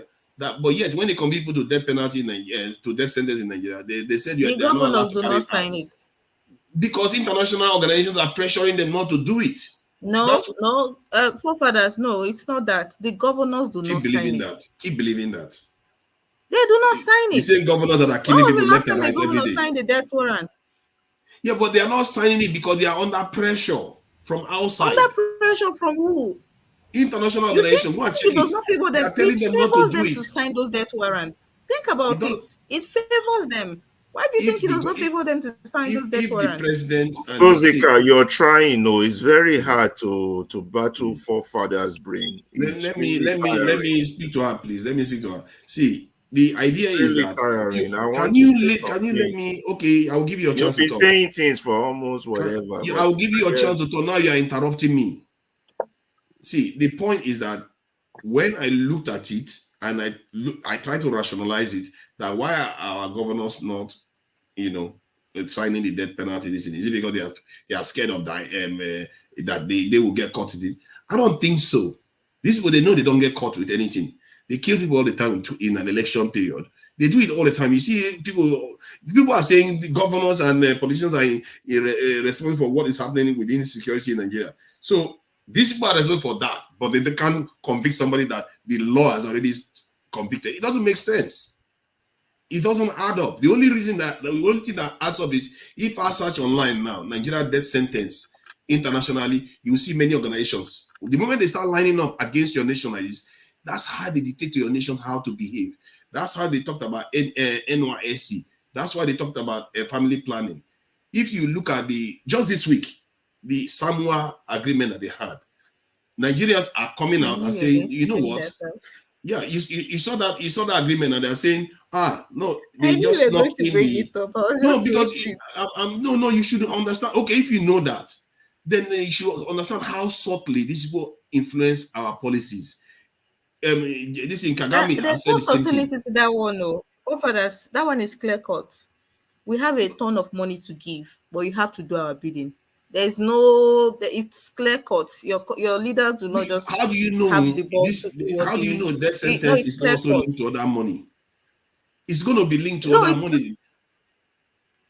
No, what you were saying earlier, if you had said that it was because of money, you said they were being cajoled, threatened, under pressure. Is money now. It's money. No, if it is money, wait, if it is money, I can, knowing how corrupt these people are, I can accept to an extent that yes, money has changed hands. But I am telling you that it favors these people. The Nigerian politicians, it favors them to do away with these people that have been condemned. Because why not? Why not? You know why I say it favors them? Let me give you a simple example. Why I say it favors them is I heard a story earlier this week. A keke guy that mistakenly, I don't know, it can't be deliberate, hit the car of a lady. Now, story has it that the lady is somehow related to the governor. The lady gets down from the keke.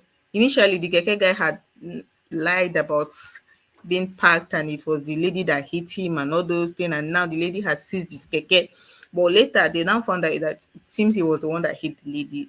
And things escalated real quick. And she took up the thing, called the police. He came and bundled his keke, took his, and that was his source of living. They took the keke away from him and they're telling him to bring 100,000 naira to be able to retrieve his keke. Now, here's the twist. Today, the person that told me the story, I met her today, and she was like, guess what? That guy is in jail. I said, which guy? I said, the keke guy. I said, why? So they took him to court. I said, court. How? How did hitting, bashing somebody's car, his keke being seized, and now him going to jail, how does it add up? So what I'm trying to give you with this example is if our governors, if our governors had their way, if they had their way, every single person that is their opponent, they will find a way. You know the Nigerian system. Why are you pretending like you don't know the Nigerian system? They will find a way, hook them into one legal battle, find something and just pour dirt on them, charge them with one frivolous accusation, charge them to court, something hefty, something heinous, something that will warrant a death sentence. And that way they'll be using it to remove their opponents. Easy peasy. They don't even need thugs or anything. Once you are their opponent or once you stand in their way, they will just find something, frame you, use the police. These are things they do easily. So you are telling me that people that have such an easy way to get rid of anybody they don't want are being pressured not to do it, and they're agreeing. Something else has to be behind it. It's not the international. They only them know the reason they're not signing those death sentences. And I'm yet to figure it out, but it's definitely not an international pressure. Let me share something. Did you see this one? U.S. lawmaker pushed to sanction Iranian officials over death sentence for rapper stuff like that. These are the kind of patterns you see. If you look at look at the Amnesty International. They are always concerned about Nigeria. And when Amnesty International goes and tells Americans, because there are so many areas Nigeria get money. When has it ever stopped Nigerian politicians? To do what?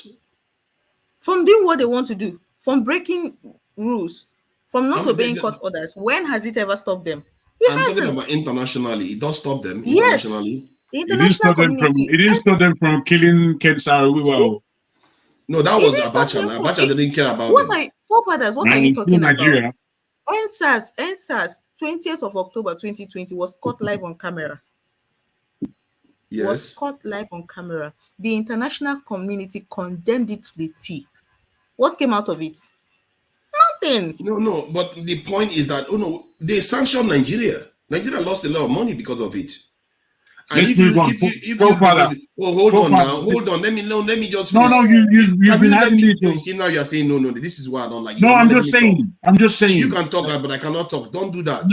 No, it's not that. Let me finish for the past 30 minutes. We'll stay here and be watching you. We'll listen. I'm saying, Forefather, between you and Ngozi, it's been going on for a while. Allow the thing to move on, please. Okay, but you guys were talking for a while too without me. No, I wasn't.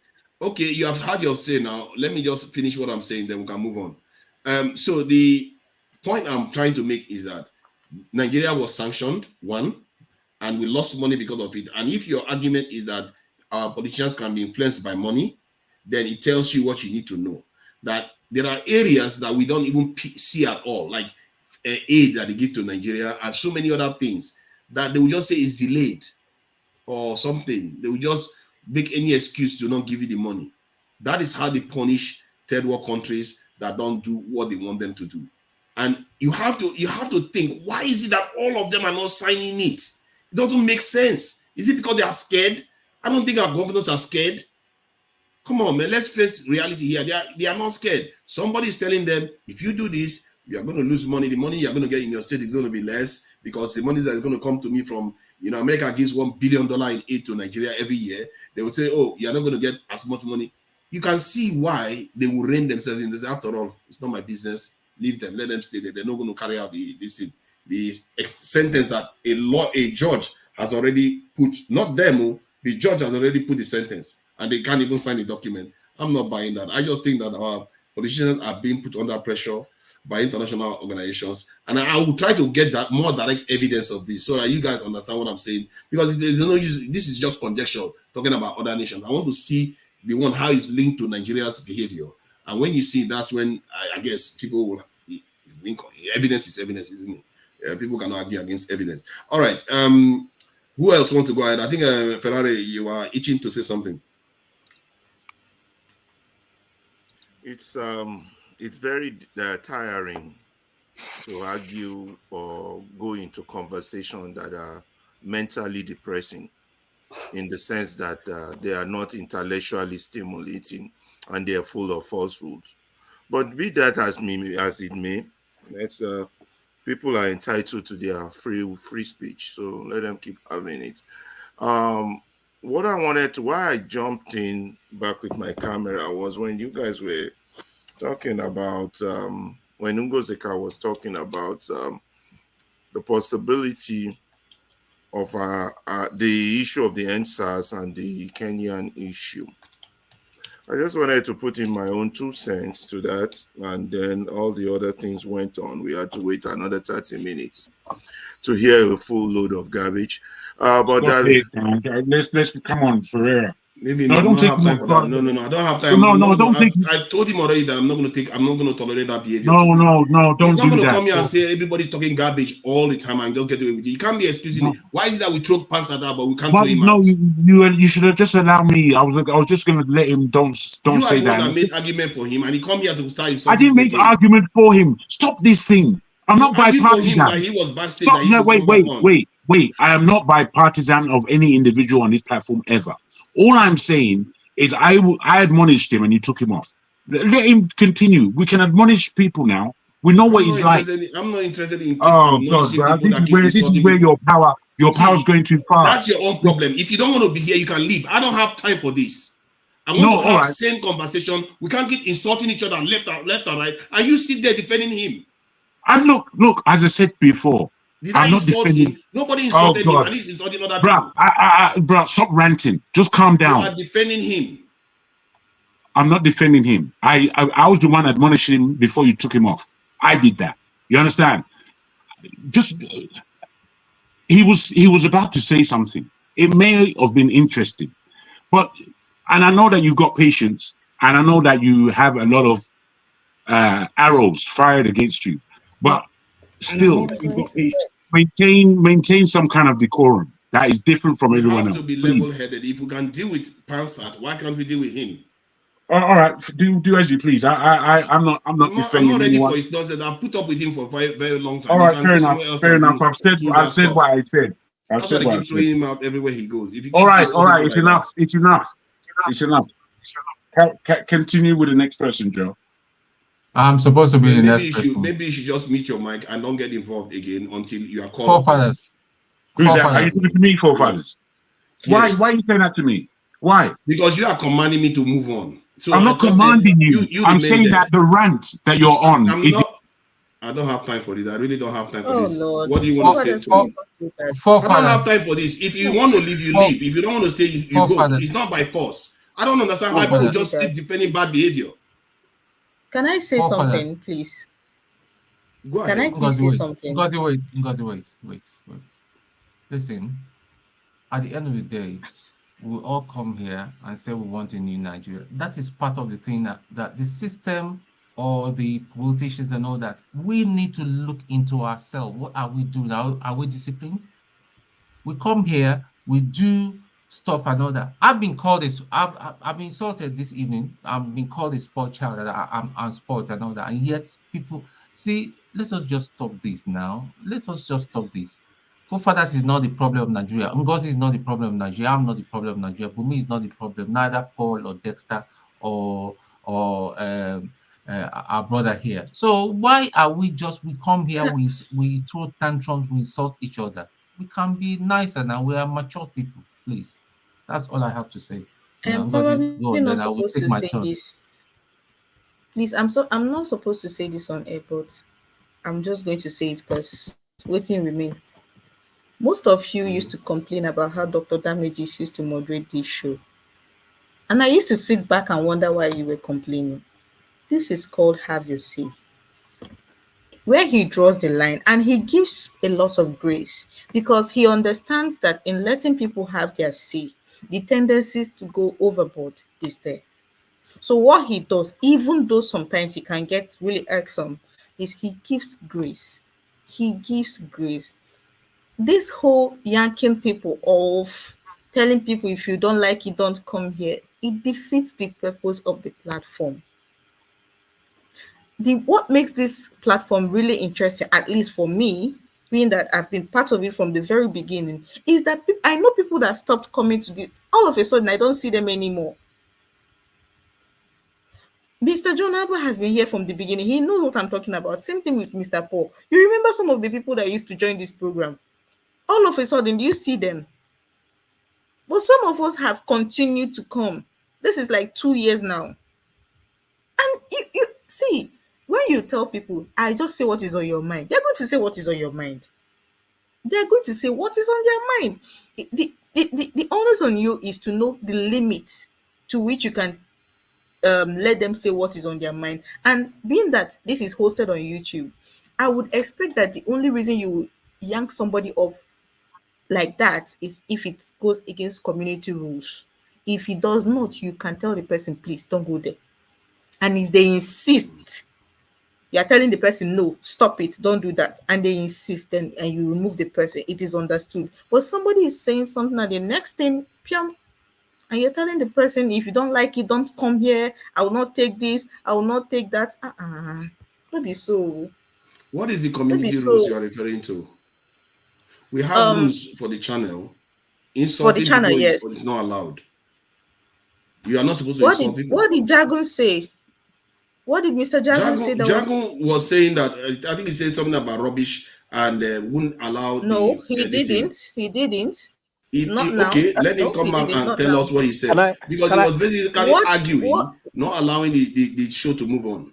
That was what he was doing, and you did not like it. You did not like that he was arguing. Then I said, okay, let him stay. Then when I finish, then when they call upon him, he can talk. Then he called me back again and started asking me, why should I have to say that? Can I say something? I think with much power comes great responsibility. That's what we should. I mean, whoever is the moderator, they are like the policeman with the gun. They're like the soldier with the AK-47. Now, you are only given the AK-47 because you are trusted that you only press that trigger if it is extremely necessary. You don't press the trigger at the slightest provocation. You know, that's the responsibility you are given. So if you are the moderator, I never wanted to say this, but I think I have to say it. A good representation of a moderator was KJ when he was moderating.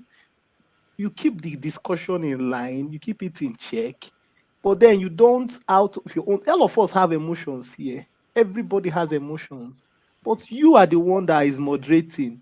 You have to keep your own emotions under grace, even if you have highly offended, you know. So you are the one with the gun, but remember that you don't press the trigger. Dexter, sorry to cut you short. Was it not on this same show that Pansat told Dr. Damages to go to hell? He told the host of the show to go to hell. Now everybody knows that Mr. Pansat he's there. He's there. So everybody knows that. So what did Dr. Damages do?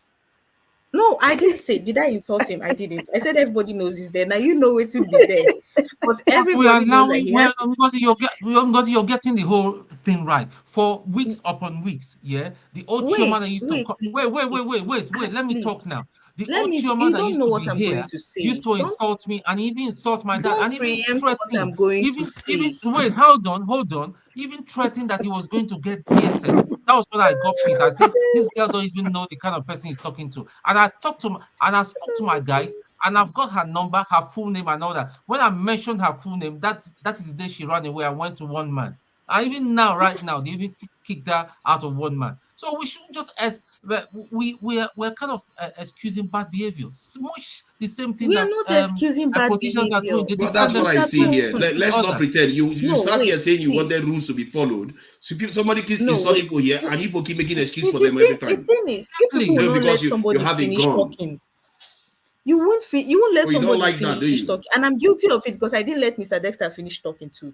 But I'll take responsibility for that. What I'm saying is, see, this is have your say. We can agree on that. See, many truths can coexist. Do some people go overboard? Yes, they do. Should they be put in check? Yes, they should. I think the bone of contention here is how it should be done. Nobody is saying we should allow bad behavior. Nobody is saying that we should allow panelists to insult other panelists. No, I'm not saying that. Mr. Dexter is not saying that. What we're saying is there should be a limit to some of these things. It's how it's going. It's how it's done. That's the problem. See, I was in a panel with KJ. The slightest you say, KJ wanted to chuck somebody out. Like, he didn't even give them chance. He didn't even let one come out. That's how he contains it. He didn't even let one insult. I was there. I was on the panel. He's trying to throw the person out immediately because the person make one statement, not two, one. Please go ahead, Bobby. This is terrible. Regarding, it feels like a lot of people are complaining on how Forefathers manages. In this case, I feel like before you threw Mr. Jaguar away, you could have just asked if everyone wanted him out. Because based on how the vibes are going, I don't think anyone wanted Mr. Jaguar out. And I don't think anyone believed that he deserved to go out. Because from what I perceived, he didn't insult anyone. He was just only like questioning your like what you did. He was only questioning it. So remember, he was the one that argued that I can speak for myself. I can speak for myself. Truly, you see what I mean? But truly, you shouldn't be saying what I'm saying, especially when you don't remember. She wasn't talking to you. She was referring to Madame Onzika. He asked you, "What did I do?" Problem. Wait, calm down. You know, it's not your problem. You should just calm. I have to calm down. I'm talking normally, and he said I have to calm down. Now I'm saying to you that you shouldn't speak for me. I'm saying to you simply, don't speak for me because if you speak for you, you're going to get it wrong. What you did. I'm not speaking for you. I'm what did? Yeah, this is it. Tell me now. Calm, because we're calm. No, wait. Yeah. Please let me ask you the question. So you're questioning me on top of it, so I cannot speak my mind. Let it go. What is it about? What is it about you that I can't question? Let it go. You don't have to be able to question me. I can speak for myself. Let it go. Well, why were you trying to speak for me? Because I'm just trying to. Right, you can't make sense. The problem with you is that you cannot make sense. You feel like you can talk, but I cannot. And then when I take action, I'm the dictator. Talk away, bro. So what she said was, you don't know whether it's going to even favor you. Let me just say what I want to say. Because I'm not going to be able to manipulate the reality. Everybody's here. Can I lie on you? I cannot tell lies that something you didn't do. So all I said was, you alerted me that Ferrari was backstage and that I should bring him on. And I said I didn't even want to keep him backstage. It was because his profile was off and he went for a break or something. So I brought him backstage, brought him on. And I explained to him earlier on why I was cross with him when he was on stage before, and why I took him out, because I was talking about people that were kidnapped and all the rest, and he was this thing, broken record. And then now he came back on stage again, and I told him that I'm with him right now. I have a very, very short fuse with him because I really don't like the way he cheapens any point I make. And I noticed that a point that I've just made, like let's say I say the Nigerian government are compromised, they are thieves and all this. He will come on stage and say, I'm defending the Nigerian government, while he goes on to criticize the government. In other words, he wears my shirt and accuse me of not owning the shirt. How weird is that? It's annoying. He does that. Just watch this space. He does that repeatedly. Okay. I will criticize the government.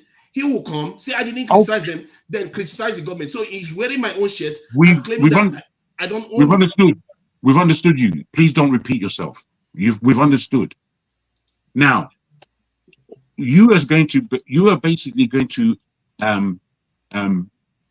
respond to me and what I said. But what you responded to is what actually angered you, which was Ferreira. And now, because I was saying don't throw him out, that angered you to another level that you threw me out. It wasn't for anything I did wrong. It was for your own. Wait, let me. I haven't finished. I haven't Frost. I haven't finished. You're doing what you say you don't like me to do. I haven't finished. You shouldn't do the thing that you say other people shouldn't do. Now, in my finishing, because your emotion is unbalanced, you threw me out. And that's the bottom line of it. But unless you can take that on board, which you won't, you're never going to get the balance of this show. Never. Because you can't tell yourself the truth as to your own ego and as to your own balance of emotion. And none of us is perfect, though. I'm not asking you to be perfect. I'm just saying that it's because of these reasons why you misbehave on this show. See, I agree with you. Clearly, everybody here, most people, apart from maybe Tone and I don't know what Paul thinks, he's been very quiet. Most people think that my action towards you was a bit harsh. That maybe they didn't necessarily argue for Ferrari, but the reason why I did that was because you were busy not allowing me to moderate Ferrari's behavior. Because every time he comes here, he has to insult everybody. He has to say their opinions were rubbish. And what we say don't make sense. What you're mistaken is that I was actually trying to assist you, not trying to take anything away from you. I was trying to assist. That's all. And my assistance doesn't have to be taken on board, but I would always put positive if I feel it's a balancing something. Because my preference is not to have half an hour taken away from what we're talking about and now start analyzing analytics. We shouldn't be doing that. We're having a meeting about meetings. It's pathetic. We should know how to behave as gentlemen and ladies. We insult each other. You're telling people pathetic. And it is no. Wait, calm down. Pathetic is a word. It has a meaning, and if you put it in the sentence, it would make sense to you. You don't have to just be insulted all the time. I'm insulted. Oh, I'm insulted. You said this and you said that. What are we? What are we? Babies. It's pathetic. I mean, I don't know what to say. What words can you use if it's not the English words that you have? You just say that. Can I take my turn now, please? Let's continue with the conversation. You can. There are many ways to say things. Pathetic is a real word. It's a real word that it has a real meaning. You're not having your say, Ferrara. It's not your turn. It's my turn before I was cut off. It's not your turn. I was cut off illegally. No. Yes, I was. It's not your turn. After let me just moderate it. Okay, you all have your round out waiting. Calm down, Ferreira. Master anything, Joe. I'm trying to balance the fact that maybe you see what we're talking about. Maybe I'm trying to balance the fact that I'm dealing with Nigerians that like to forgive everything. Nigerians they don't believe in the rule of law. They believe in forgiving everything. I'm saying all the fancy words and all that, but for us to be in order, you are just encouraging just because I told Ferreira. Encouraging. You know what I just said to him? Do you know what I just said? If you know what I just said, it's not an encouragement. Yes, because I understand Yoruba better than your big head. No. You see me, yeah. Tone. I must tell you. Wait. Let me just address Tone. I don't even call his name from the last time he swore at me. So let me just say this to you. Let me just say, Tone. Yeah, this is what I'm going to say. Me and you, Tony. Me and you don't have to have any words. You don't respect nothing, and I don't respect you. Let's just don't talk to each other. It's easy. I don't need you in my life. I don't need to talk to you about you or anything. Thank you, Jagan. Let's leave it at that. Okay, so like I said, I don't want any unnecessary arguments. This is the thing about Nigerians. If you want rules followed, you have to follow it. Sometimes it might not be pretty. That's the conversation we're having. Rules for being followed may not be pretty. You may love the person that will be thrown and quartered and hung. But it has to be followed. If you want rules to be followed, it's not always pretty. So let's make peace with that. So let Ferrari speak right now. If he insults, if he throws one insult at the panelist when he talks, he goes. Thank you. Let's start from where I stopped. I stopped from the word garbage and I was thrown out. The word garbage means something that is not useful. When you come on a public medium and say that Nigerian government accepts money from foreign people, white people, to prevent execution of Nigerians in a death penalty without documented evidence of such fact, that is garbage. If anybody on this panel think I'm wrong, please raise up your hand. For that, I was thrown out. That's what I said. I didn't cause forefather. I didn't insult him. I didn't cause anybody out. You talked about that was what I said. They didn't even let me finish the sentence. I was cut out. I actually said I didn't have evidence for it, that I'm going to go and seek evidence, but it's okay. But to me, at that point in time, that was garbage. It's not a reflection on your person or personality. It's a description of your opinion. And I'm entitled to describe your opinion. It's called have your say. So let's leave that alone and move on to something far much more important. I was here earlier about to talk about the issue of NSAS and Kenya. You understand? Kenya, the issue of Nigeria is not the question of whether we don't have good laws or bad laws. We have laws. I promise, I promise I won't attack Forefather. I did promise that a week ago. I didn't attack him. For him. If that day comes here, I'm responding to Tokpe. I did promise that I didn't attack him. I was expressing my opinion. So, you know, some people, I told you we have different levels on the panel. Some people want to act like babies. They need diapers and pacifiers. Come on, bro. Come on. I'm describing what I wrote earlier. Hey, Mama, stick to the subject, Joe. It's not insulting. Why do we have to be so sensitive? Why have you taken him out?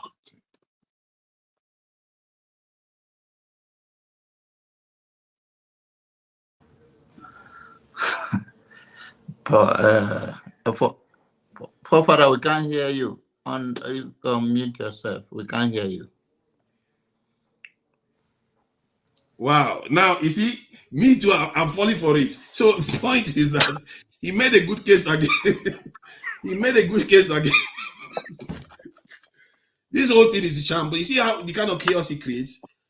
He made a good case against me at first. Then he went and ruined everything by calling everybody all kinds of names again. I don't know what the point is.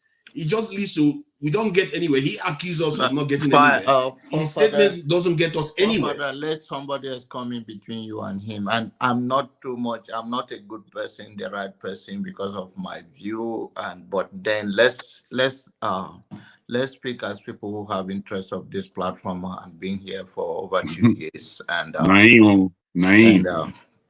have invested our time here. Yeah, I think there's something I said I needed to a kind of moderate to an extent. Like when I said you should not come back to this platform, I'm talking about when I'm moderating. Obviously, I'm not saying you should not come to Dr. Damage. So I'm just saying because of my behavior, you don't like it, don't come to me. Because so it doesn't look like I'm picking on you. Yeah, no. When I say both of you, well, you know that exactly the same thing just happened. You know, as soon as I tried to admonish him before he went on too far, it was then that you took him off. And as I looked up it off, and I'm thinking, we know what everyone is. We know everybody's personality on this show. We know those people who are manically stupid, where they talk and they don't. Nothing makes sense what they're saying, and they say it every time. Can you moderate? Why are we? Why am I talking? Did I mention your name? Why am I talking to this guy? Can you just mute him? I don't want to talk to him. Tone, let me finish my statement. Please. Okay, Janaba, please go ahead. Why did you allow him to crash me? Let me finish my statement. You need to see a psychiatrist. It's okay. Yeah, it's okay. You guys need to see Ferrari's face in the backstage. He's so happy. I don't know why he's happy for this. If this man means well for Nigeria, but it's okay. It's okay. Let's set the let's speak to some issues here. I know we've been here for quite spend our quality time here. Person like Kungozika is not like a subscribed of a monthly or this. It cost them more from Nigeria and cost their time. This is around almost 1 a.m. This is 12 minutes after two. 1. After 2. After 2. After 1. After 1. This is After 12 minutes after 1. 12 minutes after 1. Yes. And it's all about the interest and to have their say. And I complete the reason why I say I'm not the right person to say this, but I was waiting for some of you to write to it. Ferrari is listening to me out the backstage. And don't play forefathers, don't play into the game sometime, but then it's a standard. We are all here, we are not a baby, and nobody is wearing pamper and nobody is wearing pull-up. And if somebody is wearing it for medical condition, it should not be mocked. So for any reason. So please, let's make this place more of intelligent discussion and speak to issues instead of throwing war up and down against each other. The next person, please, you can talk. I just don't want this kind of to and fro with a Ferrari or any other person. If he's need to go to sleep, not to cause more pain, let him go and sleep. If you need to take some things to calm him down, you should do so in good faith so that we don't have this on and off like that. And you can bring tones in, and I think tone will be okay by now. Anybody can go ahead. I just don't want. Okay. Thank you and good evening. I think to some extent, big mainstream media, I even see it's hard to put 10 people on the screen to deliberate. No matter how respect it can be, I see sometimes when I even watch CNN, when I see when they bring 4, 5, 6 panelists, I still see these things here and there. In as much as some of them is going to be ashamed of themselves. Maybe sometimes, Forefather, you guys want to try as much as possible. I think the big screen, it's not easy for us. It's not easy for the moderator. Why am I saying this? Because I say a lot of stupid things, Forefather, every one of us. Because sometimes if people don't let you land and they catch one snippet of what you are saying and they didn't let you land, sometimes you just make a fantastic thing that you want to put down, assertion that you want to give. It makes it look stupid. That's why this morning I was talking at a time. I get to some level. I said, how about me too? Just even buy a time. Just get a section. If I feel I want to hear my view, I'm so positive with whatever I want to say, I just buy a time. I don't care. It's called love for a nation. I don't care. I'll pay the money. And if I can't pay the money, so be it. Do you understand? You know the funny part of it? I discussed about it today with some of you, electricity, doctor damages, and the likes. I was even shocked. I was expecting them to even tell me some good amount of money. They didn't even talk about money. They say just contribute that can help this show go on and everything. Just imagine if I'm here for 30 minutes, maybe they give me another grace period of another 20 minutes. Then they started bringing people in to also ask me questions with some of the things I said. I would have successfully convinced 1 or 2 people because I have plenty of time to make my point. And successfully, I will make myself also look stupid because I have plenty of time equally to make myself look stupid. That's how I see it. It's sometimes it gets me tired. John Abba, Ngozika, and the likes. Like Ngozi said, we all started these shows together. You understand? I've been following Dr. Damages for a very long time in Sarah Report. I've been following Dr. Damages from like his series 10, series 20, all the way down to 500 or whatever he has gone. And everything. So when I saw him, I had the opportunity to come online. I am so happy. You understand? I make so many of my family during the Jonathan era. You understand? I stand very, very tall for Buhari. And nearly all my reference case come from Sarah Reporter. So I really know all these guys in Sarah Reporter back then and the likes. So these are the things that we do. But today, sometimes it makes me look stupid. I travel a lot. I meet people. You understand? I see people who really like me with my thoughts and everything. And I equally see people who just see me like a very stupid person. Sometimes when I go for my side gig, go to where we buy all these our cars and everything, I see people who argue with me because of they try to zero in down to tribe. I say, why don't you hate me when I curse my people every day? I talk about where I come from, how they punish me and everything. But I still go back there.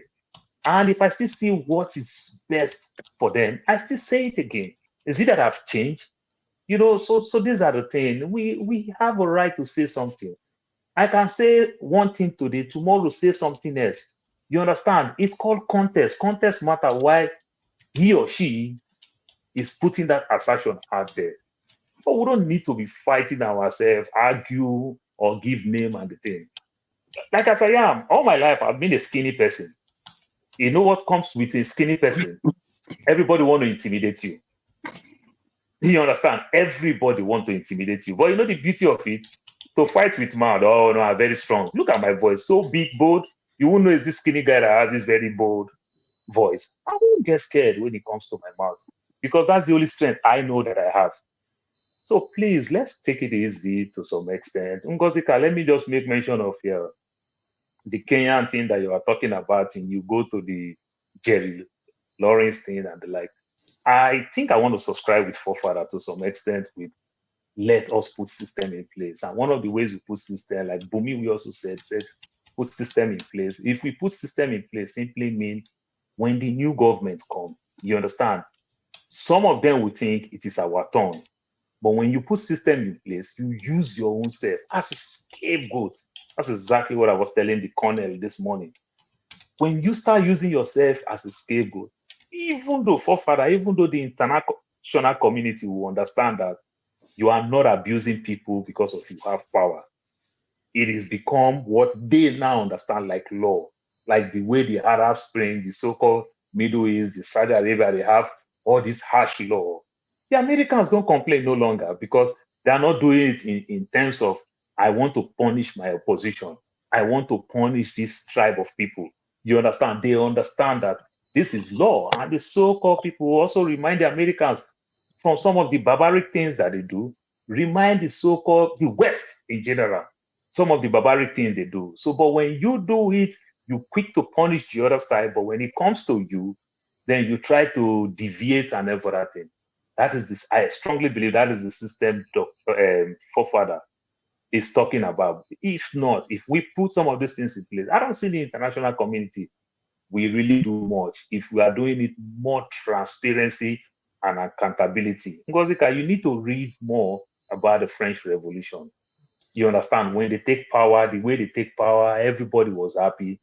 Then they see themselves start doing the same thing. Because there's a way you take power. If you are not being careful, just a tiny line for you to become the new dictator. You understand? Because when you get power, it becomes absolutely power and it corrupts. But when you put good system in place, which simply means you can punish yourself. I just want to make mention of everybody here and there. Let's start something about the West. With all the atrocity, all the barbaric thing they commit, they wrote it down for us to see. You understand? So when you put system in place, if you also do bad thing, you understand, and it is there, people will see it.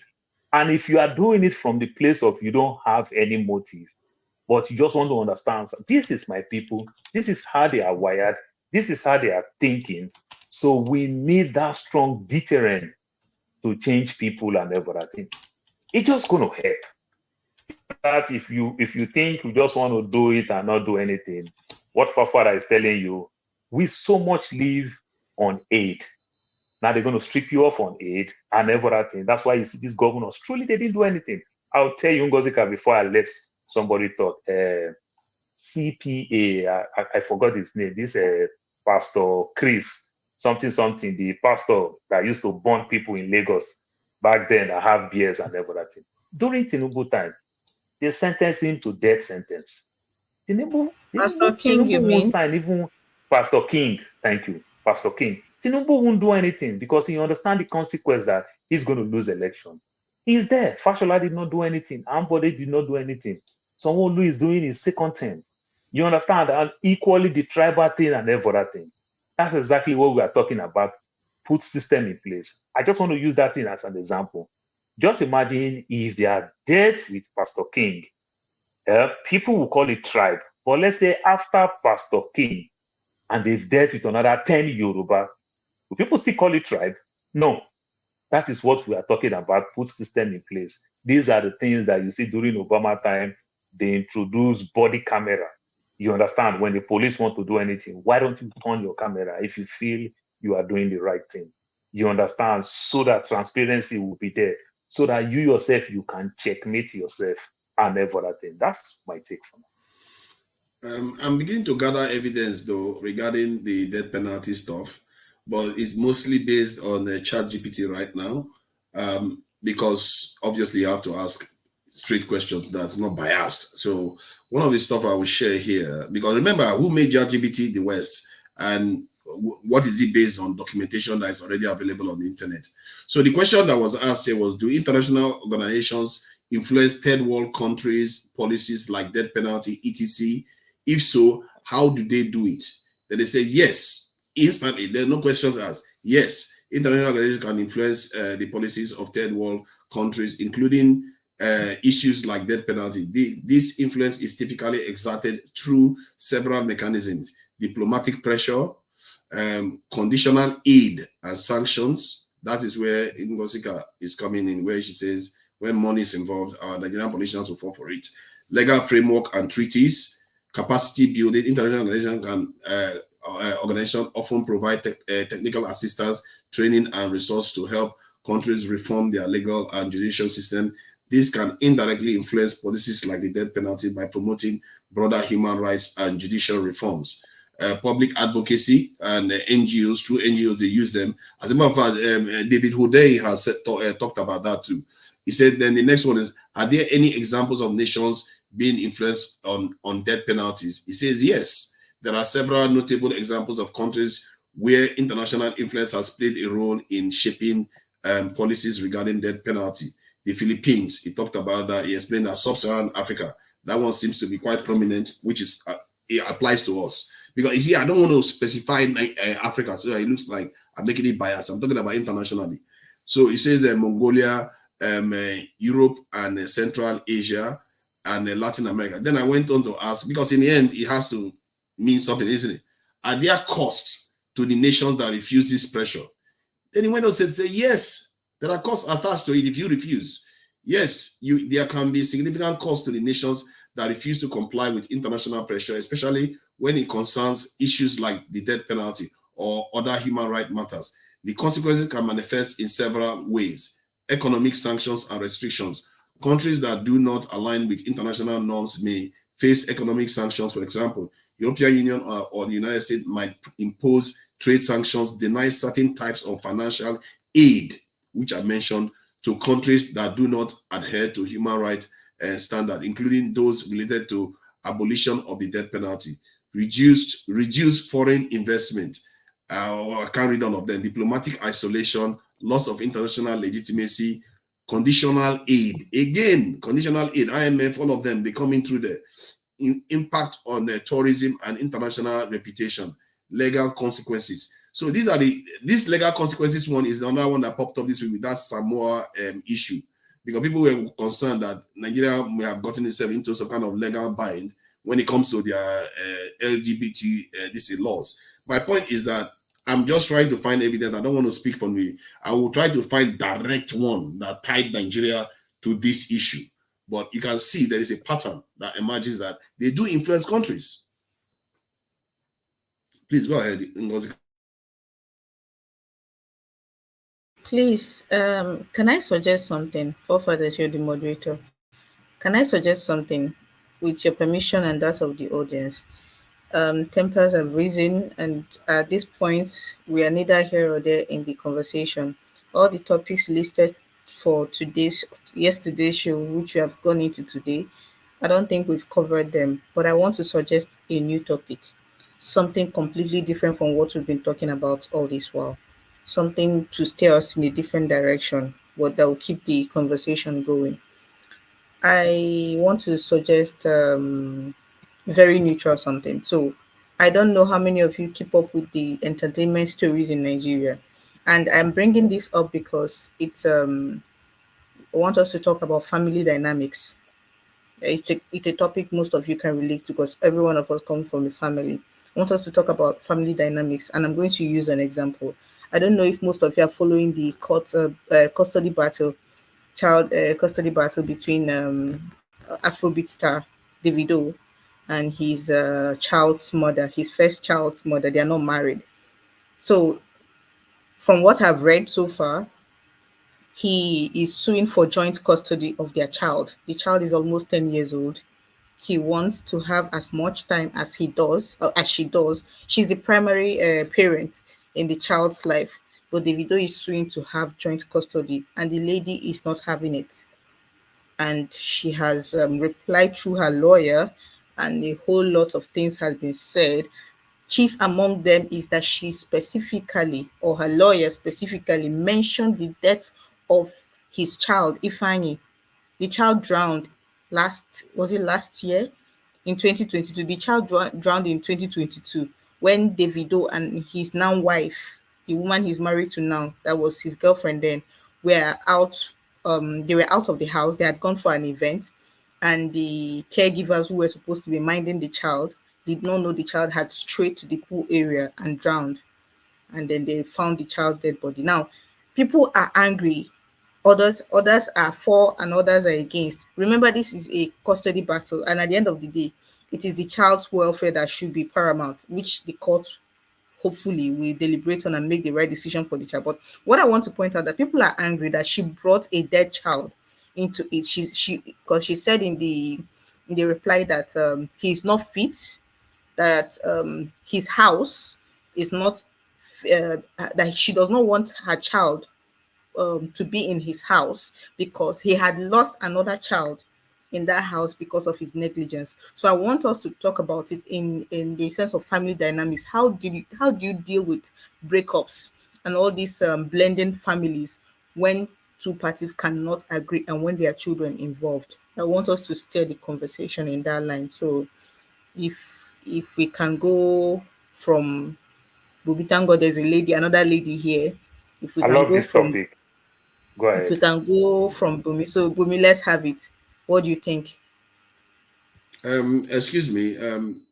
I don't know whether this is the normal procedure where somebody just comes, introducing the topic and take over.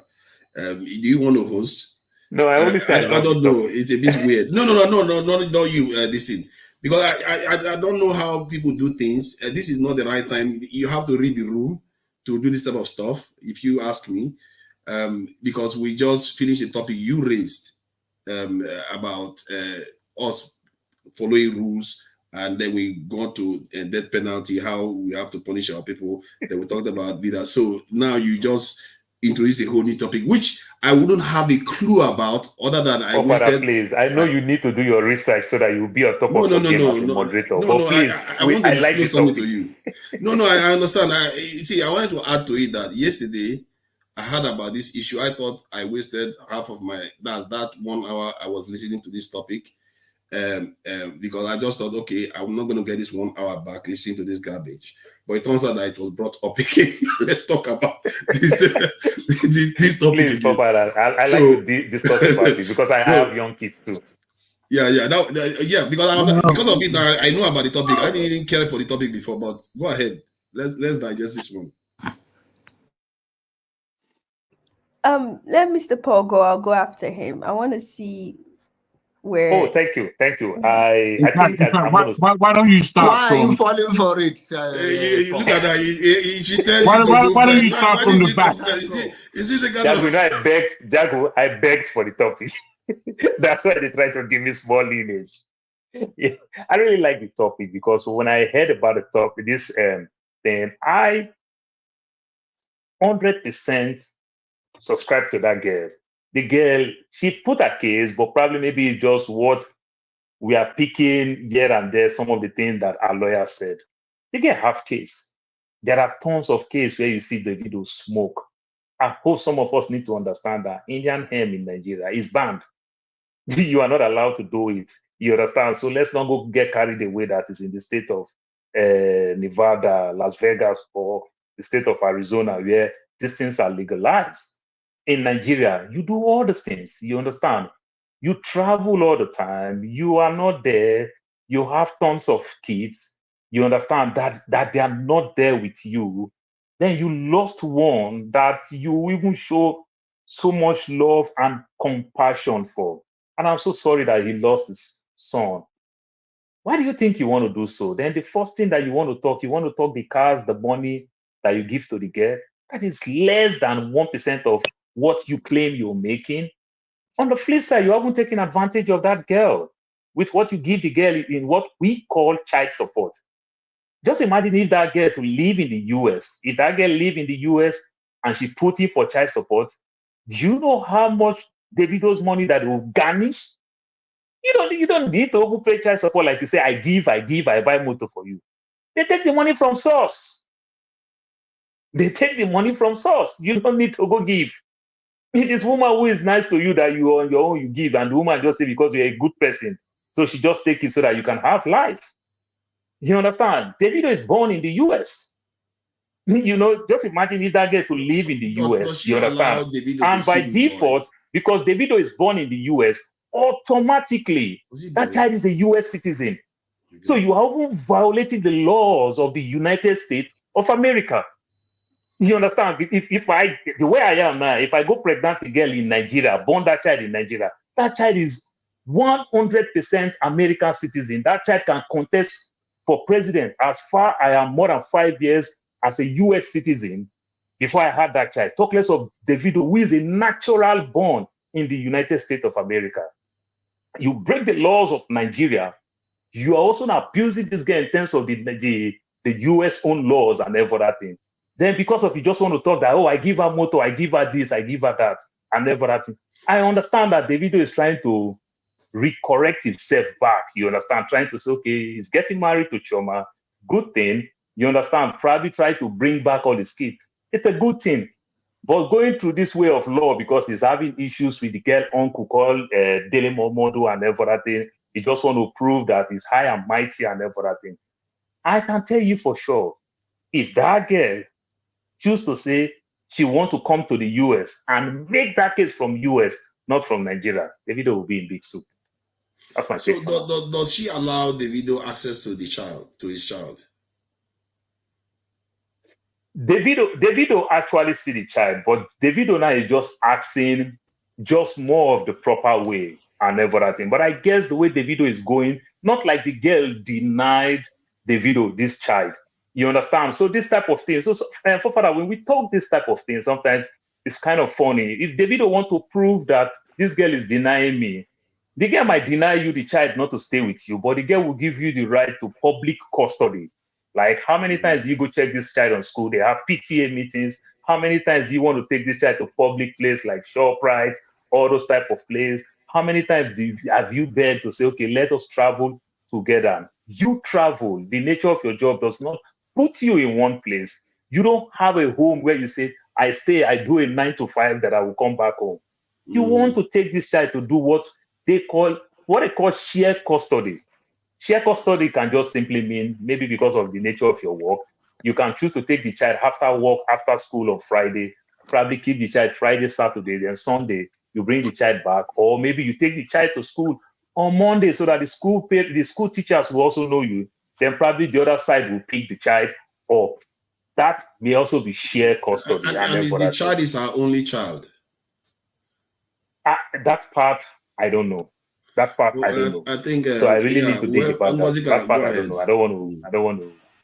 So the reason I brought Mr. Paul, thank you very much. So why I brought this topic up, I don't want it to be just about Davido. So I want it to be about child protection laws in Nigeria, because we have almost non-existent child protection laws in Nigeria. When these kind of things happen, what is the procedure?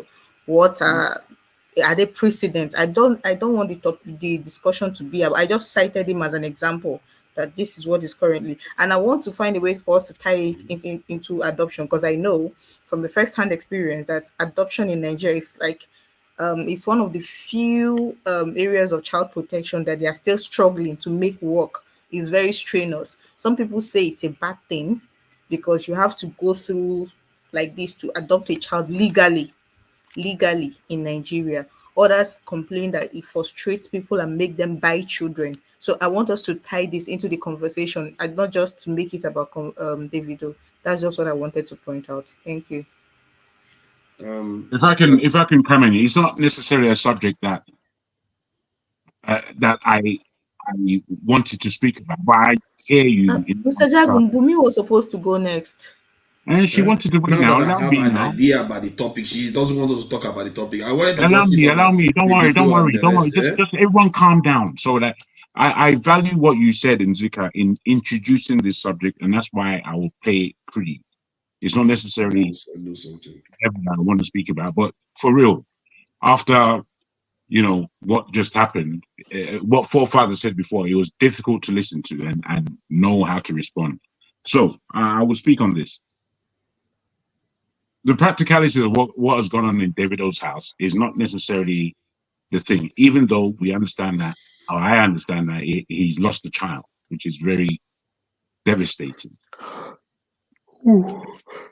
I would say this not in defense of the first girlfriend's child's case, but I would say that women do take advantage of whatever position they mute your phone, please. Oh, your mic. Thank you. On whatever advantages that a woman can take, she will. And sometimes I look at the whole scenario now. Is there no sisterhood really in this world? Because amongst men, there may be a lot of division, a lot of fight, a lot of egotistical levels, a lot of idiocy, no doubt. But there is still a brotherhood amongst men that women are losing. Women, year by year, women lose their sisterhood. And I feel fundamentally that the losing of the sisterhood of women is a damning to our right-thinking minds. You see, the only reason why that woman would have used the tragedy of Davido's dead son is because that is a real argument. That's a real argument. If she puts that argument in there, she will come out with what she wants. It may be distasteful for you and me, but it's a real argument in the law courts. Now we have to wonder, whilst it's a real argument, is it what we would do? Is it right? Even though, a death of any child in a family, there'll be a lot of questions asked.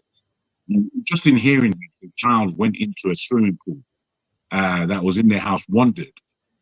And there were caretakers there, 2 or 3 caretakers there at the time, and nobody saw this. That is callous, man. I don't care. That is callous. It's very careless. Even though it can happen to any one of us on this platform, it can happen to, accidents happen. It can happen to anyone. But as it may happen to anyone, any one of us will say, oh boy, that one not callous. So by the time I'll explain, my picking don't drown for a swimming pool though. Didn't you teach him how to swim like how we're supposed to swim from birth? Didn't you do that? All kinds of questions will come out in my family, accusing me. Now, you see, what I'm looking at in the sisterhood level is that women know that there are men who have had children either out of wedlock or out of their own marriage, but the jealousy so ensues women that they give no sistership in this arena, as though a human being hasn't been born. Now, I'll put it to you oppositely. A man, I know too many men who have gone into a relationship with women who have already had birth, 2 or 3 children. And men had gone there, loved the woman, fathered the children, and brought their own children into the world.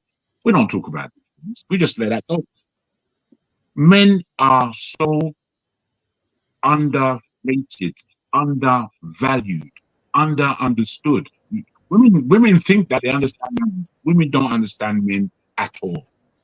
Let me just tell you, women have no understanding of what men are about, which is Mr. why. Jamo, quick Madam, question. Sorry, I didn't want to interrupt you, but I was confused. But please, can you please elaborate how the first girlfriend, how exactly is her bringing up the child that passed away against sisterhood? Can you please just no, elaborate on that? this is what I would say. You see,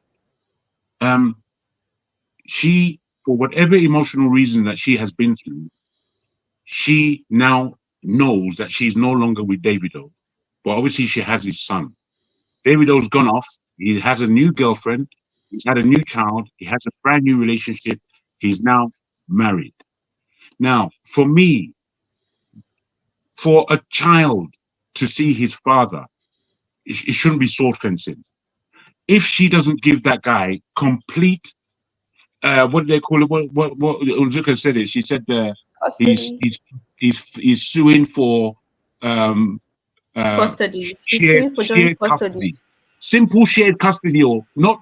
I'm taking the child away. Shared custody. She could not conceive of that as a good idea. What she preferred. Let me follow you up on that, Mr. Is to talk about his dead son. Wait. I'm just saying to Bumi, that is not sisterhood. You see, I'm an old boy. I'm not a child. And what the new generation are doing generally, mostly it pisses me off. It tells me that they're not really coming from culture. They're just coming out, and being who they want. Rubbish, I'm afraid. In my day, when these things happened forever, we have all these things spread about all of our families. I have an auntie who has 3 different sets of children for 3 different men. But my auntie is a direct princess, a princess of a woman, where she is the most giving of my mom's sisters, the most giving. The children that she has raised them purely through her own sacrifice. And who are they? They're serious people, her children. But that today, a woman like that today would be castigated as somebody who, having more children, more than one father, all that rubbish, Nigerian rubbish. Our culture is such that it embraces, it doesn't disclude. My family, especially on my mother's side, we are very inclusive. We branch our family in all the time. And we've had all kinds of different births. We've had all kinds of different relationships at my generation, whereby a lot of people are no longer with their spouses, but their children are fully knowing who their family is. Fully. They know who we are. And for a woman to try to take that away from a woman doesn't understand what a man is. Simple. And it goes against any kind of sisterhood if you don't recognize. So I just wanted to round up by saying that thank you for giving me the time. Thank you for giving me the time. If I can just round up on this, I would ask for the decency of this conversation to really speak about relationships that we have. And I don't mean boyfriend, girlfriend necessarily. I mean relationships and how our families come together. And then juxtapose that to what we see in the media and what we see in the world. And tell ourselves the truth. And don't come and just start talking that political nonsense that people like to talk all the time. Talk real. Talk the real heart of the matter. The law is one thing, but the real heart of, we don't need lawyers if we have loving people. Lawyers just get in the way and just thief your money because you're an idiot. You messed up your relationship, and now I'm involved as a lawyer, and I'm going to pick as much out of your relationship for my own benefit and pocket than I deserve. But in my family, you know what we have? We have family meetings. Everyone gets around the table, and we embarrass the out of each other, and we know who's who, and we know who did wrong. And it's none of that. No, it's my family. It's just me, my husband, and my children, and I don't want nothing else to do. That's rubbish. That doesn't work. All that leads to is divorce and trauma. But people want to wave this idiot flag. I'm afraid you bring a good subject up in trying to spread how we are actually in our family. Who are we in our family? Are you that one who just believes that it's all up to you because I'm Gen Z and I know everything and look at all the mistakes you've made as parents? That one is not going to last forever. that is just a piece of your life. Maybe the next 5 years you'll be blaming your parents, and then quickly you see that you can blame them no more because you made worse mistakes than your parents ever had. So I'll leave it like that. Thank you very much. Thank you. Thank you. Who's Bumi, next? you're going to say something. Ngozika, before next, just to let you know. Can we allow the women have their say? That's the only time she have. No, Ngozika asked me one question, so I just dig into it. That's the only is her time. only child. Yeah, I was the one that asked the question. Bumi, let's have it. I really want your opinion on this question. I just want to. Yeah, but before I go to that, I just want to defend. I want to defend the Gen Zs. Davido is not a Gen Z. His girlfriend, they're not Gen Zs. They're way older than us. So please, we're not in the same group. But I didn't want to say a lot about this topic because I wanted to see, okay, what exactly are the points? Because I'm not really following this whole Davido stuff. But it's a good point you made. But I think Mr. Jago also made a very interesting point that I find, because I felt like he was kind of blaming women in a way. And I'm like, okay, but I'm not seeing him also hold men accountable. Because she has, if it's in an American system, the woman has every right to mention that, look, under Davido's custody, this happened to a child. That is valid. And you cannot take that away. Whether or not it happens or it doesn't happen, it was under his care. So she has every right to do that. Now, I don't know what exactly their relationship, their dynamics, whether they love each other, whether they're beefing or that. But we can all, just like Mr. Paul has mentioned, we can see Davido's lifestyle in terms of like he's a musician, he's an artist, he's very much there. So you could probably argue that that's not the best environment for a child. And maybe that's one of her arguments in terms of like, maybe he's always having girls. I mean, he's married. I hope he's not, but musician and that, they be having girls and that. So that's one area I could see that, okay, she has a lot of points on her side. But at the same time, I don't want to defend her because I also don't know the kind of mother she is. I will always support having a two-parent household for a child because it always helps the child. But we cannot always, because we want a two-parent household, you let the child be in an environment that is also toxic for them. We also need to acknowledge it. It's not by force you must have a father or a mother. What if your father passes away and you have one mother? That's also life. So the fact that we always put this argument that, oh, it has to be a two-parent household.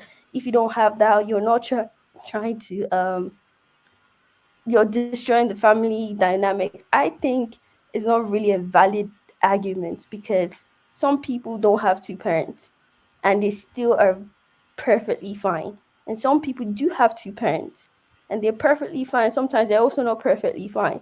So I think that I just hope the court pays attention to the woman, the environment the child is in, and also to the man and the environment and what they have to offer. I don't think there's a problem with this whole divorce thing or like shared custody, but I really hope it's a shared custody. But if Davido is not giving that vibes Can I question? to actually Give me a quick question. Let's allow. Can I ask you a question, Bumi? No, you see, if not, sorry, it's just if a very not quick. now. If Bumi, allow me, if you wish. Not just. We're still continuing. Oh dear. Bumi, Okay, what do you think? okay, Can I ask use you a 30 question? seconds to ask your question. 30 seconds, please. Yeah, you can ask the question. Thank you. What I would like to explore from your point of view, especially as you're narrowing your submission down to Davido's relationship. For Davido, who is the father of that child, for him to ask for dual custody of his child, that is the aspect. Do you think on that aspect it is wrong for him to do that? because that's actually his child. It doesn't matter who Davido is. It doesn't matter how many women he's carrying. That's his child. Does he have any rights in that child's life? Can he take 50% custody? He's not asking for full custody, or he's asking for 50% of the custody. Tell him, just answer me that, because you've gone into a whole heap of things that I'm not sure where they come into it. Just that principle. Davido. And I share this child with a woman I'm no longer with, and I want shared custody with my child. Davido has every right on this planet as an individual to ask for shared custody. But now it's up to the court to actually observe if actually he is actually entitled to it. If his lifestyle is going to endanger the life, then I'm sorry, you can be the father all you want. If you're just going to endanger the child, what's the point? What are we as a society? We're a community to make sure that each and every person is safe. Okay. So you have valid doubt that Davido is not a good father. No, my submission was never if Davido I said a bad doubt. father. I said doubt. I don't have a doubt. Like I mentioned at the start, I don't follow these people's life. I cannot say or come to a conclusion. Like I said, I really hope for the child's benefit, if Davido is a good father and if the woman is a good father, that the court should come to a conclusion that benefits the child. But if Davido is not giving father vibes, please, they should not give him custody. And if the mother too is not giving a motherly vibe, they should not. Don't leave the child with people who are not there for them. If she's just using the child to get money and to eat Davido's money, please take the child away from her. That's where I really want the court to come to that conclusion. I'm not going to make my whole submission all because I want father and mother to stay together. That we don't live in that society, unfortunately. People are not that good. Thank you. If not now or Janaba, which I would love these people to talk, but I want to go. So if I don't mind, I know Desta and my brother have been here for a long time. We are looking more like Bin Laden now. Oh God! Don't start to. Don't get start going. Again. You will they call uncle. On the issue of I want to speak general on what entails in child custody. And by the way, Brother Paul, your submission was good, but then know that the fact that if you're an American citizen and you have a child in Nigeria, the child can become a citizen when you apply for them. But if you are not a military person, the child will not run for president in America, but he can run for any other office like governor. So why is Ted Cruz contesting for president? He was born in Canada. Then the military has to be the family. Ted Cruz's mother is not a military. Yeah. His father is a Canadian. His mother is never a military. Go to and Google it as we are talking now. You see, John McCain was not born in America. His father is military. That's why you are saying that. But Ted Cruz's mother is not military. No, they make a case. It's a different thing. Let me tell you. If the governor of former governor of California, he ran for governor, the actor. Schwarzenegger, Commando. Yeah, Commando.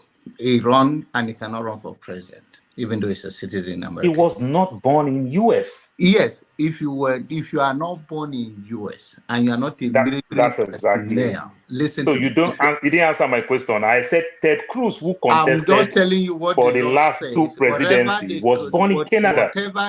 Whatever. No, use Ted Cruz as a case study. Just make that one up. I'm telling you now. You can Google it as we are speaking now. No, I say use Ted Cruz. I just answer you with my own assertion, my defense. Can be make up. They tell you Obama was not born in America, so they can make anything up. So that is not it.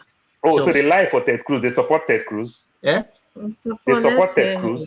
Okay, I'm telling you now, just because we are putting story out here, so I'm trying to tell you that if you're a military personnel and you are born outside America, you are entitled to run for even the office of a president in America. If you are not, if you like you and I have all night over whatever they call it. And then you have a child in Nigeria. Forefather, can you help us with this one? Check Ted Cruz. I don't care. Where he was born. No. So then let me not be my word. Ted Cruz. Yes. Is he still around? That guy is still around. Ted Cruz. He's still around. Senator in so what do he you want to talk about contested the Ted last Cruz presidency now? with Trump, yeah, 2016, 2015, 2016. If you're going to Google it right now, if you want to spend 1 minute and you can get it. So let's not spend our time. Let's go to the issue of the child custody. I'm just the child custody, just like Bumi expressed. Now, I know Nigerian judgment is that why do you bring the issue of a dead child is all those Nigerian talk. When it didn't become legal issue, lawyer throw anything out there to make sure it stick. And that is why she's hired or he is hired for that job. Even though those things, you may say, oh, don't speak about all of those, don't bring it in. They are trying to paint him as irresponsible father or anything they can throw out there that can stick. That's what her lawyer will do. He will have his lawyer to make his own case. But in Nigerian space, there's a kind of emotion we take into thing. But joint custody means that maybe they're on summer break and they're on two months vacation, 2 months holidays. Maybe the child is supposed to stay with the mother for 1 month if you are fighting for child custody. Or some weekend, there's what is called baby step. Baby step, because I have not stayed with the widow before. Maybe if the court want to rule, okay, let the child visit the father for a weekend from so time to so time. And after that, then they change it. Then that is how the battle fight in the court. But they're making the case that I want to be having, it's not even asking for a full custody. But then in this part of the war, the widow it depends on how they settle it between themselves. If they go to court for the widow to pay child support, and the widow also can file to say, no, I want the child to stay with me. The fact that you have a baby, a female, and you have a baby in America, doesn't mean the father cannot file for a custody of the child and have the full custody. If he proved beyond doubt that it's safe enough, the place is okay, and all of that is a legal battle issue. But I don't think we are taking our own emotion as a Nigeria. Don't bring those things in. I think the woman have the right to brought out about what happened to David Doe, happened in his house in order to make her case. But then to simplify it, every person will want where the child is safe, just like Bumi saying then, of course. But now we know that the child has been with the mother for over the years, and I think if she's in danger in one way or the other, the widow could have made that case quickly, and that could have stick out, which means she's a responsible mother. But whatever the reason, the beef, it is always good to have both parents in the life of the child. It's good mentally and otherwise. And I hope not in that case alone, but every other case in Nigeria, don't bring a child to suffer mentally because of your differences. Make sure they all have the opportunity to spend time together. Thank you. Thank you. Please don't go. Please don't go. John Abba, don't go. If not now. Ted Cruz was born in Calgary, Alberta, Canada, to a mother, Eleanor Elizabeth. Her mother was born in Delaware. She is a quarter Irish Italian descent, undergraduate degree of mathematics, Rice University. Her mother was never in the military. Her father is a Canadian. I'm not talking about this. I'm talking about the law no, of America. No. You learn. John Abba, what you are saying, I am saying the same thing for a very long time. Okay. I am saying the same thing for a very long time. We don't understand immigration. What we understand in immigration is that when we get our paper, we dust that part. It's never our issue again. Just like me, go to First Stack, anywhere, go get Nigerian passport. I don't think I have any much business to know other things that the Nigerian Immigration Service does. That's how it is. So what you're saying, I've been saying the same thing. I was shocked when it's done on me, when I even get, see, I put so many clauses, so many caveats. If you become a US citizen, if you had a child any other place, that child can be a US citizen, but that child cannot contest for president. But if you are a US citizen for after 5 years and 1 day, that child gets all benefits. You understand? So like Ted Cruz, his mom is natural citizen, but he was born outside the US. But what you and I know for a very long time that you're saying is the military, the military, the military. It's not only for the military. That's all I'm telling you. I know. I argue this argument okay, guys, for a very long time. Let's keep moving forward, guys. If not now, yeah, long time we've not heard you say anything since you came in. Thank you for your patience. Steph, out now. And, my brother Steph, I'll go on, brother. Steph is calmed down now. He's been away from the channel. He's calmed down for a bit. Thank you for joining us, Steph. What do you think? I just want to be one of the good guys. You're welcome. Had it been I came in on time, I would have defended the forefathers. Thank you.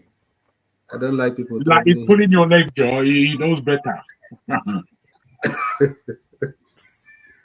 So good. Anyway, I don't really have much in this conversation. I'm just gonna enjoy. You are not paying your child support. Whatever that means, I don't even know what that means. What is child support? You know, if this topic was said 2 days ago, I would have no clue. Yesterday, I was hearing some people, Nigerians, marching on about this. The only question I may ask is, why now? I understand the child is 9 years old, so why now? If not now, let me answer you. Let me answer you that question. What happened to the past 8 years? No, okay, you're asking why he is suing now. That is what you're asking. Yeah. He has not been in communication with his child, I think, in the last 2 years. The mother of the child is saying she did not stop communication, that he stopped communication because she stopped her relationship with him. So he was sort of punishing her for stopping her relationship with him by not communicating with his child, by not being present in his child's life. Now he wakes up one day and decides, oh, I want to have 50-50 with you on where this child is concerned. And the mother is saying, no, I'm not having it. Well, I don't know. I think I don't really have enough. Then also add to it too. The video also starts with, I give you money, I do this, I send this child to the best school, I do this, I do that. Because there's a reason why they also put all those things out in there. The court documents, in the court document, it was revealed that he has not paid school fees for that child in the last 2 years. Okay. Actually, the school fees accumulated to the point that the school had to reach out that if you do not pay the school fees, we'll send the child out of school. His father had to clear the backlog of school fees and then forwarded a notice to the school that any further invoice be sent to him directly. So his father, the child's grandfather is the one taking care of her school fees. So why, if you're not even paying for your child's school fees, why are you suing for joint custody? What do you want to do with it? Can I say this? Steph. Mr. Jacob, please if not now, he was saying something. Let him land, please. That's the reason why I asked the question. Because I just want it doesn't have to be about David, though, is what I'm saying. I just need to be convinced that he's asking her for the custody for good reason. You understand? Okay. And not just to show that he has the power to ask for it. You know, because if that's why I'm asking, why now? Are you really interested in seeing that child and you say they denied you seeing the child for 2 years? It doesn't really add up. Another person can talk. Next star hasn't said much. Then Tone. Before I have my say on this matter. Going next. Well, I just think that first of all, I think we should not take any bias. If you are trying to look at the case, you should not kind of. I think we already have some bias about the whole situation, and everybody is throwing that bias in. And if you, I've read a little bit about, there are some underlying things that's about that case, that we are not privy to. Example, when Davido had a child with that lady, it was considered that the lady took advantage of him. He was a very young guy, coming up artist. I think she's over 7 years older than him or something. 3 years. Is it 3 years or what? Okay. So he was. She's like 7 years older than him. Okay, 3 years. Is it 7 years? People were saying 3 Yes. years. Okay. Well, so she's older than him, and he was very young when he had that child, more like a juvenile, And there's also the backstory of it seemed like he and her were getting back together. There was a time when Davido and Choma had like 3 years ago when they had like a breakup or something. It seemed like him and her were coming back. It seems like Sophia wants, it's not like she has a problem with Davido having time with the child, but she wants like Davido as the family, like with her, and all that. So I know there's a whole lot, but if we are supposed to take ourselves from any bias, we should just look out for the benefit of the child. What is the best outcome for the child? Not really about you shouldn't lock the child out of you shouldn't lock the father out of the child's life. All these stories of he did not do this, he did that's because the father and the mother are having problems. As a single mom or as a mom, it doesn't even benefit you to deny the father the access to the child. It doesn't benefit you. You understand? Because it creates more stress for you. So it's easy for you to let the father play his responsibility. If you are not with the mother, your responsibility as the single mom is to make sure that the father plays the responsibility in the life of that child, whichever way. In the Western world, that's what the father has to play the responsibility. This one that was saying, if it's just about paying bills, I'm sure Davido can pay the bills and to hell with whatever you want to do. But I think for the child's benefit, yes, somebody might say, what do you call it? Oh, but you have children that are only single, maybe only one parent brought them up. Those are exception situations, and you cannot apply when something is an exception situation. You cannot now expect it to be the norm. When there's an opportunity for both parents to play a role in the child's life, we must make sure that opportunity is exhausted.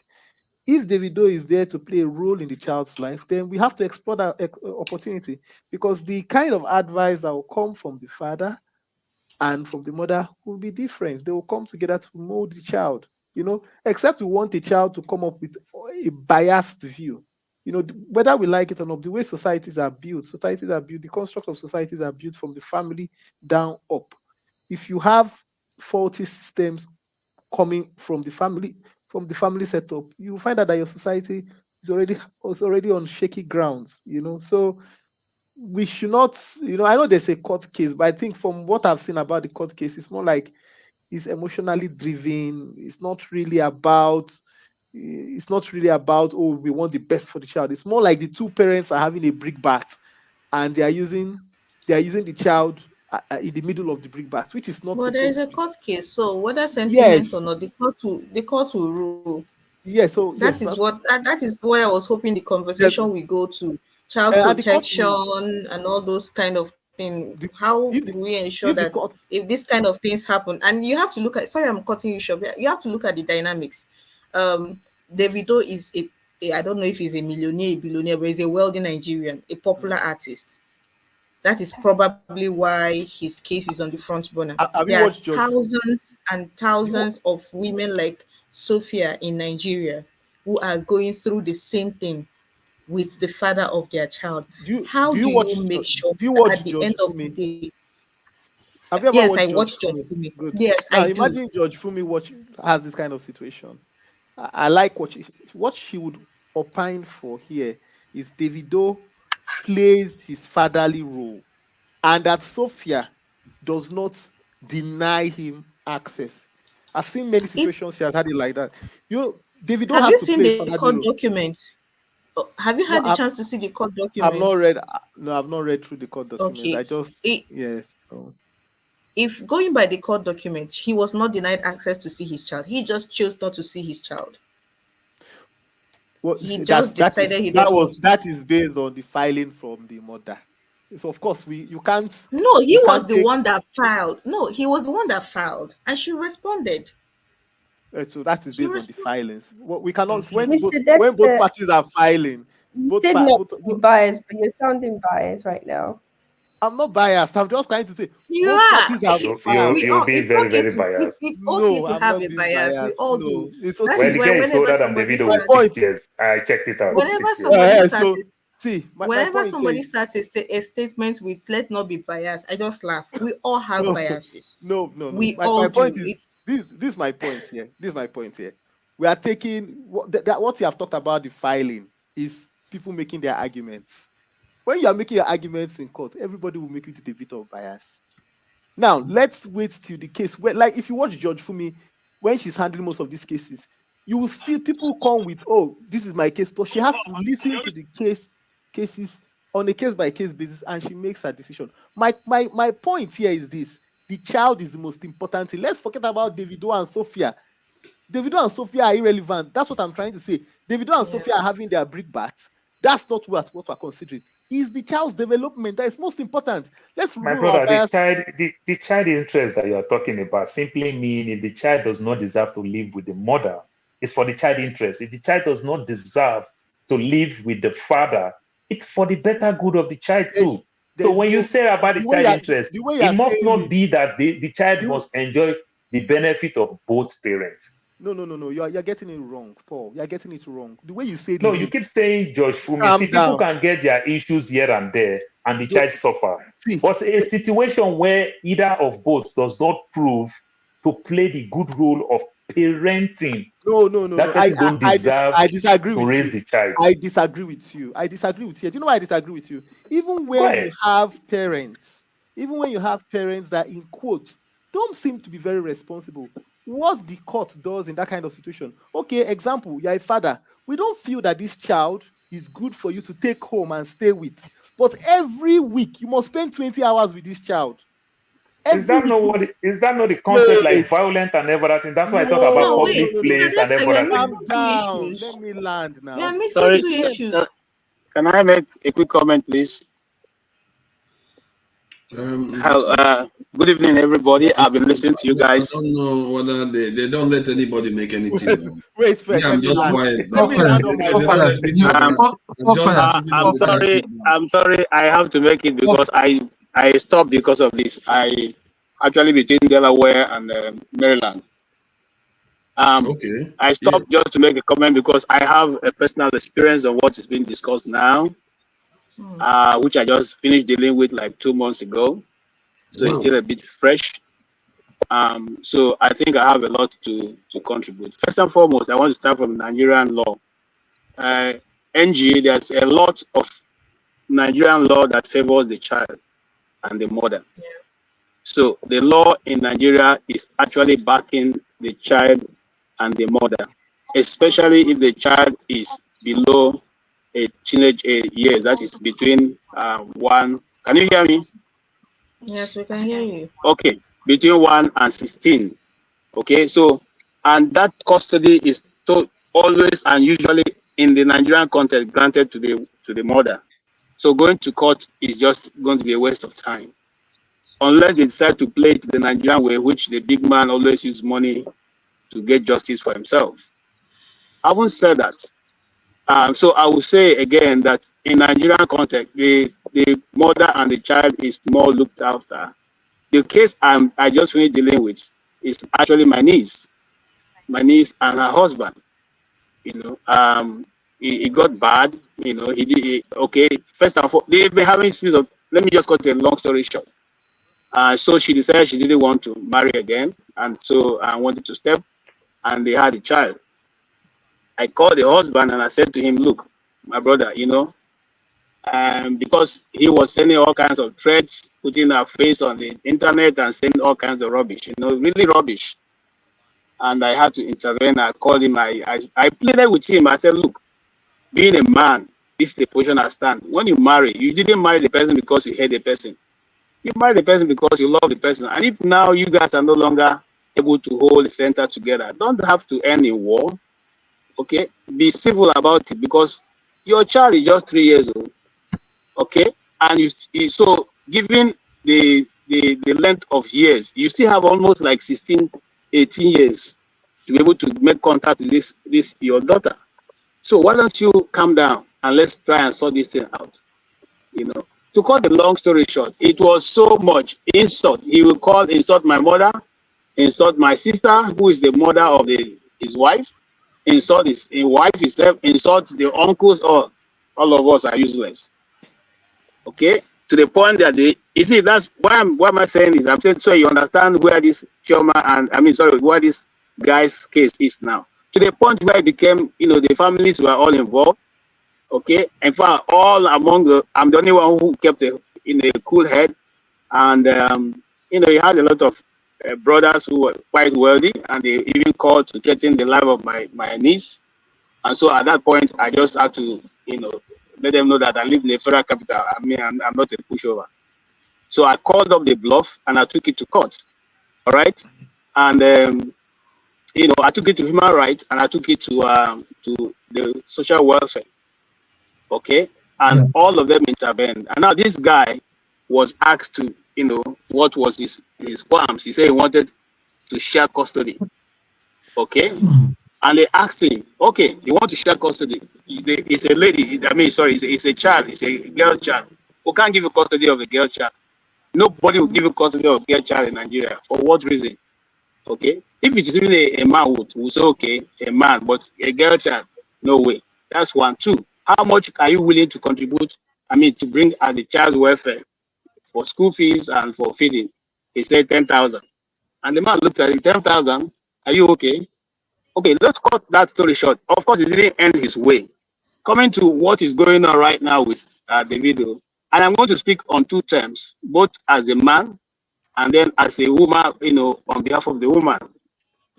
Now, for the man, I'll start from the man.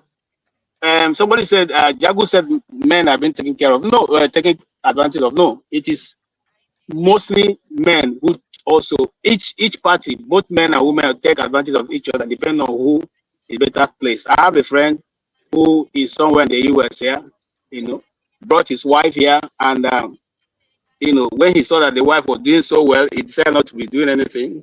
Eventually, the relationship packed up, but he knew the law, just like Paul knows a lot of the law. He knew the law, so he quickly, left his job. Okay, so when the woman sued and they went to court, the court said, "Oh, how much are you earning, sir?" He said, "I'm earning $1,000 a month." They said, "Oh, wow. What about you, madam?" He said, "You are earning you're earning 3,000." Well, in this case now, you have to be bringing money for the man. Since you are the one living, you can't claim the house. So everything was turned against the man, the woman. So she's now, instead of the man being the one bringing money now, it was the woman bringing money. And she could no longer take it backwards. Okay? Again, there's another guy here in the US also, whose wife was misbehaving and everything. He was giving her money for upkeep because she didn't want to marry again. She came to America and saw that she can be beautiful. So she decided to play the beauty card. When the husband is talking to her, she'll be saying her own. Eventually ended up in the court. Okay? First of all, it didn't end the court. The guy just packed his things and left. And she went to court. Before she went to court, the guy was giving her upkeep, $3,000 upkeep, because he's a trucker. He has a lot of money. But she went to court. She wanted to be getting $5,000, and she got a lawyer who she felt would deliver. Unfortunately, he met a judge that doesn't tolerate nonsense. So when they went there, the judge said, okay, why are you giving her, $3,000? And they calculated it at the end. She said she wanted $10,000. The man said, okay, let us calculate it. They calculated and calculated until it came to $500 a month. That's how and the judge said, that's all you're only entitled to $500 a month, nothing more. So it became a big issue. Now, why am I saying that? So even the women, the men, all of us, each person take advantage. There are very few men who do not go to the extent of trying to take advantage. And there are also some few ladies who don't go to the extent of taking advantage. Now, in the case of this issue, you see, and I'll say this to the ladies are the most stupid of all the two, because you are dragging custody with this guy. Let me tell you, a man will always grow up and ask, who is my father? Every child will want to know who the father is. So dragging it is making it, you are just punishing yourself. Okay? Now, if I was in her shoes and if I was her uncle, I would have told her, you know what, my sister, give him custody. Not give him custody to go and be staying in that house where they be doing all kinds of stuff, but give them some allowance, because as a man child needs leadership, authority figure over himself to be able to do well. Your mother, the mom can do everything and all, but as God has ordained it, if you are a male child, most times you are looking for an authority figure over you to show you the rudiments of life. And that guy should not be denied that. Okay, I understand it's messy. I understand, in fact, if you ask me, she is doing the right thing, but let's not overdrag it. Just the same way I advise my niece. I said, if your husband decides to, if you decide to go along with him, it's okay, because your daughter needs a father. But if he becomes as stupid as he has become, and you think you cannot take it any longer, wherever you stand, that is where I stand. I mean, I cannot say, oh, because you must marry the guy, or the guy must marry you. So then it begins to behave and bring women into the house, and you take it because I'm married. No, you can't do that. Okay. The same thing in this issue. Why I say what I say is because sometimes in Nigeria, money talks. Bullshit don't work in Nigeria. Because you try bullshit, you go, they'll deal with you. It's just money talk. So the video can do as much as he wants because he has the resources to do it. And this child, if he becomes 18 tomorrow, he will obviously ask for who is my father. I know what she's afraid of, because if the video keeps that guy 50% of the time, he will carry the guy all around the world. The guy will no longer want to come to his mother, because when he's in with his father, he enjoys all the good things of life. Sorry, why will he want to go back? Interrupt you. I'm sorry, I have to. Yeah, see, Davido is part of his child's life. He just stopped at a point. You're missing that part. It's not like he has never been a part of his child. I'm not missing. Listen. Yes. Look, I just want. No smoke without fire now. Engine. Okay. Something happened. No, see, let's stay with what we know. Let's not speculate. What we know I'm not trying to speculate. He has been a part of what you're trying to say is that she's afraid to grant him, to allow him joint custody, because then the child will prefer him, and then the girl has been living her best life, traveling around the world with her mom and even part of her father's family. It's all there in the court document. Okay. She spent holidays with her father's family, but that is not Then even the conversation. Just add the Dele Momodu into it to the misunderstanding, the way Davido insult the girl's uncle, Dele Momodu. You understand? No, but listen,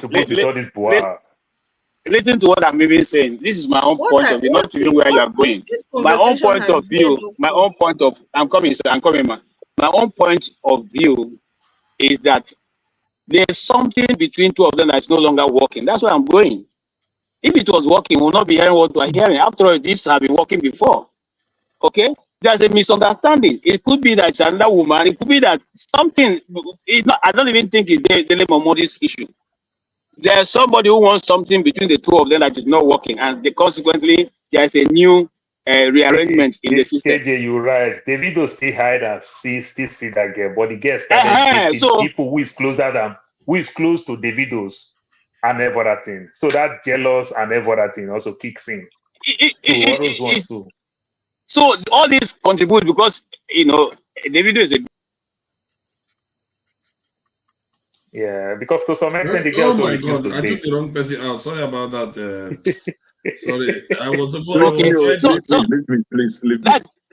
That's my small contribution. And I want to let you know that every group, both the male and the female, all take advantage of the situation depending on who is a better actor. Okay, every one of us. I have to come in and just correct you, KJ. You said it 3 times now. You misunderstood. You misunderstood what I was trying to say in terms of I was being quite subtle, and the subtleties are there. You see, what I said is that I came from the point of the sisterhood amongst women, and it's diminishing today. And I believe that women put themselves in a position of doing almost anything for their benefit. And I then compared it to men. It's not that men don't do that, but it's a lot less. There's still a lot of brotherhood between men as opposed to sisterhood between women. Because a lot of these things, as I said, by the time you bring your personal case to the law, you're spending money to the law, to the system. You're spending money away from whatever you're there arguing about. Whereas back in the day, a family meeting would be called and things will be sorted out. It's whether or not you want to sort things out or you want to muck about in the court and display your wares in front of the whole planet. For me, all that's bullshit. Jagun, I didn't disagree with your contribution. I'm only expanding on your contribution based on my own personal experience I've just gone through. And I said that both sides play on this. Okay, and I gave other examples of both people, both male and female being able to play on that. And that's it. I think that Nigerian law captures enough of this to the advantage of the woman and the child. That's that. I conclude on that. Thank you so much. I see what Jago is talking, because if that girl even lose that case in Nigeria, I strongly believe the girl will reopen the case in the US. Again, yeah, let me just comment on Kene. Shame on you. I took out KJ. You were like, leave me on stage.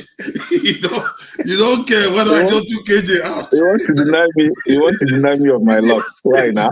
I was lucky. I can't believe that. I was just praying, God. You can see what Forefathers did to me. You can see what Forefathers did to me. No, that was by accident. Sorry about that. It was past that I wanted to take out. So he was like, leave me on stage. I couldn't believe that. All right. Thank you anyway for that mistake. You're welcome. I think Tone, have you said something about this? Okay, is it my turn to talk? Tone hasn't said anything. Okay. You left me in the background for 1 hour. See, listen, what happened earlier will happen again, because people provoke you, and when you react, just the same way they provoked you, Forefathers, and you reacted, and everybody was against you, and I was even backing you, and you had the temerity to leave me behind. I have to be even-handed, Tone. Let me but you speak. were cursing. That's the only reason. I'm not insulting anybody. So I just want us to look at this holistically. Jago has been having a jab at me on this panel for reason best known to him. Jago, please. I told you the best thing. I told you. Be truthful to yourself. You've been having. Don't call my name. Indirectly. I don't know you. Why is he calling my name? He's not going to kill you. Before. I don't know you. It's not that he's going to kill me, but why is he calling my name? I don't want to talk to him. Listen to him. I'm asking you. Everybody's here. Just tell us why. Is it because I don't have a bed like you, or what? Why? What's your problem? It's best. Okay, make your own contribution, Tone, please. Let's just leave this. Because listen, Forefathers, with all due respect, I'm not shouting or insulting anybody. I'm just asking him in a very civil matter. What he must have a problem with me. The other day, I told Olumide where he started off. Just leave the topic. I asked Olumide to we'll go backstage and deal with this. Backstage. Can we just respect the topic that Ngosika brought up? We'll go backstage and talk about this. Let me just go back. Ngozi has said that it's okay for Forefather. Can you allow all that and don't let me speak? No. We'll do it backstage. What do you mean backstage? Did he do it backstage? He came on here. And I've stopped him now. No, he had a chance to speak without speaking none of that thing. And you allowed it. As soon as he started speaking, if you talk, it's going to extend. Don't you see that? We're going to go backstage and deal with it. We're going to be rounding up soon. We should have even rounded up by now. So just take it easy, Jago. You're going to have your chance, okay? Please. Nah, man. This is all crap. I don't know. Tone, please address the point. Okay. Stop doing. I'm just trying to be calm here, and I don't listen. I'm not a coward.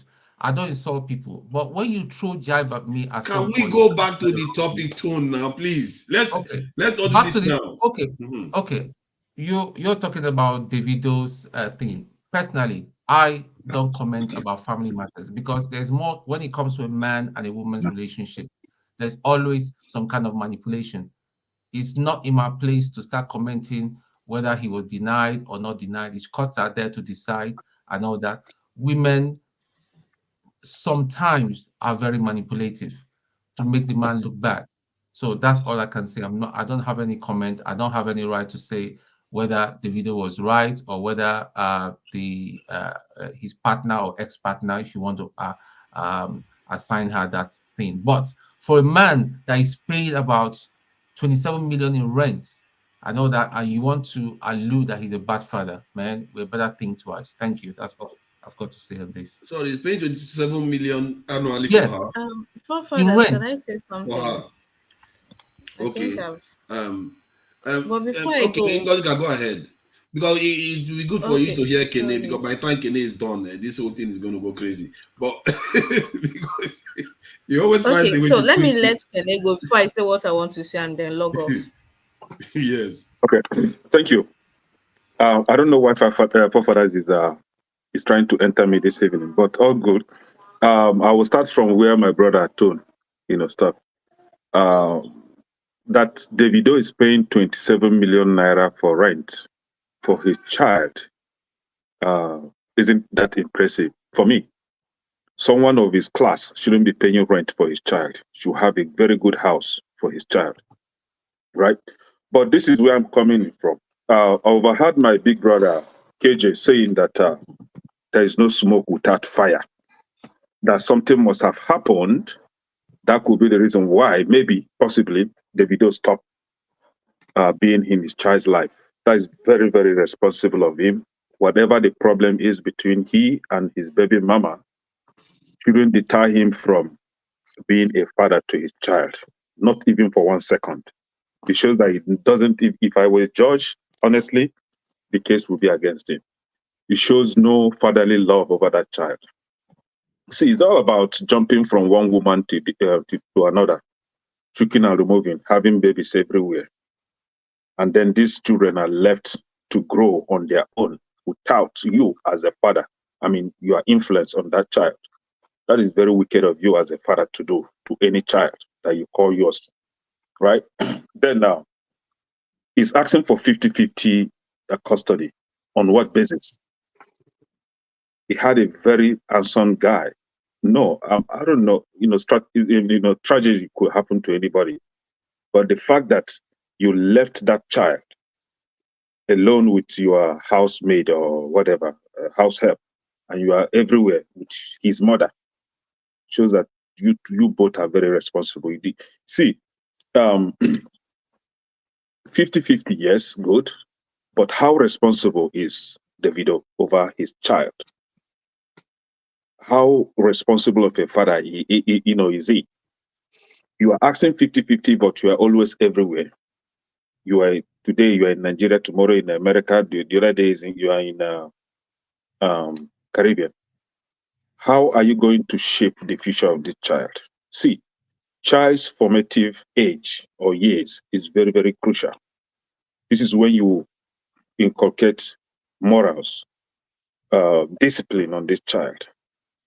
See, I think I'm not judging him but from what I've seen so far over Davido, I don't think Davido is that disciplined. And that was why he could come up on social media everywhere, be insulting Dele Momodu. I think Dele Momodu is Sophia's uncle, right? So if you be able to insult such a man, that means you are very, very responsible, honestly. And I was even questioning, does it mean that they don't have families? I mean, does it mean that Davido don't have a family and the Sophia don't have a family, that these two families could sit down without taking this case to court or even bringing it out on social media? Both families will sit down and, resolve this issue. But looking on the other hand, you find out that Davido has no respect for even the man that could even sit down and discuss with his family, which is Dele Momodu, right? So, I don't know, but I find it difficult, in as much as I love fatherly influence on the child, on a child, but I find it difficult to back this guy up, man, or even speak for him. It's very, I see that sense of irresponsibility is very hard for me to remove, because I've scanned this guy with my own small eye, and I found out that the guy cannot take care of a child for now. Maybe when he grows up to be a man later, he's still a boy now. Bumi was saying that he's no longer a Gen Z. It's not by age. Some Gen Zs could be good fathers, and some baby boomers will be very struggling with being good fathers. So it has nothing to do with age. Millennium. It has nothing to do with age. So this is my little contribution over this issue. I don't know. Papa, he has already given me uppercut, so I will not go further. No. I sympathize with your opinion more than most people that are viscerally going after trying to defend Davido. Because I consider Davido a little bit irresponsible with some of his behavior, having children all over the place without necessarily consummating any form of formal relationship with some of these women. And because societally, he's setting a very bad example, given that he's a lot of young people look up to him, the Gen Zs that don't like to get out of their rooms. But they are looking up to him, and this is the example he's setting for them. And the woman, the lady, yes, maybe she's not of good character in some ways, but it's her only child, one. And Davido has been known to lose a child. You can't blame her for being a little bit cautious. If she's not cautious, she will be irresponsible. She has a duty to be cautious with such a man. And another guest he come out to say Davido, she had a child for Davido, which Davido denied. The girl is willing to come out for DNA. Davido refused to give the girl because she's a nobody. He's quite responsible. I think that's another aspect of it. So when you make mention of 27 million, it has nothing to do when you want to use court case. This is not what I'm saying, Paul. Please don't twist. You're a specialist in twisting. That is not what I mean. Because what the social media, wait, hold on. What the social media are trying to say is that he's not responsible at all. He has not contributed. So that's not what. So don't take the words out of my mouth. You said Davido paid 27 million for rent for the girl. Out of my mouth. All I'm saying is that say it again so that I can apologize to you. He's provided a shelter, which he should do in any way, for both of them. Then you said 27 million. Did you say 27 million? A man that pays 27 million a year. So what I said, it's not like he left them alone. I didn't say you are lying. I said if that case go to court, they base it on your income. What about 27 million is even not enough for what the girl will get from Davido? What about 27 million might be much enough what Davido is spending on that child? That's what I'm saying. Well, if you go to court, they base it on your income. That's what I'm saying. You and I live in the West. Even the state spends more money on a child than that amount. He actually wants to be in that child's life. He actually wants the good of that child, but he refused to pay the child's tuition. I overheard Ngozi saying that. I'm not supporting Davido. I'm not supporting any of them. All I'm saying. I'm not saying that you're supporting. I'm just adding to what Paul was saying. Okay. I'm not condemning what you're saying. Let me just say, Forefathers, thank you for letting me have my say with everybody's opinion on this. And I think we achieved something. The panel has calmed down. So I'll leave you, gentlemen. We haven't calmed down, though. So, but before I go, I want to share a personal experience on why I thought, somebody here mentioned that the family is the fabric of the society. That is where the society starts. That is the unit of the society, the family. If you get it wrong there, I hear you, Bumi. If the parents are not helpful to the child's development, they might as well get off. I hear you. I hear you, Mr. Paul. If you're not living up to your responsibility as a father, all you're talking about is I paid for this, I bought for this, that's BS. I heard everybody, but what I want to say is, if you see, having a child is a lifelong commitment. I do not get how people easily have children just because they are married, or because they are dating and a pregnancy occurs. I know a lot of you are conservatives. When it comes to reproductive health, you're very conservative. I get that. But till tomorrow, I will argue that instead of bringing a child into this world and have all this mess, please take it off. No child deserves this.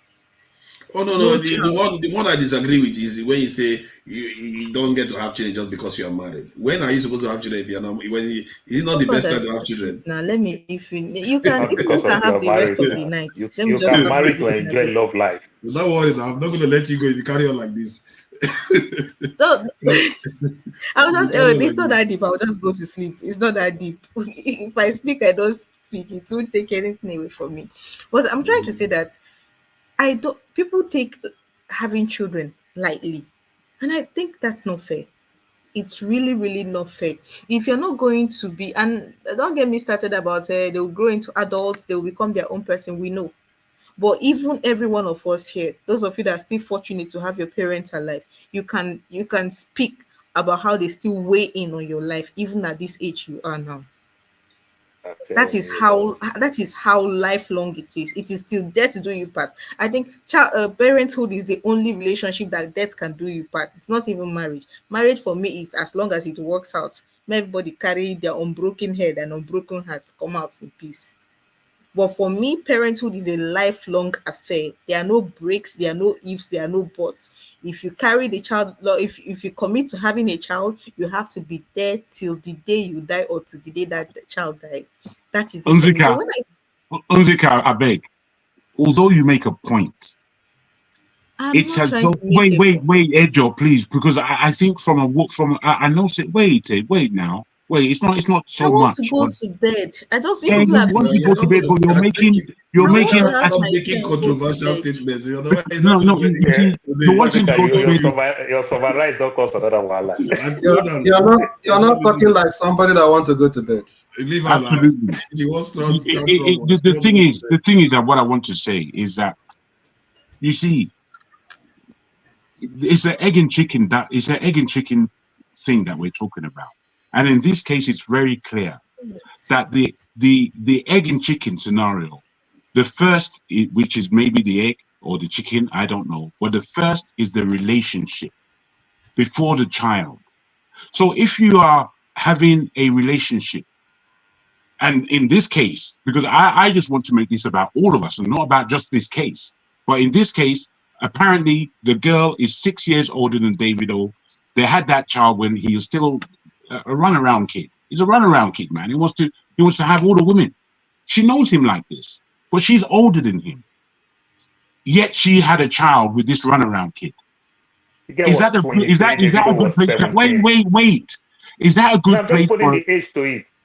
No. I'm just saying, because we're all human beings. We all know. I know what a woman is, and I believe you know what a man is, especially when growing up. And you know that men, they're looking for sex wherever they can get it. Wherever they can get it, that's what their option is. For a woman, that search for sex isn't the most keen thing. It's actually the search for. Are you speaking for women? Are you a woman? Why can't I? Why am I not alive? Am I not alive? Am I not alive? You can speak for yourself when it comes for men. No, you can speak for yourself. I can speak for anyone. I can speak for anybody. I am a woman. You Jago, can Look, my friend, my girl. Whether or not you are keeping something secret as a woman, that I'm not showing that I'm a sexual creature. Women generally are quite coy about sex in comparison to men in terms of what we want. I don't need. You're speaking as though I'm not an experienced somebody. Don't speak to me. Don't speak the English thing. Are you speaking for women? Why can't I? Am I not alive? Do I not have women around me? Am I not observant? What the hell is that? Look, I'm just trying to let you know that in the relationship between men and women, once you make the correct utterance that once you've had a child, your life should take second place, and it's now about the life of the child. That's what I was growing up in. As far as I'm concerned, my parents, they loved each other, and that was it. They weren't going out there searching for any other relationship. So it was all about us as children. That's what I observed. So where we now go out further into the world and observe broken relationships and all the rest of it, we put reasoning to it because there is reasoning behind it. And if a 6-year-old woman, a woman who is 6 years older than her partner, she is far more mature than he is. far, far more mature. So for her, at that age, Tia said to don't know better. What about that? Really? No, Please, wait. can I just say what I I'm want not to say? arguing all these nuances because I'm speaking about everyone. There's millions of nuances that we can speak about, but we're speaking about the rule as opposed to the small objectivities we may have. The rule suggests, and we all know women, they are more mature than we are, growing up at some aspects, especially when it's to do with relationships. Especially, they're more mature than us. Let's not have it. It doesn't mean a man is not mature. It doesn't mean that, but they are more. They know what it is that they're in this relationship for more than men do. Because I know myself. I've been in enough relationships where I had no idea why I was there, apart from one thing. Other than that, I had no other idea. So I'm telling the truth now. I like it's that reality. I like that one. No idea why I was there. I like that one thing. Real talk. I'm talking real. I'm not here to muck about with nobody. What was that one reason? Please. Why you were there? This is 248. Bumi, Can I tell finish? Jago to be free to say that one thing, like he told you the other time. So you may not agree with me, and I wish I could stay longer so that we'll hash it out, but I can't. Take care, my darling Nzuka. You are always marvelous. Thank you guys for indulging me. This topic is too tough. And let me say this. let me say this. I actually wished we had time because I wanted this conversation to expand into various scope. Everything. Don't worry. Tomorrow we will put it back on. Let me say this before I go. I have a personal experience, something like this. They were not properly married, and I happened to be there from the point where the child had already been born. That was when I came into the picture. And I'm the kind of person that whatever I say today, wake me up in the next 20 years. Even if situations do not agree with what I had said, I will still tell you this is what I said. But now I have a different opinion. That is me. I do not see any reason. There is no reason in this world that will make you stop being involved in your child's life. There's no reason. Be you the mother, be you the father. There is no reason. Just say you don't want to be. Nobody's going to beat you. But to come and claim that you were denied, when people say that, when I hear parents say, he denied me access to my child, she denied me access to my, and I look at them, I'm like, you don't fight for these children as if you're fighting for your life. Fight it to the rest of when you want something badly, I was telling this person, I know how you go after things you want. I've seen you grow professionally. You were a tiger professionally. I've seen you chart new terrain. So what is this excuse you're giving me about, oh, don't mind my child's mother, I've been calling her, I've been doing this, she's avoiding me, let her have the child. When the children grow, they will look for their father. I say, when the children grow, they will look for their father. Is it that thing that they've been using to console themselves since before Jesus came? It won't work with this generation. Have you met this generation that is all about mental health? Have you met them? I thought you said it's live till death do us part. Now you say it's mental health. No, you are saying no. Forefather, please now. Everybody here is following what I'm saying. You are the only one that is going off track. And I don't want to believe. I don't want to believe you are beginning to go the same way Mr. Pansat is going. You know, I'm so sympathetic to the lady. I'm sympathetic to the lady's case. You are telling me I have tried my best. The father does not want me involved in the child's life. I've tried my best. The mother does not want me in the child's life. Let the child grow now. When the child grow, they will come looking for me. It won't happen. No. Not with this generation of children. They will move on from you, and you will know that till death do you part is not working with them. Ngozika, is it not funny? The girl that didn't grieve for me some over 30-something years ago, I'm still looking for that girl. And if I see her, I want to go see her again. Then someone will talk about their child. Wow. If you understand, I still think about her.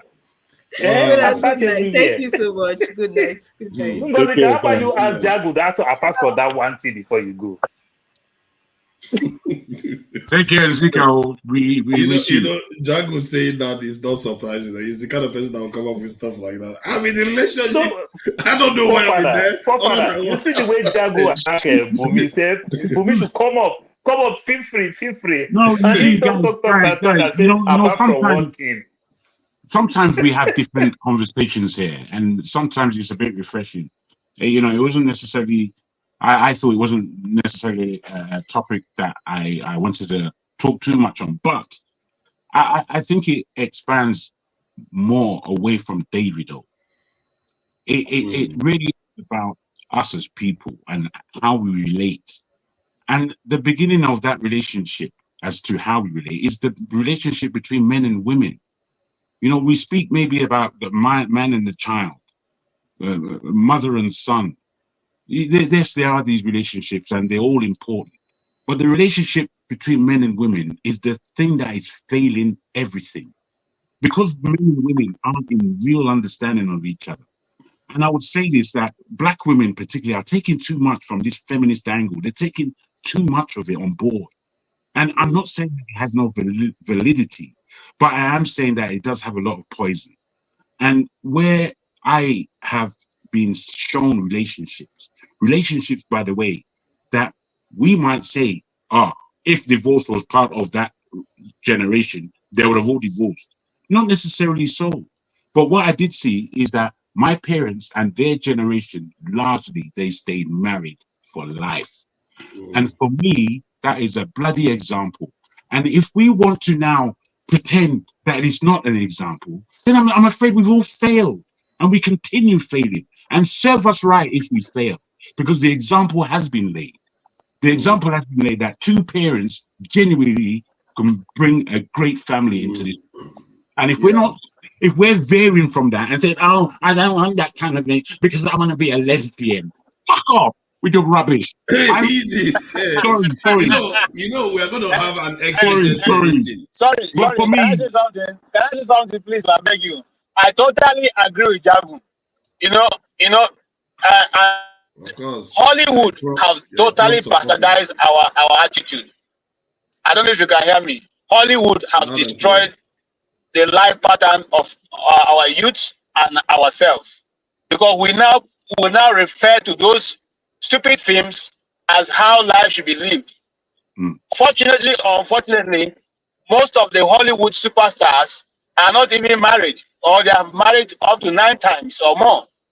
So those people who have weaved into our society and have even given, some of our sisters the ability to say, argue it out. You cannot be oppressed. You are not this, you are not that. All kinds of terms have been used. Unfortunately, it is our society they are destroying, not theirs. Because they are living comfortably with their own wives and sisters and brothers. They are doing every other thing comfortable. It is we. You see, by all these things is shaky. I think what the point you are making there is that people, the nations and their systems that they run can act as a weapon against other nations. Make no mistake. Like because when they tell you that that is not ready to live their lifestyle should live their lifestyle, they could negatively affect your nation, because they did it as a natural evolution from their own society. But when they impose it on yours, it could become a serious problem for your own system. And we've seen that happen historically. Even one of my ideas was that we should have a political system that becomes a weapon against them too. So, because this is what they do, that's why they keep shifting the goalposts. 1 minute is gay marriage, the next thing is transgender, the next thing is teenage transgender. I don't know where it's going next. They just keep moving the goalposts on and on. Bro, I tell you for lie, I tell you for nothing. When I was growing up and understanding, getting my mind into what homosexuality meant, the thought of anything homosexual had never ever crossed my mind. And as a child, I was active. I was always intrigued at what this thing called woman is. What? I was active investigating with what do they call that thing? Microscope. The wait, let me land, please. I want to say that when a black beauty shows up, he will just come close to the camera. I just want to say that having never had that thought process running through my mind, when the word homosexuality came out, I began to understand what it meant. And I couldn't fathom really what activity could go on sexually between two men. I had no understanding of what the hell they were talking about. And I'm talking primary school age coming into secondary school. By the time secondary school came, and I've now understood what is homosexuality, bruh, as it dawned upon me, I thought, what a crisis of life. What the heck? You know, it was like something out of the whole universe that they brought to my attention. Now, as we understand how it is, you now know that these people are now fighting for the right to stand out on a sexual level. Or they're not telling you that we are mentally looking at this, or this is a great subject matter. No, they're telling you that me as a man, I want to put my penis inside your ass. And I'm thinking, is this what you're speaking to the world about? For real? Hold on. Let me wait. Let me explain. I'm being a bit graphic. I just need to do paperwork. Just hold on. Families and people that have children in the house, they need to move their children away from it. This is X-rated segment of the show, and people are going to be using some of this because I want to also play one other video about. Because we think that we are the only ones having this problem. Asian people are having this problem too. No, it's around the world. I'm just talking naturally.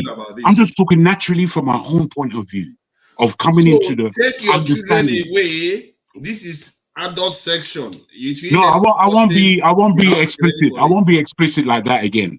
I just did that. The only reason I put that there was for the shock of it to me, the shock of what it is in my mind as it came to my attention, what this thing is. Then understanding lesbianism.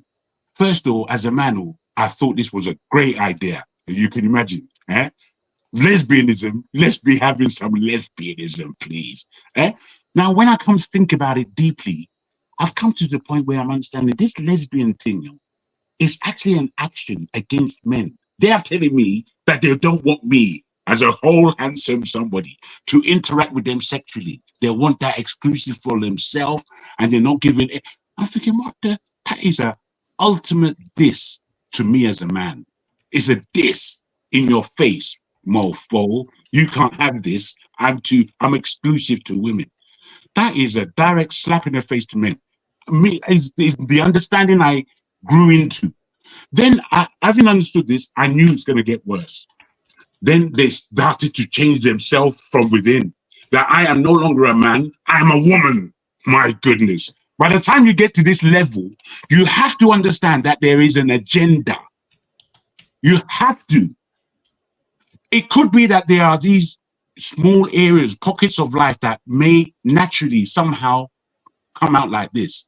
As I said, there are Fliddermites. There are people born with one arm. There are people born without a leg. They're still human beings, and we don't take them as the norm because the fact is you're supposed to be born with two arms. It's not like you're born with one arm that now we have to create a whole new level of understanding of what it is to be a human being. But we have bought in to the lie that these people have given us, that all these anomalies that take place, that they're natural. And I'm sorry, I've broken it down like that to give it to you in stark measures that this is what it is that we're entertaining. Thank you. Yeah. Forefather, please, let me, Forefather, I know you put that in on the screen. I stand to be corrected. Look, go and check Ted Cruz. He was born in Calgary, Alberta, Canada. His mother is an American. His father is not an American. How did he contest for president with Trump? People should just grow up. What you're thinking, I also think like that many years ago. You understand? Some of us, when we get this funny thing called blue passport, we just think, this is how it is. With Trump. Paul, what you are saying, I thought that JA have already considered to it before he left. No, he didn't consider. He also proved the point. No, Tokwe still said I'm wrong. No, you're And not. my good, No, you're not. my You're not finest wrong. case You're that right. I can use, I use the most public person that you can ever think of, Senator Ted Cruz, who contested for president 2015. Yeah, not so long. And most likely he may contest again his second time. Let me You support understand? Paul on this. I've been hearing this argument. Ted Cruz, I know the hospital he was born in Calgary. To be honest, he was born in Calgary. So I need to support Paul on this. What Paul said is actually very correct. No, Paul is When right. people, 100%. yeah, hold on. When people come with this kind of argument, we are not here to argue. We are really here to learn. You got to learn. You got to ask yourself, okay, why was he allowed to contest? You need to understand the law. Ted Cruz, 100%, he was born in Calgary, Canada, Alberta. Thank you. Mm-hmm. Yeah, one of the things I wanted to highlight was something that I saw on the internet recently that shocked me. Actually, I was a bit shocked because I never really thought about it from that point of view. Because we talk about how our women and our men, sometimes, especially in the African American community or overseas, they tend to be having problems keeping their relationships together. But I never really thought about what the Chinese men are going through, and or the Asian men. But I was surprised. So I want to play this video so as some people see it. Like I said, disclosure, parental advice. Don't have, because this guy says some. I think he was swearing a little bit and say some stuff. So, but it was on YouTube, so it must be okay. Let's see. Without even any warning at all. So look at what he says. Interracialism has destroyed Asian men. Look at, he was accusing the women, and maybe any woman here can comment on it. Let me just play this briefly. All right, there's the audio. Okay. About interracial dating. Ooh, I know this topic is going to trigger a lot of people, but I want to make something clear at the start of this video. None of the things I'm about to say in this video is based on my personal opinion. I'm just telling you guys the 100% truth, and this is what I've observed. I've been living in the West for nearly 20 years now. And first of all, first point I have to make is that nobody likes Asian guys, okay? That's just a biological fact. If you're born an Asian male, you're born to be cucked into this world, okay? Let's say, if you go to New York City, right? If you pull together a bunch of young people, let's say you pull together 100 young women between the ages of 18 to 25, and if you pull together another random 100 male between the ages of 18 to 25, this is across all religions, all ethnicities, and if you ask these young women to rate the other group of young men, the group of men that will come up with the highest scoring in terms of attractiveness will be white male, followed by black male, followed by a Hispanic, Middle Eastern, Pacific Islander, American Samoan, possibly indigenous. And this is the group that follows. And the two groups that always ends up at the bottom, it's Asian male and Indian male, okay? That is 100% true biological fact. There's no twisting your way around it. And you know who has the worst? Asian men. Because at least in India, almost all the marriages are arranged, right? However, for Asian males in the modern world, where the entire world is connected, and with the rise of millions of passport bureaus and with the rise of interracial dating and marriage, the Asian guy gets completely cucked. So I'll give you an example. If you look at the latest statistics in the US on interracial marriage, right? The number of Asian females entering interracial marriage is at a staggering 36% compared to 17% for. That is quite a lot, isn't it? Their women are marrying other people like at an alarmingly high rate. Look at the white ones, different. Black people are quite low too. Black women are quite loyal. Our men are a little bit rubbish, but the women. But look at the Asian women. They are marrying other people. No wonder he's complaining. Asian men. Even this number is skewed. I'll tell you why. Because in this category, they categorize Asian men and Indian men. They put them into the same category, which is false. Because the vast majority of the time, when the Indian person enters interracial marriage, it's an Indian man and a Western woman. Okay, so let's say if you were able to exclude Indian men from this equation, the true numbers would be something like 50% of Asian women are entering interracial marriage, and for Asian men, it's maybe 10%. And if you go to Asia, if you don't believe me, go to, let's say, China, Japan, go to Philippines, Vietnam, go to Cambodia, Thailand. I would say that the 99% of the cases of all the interracial marriages, it's a white Western passport bro marrying an Asian woman. Okay, you would almost never see a passport sister. You don't see a foreign woman coming to China to look for a husband. Okay, Asian men get completely cut. One thing I want to bring up is that women are more perverted than men in modern relationships. No, I'm serious. I'm not trying to be rude or anything. I'm just telling you the truth. I went to a college for 2 years, and I've been to universities for 4 years now.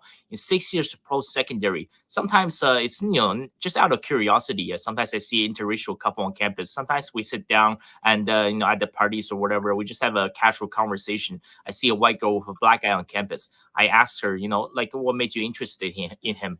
And listen, the answer almost 100% of the time is that it's all about this. Okay, see this? Yes, It's all about the 8-inch big black cock.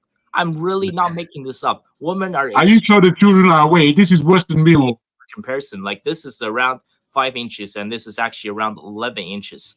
And let's just take a moment, okay? I want to expand on this. For example, the topic of sex comes up, right? You ask these modern so-called liberal feminist women, they say, oh, what's the typical like dick size do you see?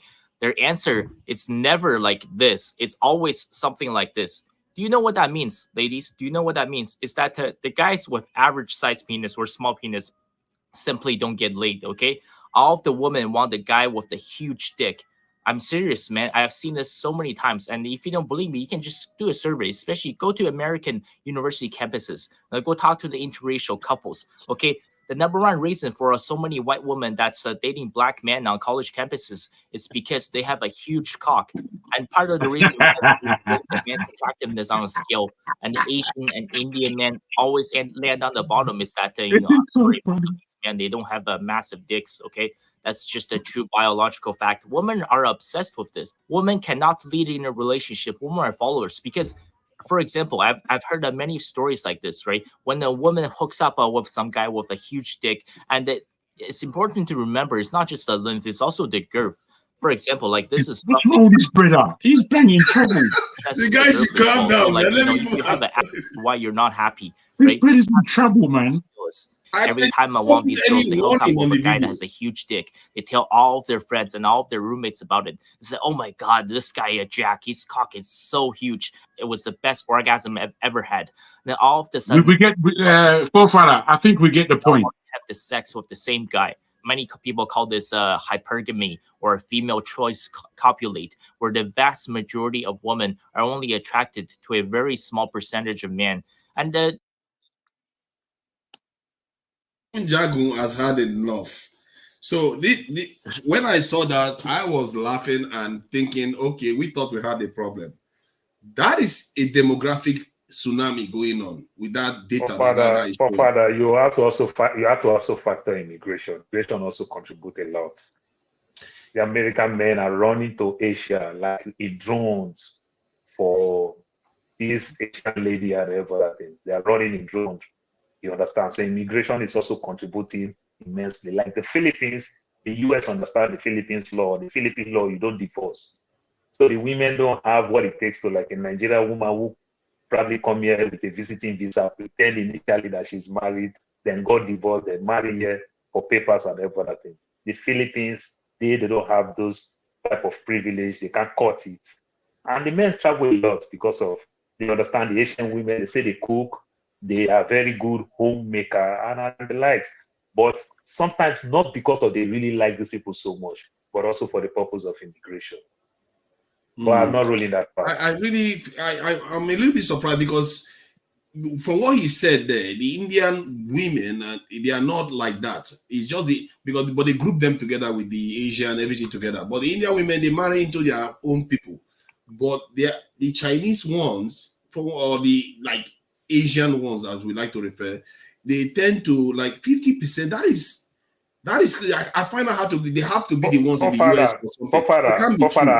I know we are on live this thing, but I'll still say it in a way. I tell you, Father, you see this quality way that they talk about in like our Nigerian community now. Say me now, I want to help somebody do pali. I probably will take like 10K to do pali for that person. Chinese, they take 50,000, 70,000. Imagine, my brother, they take very huge money. So them can even go outside because of that one. The Chinese people will tell you that they hate themselves a lot when it comes to Pali. You understand? Say to get yourself straight with that immigration level is really, really, really expensive.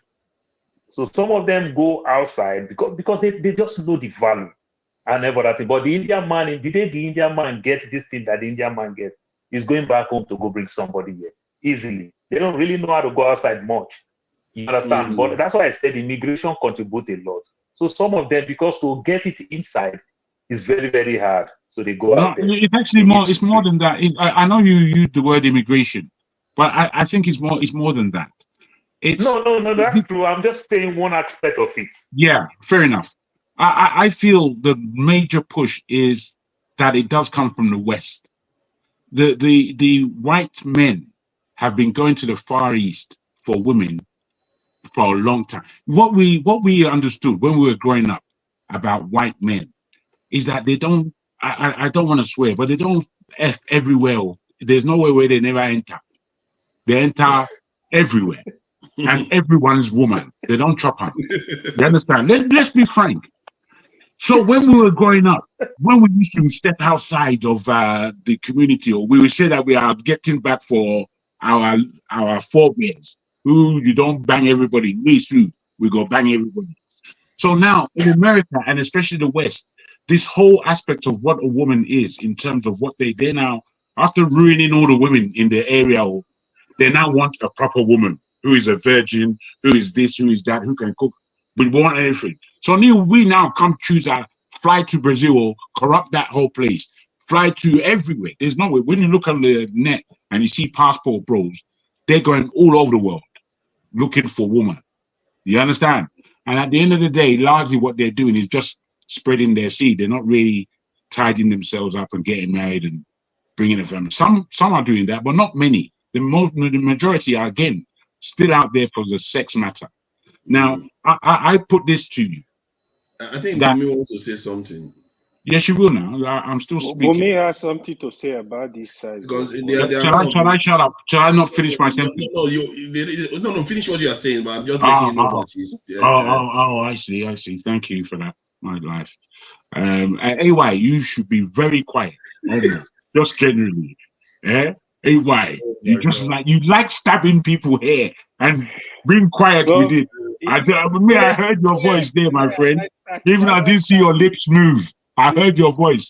You know it's AI now. It's AI. Don't mess with you. All I want to say is that we men are still extremely immature. We are going around ruining women. And I know this because I'm a master, but I don't ruin them. I leave them with a great sense of being when I've left. They're very happy after I've left. However, I would say that generally men have let the side down in not looking after their women well enough. I'll end there. Thank you. Yeah, but since you people are the people that are being accused by that guy, that you people don't give them a second looking. So, have you ever thought of an Asian guy? Because you would think with all these anime, manga, and all this stuff, K-pop thing going on, that a lot of women would like the Asian men. But it turns out that the Asian men are finding it difficult with the general public of women. So please, what do you think about what you saw, Bumi? I don't really have much to say regarding that one. Actually, just my main comment was when you guys start talking about women and how like the West are like changing the African women and that. And I want to comment more when there's another woman here. I don't want to be the only one. So I feel like maybe tomorrow, if there's another woman that comes in, we can dive in deep.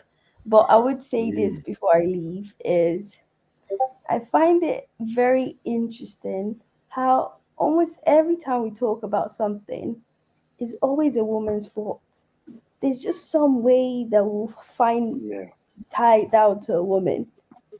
And I think it's so ridiculous because I was reading about what's it called, schizophrenia, and back then, what they thought, because they obviously didn't have a lot of research and data about it, they were basically saying it's a woman's fault why those kids were coming out with those symptoms.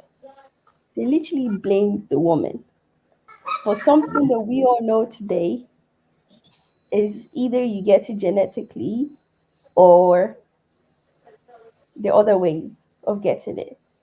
But we somehow find a way to blame a woman.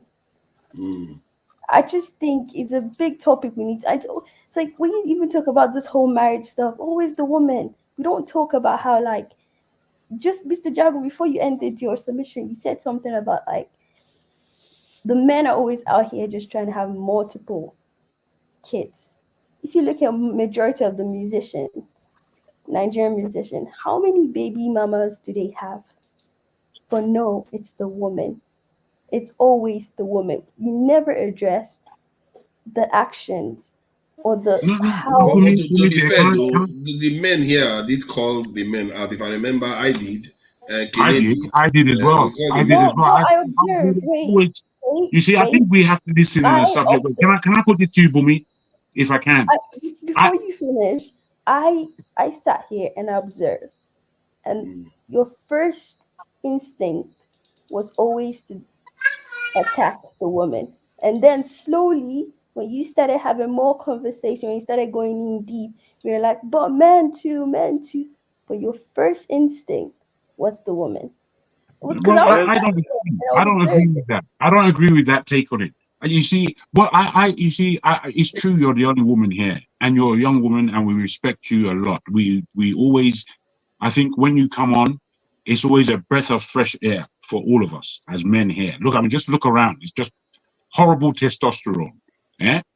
However, you see, we must take each other as we are. We can't keep this. The only way I can speak is as a man, and I can only speak from my observation. And I would like that observation to be taken as quite serious and looked upon. And then, as you give me your observation from your point of view, I too would take that and look upon it. But if I can tell you guaranteed, if this is a panel of mainly women, there will be cussing men to the hellish place. We can't pretend that we haven't seen that.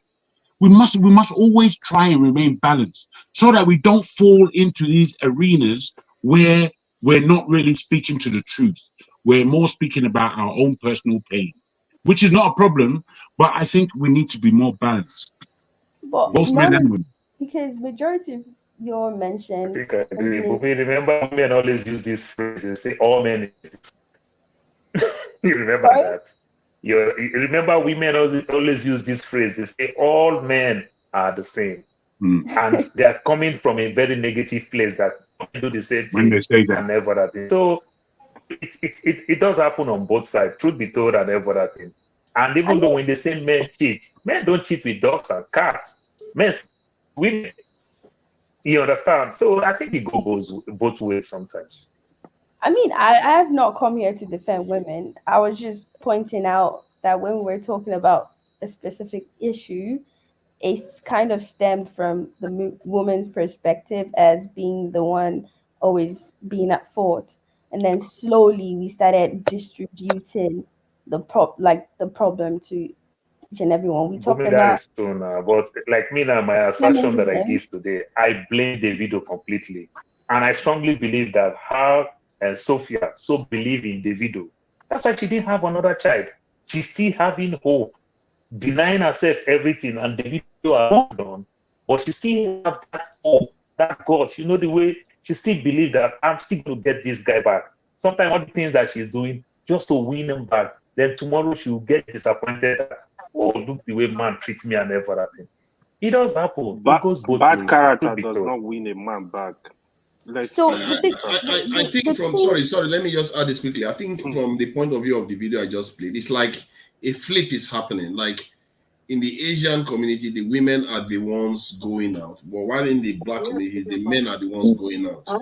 In the case of this Davido issue, I think most men actually blame Davido. even if, like you said, the way they started off came across as if they were trying to fault the woman. But from what I heard on the panel today, most of the men blame Davido. However, the conversation I was hearing yesterday, you can't believe how much they were lambasting the lady, to the point whereby one guy was even talking about that Davido was being nice. That if it was on like some nice guys, that she would just lose. It's like, what are you talking about? It's like some people are like, and these are okay. That's Gen Z. Bumi. These are Gen Z saying this. Just like Mr. Paul said, all men are the same. These are Gen Z saying this, blaming the woman. I was like, there's no point. This is just a waste of my brain. I didn't think I was ever going to use that information again because it can again. Can I just ask? I'm so sorry. I'm so sorry that it's only Bumi here as a woman, and I know that you're not here to defend women. So don't take my question in any way, but for observation's sake. I wonder if you're aware that men keep their friends for life, more or less. The friends that they had growing up as a child, and those friends that they got in university, and those friends that they got from the beginning of their work here, they carry those friends for life. Women do not, in the main. Women don't keep friends very well at all. And women have a terrible way when they speak amongst themselves and how they snipe amongst each other. Men don't really carry on that sniping unless they're behaving like other. So further, in the workplace, women prefer men 9 out of 10 times as bosses, because they find that women bosses are very manipulative and get ratty easily. So when it comes to judgment, is that even a fact? It's a fact, bro. You can look. Please do away with that thing on your. Sorry, it's a fact. Just look at the whole scenario. All I'm putting to you is, whilst we as individuals may feel this or that, you have to still ask yourself, am I better with men in reasoning, or am I better with women? You have to ask yourself those blatant questions that will give you by yourself, or don't include me when you're asking. Ask yourself. If you have a boss, or if you've gone through bosses, do you prefer the female boss or do you prefer the male boss? And it could be anyone. It could, because it's all in the individual at the end of the day. But if you spread it across the board, these things come out. And I'll lastly put this to you, that when we speak about certain levels in this life that are probably outside of the home, let's say, outside of the homestead, a man would 10 times out of 11 be better equipped for that job than a woman. At every strata that you go, every single strata that you go, and I'm not saying that men are better than women, or that is not my pursuance. I'm saying that there's a clear difference between men and women, and it is best that women and men admit these differences. If we don't, then our head is gonna eternally be in the shit. That is quite true, and I think the Gen Z women, Gen X, all of them, they have to start tracking back a little bit to the idea that men and women are quite different. And men too have to adapt to some aspects that women have started doing now. Like many women go to work every day now. So the men have to also recognize that as that change and adapt to it to an extent. Absolutely. So I think that's the balance we all have to try to strike. This is why, Forefather, as you were saying, why are men boasting about cooking? It's not that men were boasting about cooking. I was just making point that men adjusted very well to that level. And there are some men who have it in their genes anyway. You understand? That's what it is. It's not about boasting. My parents came to this country. My dad cooked, and not only did he cooked extremely well. We were satisfied, and there was no difference between him cooking and my mother cooking, apart from my mother cooked most of the time. That's the only difference. But my dad chipped in to those areas which would obviously become difficult for the woman. I saw him do it. It was no detraction from his manhood. You understand? And the way my dad, as I said, and I believe this of most of our dads who are Nigerian, my dad is now passed.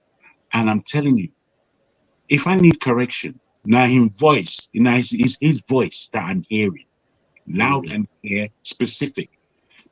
He never told me one lie in his life, not one. He always told me the basic, horrible truth. That's it, Brad. Please just beat me instead. Don't talk to me no more. Please just beat me. That's how I felt. I would prefer the beating rather than the hardcore talking to. You understand? And this is what a man is. This is what a man is. I must say, I give it to Kene because he came in with a more essence. He had this stronger conviction about his position. And I think that's where most men should be, because you have to know your role in society and hold it strongly and hold other men accountable if they are screwing about. And that's why when he was speaking, I was resonating with him. Because that's what I wanted to say. I wanted to say that the guy has been irresponsible. He's setting very bad example for the next generation and all the rest. His behavior is not something that one should be. And he's led to a child has died under his custody, for crying out loud. He shouldn't be arguing with a woman about a child at this stage. He'd be looking for a way to walk around everything. You know, you lost your child.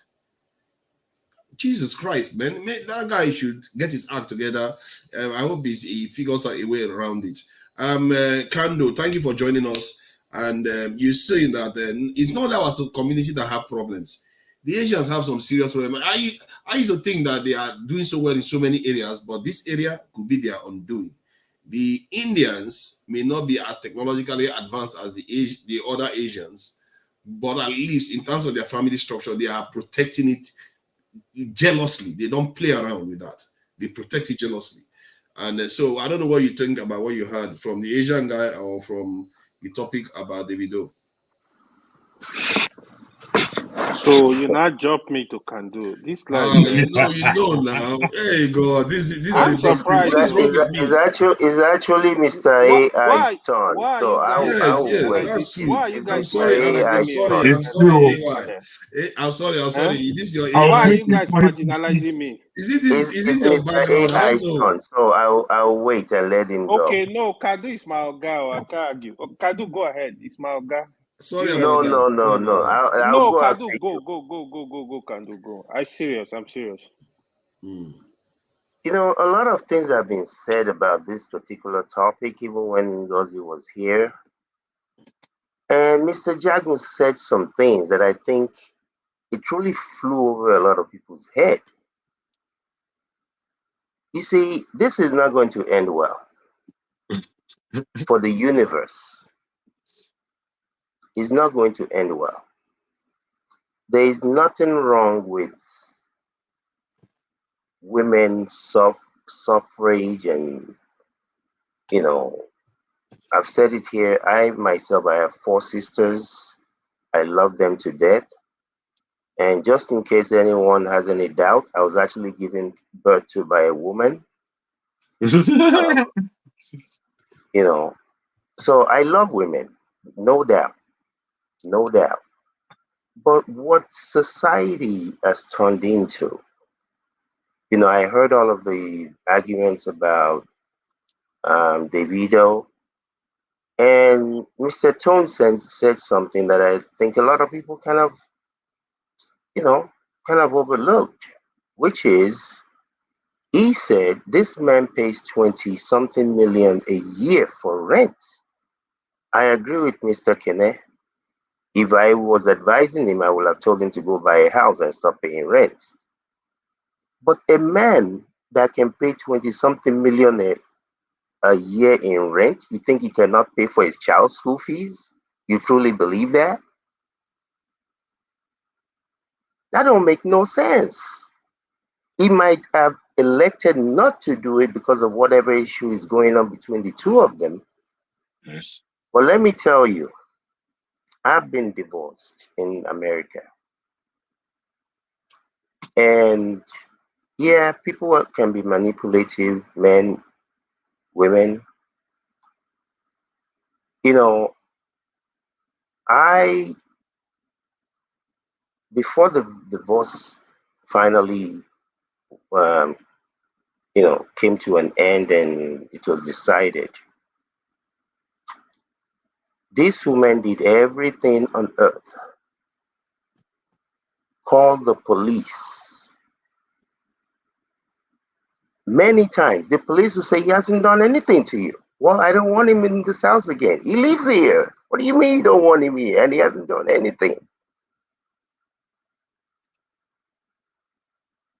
When it came to separation of the children, me, told the judge I don't want 50-50 custody,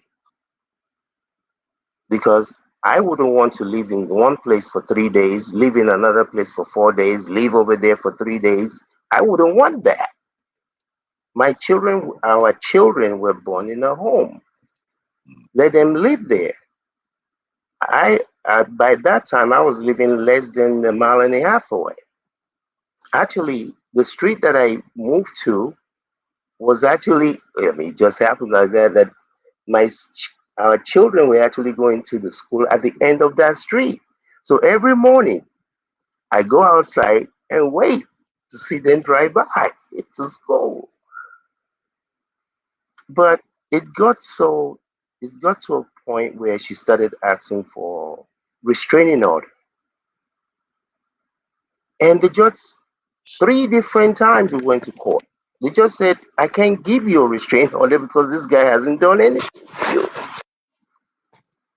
On the 4th request, I was foolish enough to tell the judge, you know what, just give it to her. It don't make any difference, because I'm not going to do anything stupid. And one day I was coming back from work, and I was trying to call a place to order a bucket of chicken. So I had already called that place before. So I just pressed that number. And I was driving, looking at the phone, and I pressed the number. And as soon as I heard the phone ring, I heard her voice. And I was like, oh, I'm sorry. And hung up the phone. That was all I said. I'm sorry. I hung up the phone.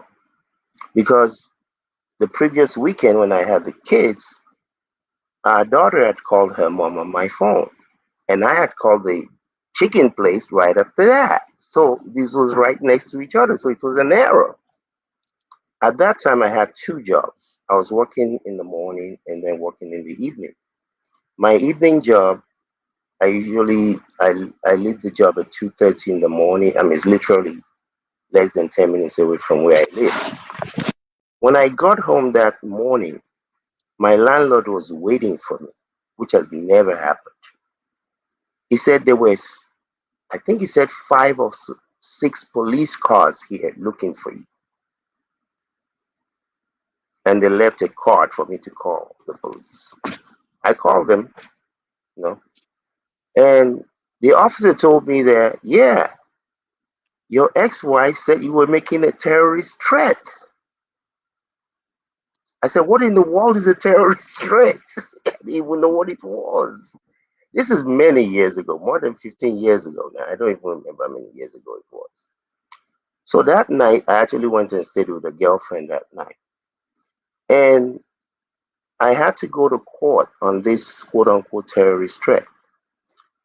The DA, the district attorney lady, who was going to prosecute the case, I told her, look, ma'am, this is what happened.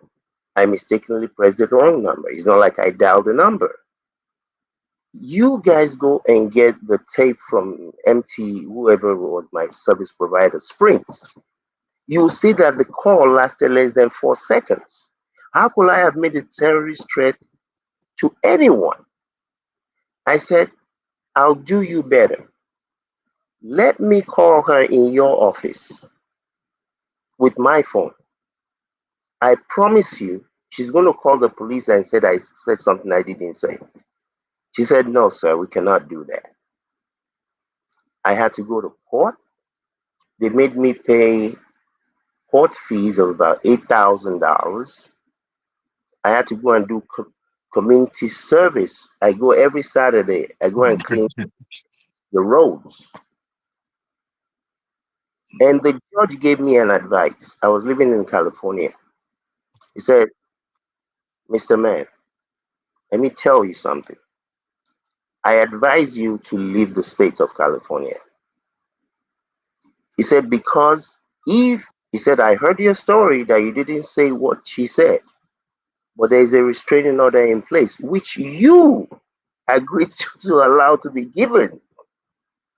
He said, if there is another incident by mistake, by error, you are going to be in jail for 10 years. All of my family, everybody begged me, leave California. And I attempted to do it 3 times. Where are the women? Where are the women on the platform? Make that they listen to this story now. I attempted to drive to Florida 3 times. Each time I got to Texas, I just said, I can't do this. I know me. And I've seen other guys before that they leave their family for whatever reason, justifiable or not. You meet up with another mamacita. Before you know it, you and that person has a baby. Before you know, especially you live in another state, you'll be calling the kids every weekend or every 2 weeks. Before you know it, it's only on birthdays and Christmas and New Year's. I said, no, I'm not leaving. And I've said this here before. I lived in my car for 6 weeks rather than leave before I could get a place. I said, whatever it's going to take, I am going to stay here. I'm going to be a dishwasher, whatever. I'm not leaving, because if I leave this place and go somewhere else, no matter how much I think I love my children, life is going to happen. I've seen this movie. I used to be a coach in that city. I used to be a soccer coach. Every year we have about 600 kids in our soccer club. The vast majority of those children come from broken homes. You see, I said, Mr. Jagan said something earlier. You see, I believe in freedom. I don't believe that a woman should be paid less than a man if they're doing the exact same job, putting in the exact same amount of hours. What a lot of people will tell you, oh, men get paid more than women for doing the same job. In most instances, that's not the case. A lot of those cases, the women take off more, rightly or wrongly. You know, so, but the issue is What do you this. mean take off more? Time. But maternity leave, time to go. They are the custodian for the most part. I mean, we have men that do that too, but percentage-wise, is not, it's not even worth counting. So they are the ones that go to the PTA. Something happens. I mean, there are men that are taking up those situations now more so. But at the end of the day, the reason why I say it will not end well for everyone, men and women, and society as a whole. You see, it's unfortunate that we're not the same. The Creator did not make us the same. The women come with all of the eggs they will ever have from birth.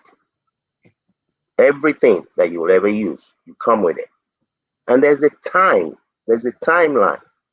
I think because he said something earlier about, oh, just because you married doesn't mean you have to have kids. Yeah, maybe for a few guys. For most men, especially most young men, if they're not going to have a child with you, or at least believe that that's a possibility, what is your willingness? Most men want offspring, most of them. So if you're not going to be given that, I mean, it's so funny. I've had this type of conversation with other people. Some women think that a man comes to them because they want to hear how brilliant you are. If you didn't have that thing, most men will not talk to you. They would rather take forefathers out to the pub and let's go drink. Imagine that. You think they want to really?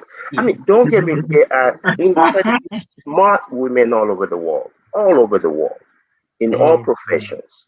But the reality is, for the most part, the first reason a man wants to talk to you is because you have that thing.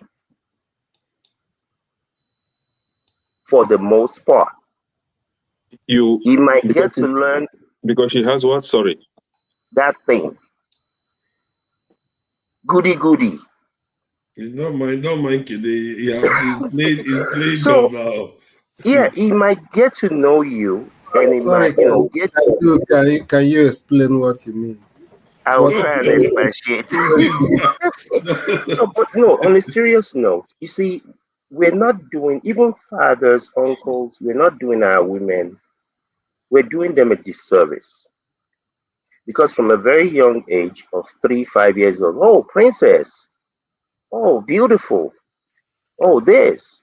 And by the time you turn 13, you begin to have some little breast coming out. Every guy wants to touch something. And everybody tell you, oh, let me do this for you. Let me buy you gala. Let me buy you meat pie. What do you think they're doing that for? I mean, so, and unfortunately, society is not fair to women that this is how they've been created in a way.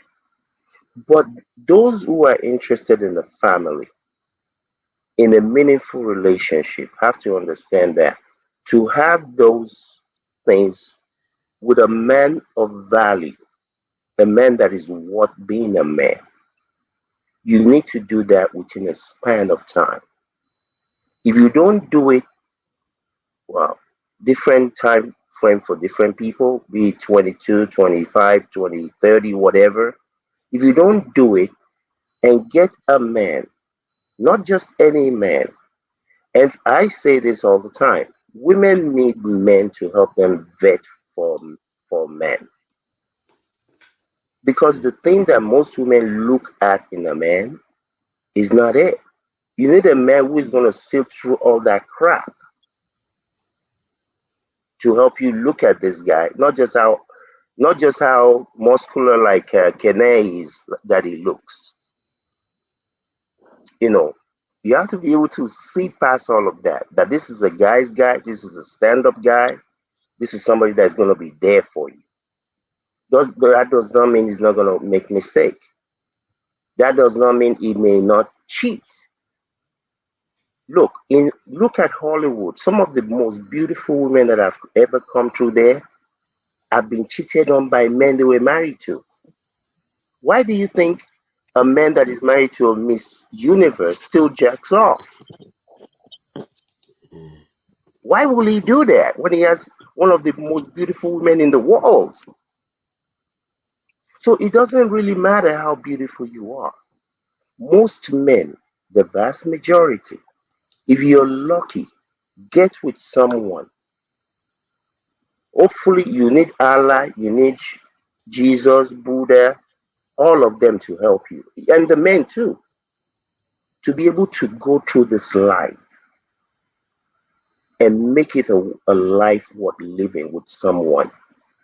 Because at the end of the day, nobody cares about your 32 PhDs, how many Rolls Royce you had, 23 houses in Abuja, 3 in France, a chateau in Belgium. Nobody cares. Life is about people. To be able to have people in your life that you can record your presence here, the meaning of you having been here, is about people. It's not about things. Things are good to have, but you need someone to chronicle your being here. And hopefully you'll be able to, for most people, hopefully you'll be able to have some offsprings that you can teach to be good human beings and carry this thing along. But a lot of these people, rightly or wrongly, some of them, they wait too long, they waste their youth, becoming permanent side chicks or leave their husband, leave a good man, a good man, and think that you're going to get something somewhere else. Especially the older you get, you're already set in your ways. The older you get, even the men, the older you get, All of us. Yeah. You see, my brother, this is a man who I know is talking from direct experience and not talking the aspect of goodness that this world is. This is direct experience talking. And I wonder who's paying attention to what's being said and who's saying it. Because it's very important, those men who are married and are in a happy marriage, I'll give you all the kudos. I really, really do. I'll give you all the kudos. Because I think there's so much learning about who you are as a man and what it is to be married in a relationship and the responsibility as that demands. So I salute any man who is married. Those men who aren't married at an age 30 to 40, I'll say that, you've had your fun. I know you, generally, me, I had all my fun by the time I was 27. I've been around the world, done everything I wanted. But the thing was so tasty that I did another couple of laps or more.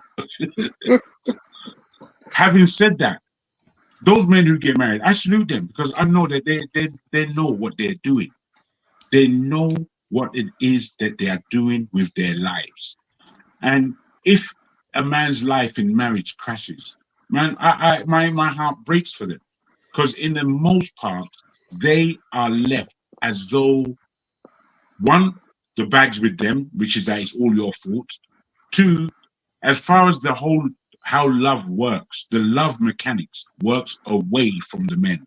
The men are largely left alone, and the love goes towards the woman and the children.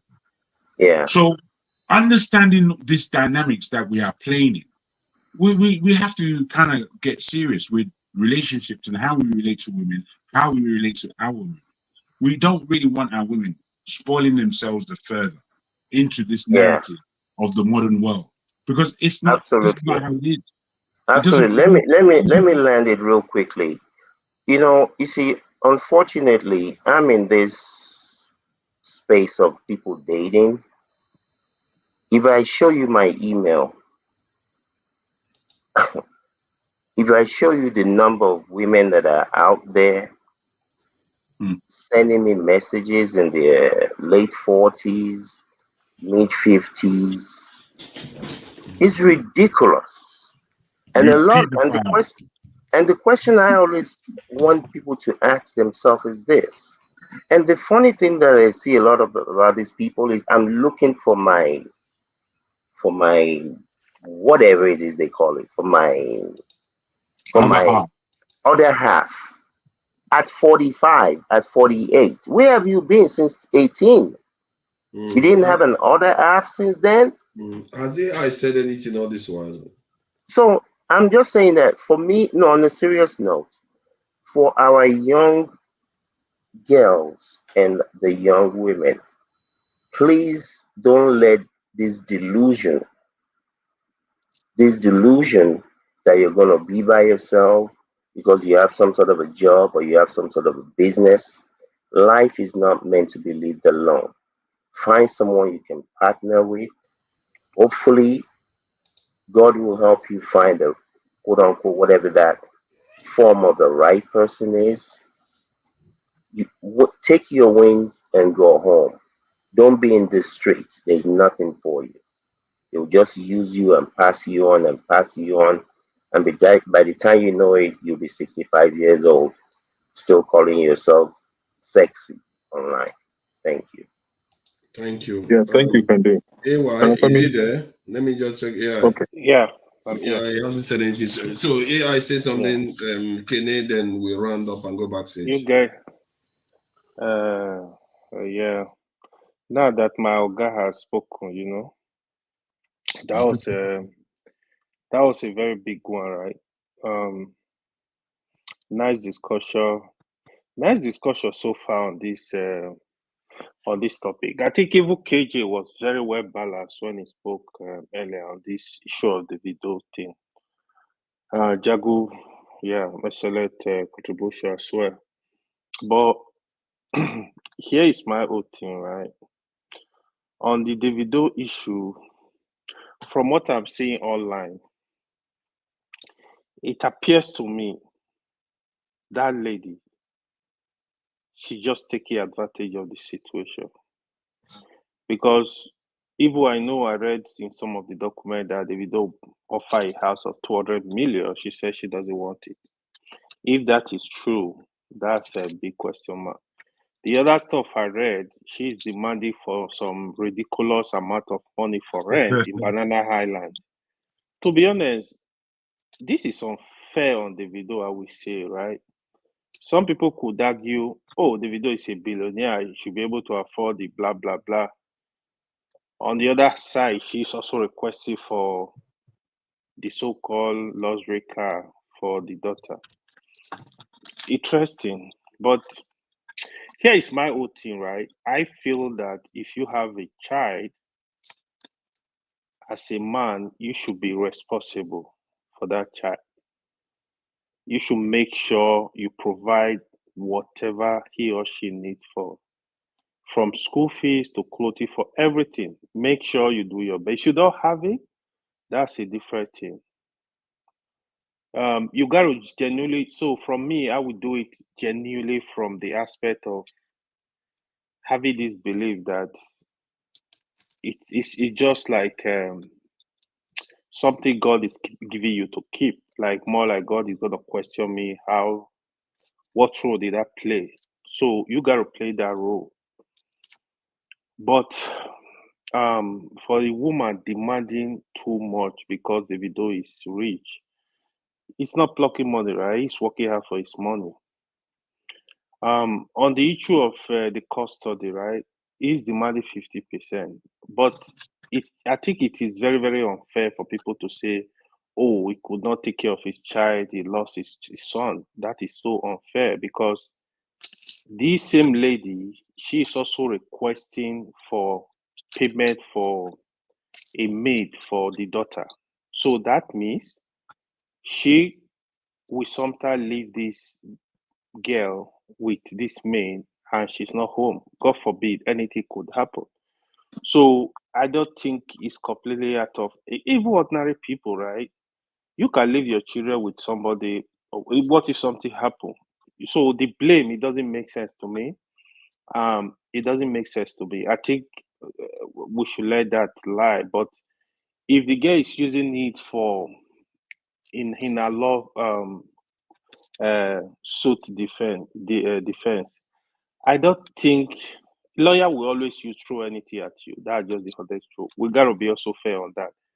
Lawyers will always throw anything at you as long as they want to win a case. They will always throw anything. But the other last year I want to really say, so this issue, that girl uncle Sophia Momodu, Dele Momodu is a very close friend to Davido uncle Adeleke. This is an issue they can easily sit down as a family. Absolutely. And resolve it. Except somebody does not want to do listing here. This is I don't think this is a big issue. Davido family, they are not hungry. I will learn that the father gave her some money, clear up the bills and all that. The family are not hungry. This is something that they can sit down. How much will Imade need? If you throw 10 million naira, ordinarily, if they want to be just, if the video can raise after pay school fees, pay all that, you give 10 million naira to Imade should be fine within a year.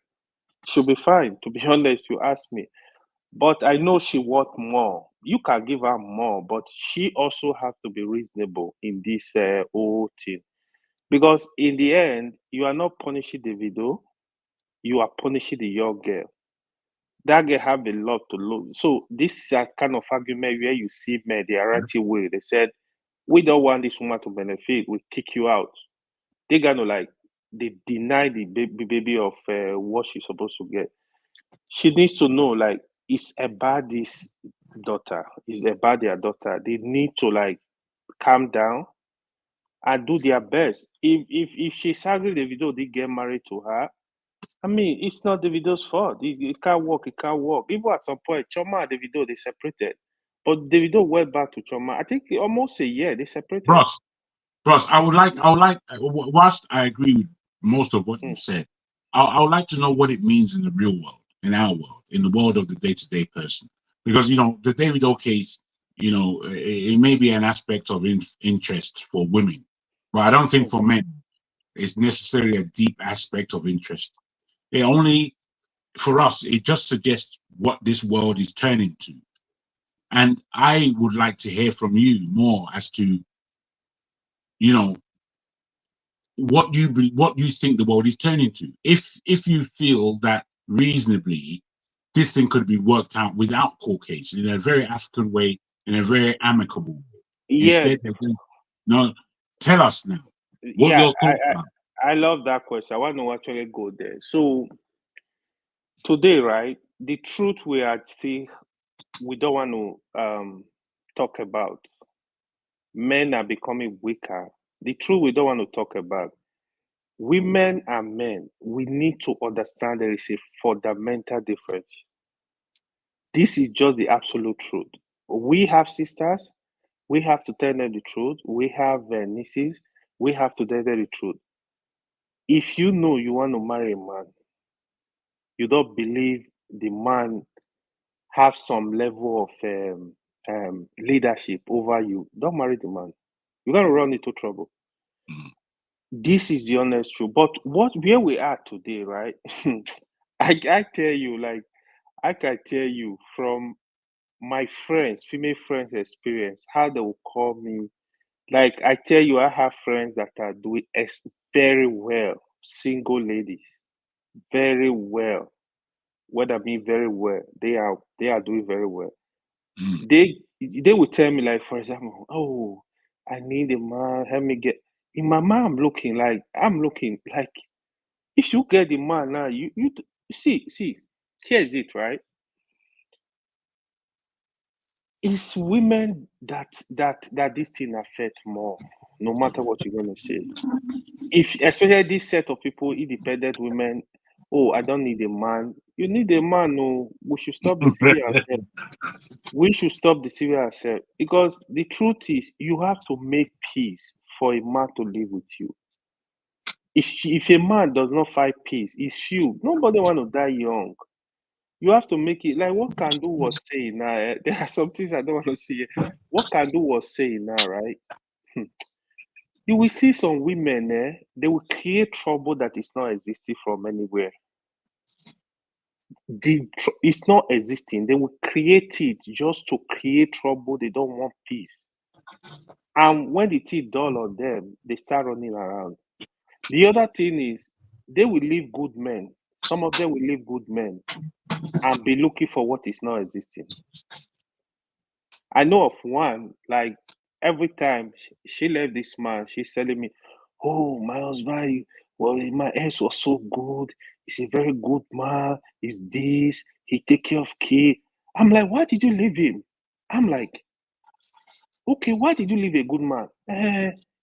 There is nothing you can say. Like, I'm just dumbfounded. Like, what's the problem with you? Like, now, who are you looking for then? You left a very good man like this. Like, when I mean good man, in terms of resources, in terms of knowledge, in terms of goodness to the family, in terms of, then where are you going? What do you want? What are you looking for in the street?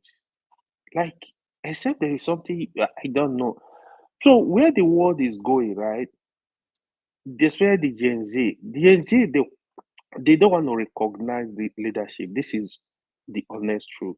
And that is actually creating a lot of trouble because in the future, you will see, I think some of them don't even care. They can even have baby and say, you know what, I'm done. Let me just go and stay in my house. If that's what you want, good for you. But one thing I know, if you want marriage, you have to be able to work with a man. You have to be able to respect a man. I'm not saying the men should treat the women bad too. The women have some right. Treat them good. Also be nice to them. Take care of them. You know, you gotta do your part as a man. But in the end,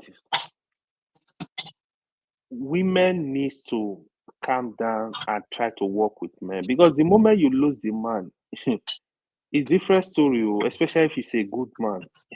You might never have that opportunity again. This is just the honest truth. So that's just my point on this. Yes, Thank you, AY. I like your final line there. And as much as what our father here can do, advice, it was really, really deep. So you said that you need a man. So you are referring to women, that they need a man. They should do everything possible to make peace with men. I think on the other side too, men need women. I think they need women as much as women need them. You know what I mean? Jago, you know what I mean? So you need woman, unless you're on the other lane, that you'll be running after your fellow man. But if you're not on that lane, you need woman. So, but this is it, right? I might have a different understanding of all these things. You know, I am of the belief that there is a saying in Igbo that says, "Metonye dimmenyi makonono." When you are jumping around as a young man, make sure you are jumping with the right person. I mean, the person that might be good for you to settle down, you know, with as a wife, such that if mistakes happen, it happens sometimes. You have no option than to settle down with that woman. And my reason for giving you this advice is, should anyone impregnate your daughter and leave her for another woman, how would you feel? The same way you want a man to treat your daughter or your sister, try as much as possible to treat your wife the same way, or even better. You are the husband. In Igbo, you are called Di, Ndidi, patient. You know, for once, I will agree with this, my stubborn brother, Boom Boom Ray. He says that this world, there's nothing hard in it, actually. And I agree with him. There's nothing hard in it. You know, the same way when our father here, Kandu, was saying that that men or boys will be asking a lady, what can I do for you? How do I help you? You know, you're looking for something. Why can't you continue with that when you eventually settle down with her, when you eventually have her in your house? That same way you've been spinning her, checking her, you know, that same way you've been turning her brain, making her see you as the only man on this world. There is none like you. Why not continue doing that? You know, always make her feel that special. And you on the same side, woman, you know how you've been making him turn his neck. You know, one Igbo saying that says, Onu Bajie boys, making him see you as the only beautiful woman on earth. Why not continue? I know that maybe after one or two beds, there will be changes in the body, but at least try to always make him look for more. You know what I mean? Oliver Twist. Always make him look for more. Spice it up. There is no pretense. I have had one, their Daddy G.O. in Lagos, one small Daddy G.O. I don't want to mention his name. I don't want to give him popularity here. Says that you don't do this to your wife. You don't do this to your wife. It's a taboo. It's this. Somebody on the comment section call me a plate washer. Nah, anything to keep your home happy. Do it. If it entails washing drum, wash it. Keep your home happy. It's your gain. It's for you. It's nobody's. It's not anybody's business. You will reap from it. Good tidings, actually, at the end of the day, right? So there's this verse in the Bible, Ephesians chapter 5, verse 25 to 29, where you see women always encourage women, be submissive to your husband, submit to your husband. I think that verse also encourage men to love your wife just the way you love Christ. or just the way you take care of your body. Take care of her. She's your wife. And I think doing this will usher in peace. There might be some frictions at the end of the day, but just know it that this is the woman you profess one way or the other that you love. And she equally professes that she loves you. If you truly love her, why can't you make out peace? Like, why can't you do everything possible to make peace? Why must you go to stand before one judge or whatever they call themselves and say that you want to divorce her? I don't know. Maybe there might be some serious issues that might lead to divorce. But what I'm saying in essence is try as much as possible to, giving those sacrifices. That sacrifices as a man. You are always obligated to sacrifice in your home. This is your home. It's nobody's home. Do that sacrifices. Make sure you are the leader.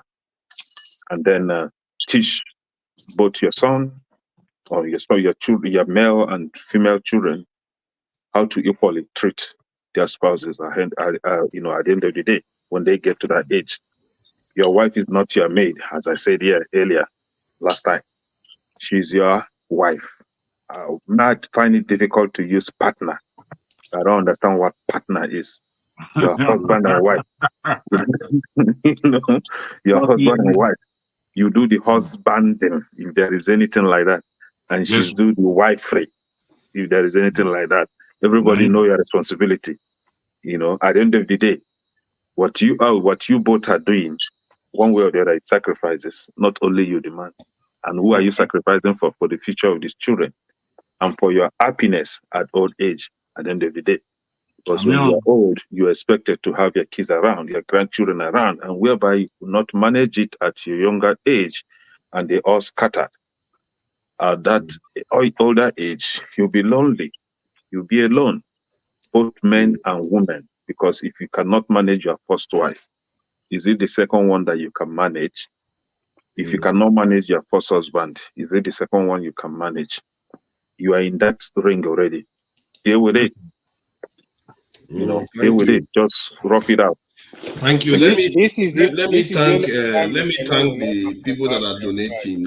Let me thank the people that are donating to the channel, because this is a very Kene is a very at least it comes across as very being original. It's only this one, yeah. It's only this area you agree with him. But it might just be beating his wife. Apart from what he said, except when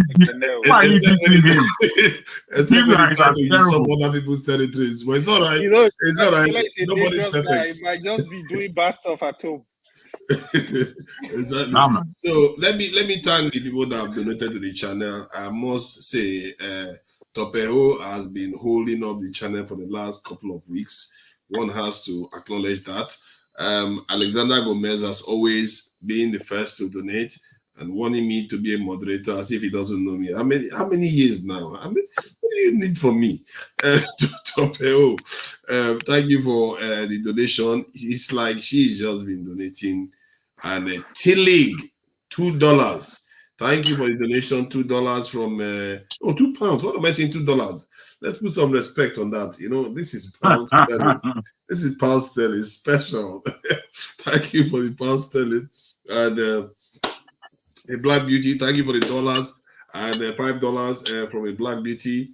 And a Black Bone, Oscar Blackbone, thank you for the donation. One man went to more, as always, supporting the channel. He always tries to support as much as he can. I hope the political season don't start making things a bit aggressive between both sides again. So Alexander Gomez again with the $5. Thank you for the donation. And another one, $2 again. Wow, it's like Oscar Blackbone. It's only a few set of people donating constantly, Alexander Gomez again. And again. Forefathers. Forefathers. Yes. Miss Tokbe said I should not donate anymore, that she will be donating on my behalf. That's why you see so much from her. Ah, I see. Wow. That's even doubly impressive now. She decided to take on the whole challenge, but I don't buy that No, though. she didn't say that though. She didn't say that though. That's what I'm saying. I don't buy that though. Why would she do that? So, Tobeo, I really appreciate you. Look at that. That's heavyweight there. £10, $10 Tobeo again, $5, and again $10. You can't make it up. She and Alexander Gomez, they are basically tussling for, and she supports other channels. It's almost like she's beginning to take the kind of Forefathers. form of Alexander Gomez. Forefathers. For your information, there are some silent donors that don't want to. How do you mean?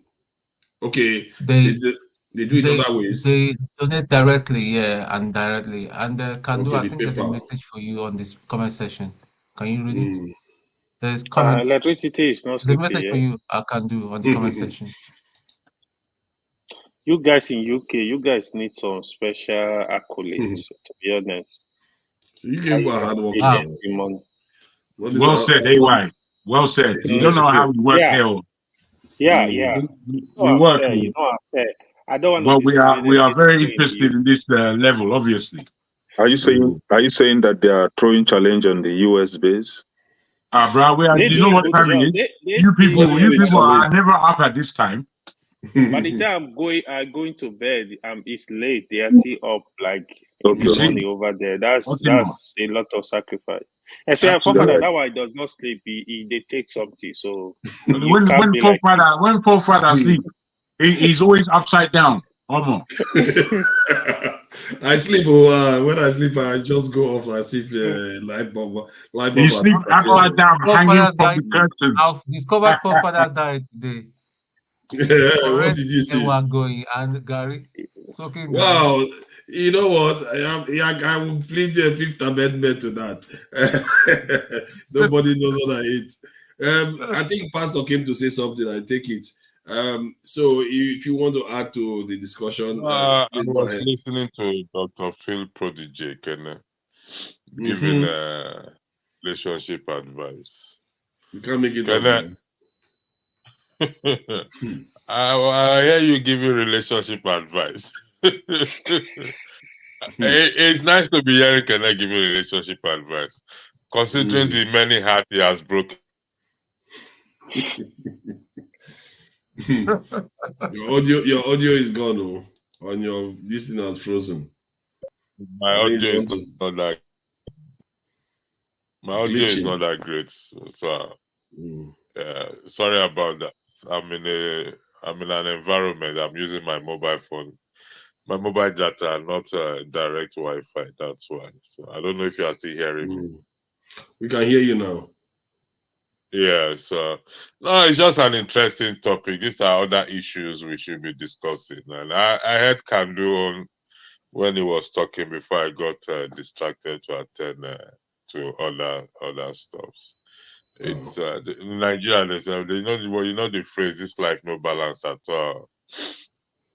Life is not balanced, and relationship can be very, very tricky at times. One thing I don't like to do is to weigh in into matters I really do not know about, and so because you know person's stories, as with you can do, and when I heard the story that you gave. But one good thing you did, I must commend you. I can relate with that is you decided not to go far from your children. That is, I must commend you for that. And I think men should take cue from that. That even though relationship may not work out between both adults, the kids matters a lot. The kids are the main issues here, because the distance the man goes from them, you can't buy that time back. It's impossible, because by the time they grow up, you now want to start to play with them. It's going to be very, very difficult. I know it's a very challenging thing as well. So if one needs to relocate, then he has to relocate. But I tell men, even friends, I say, listen, whatever happened between you and that woman, you guys are adults. Those are your own person. As the kids are involved.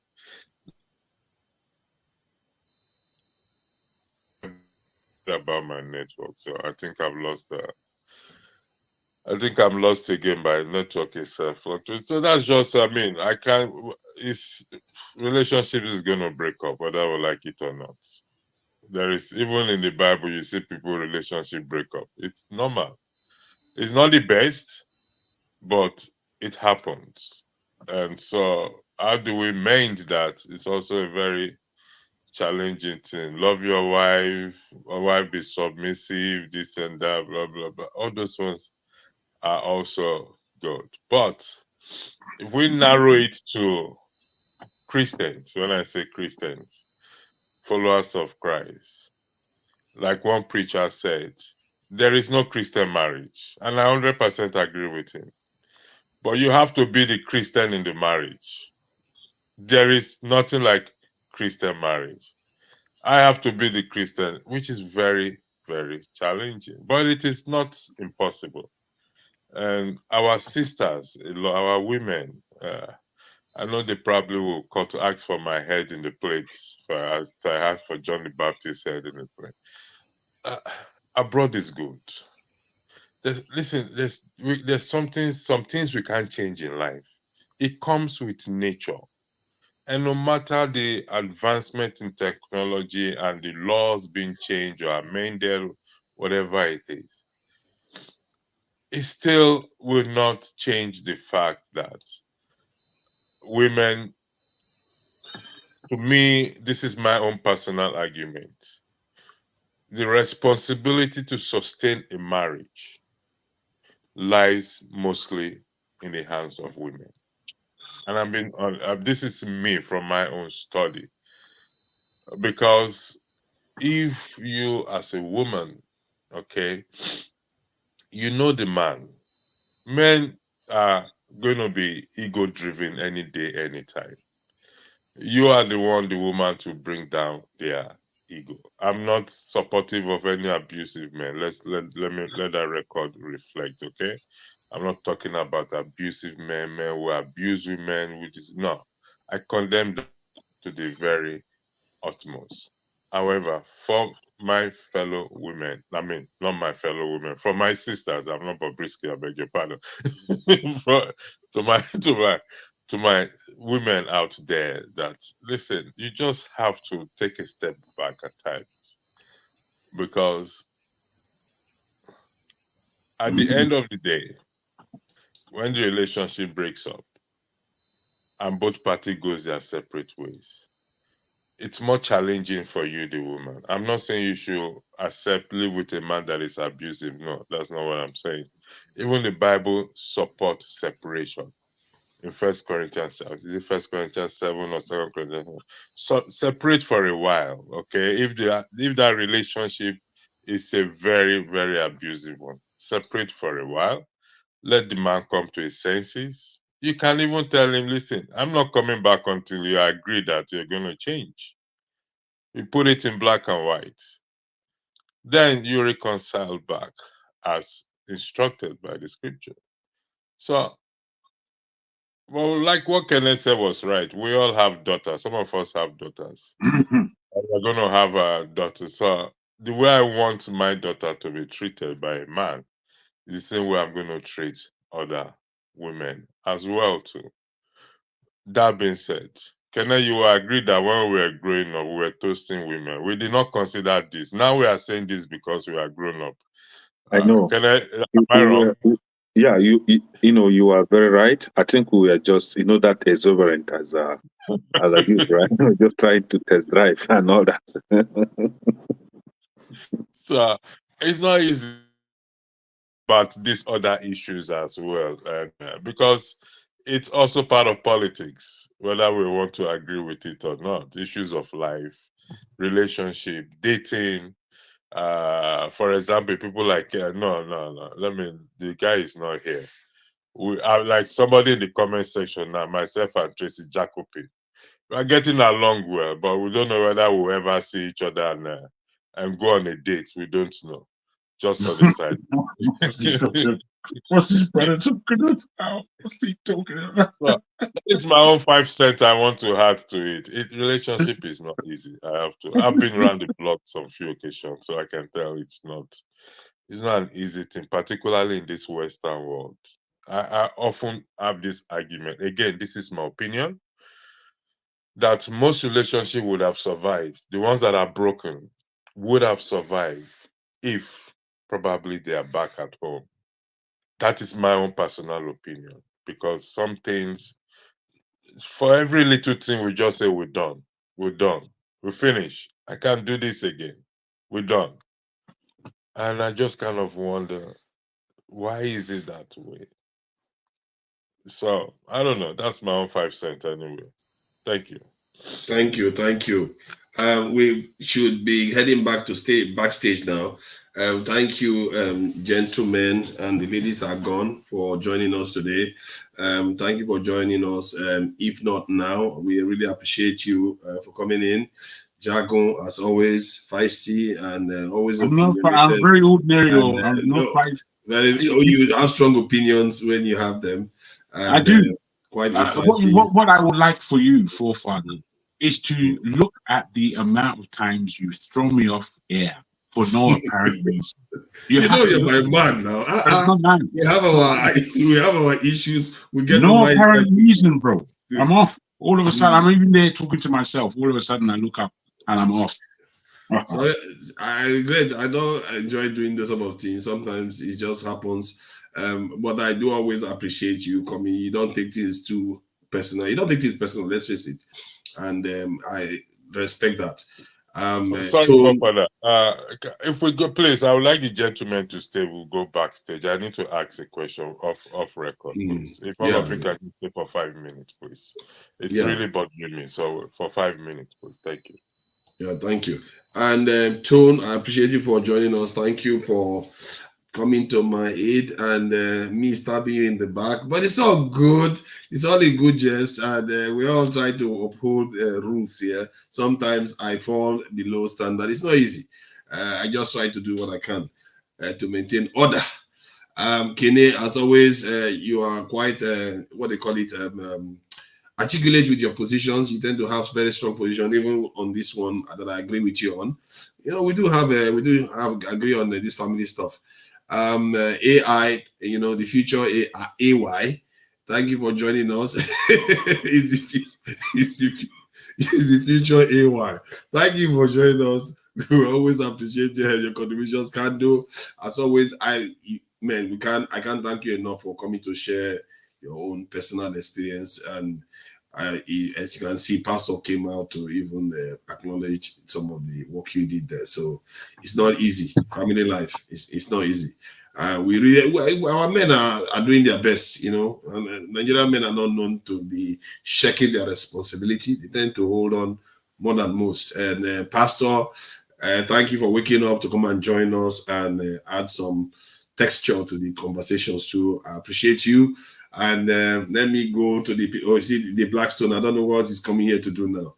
After you say I didn't sleep, where do you come here to do now? All the way from Germany. The Blackstone, thank you for joining us. Let me thank all the people in the chat. Highbury 10, I think that's the Blackstone. Topeo, Guy Owanlele, I see you there. Tracy Jacobin. I guess you and this pastor, you are starting a new relationship. Ken Agomo, I see you there. Ken Agomo, I see you there. Thank you for joining us. Let's see who else is there. Kandu is there. Thank you for joining us, and it's also on the panel. Double barreling everywhere. I really appreciate it. Vitali Info 20. Thank you for joining us, Vitali Info 20. OVU Project Freedom with electricity. Thank you for joining us. We appreciate you coming over.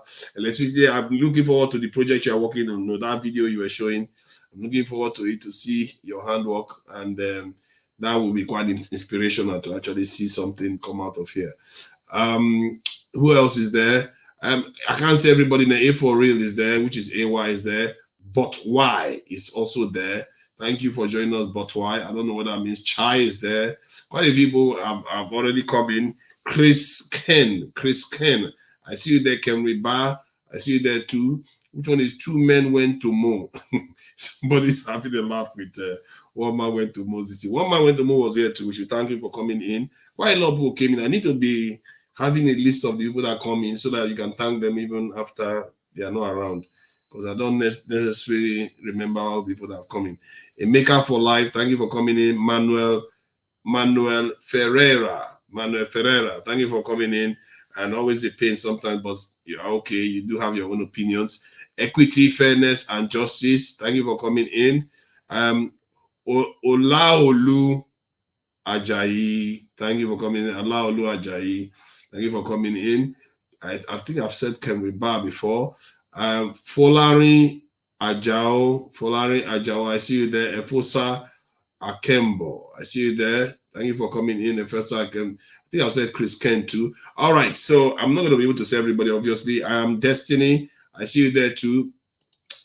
Till later on today, there's going to be a show. I think it's going to be hosted by KJ, and he's going to be interviewing one or this in a personality.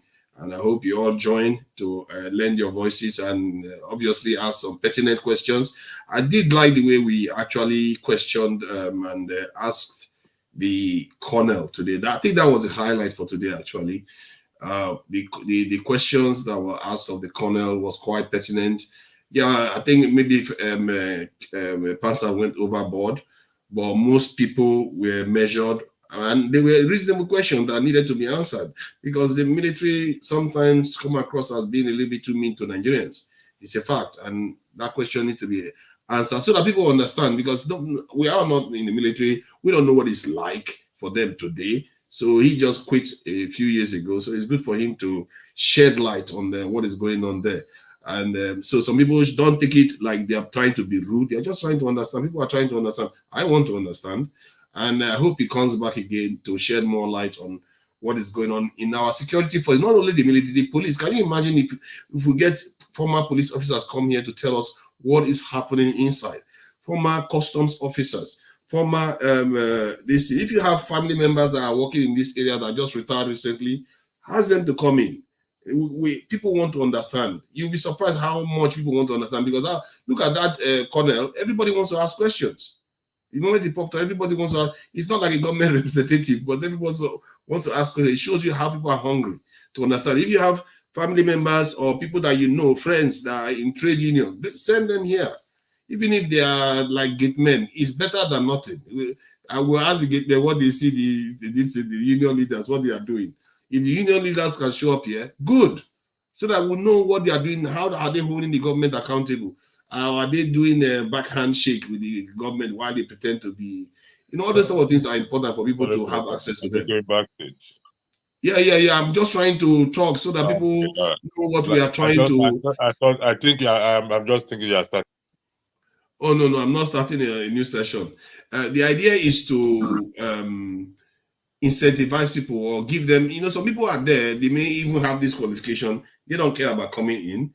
And sometimes if you tell them, then they may consider it. They may not come immediately, but they may consider coming. Because I think it enriches the conversation and our understanding. Because some of us speak out of pure, not lack of awareness. We don't understand some topics. So it would be good to have the more information we have, the better. And the better our discussions are going to be accurate when we are making suggestions or proposing solutions. All right, I will leave it at that. And thank you all for joining us. Till next time, bye all.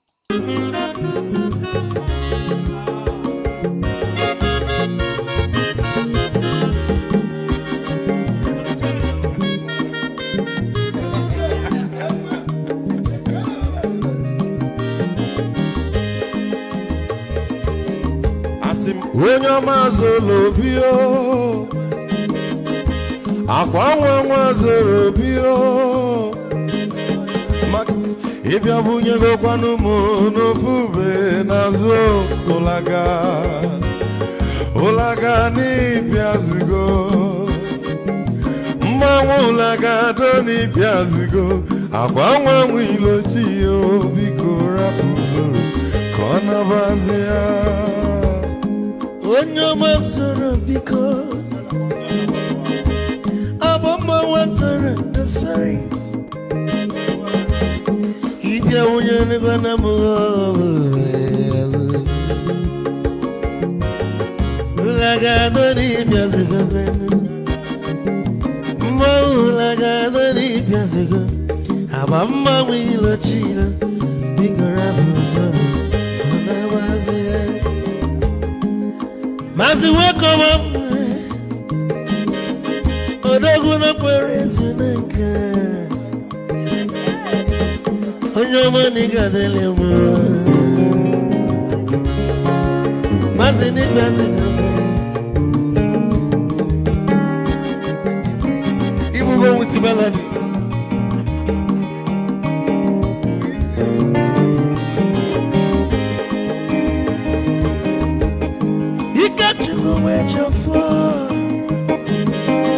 Odogu na chala noka Izi wane mniga dele mo Olagado ni pesigo noe Olagado ni pesigo Amama mwilo chilo Bikora muzoro Anabazi Te Onyama zoro Mama wazara nesari Ibya muyanu kwana mo ofube naru Ulaga doni biazigo Nazaboy Ulaga doni biazigo Amama wilo chilo Biko rapuzoro Anabazi Odogu kenenu bikechofo Ama kwa mnika kugogia Waligwe kwelo Ikeja mabele bege Hey, you want?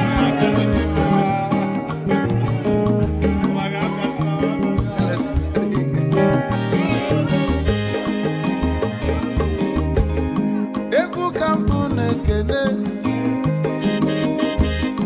Omogo ndi so Chukwe mekalumo ike chukwu negaji Esi nwanne mekene Ịlapụl ife nini na-eme wee bịa Ka gosili na anyị na gị bụ nwanne wisdom megaji Ka nye gị maịkị ka ogobanya bụ egwu Isili maxi ọ bụ na-etiri egwu a Malụkwa malụ n'imego m ife ọjọọ Wee sị gị nwanne m ife ọkụ na ịchọlụ na ngeme Wisdom onume ekene gị Agbama ihe biko lapụ Nabasị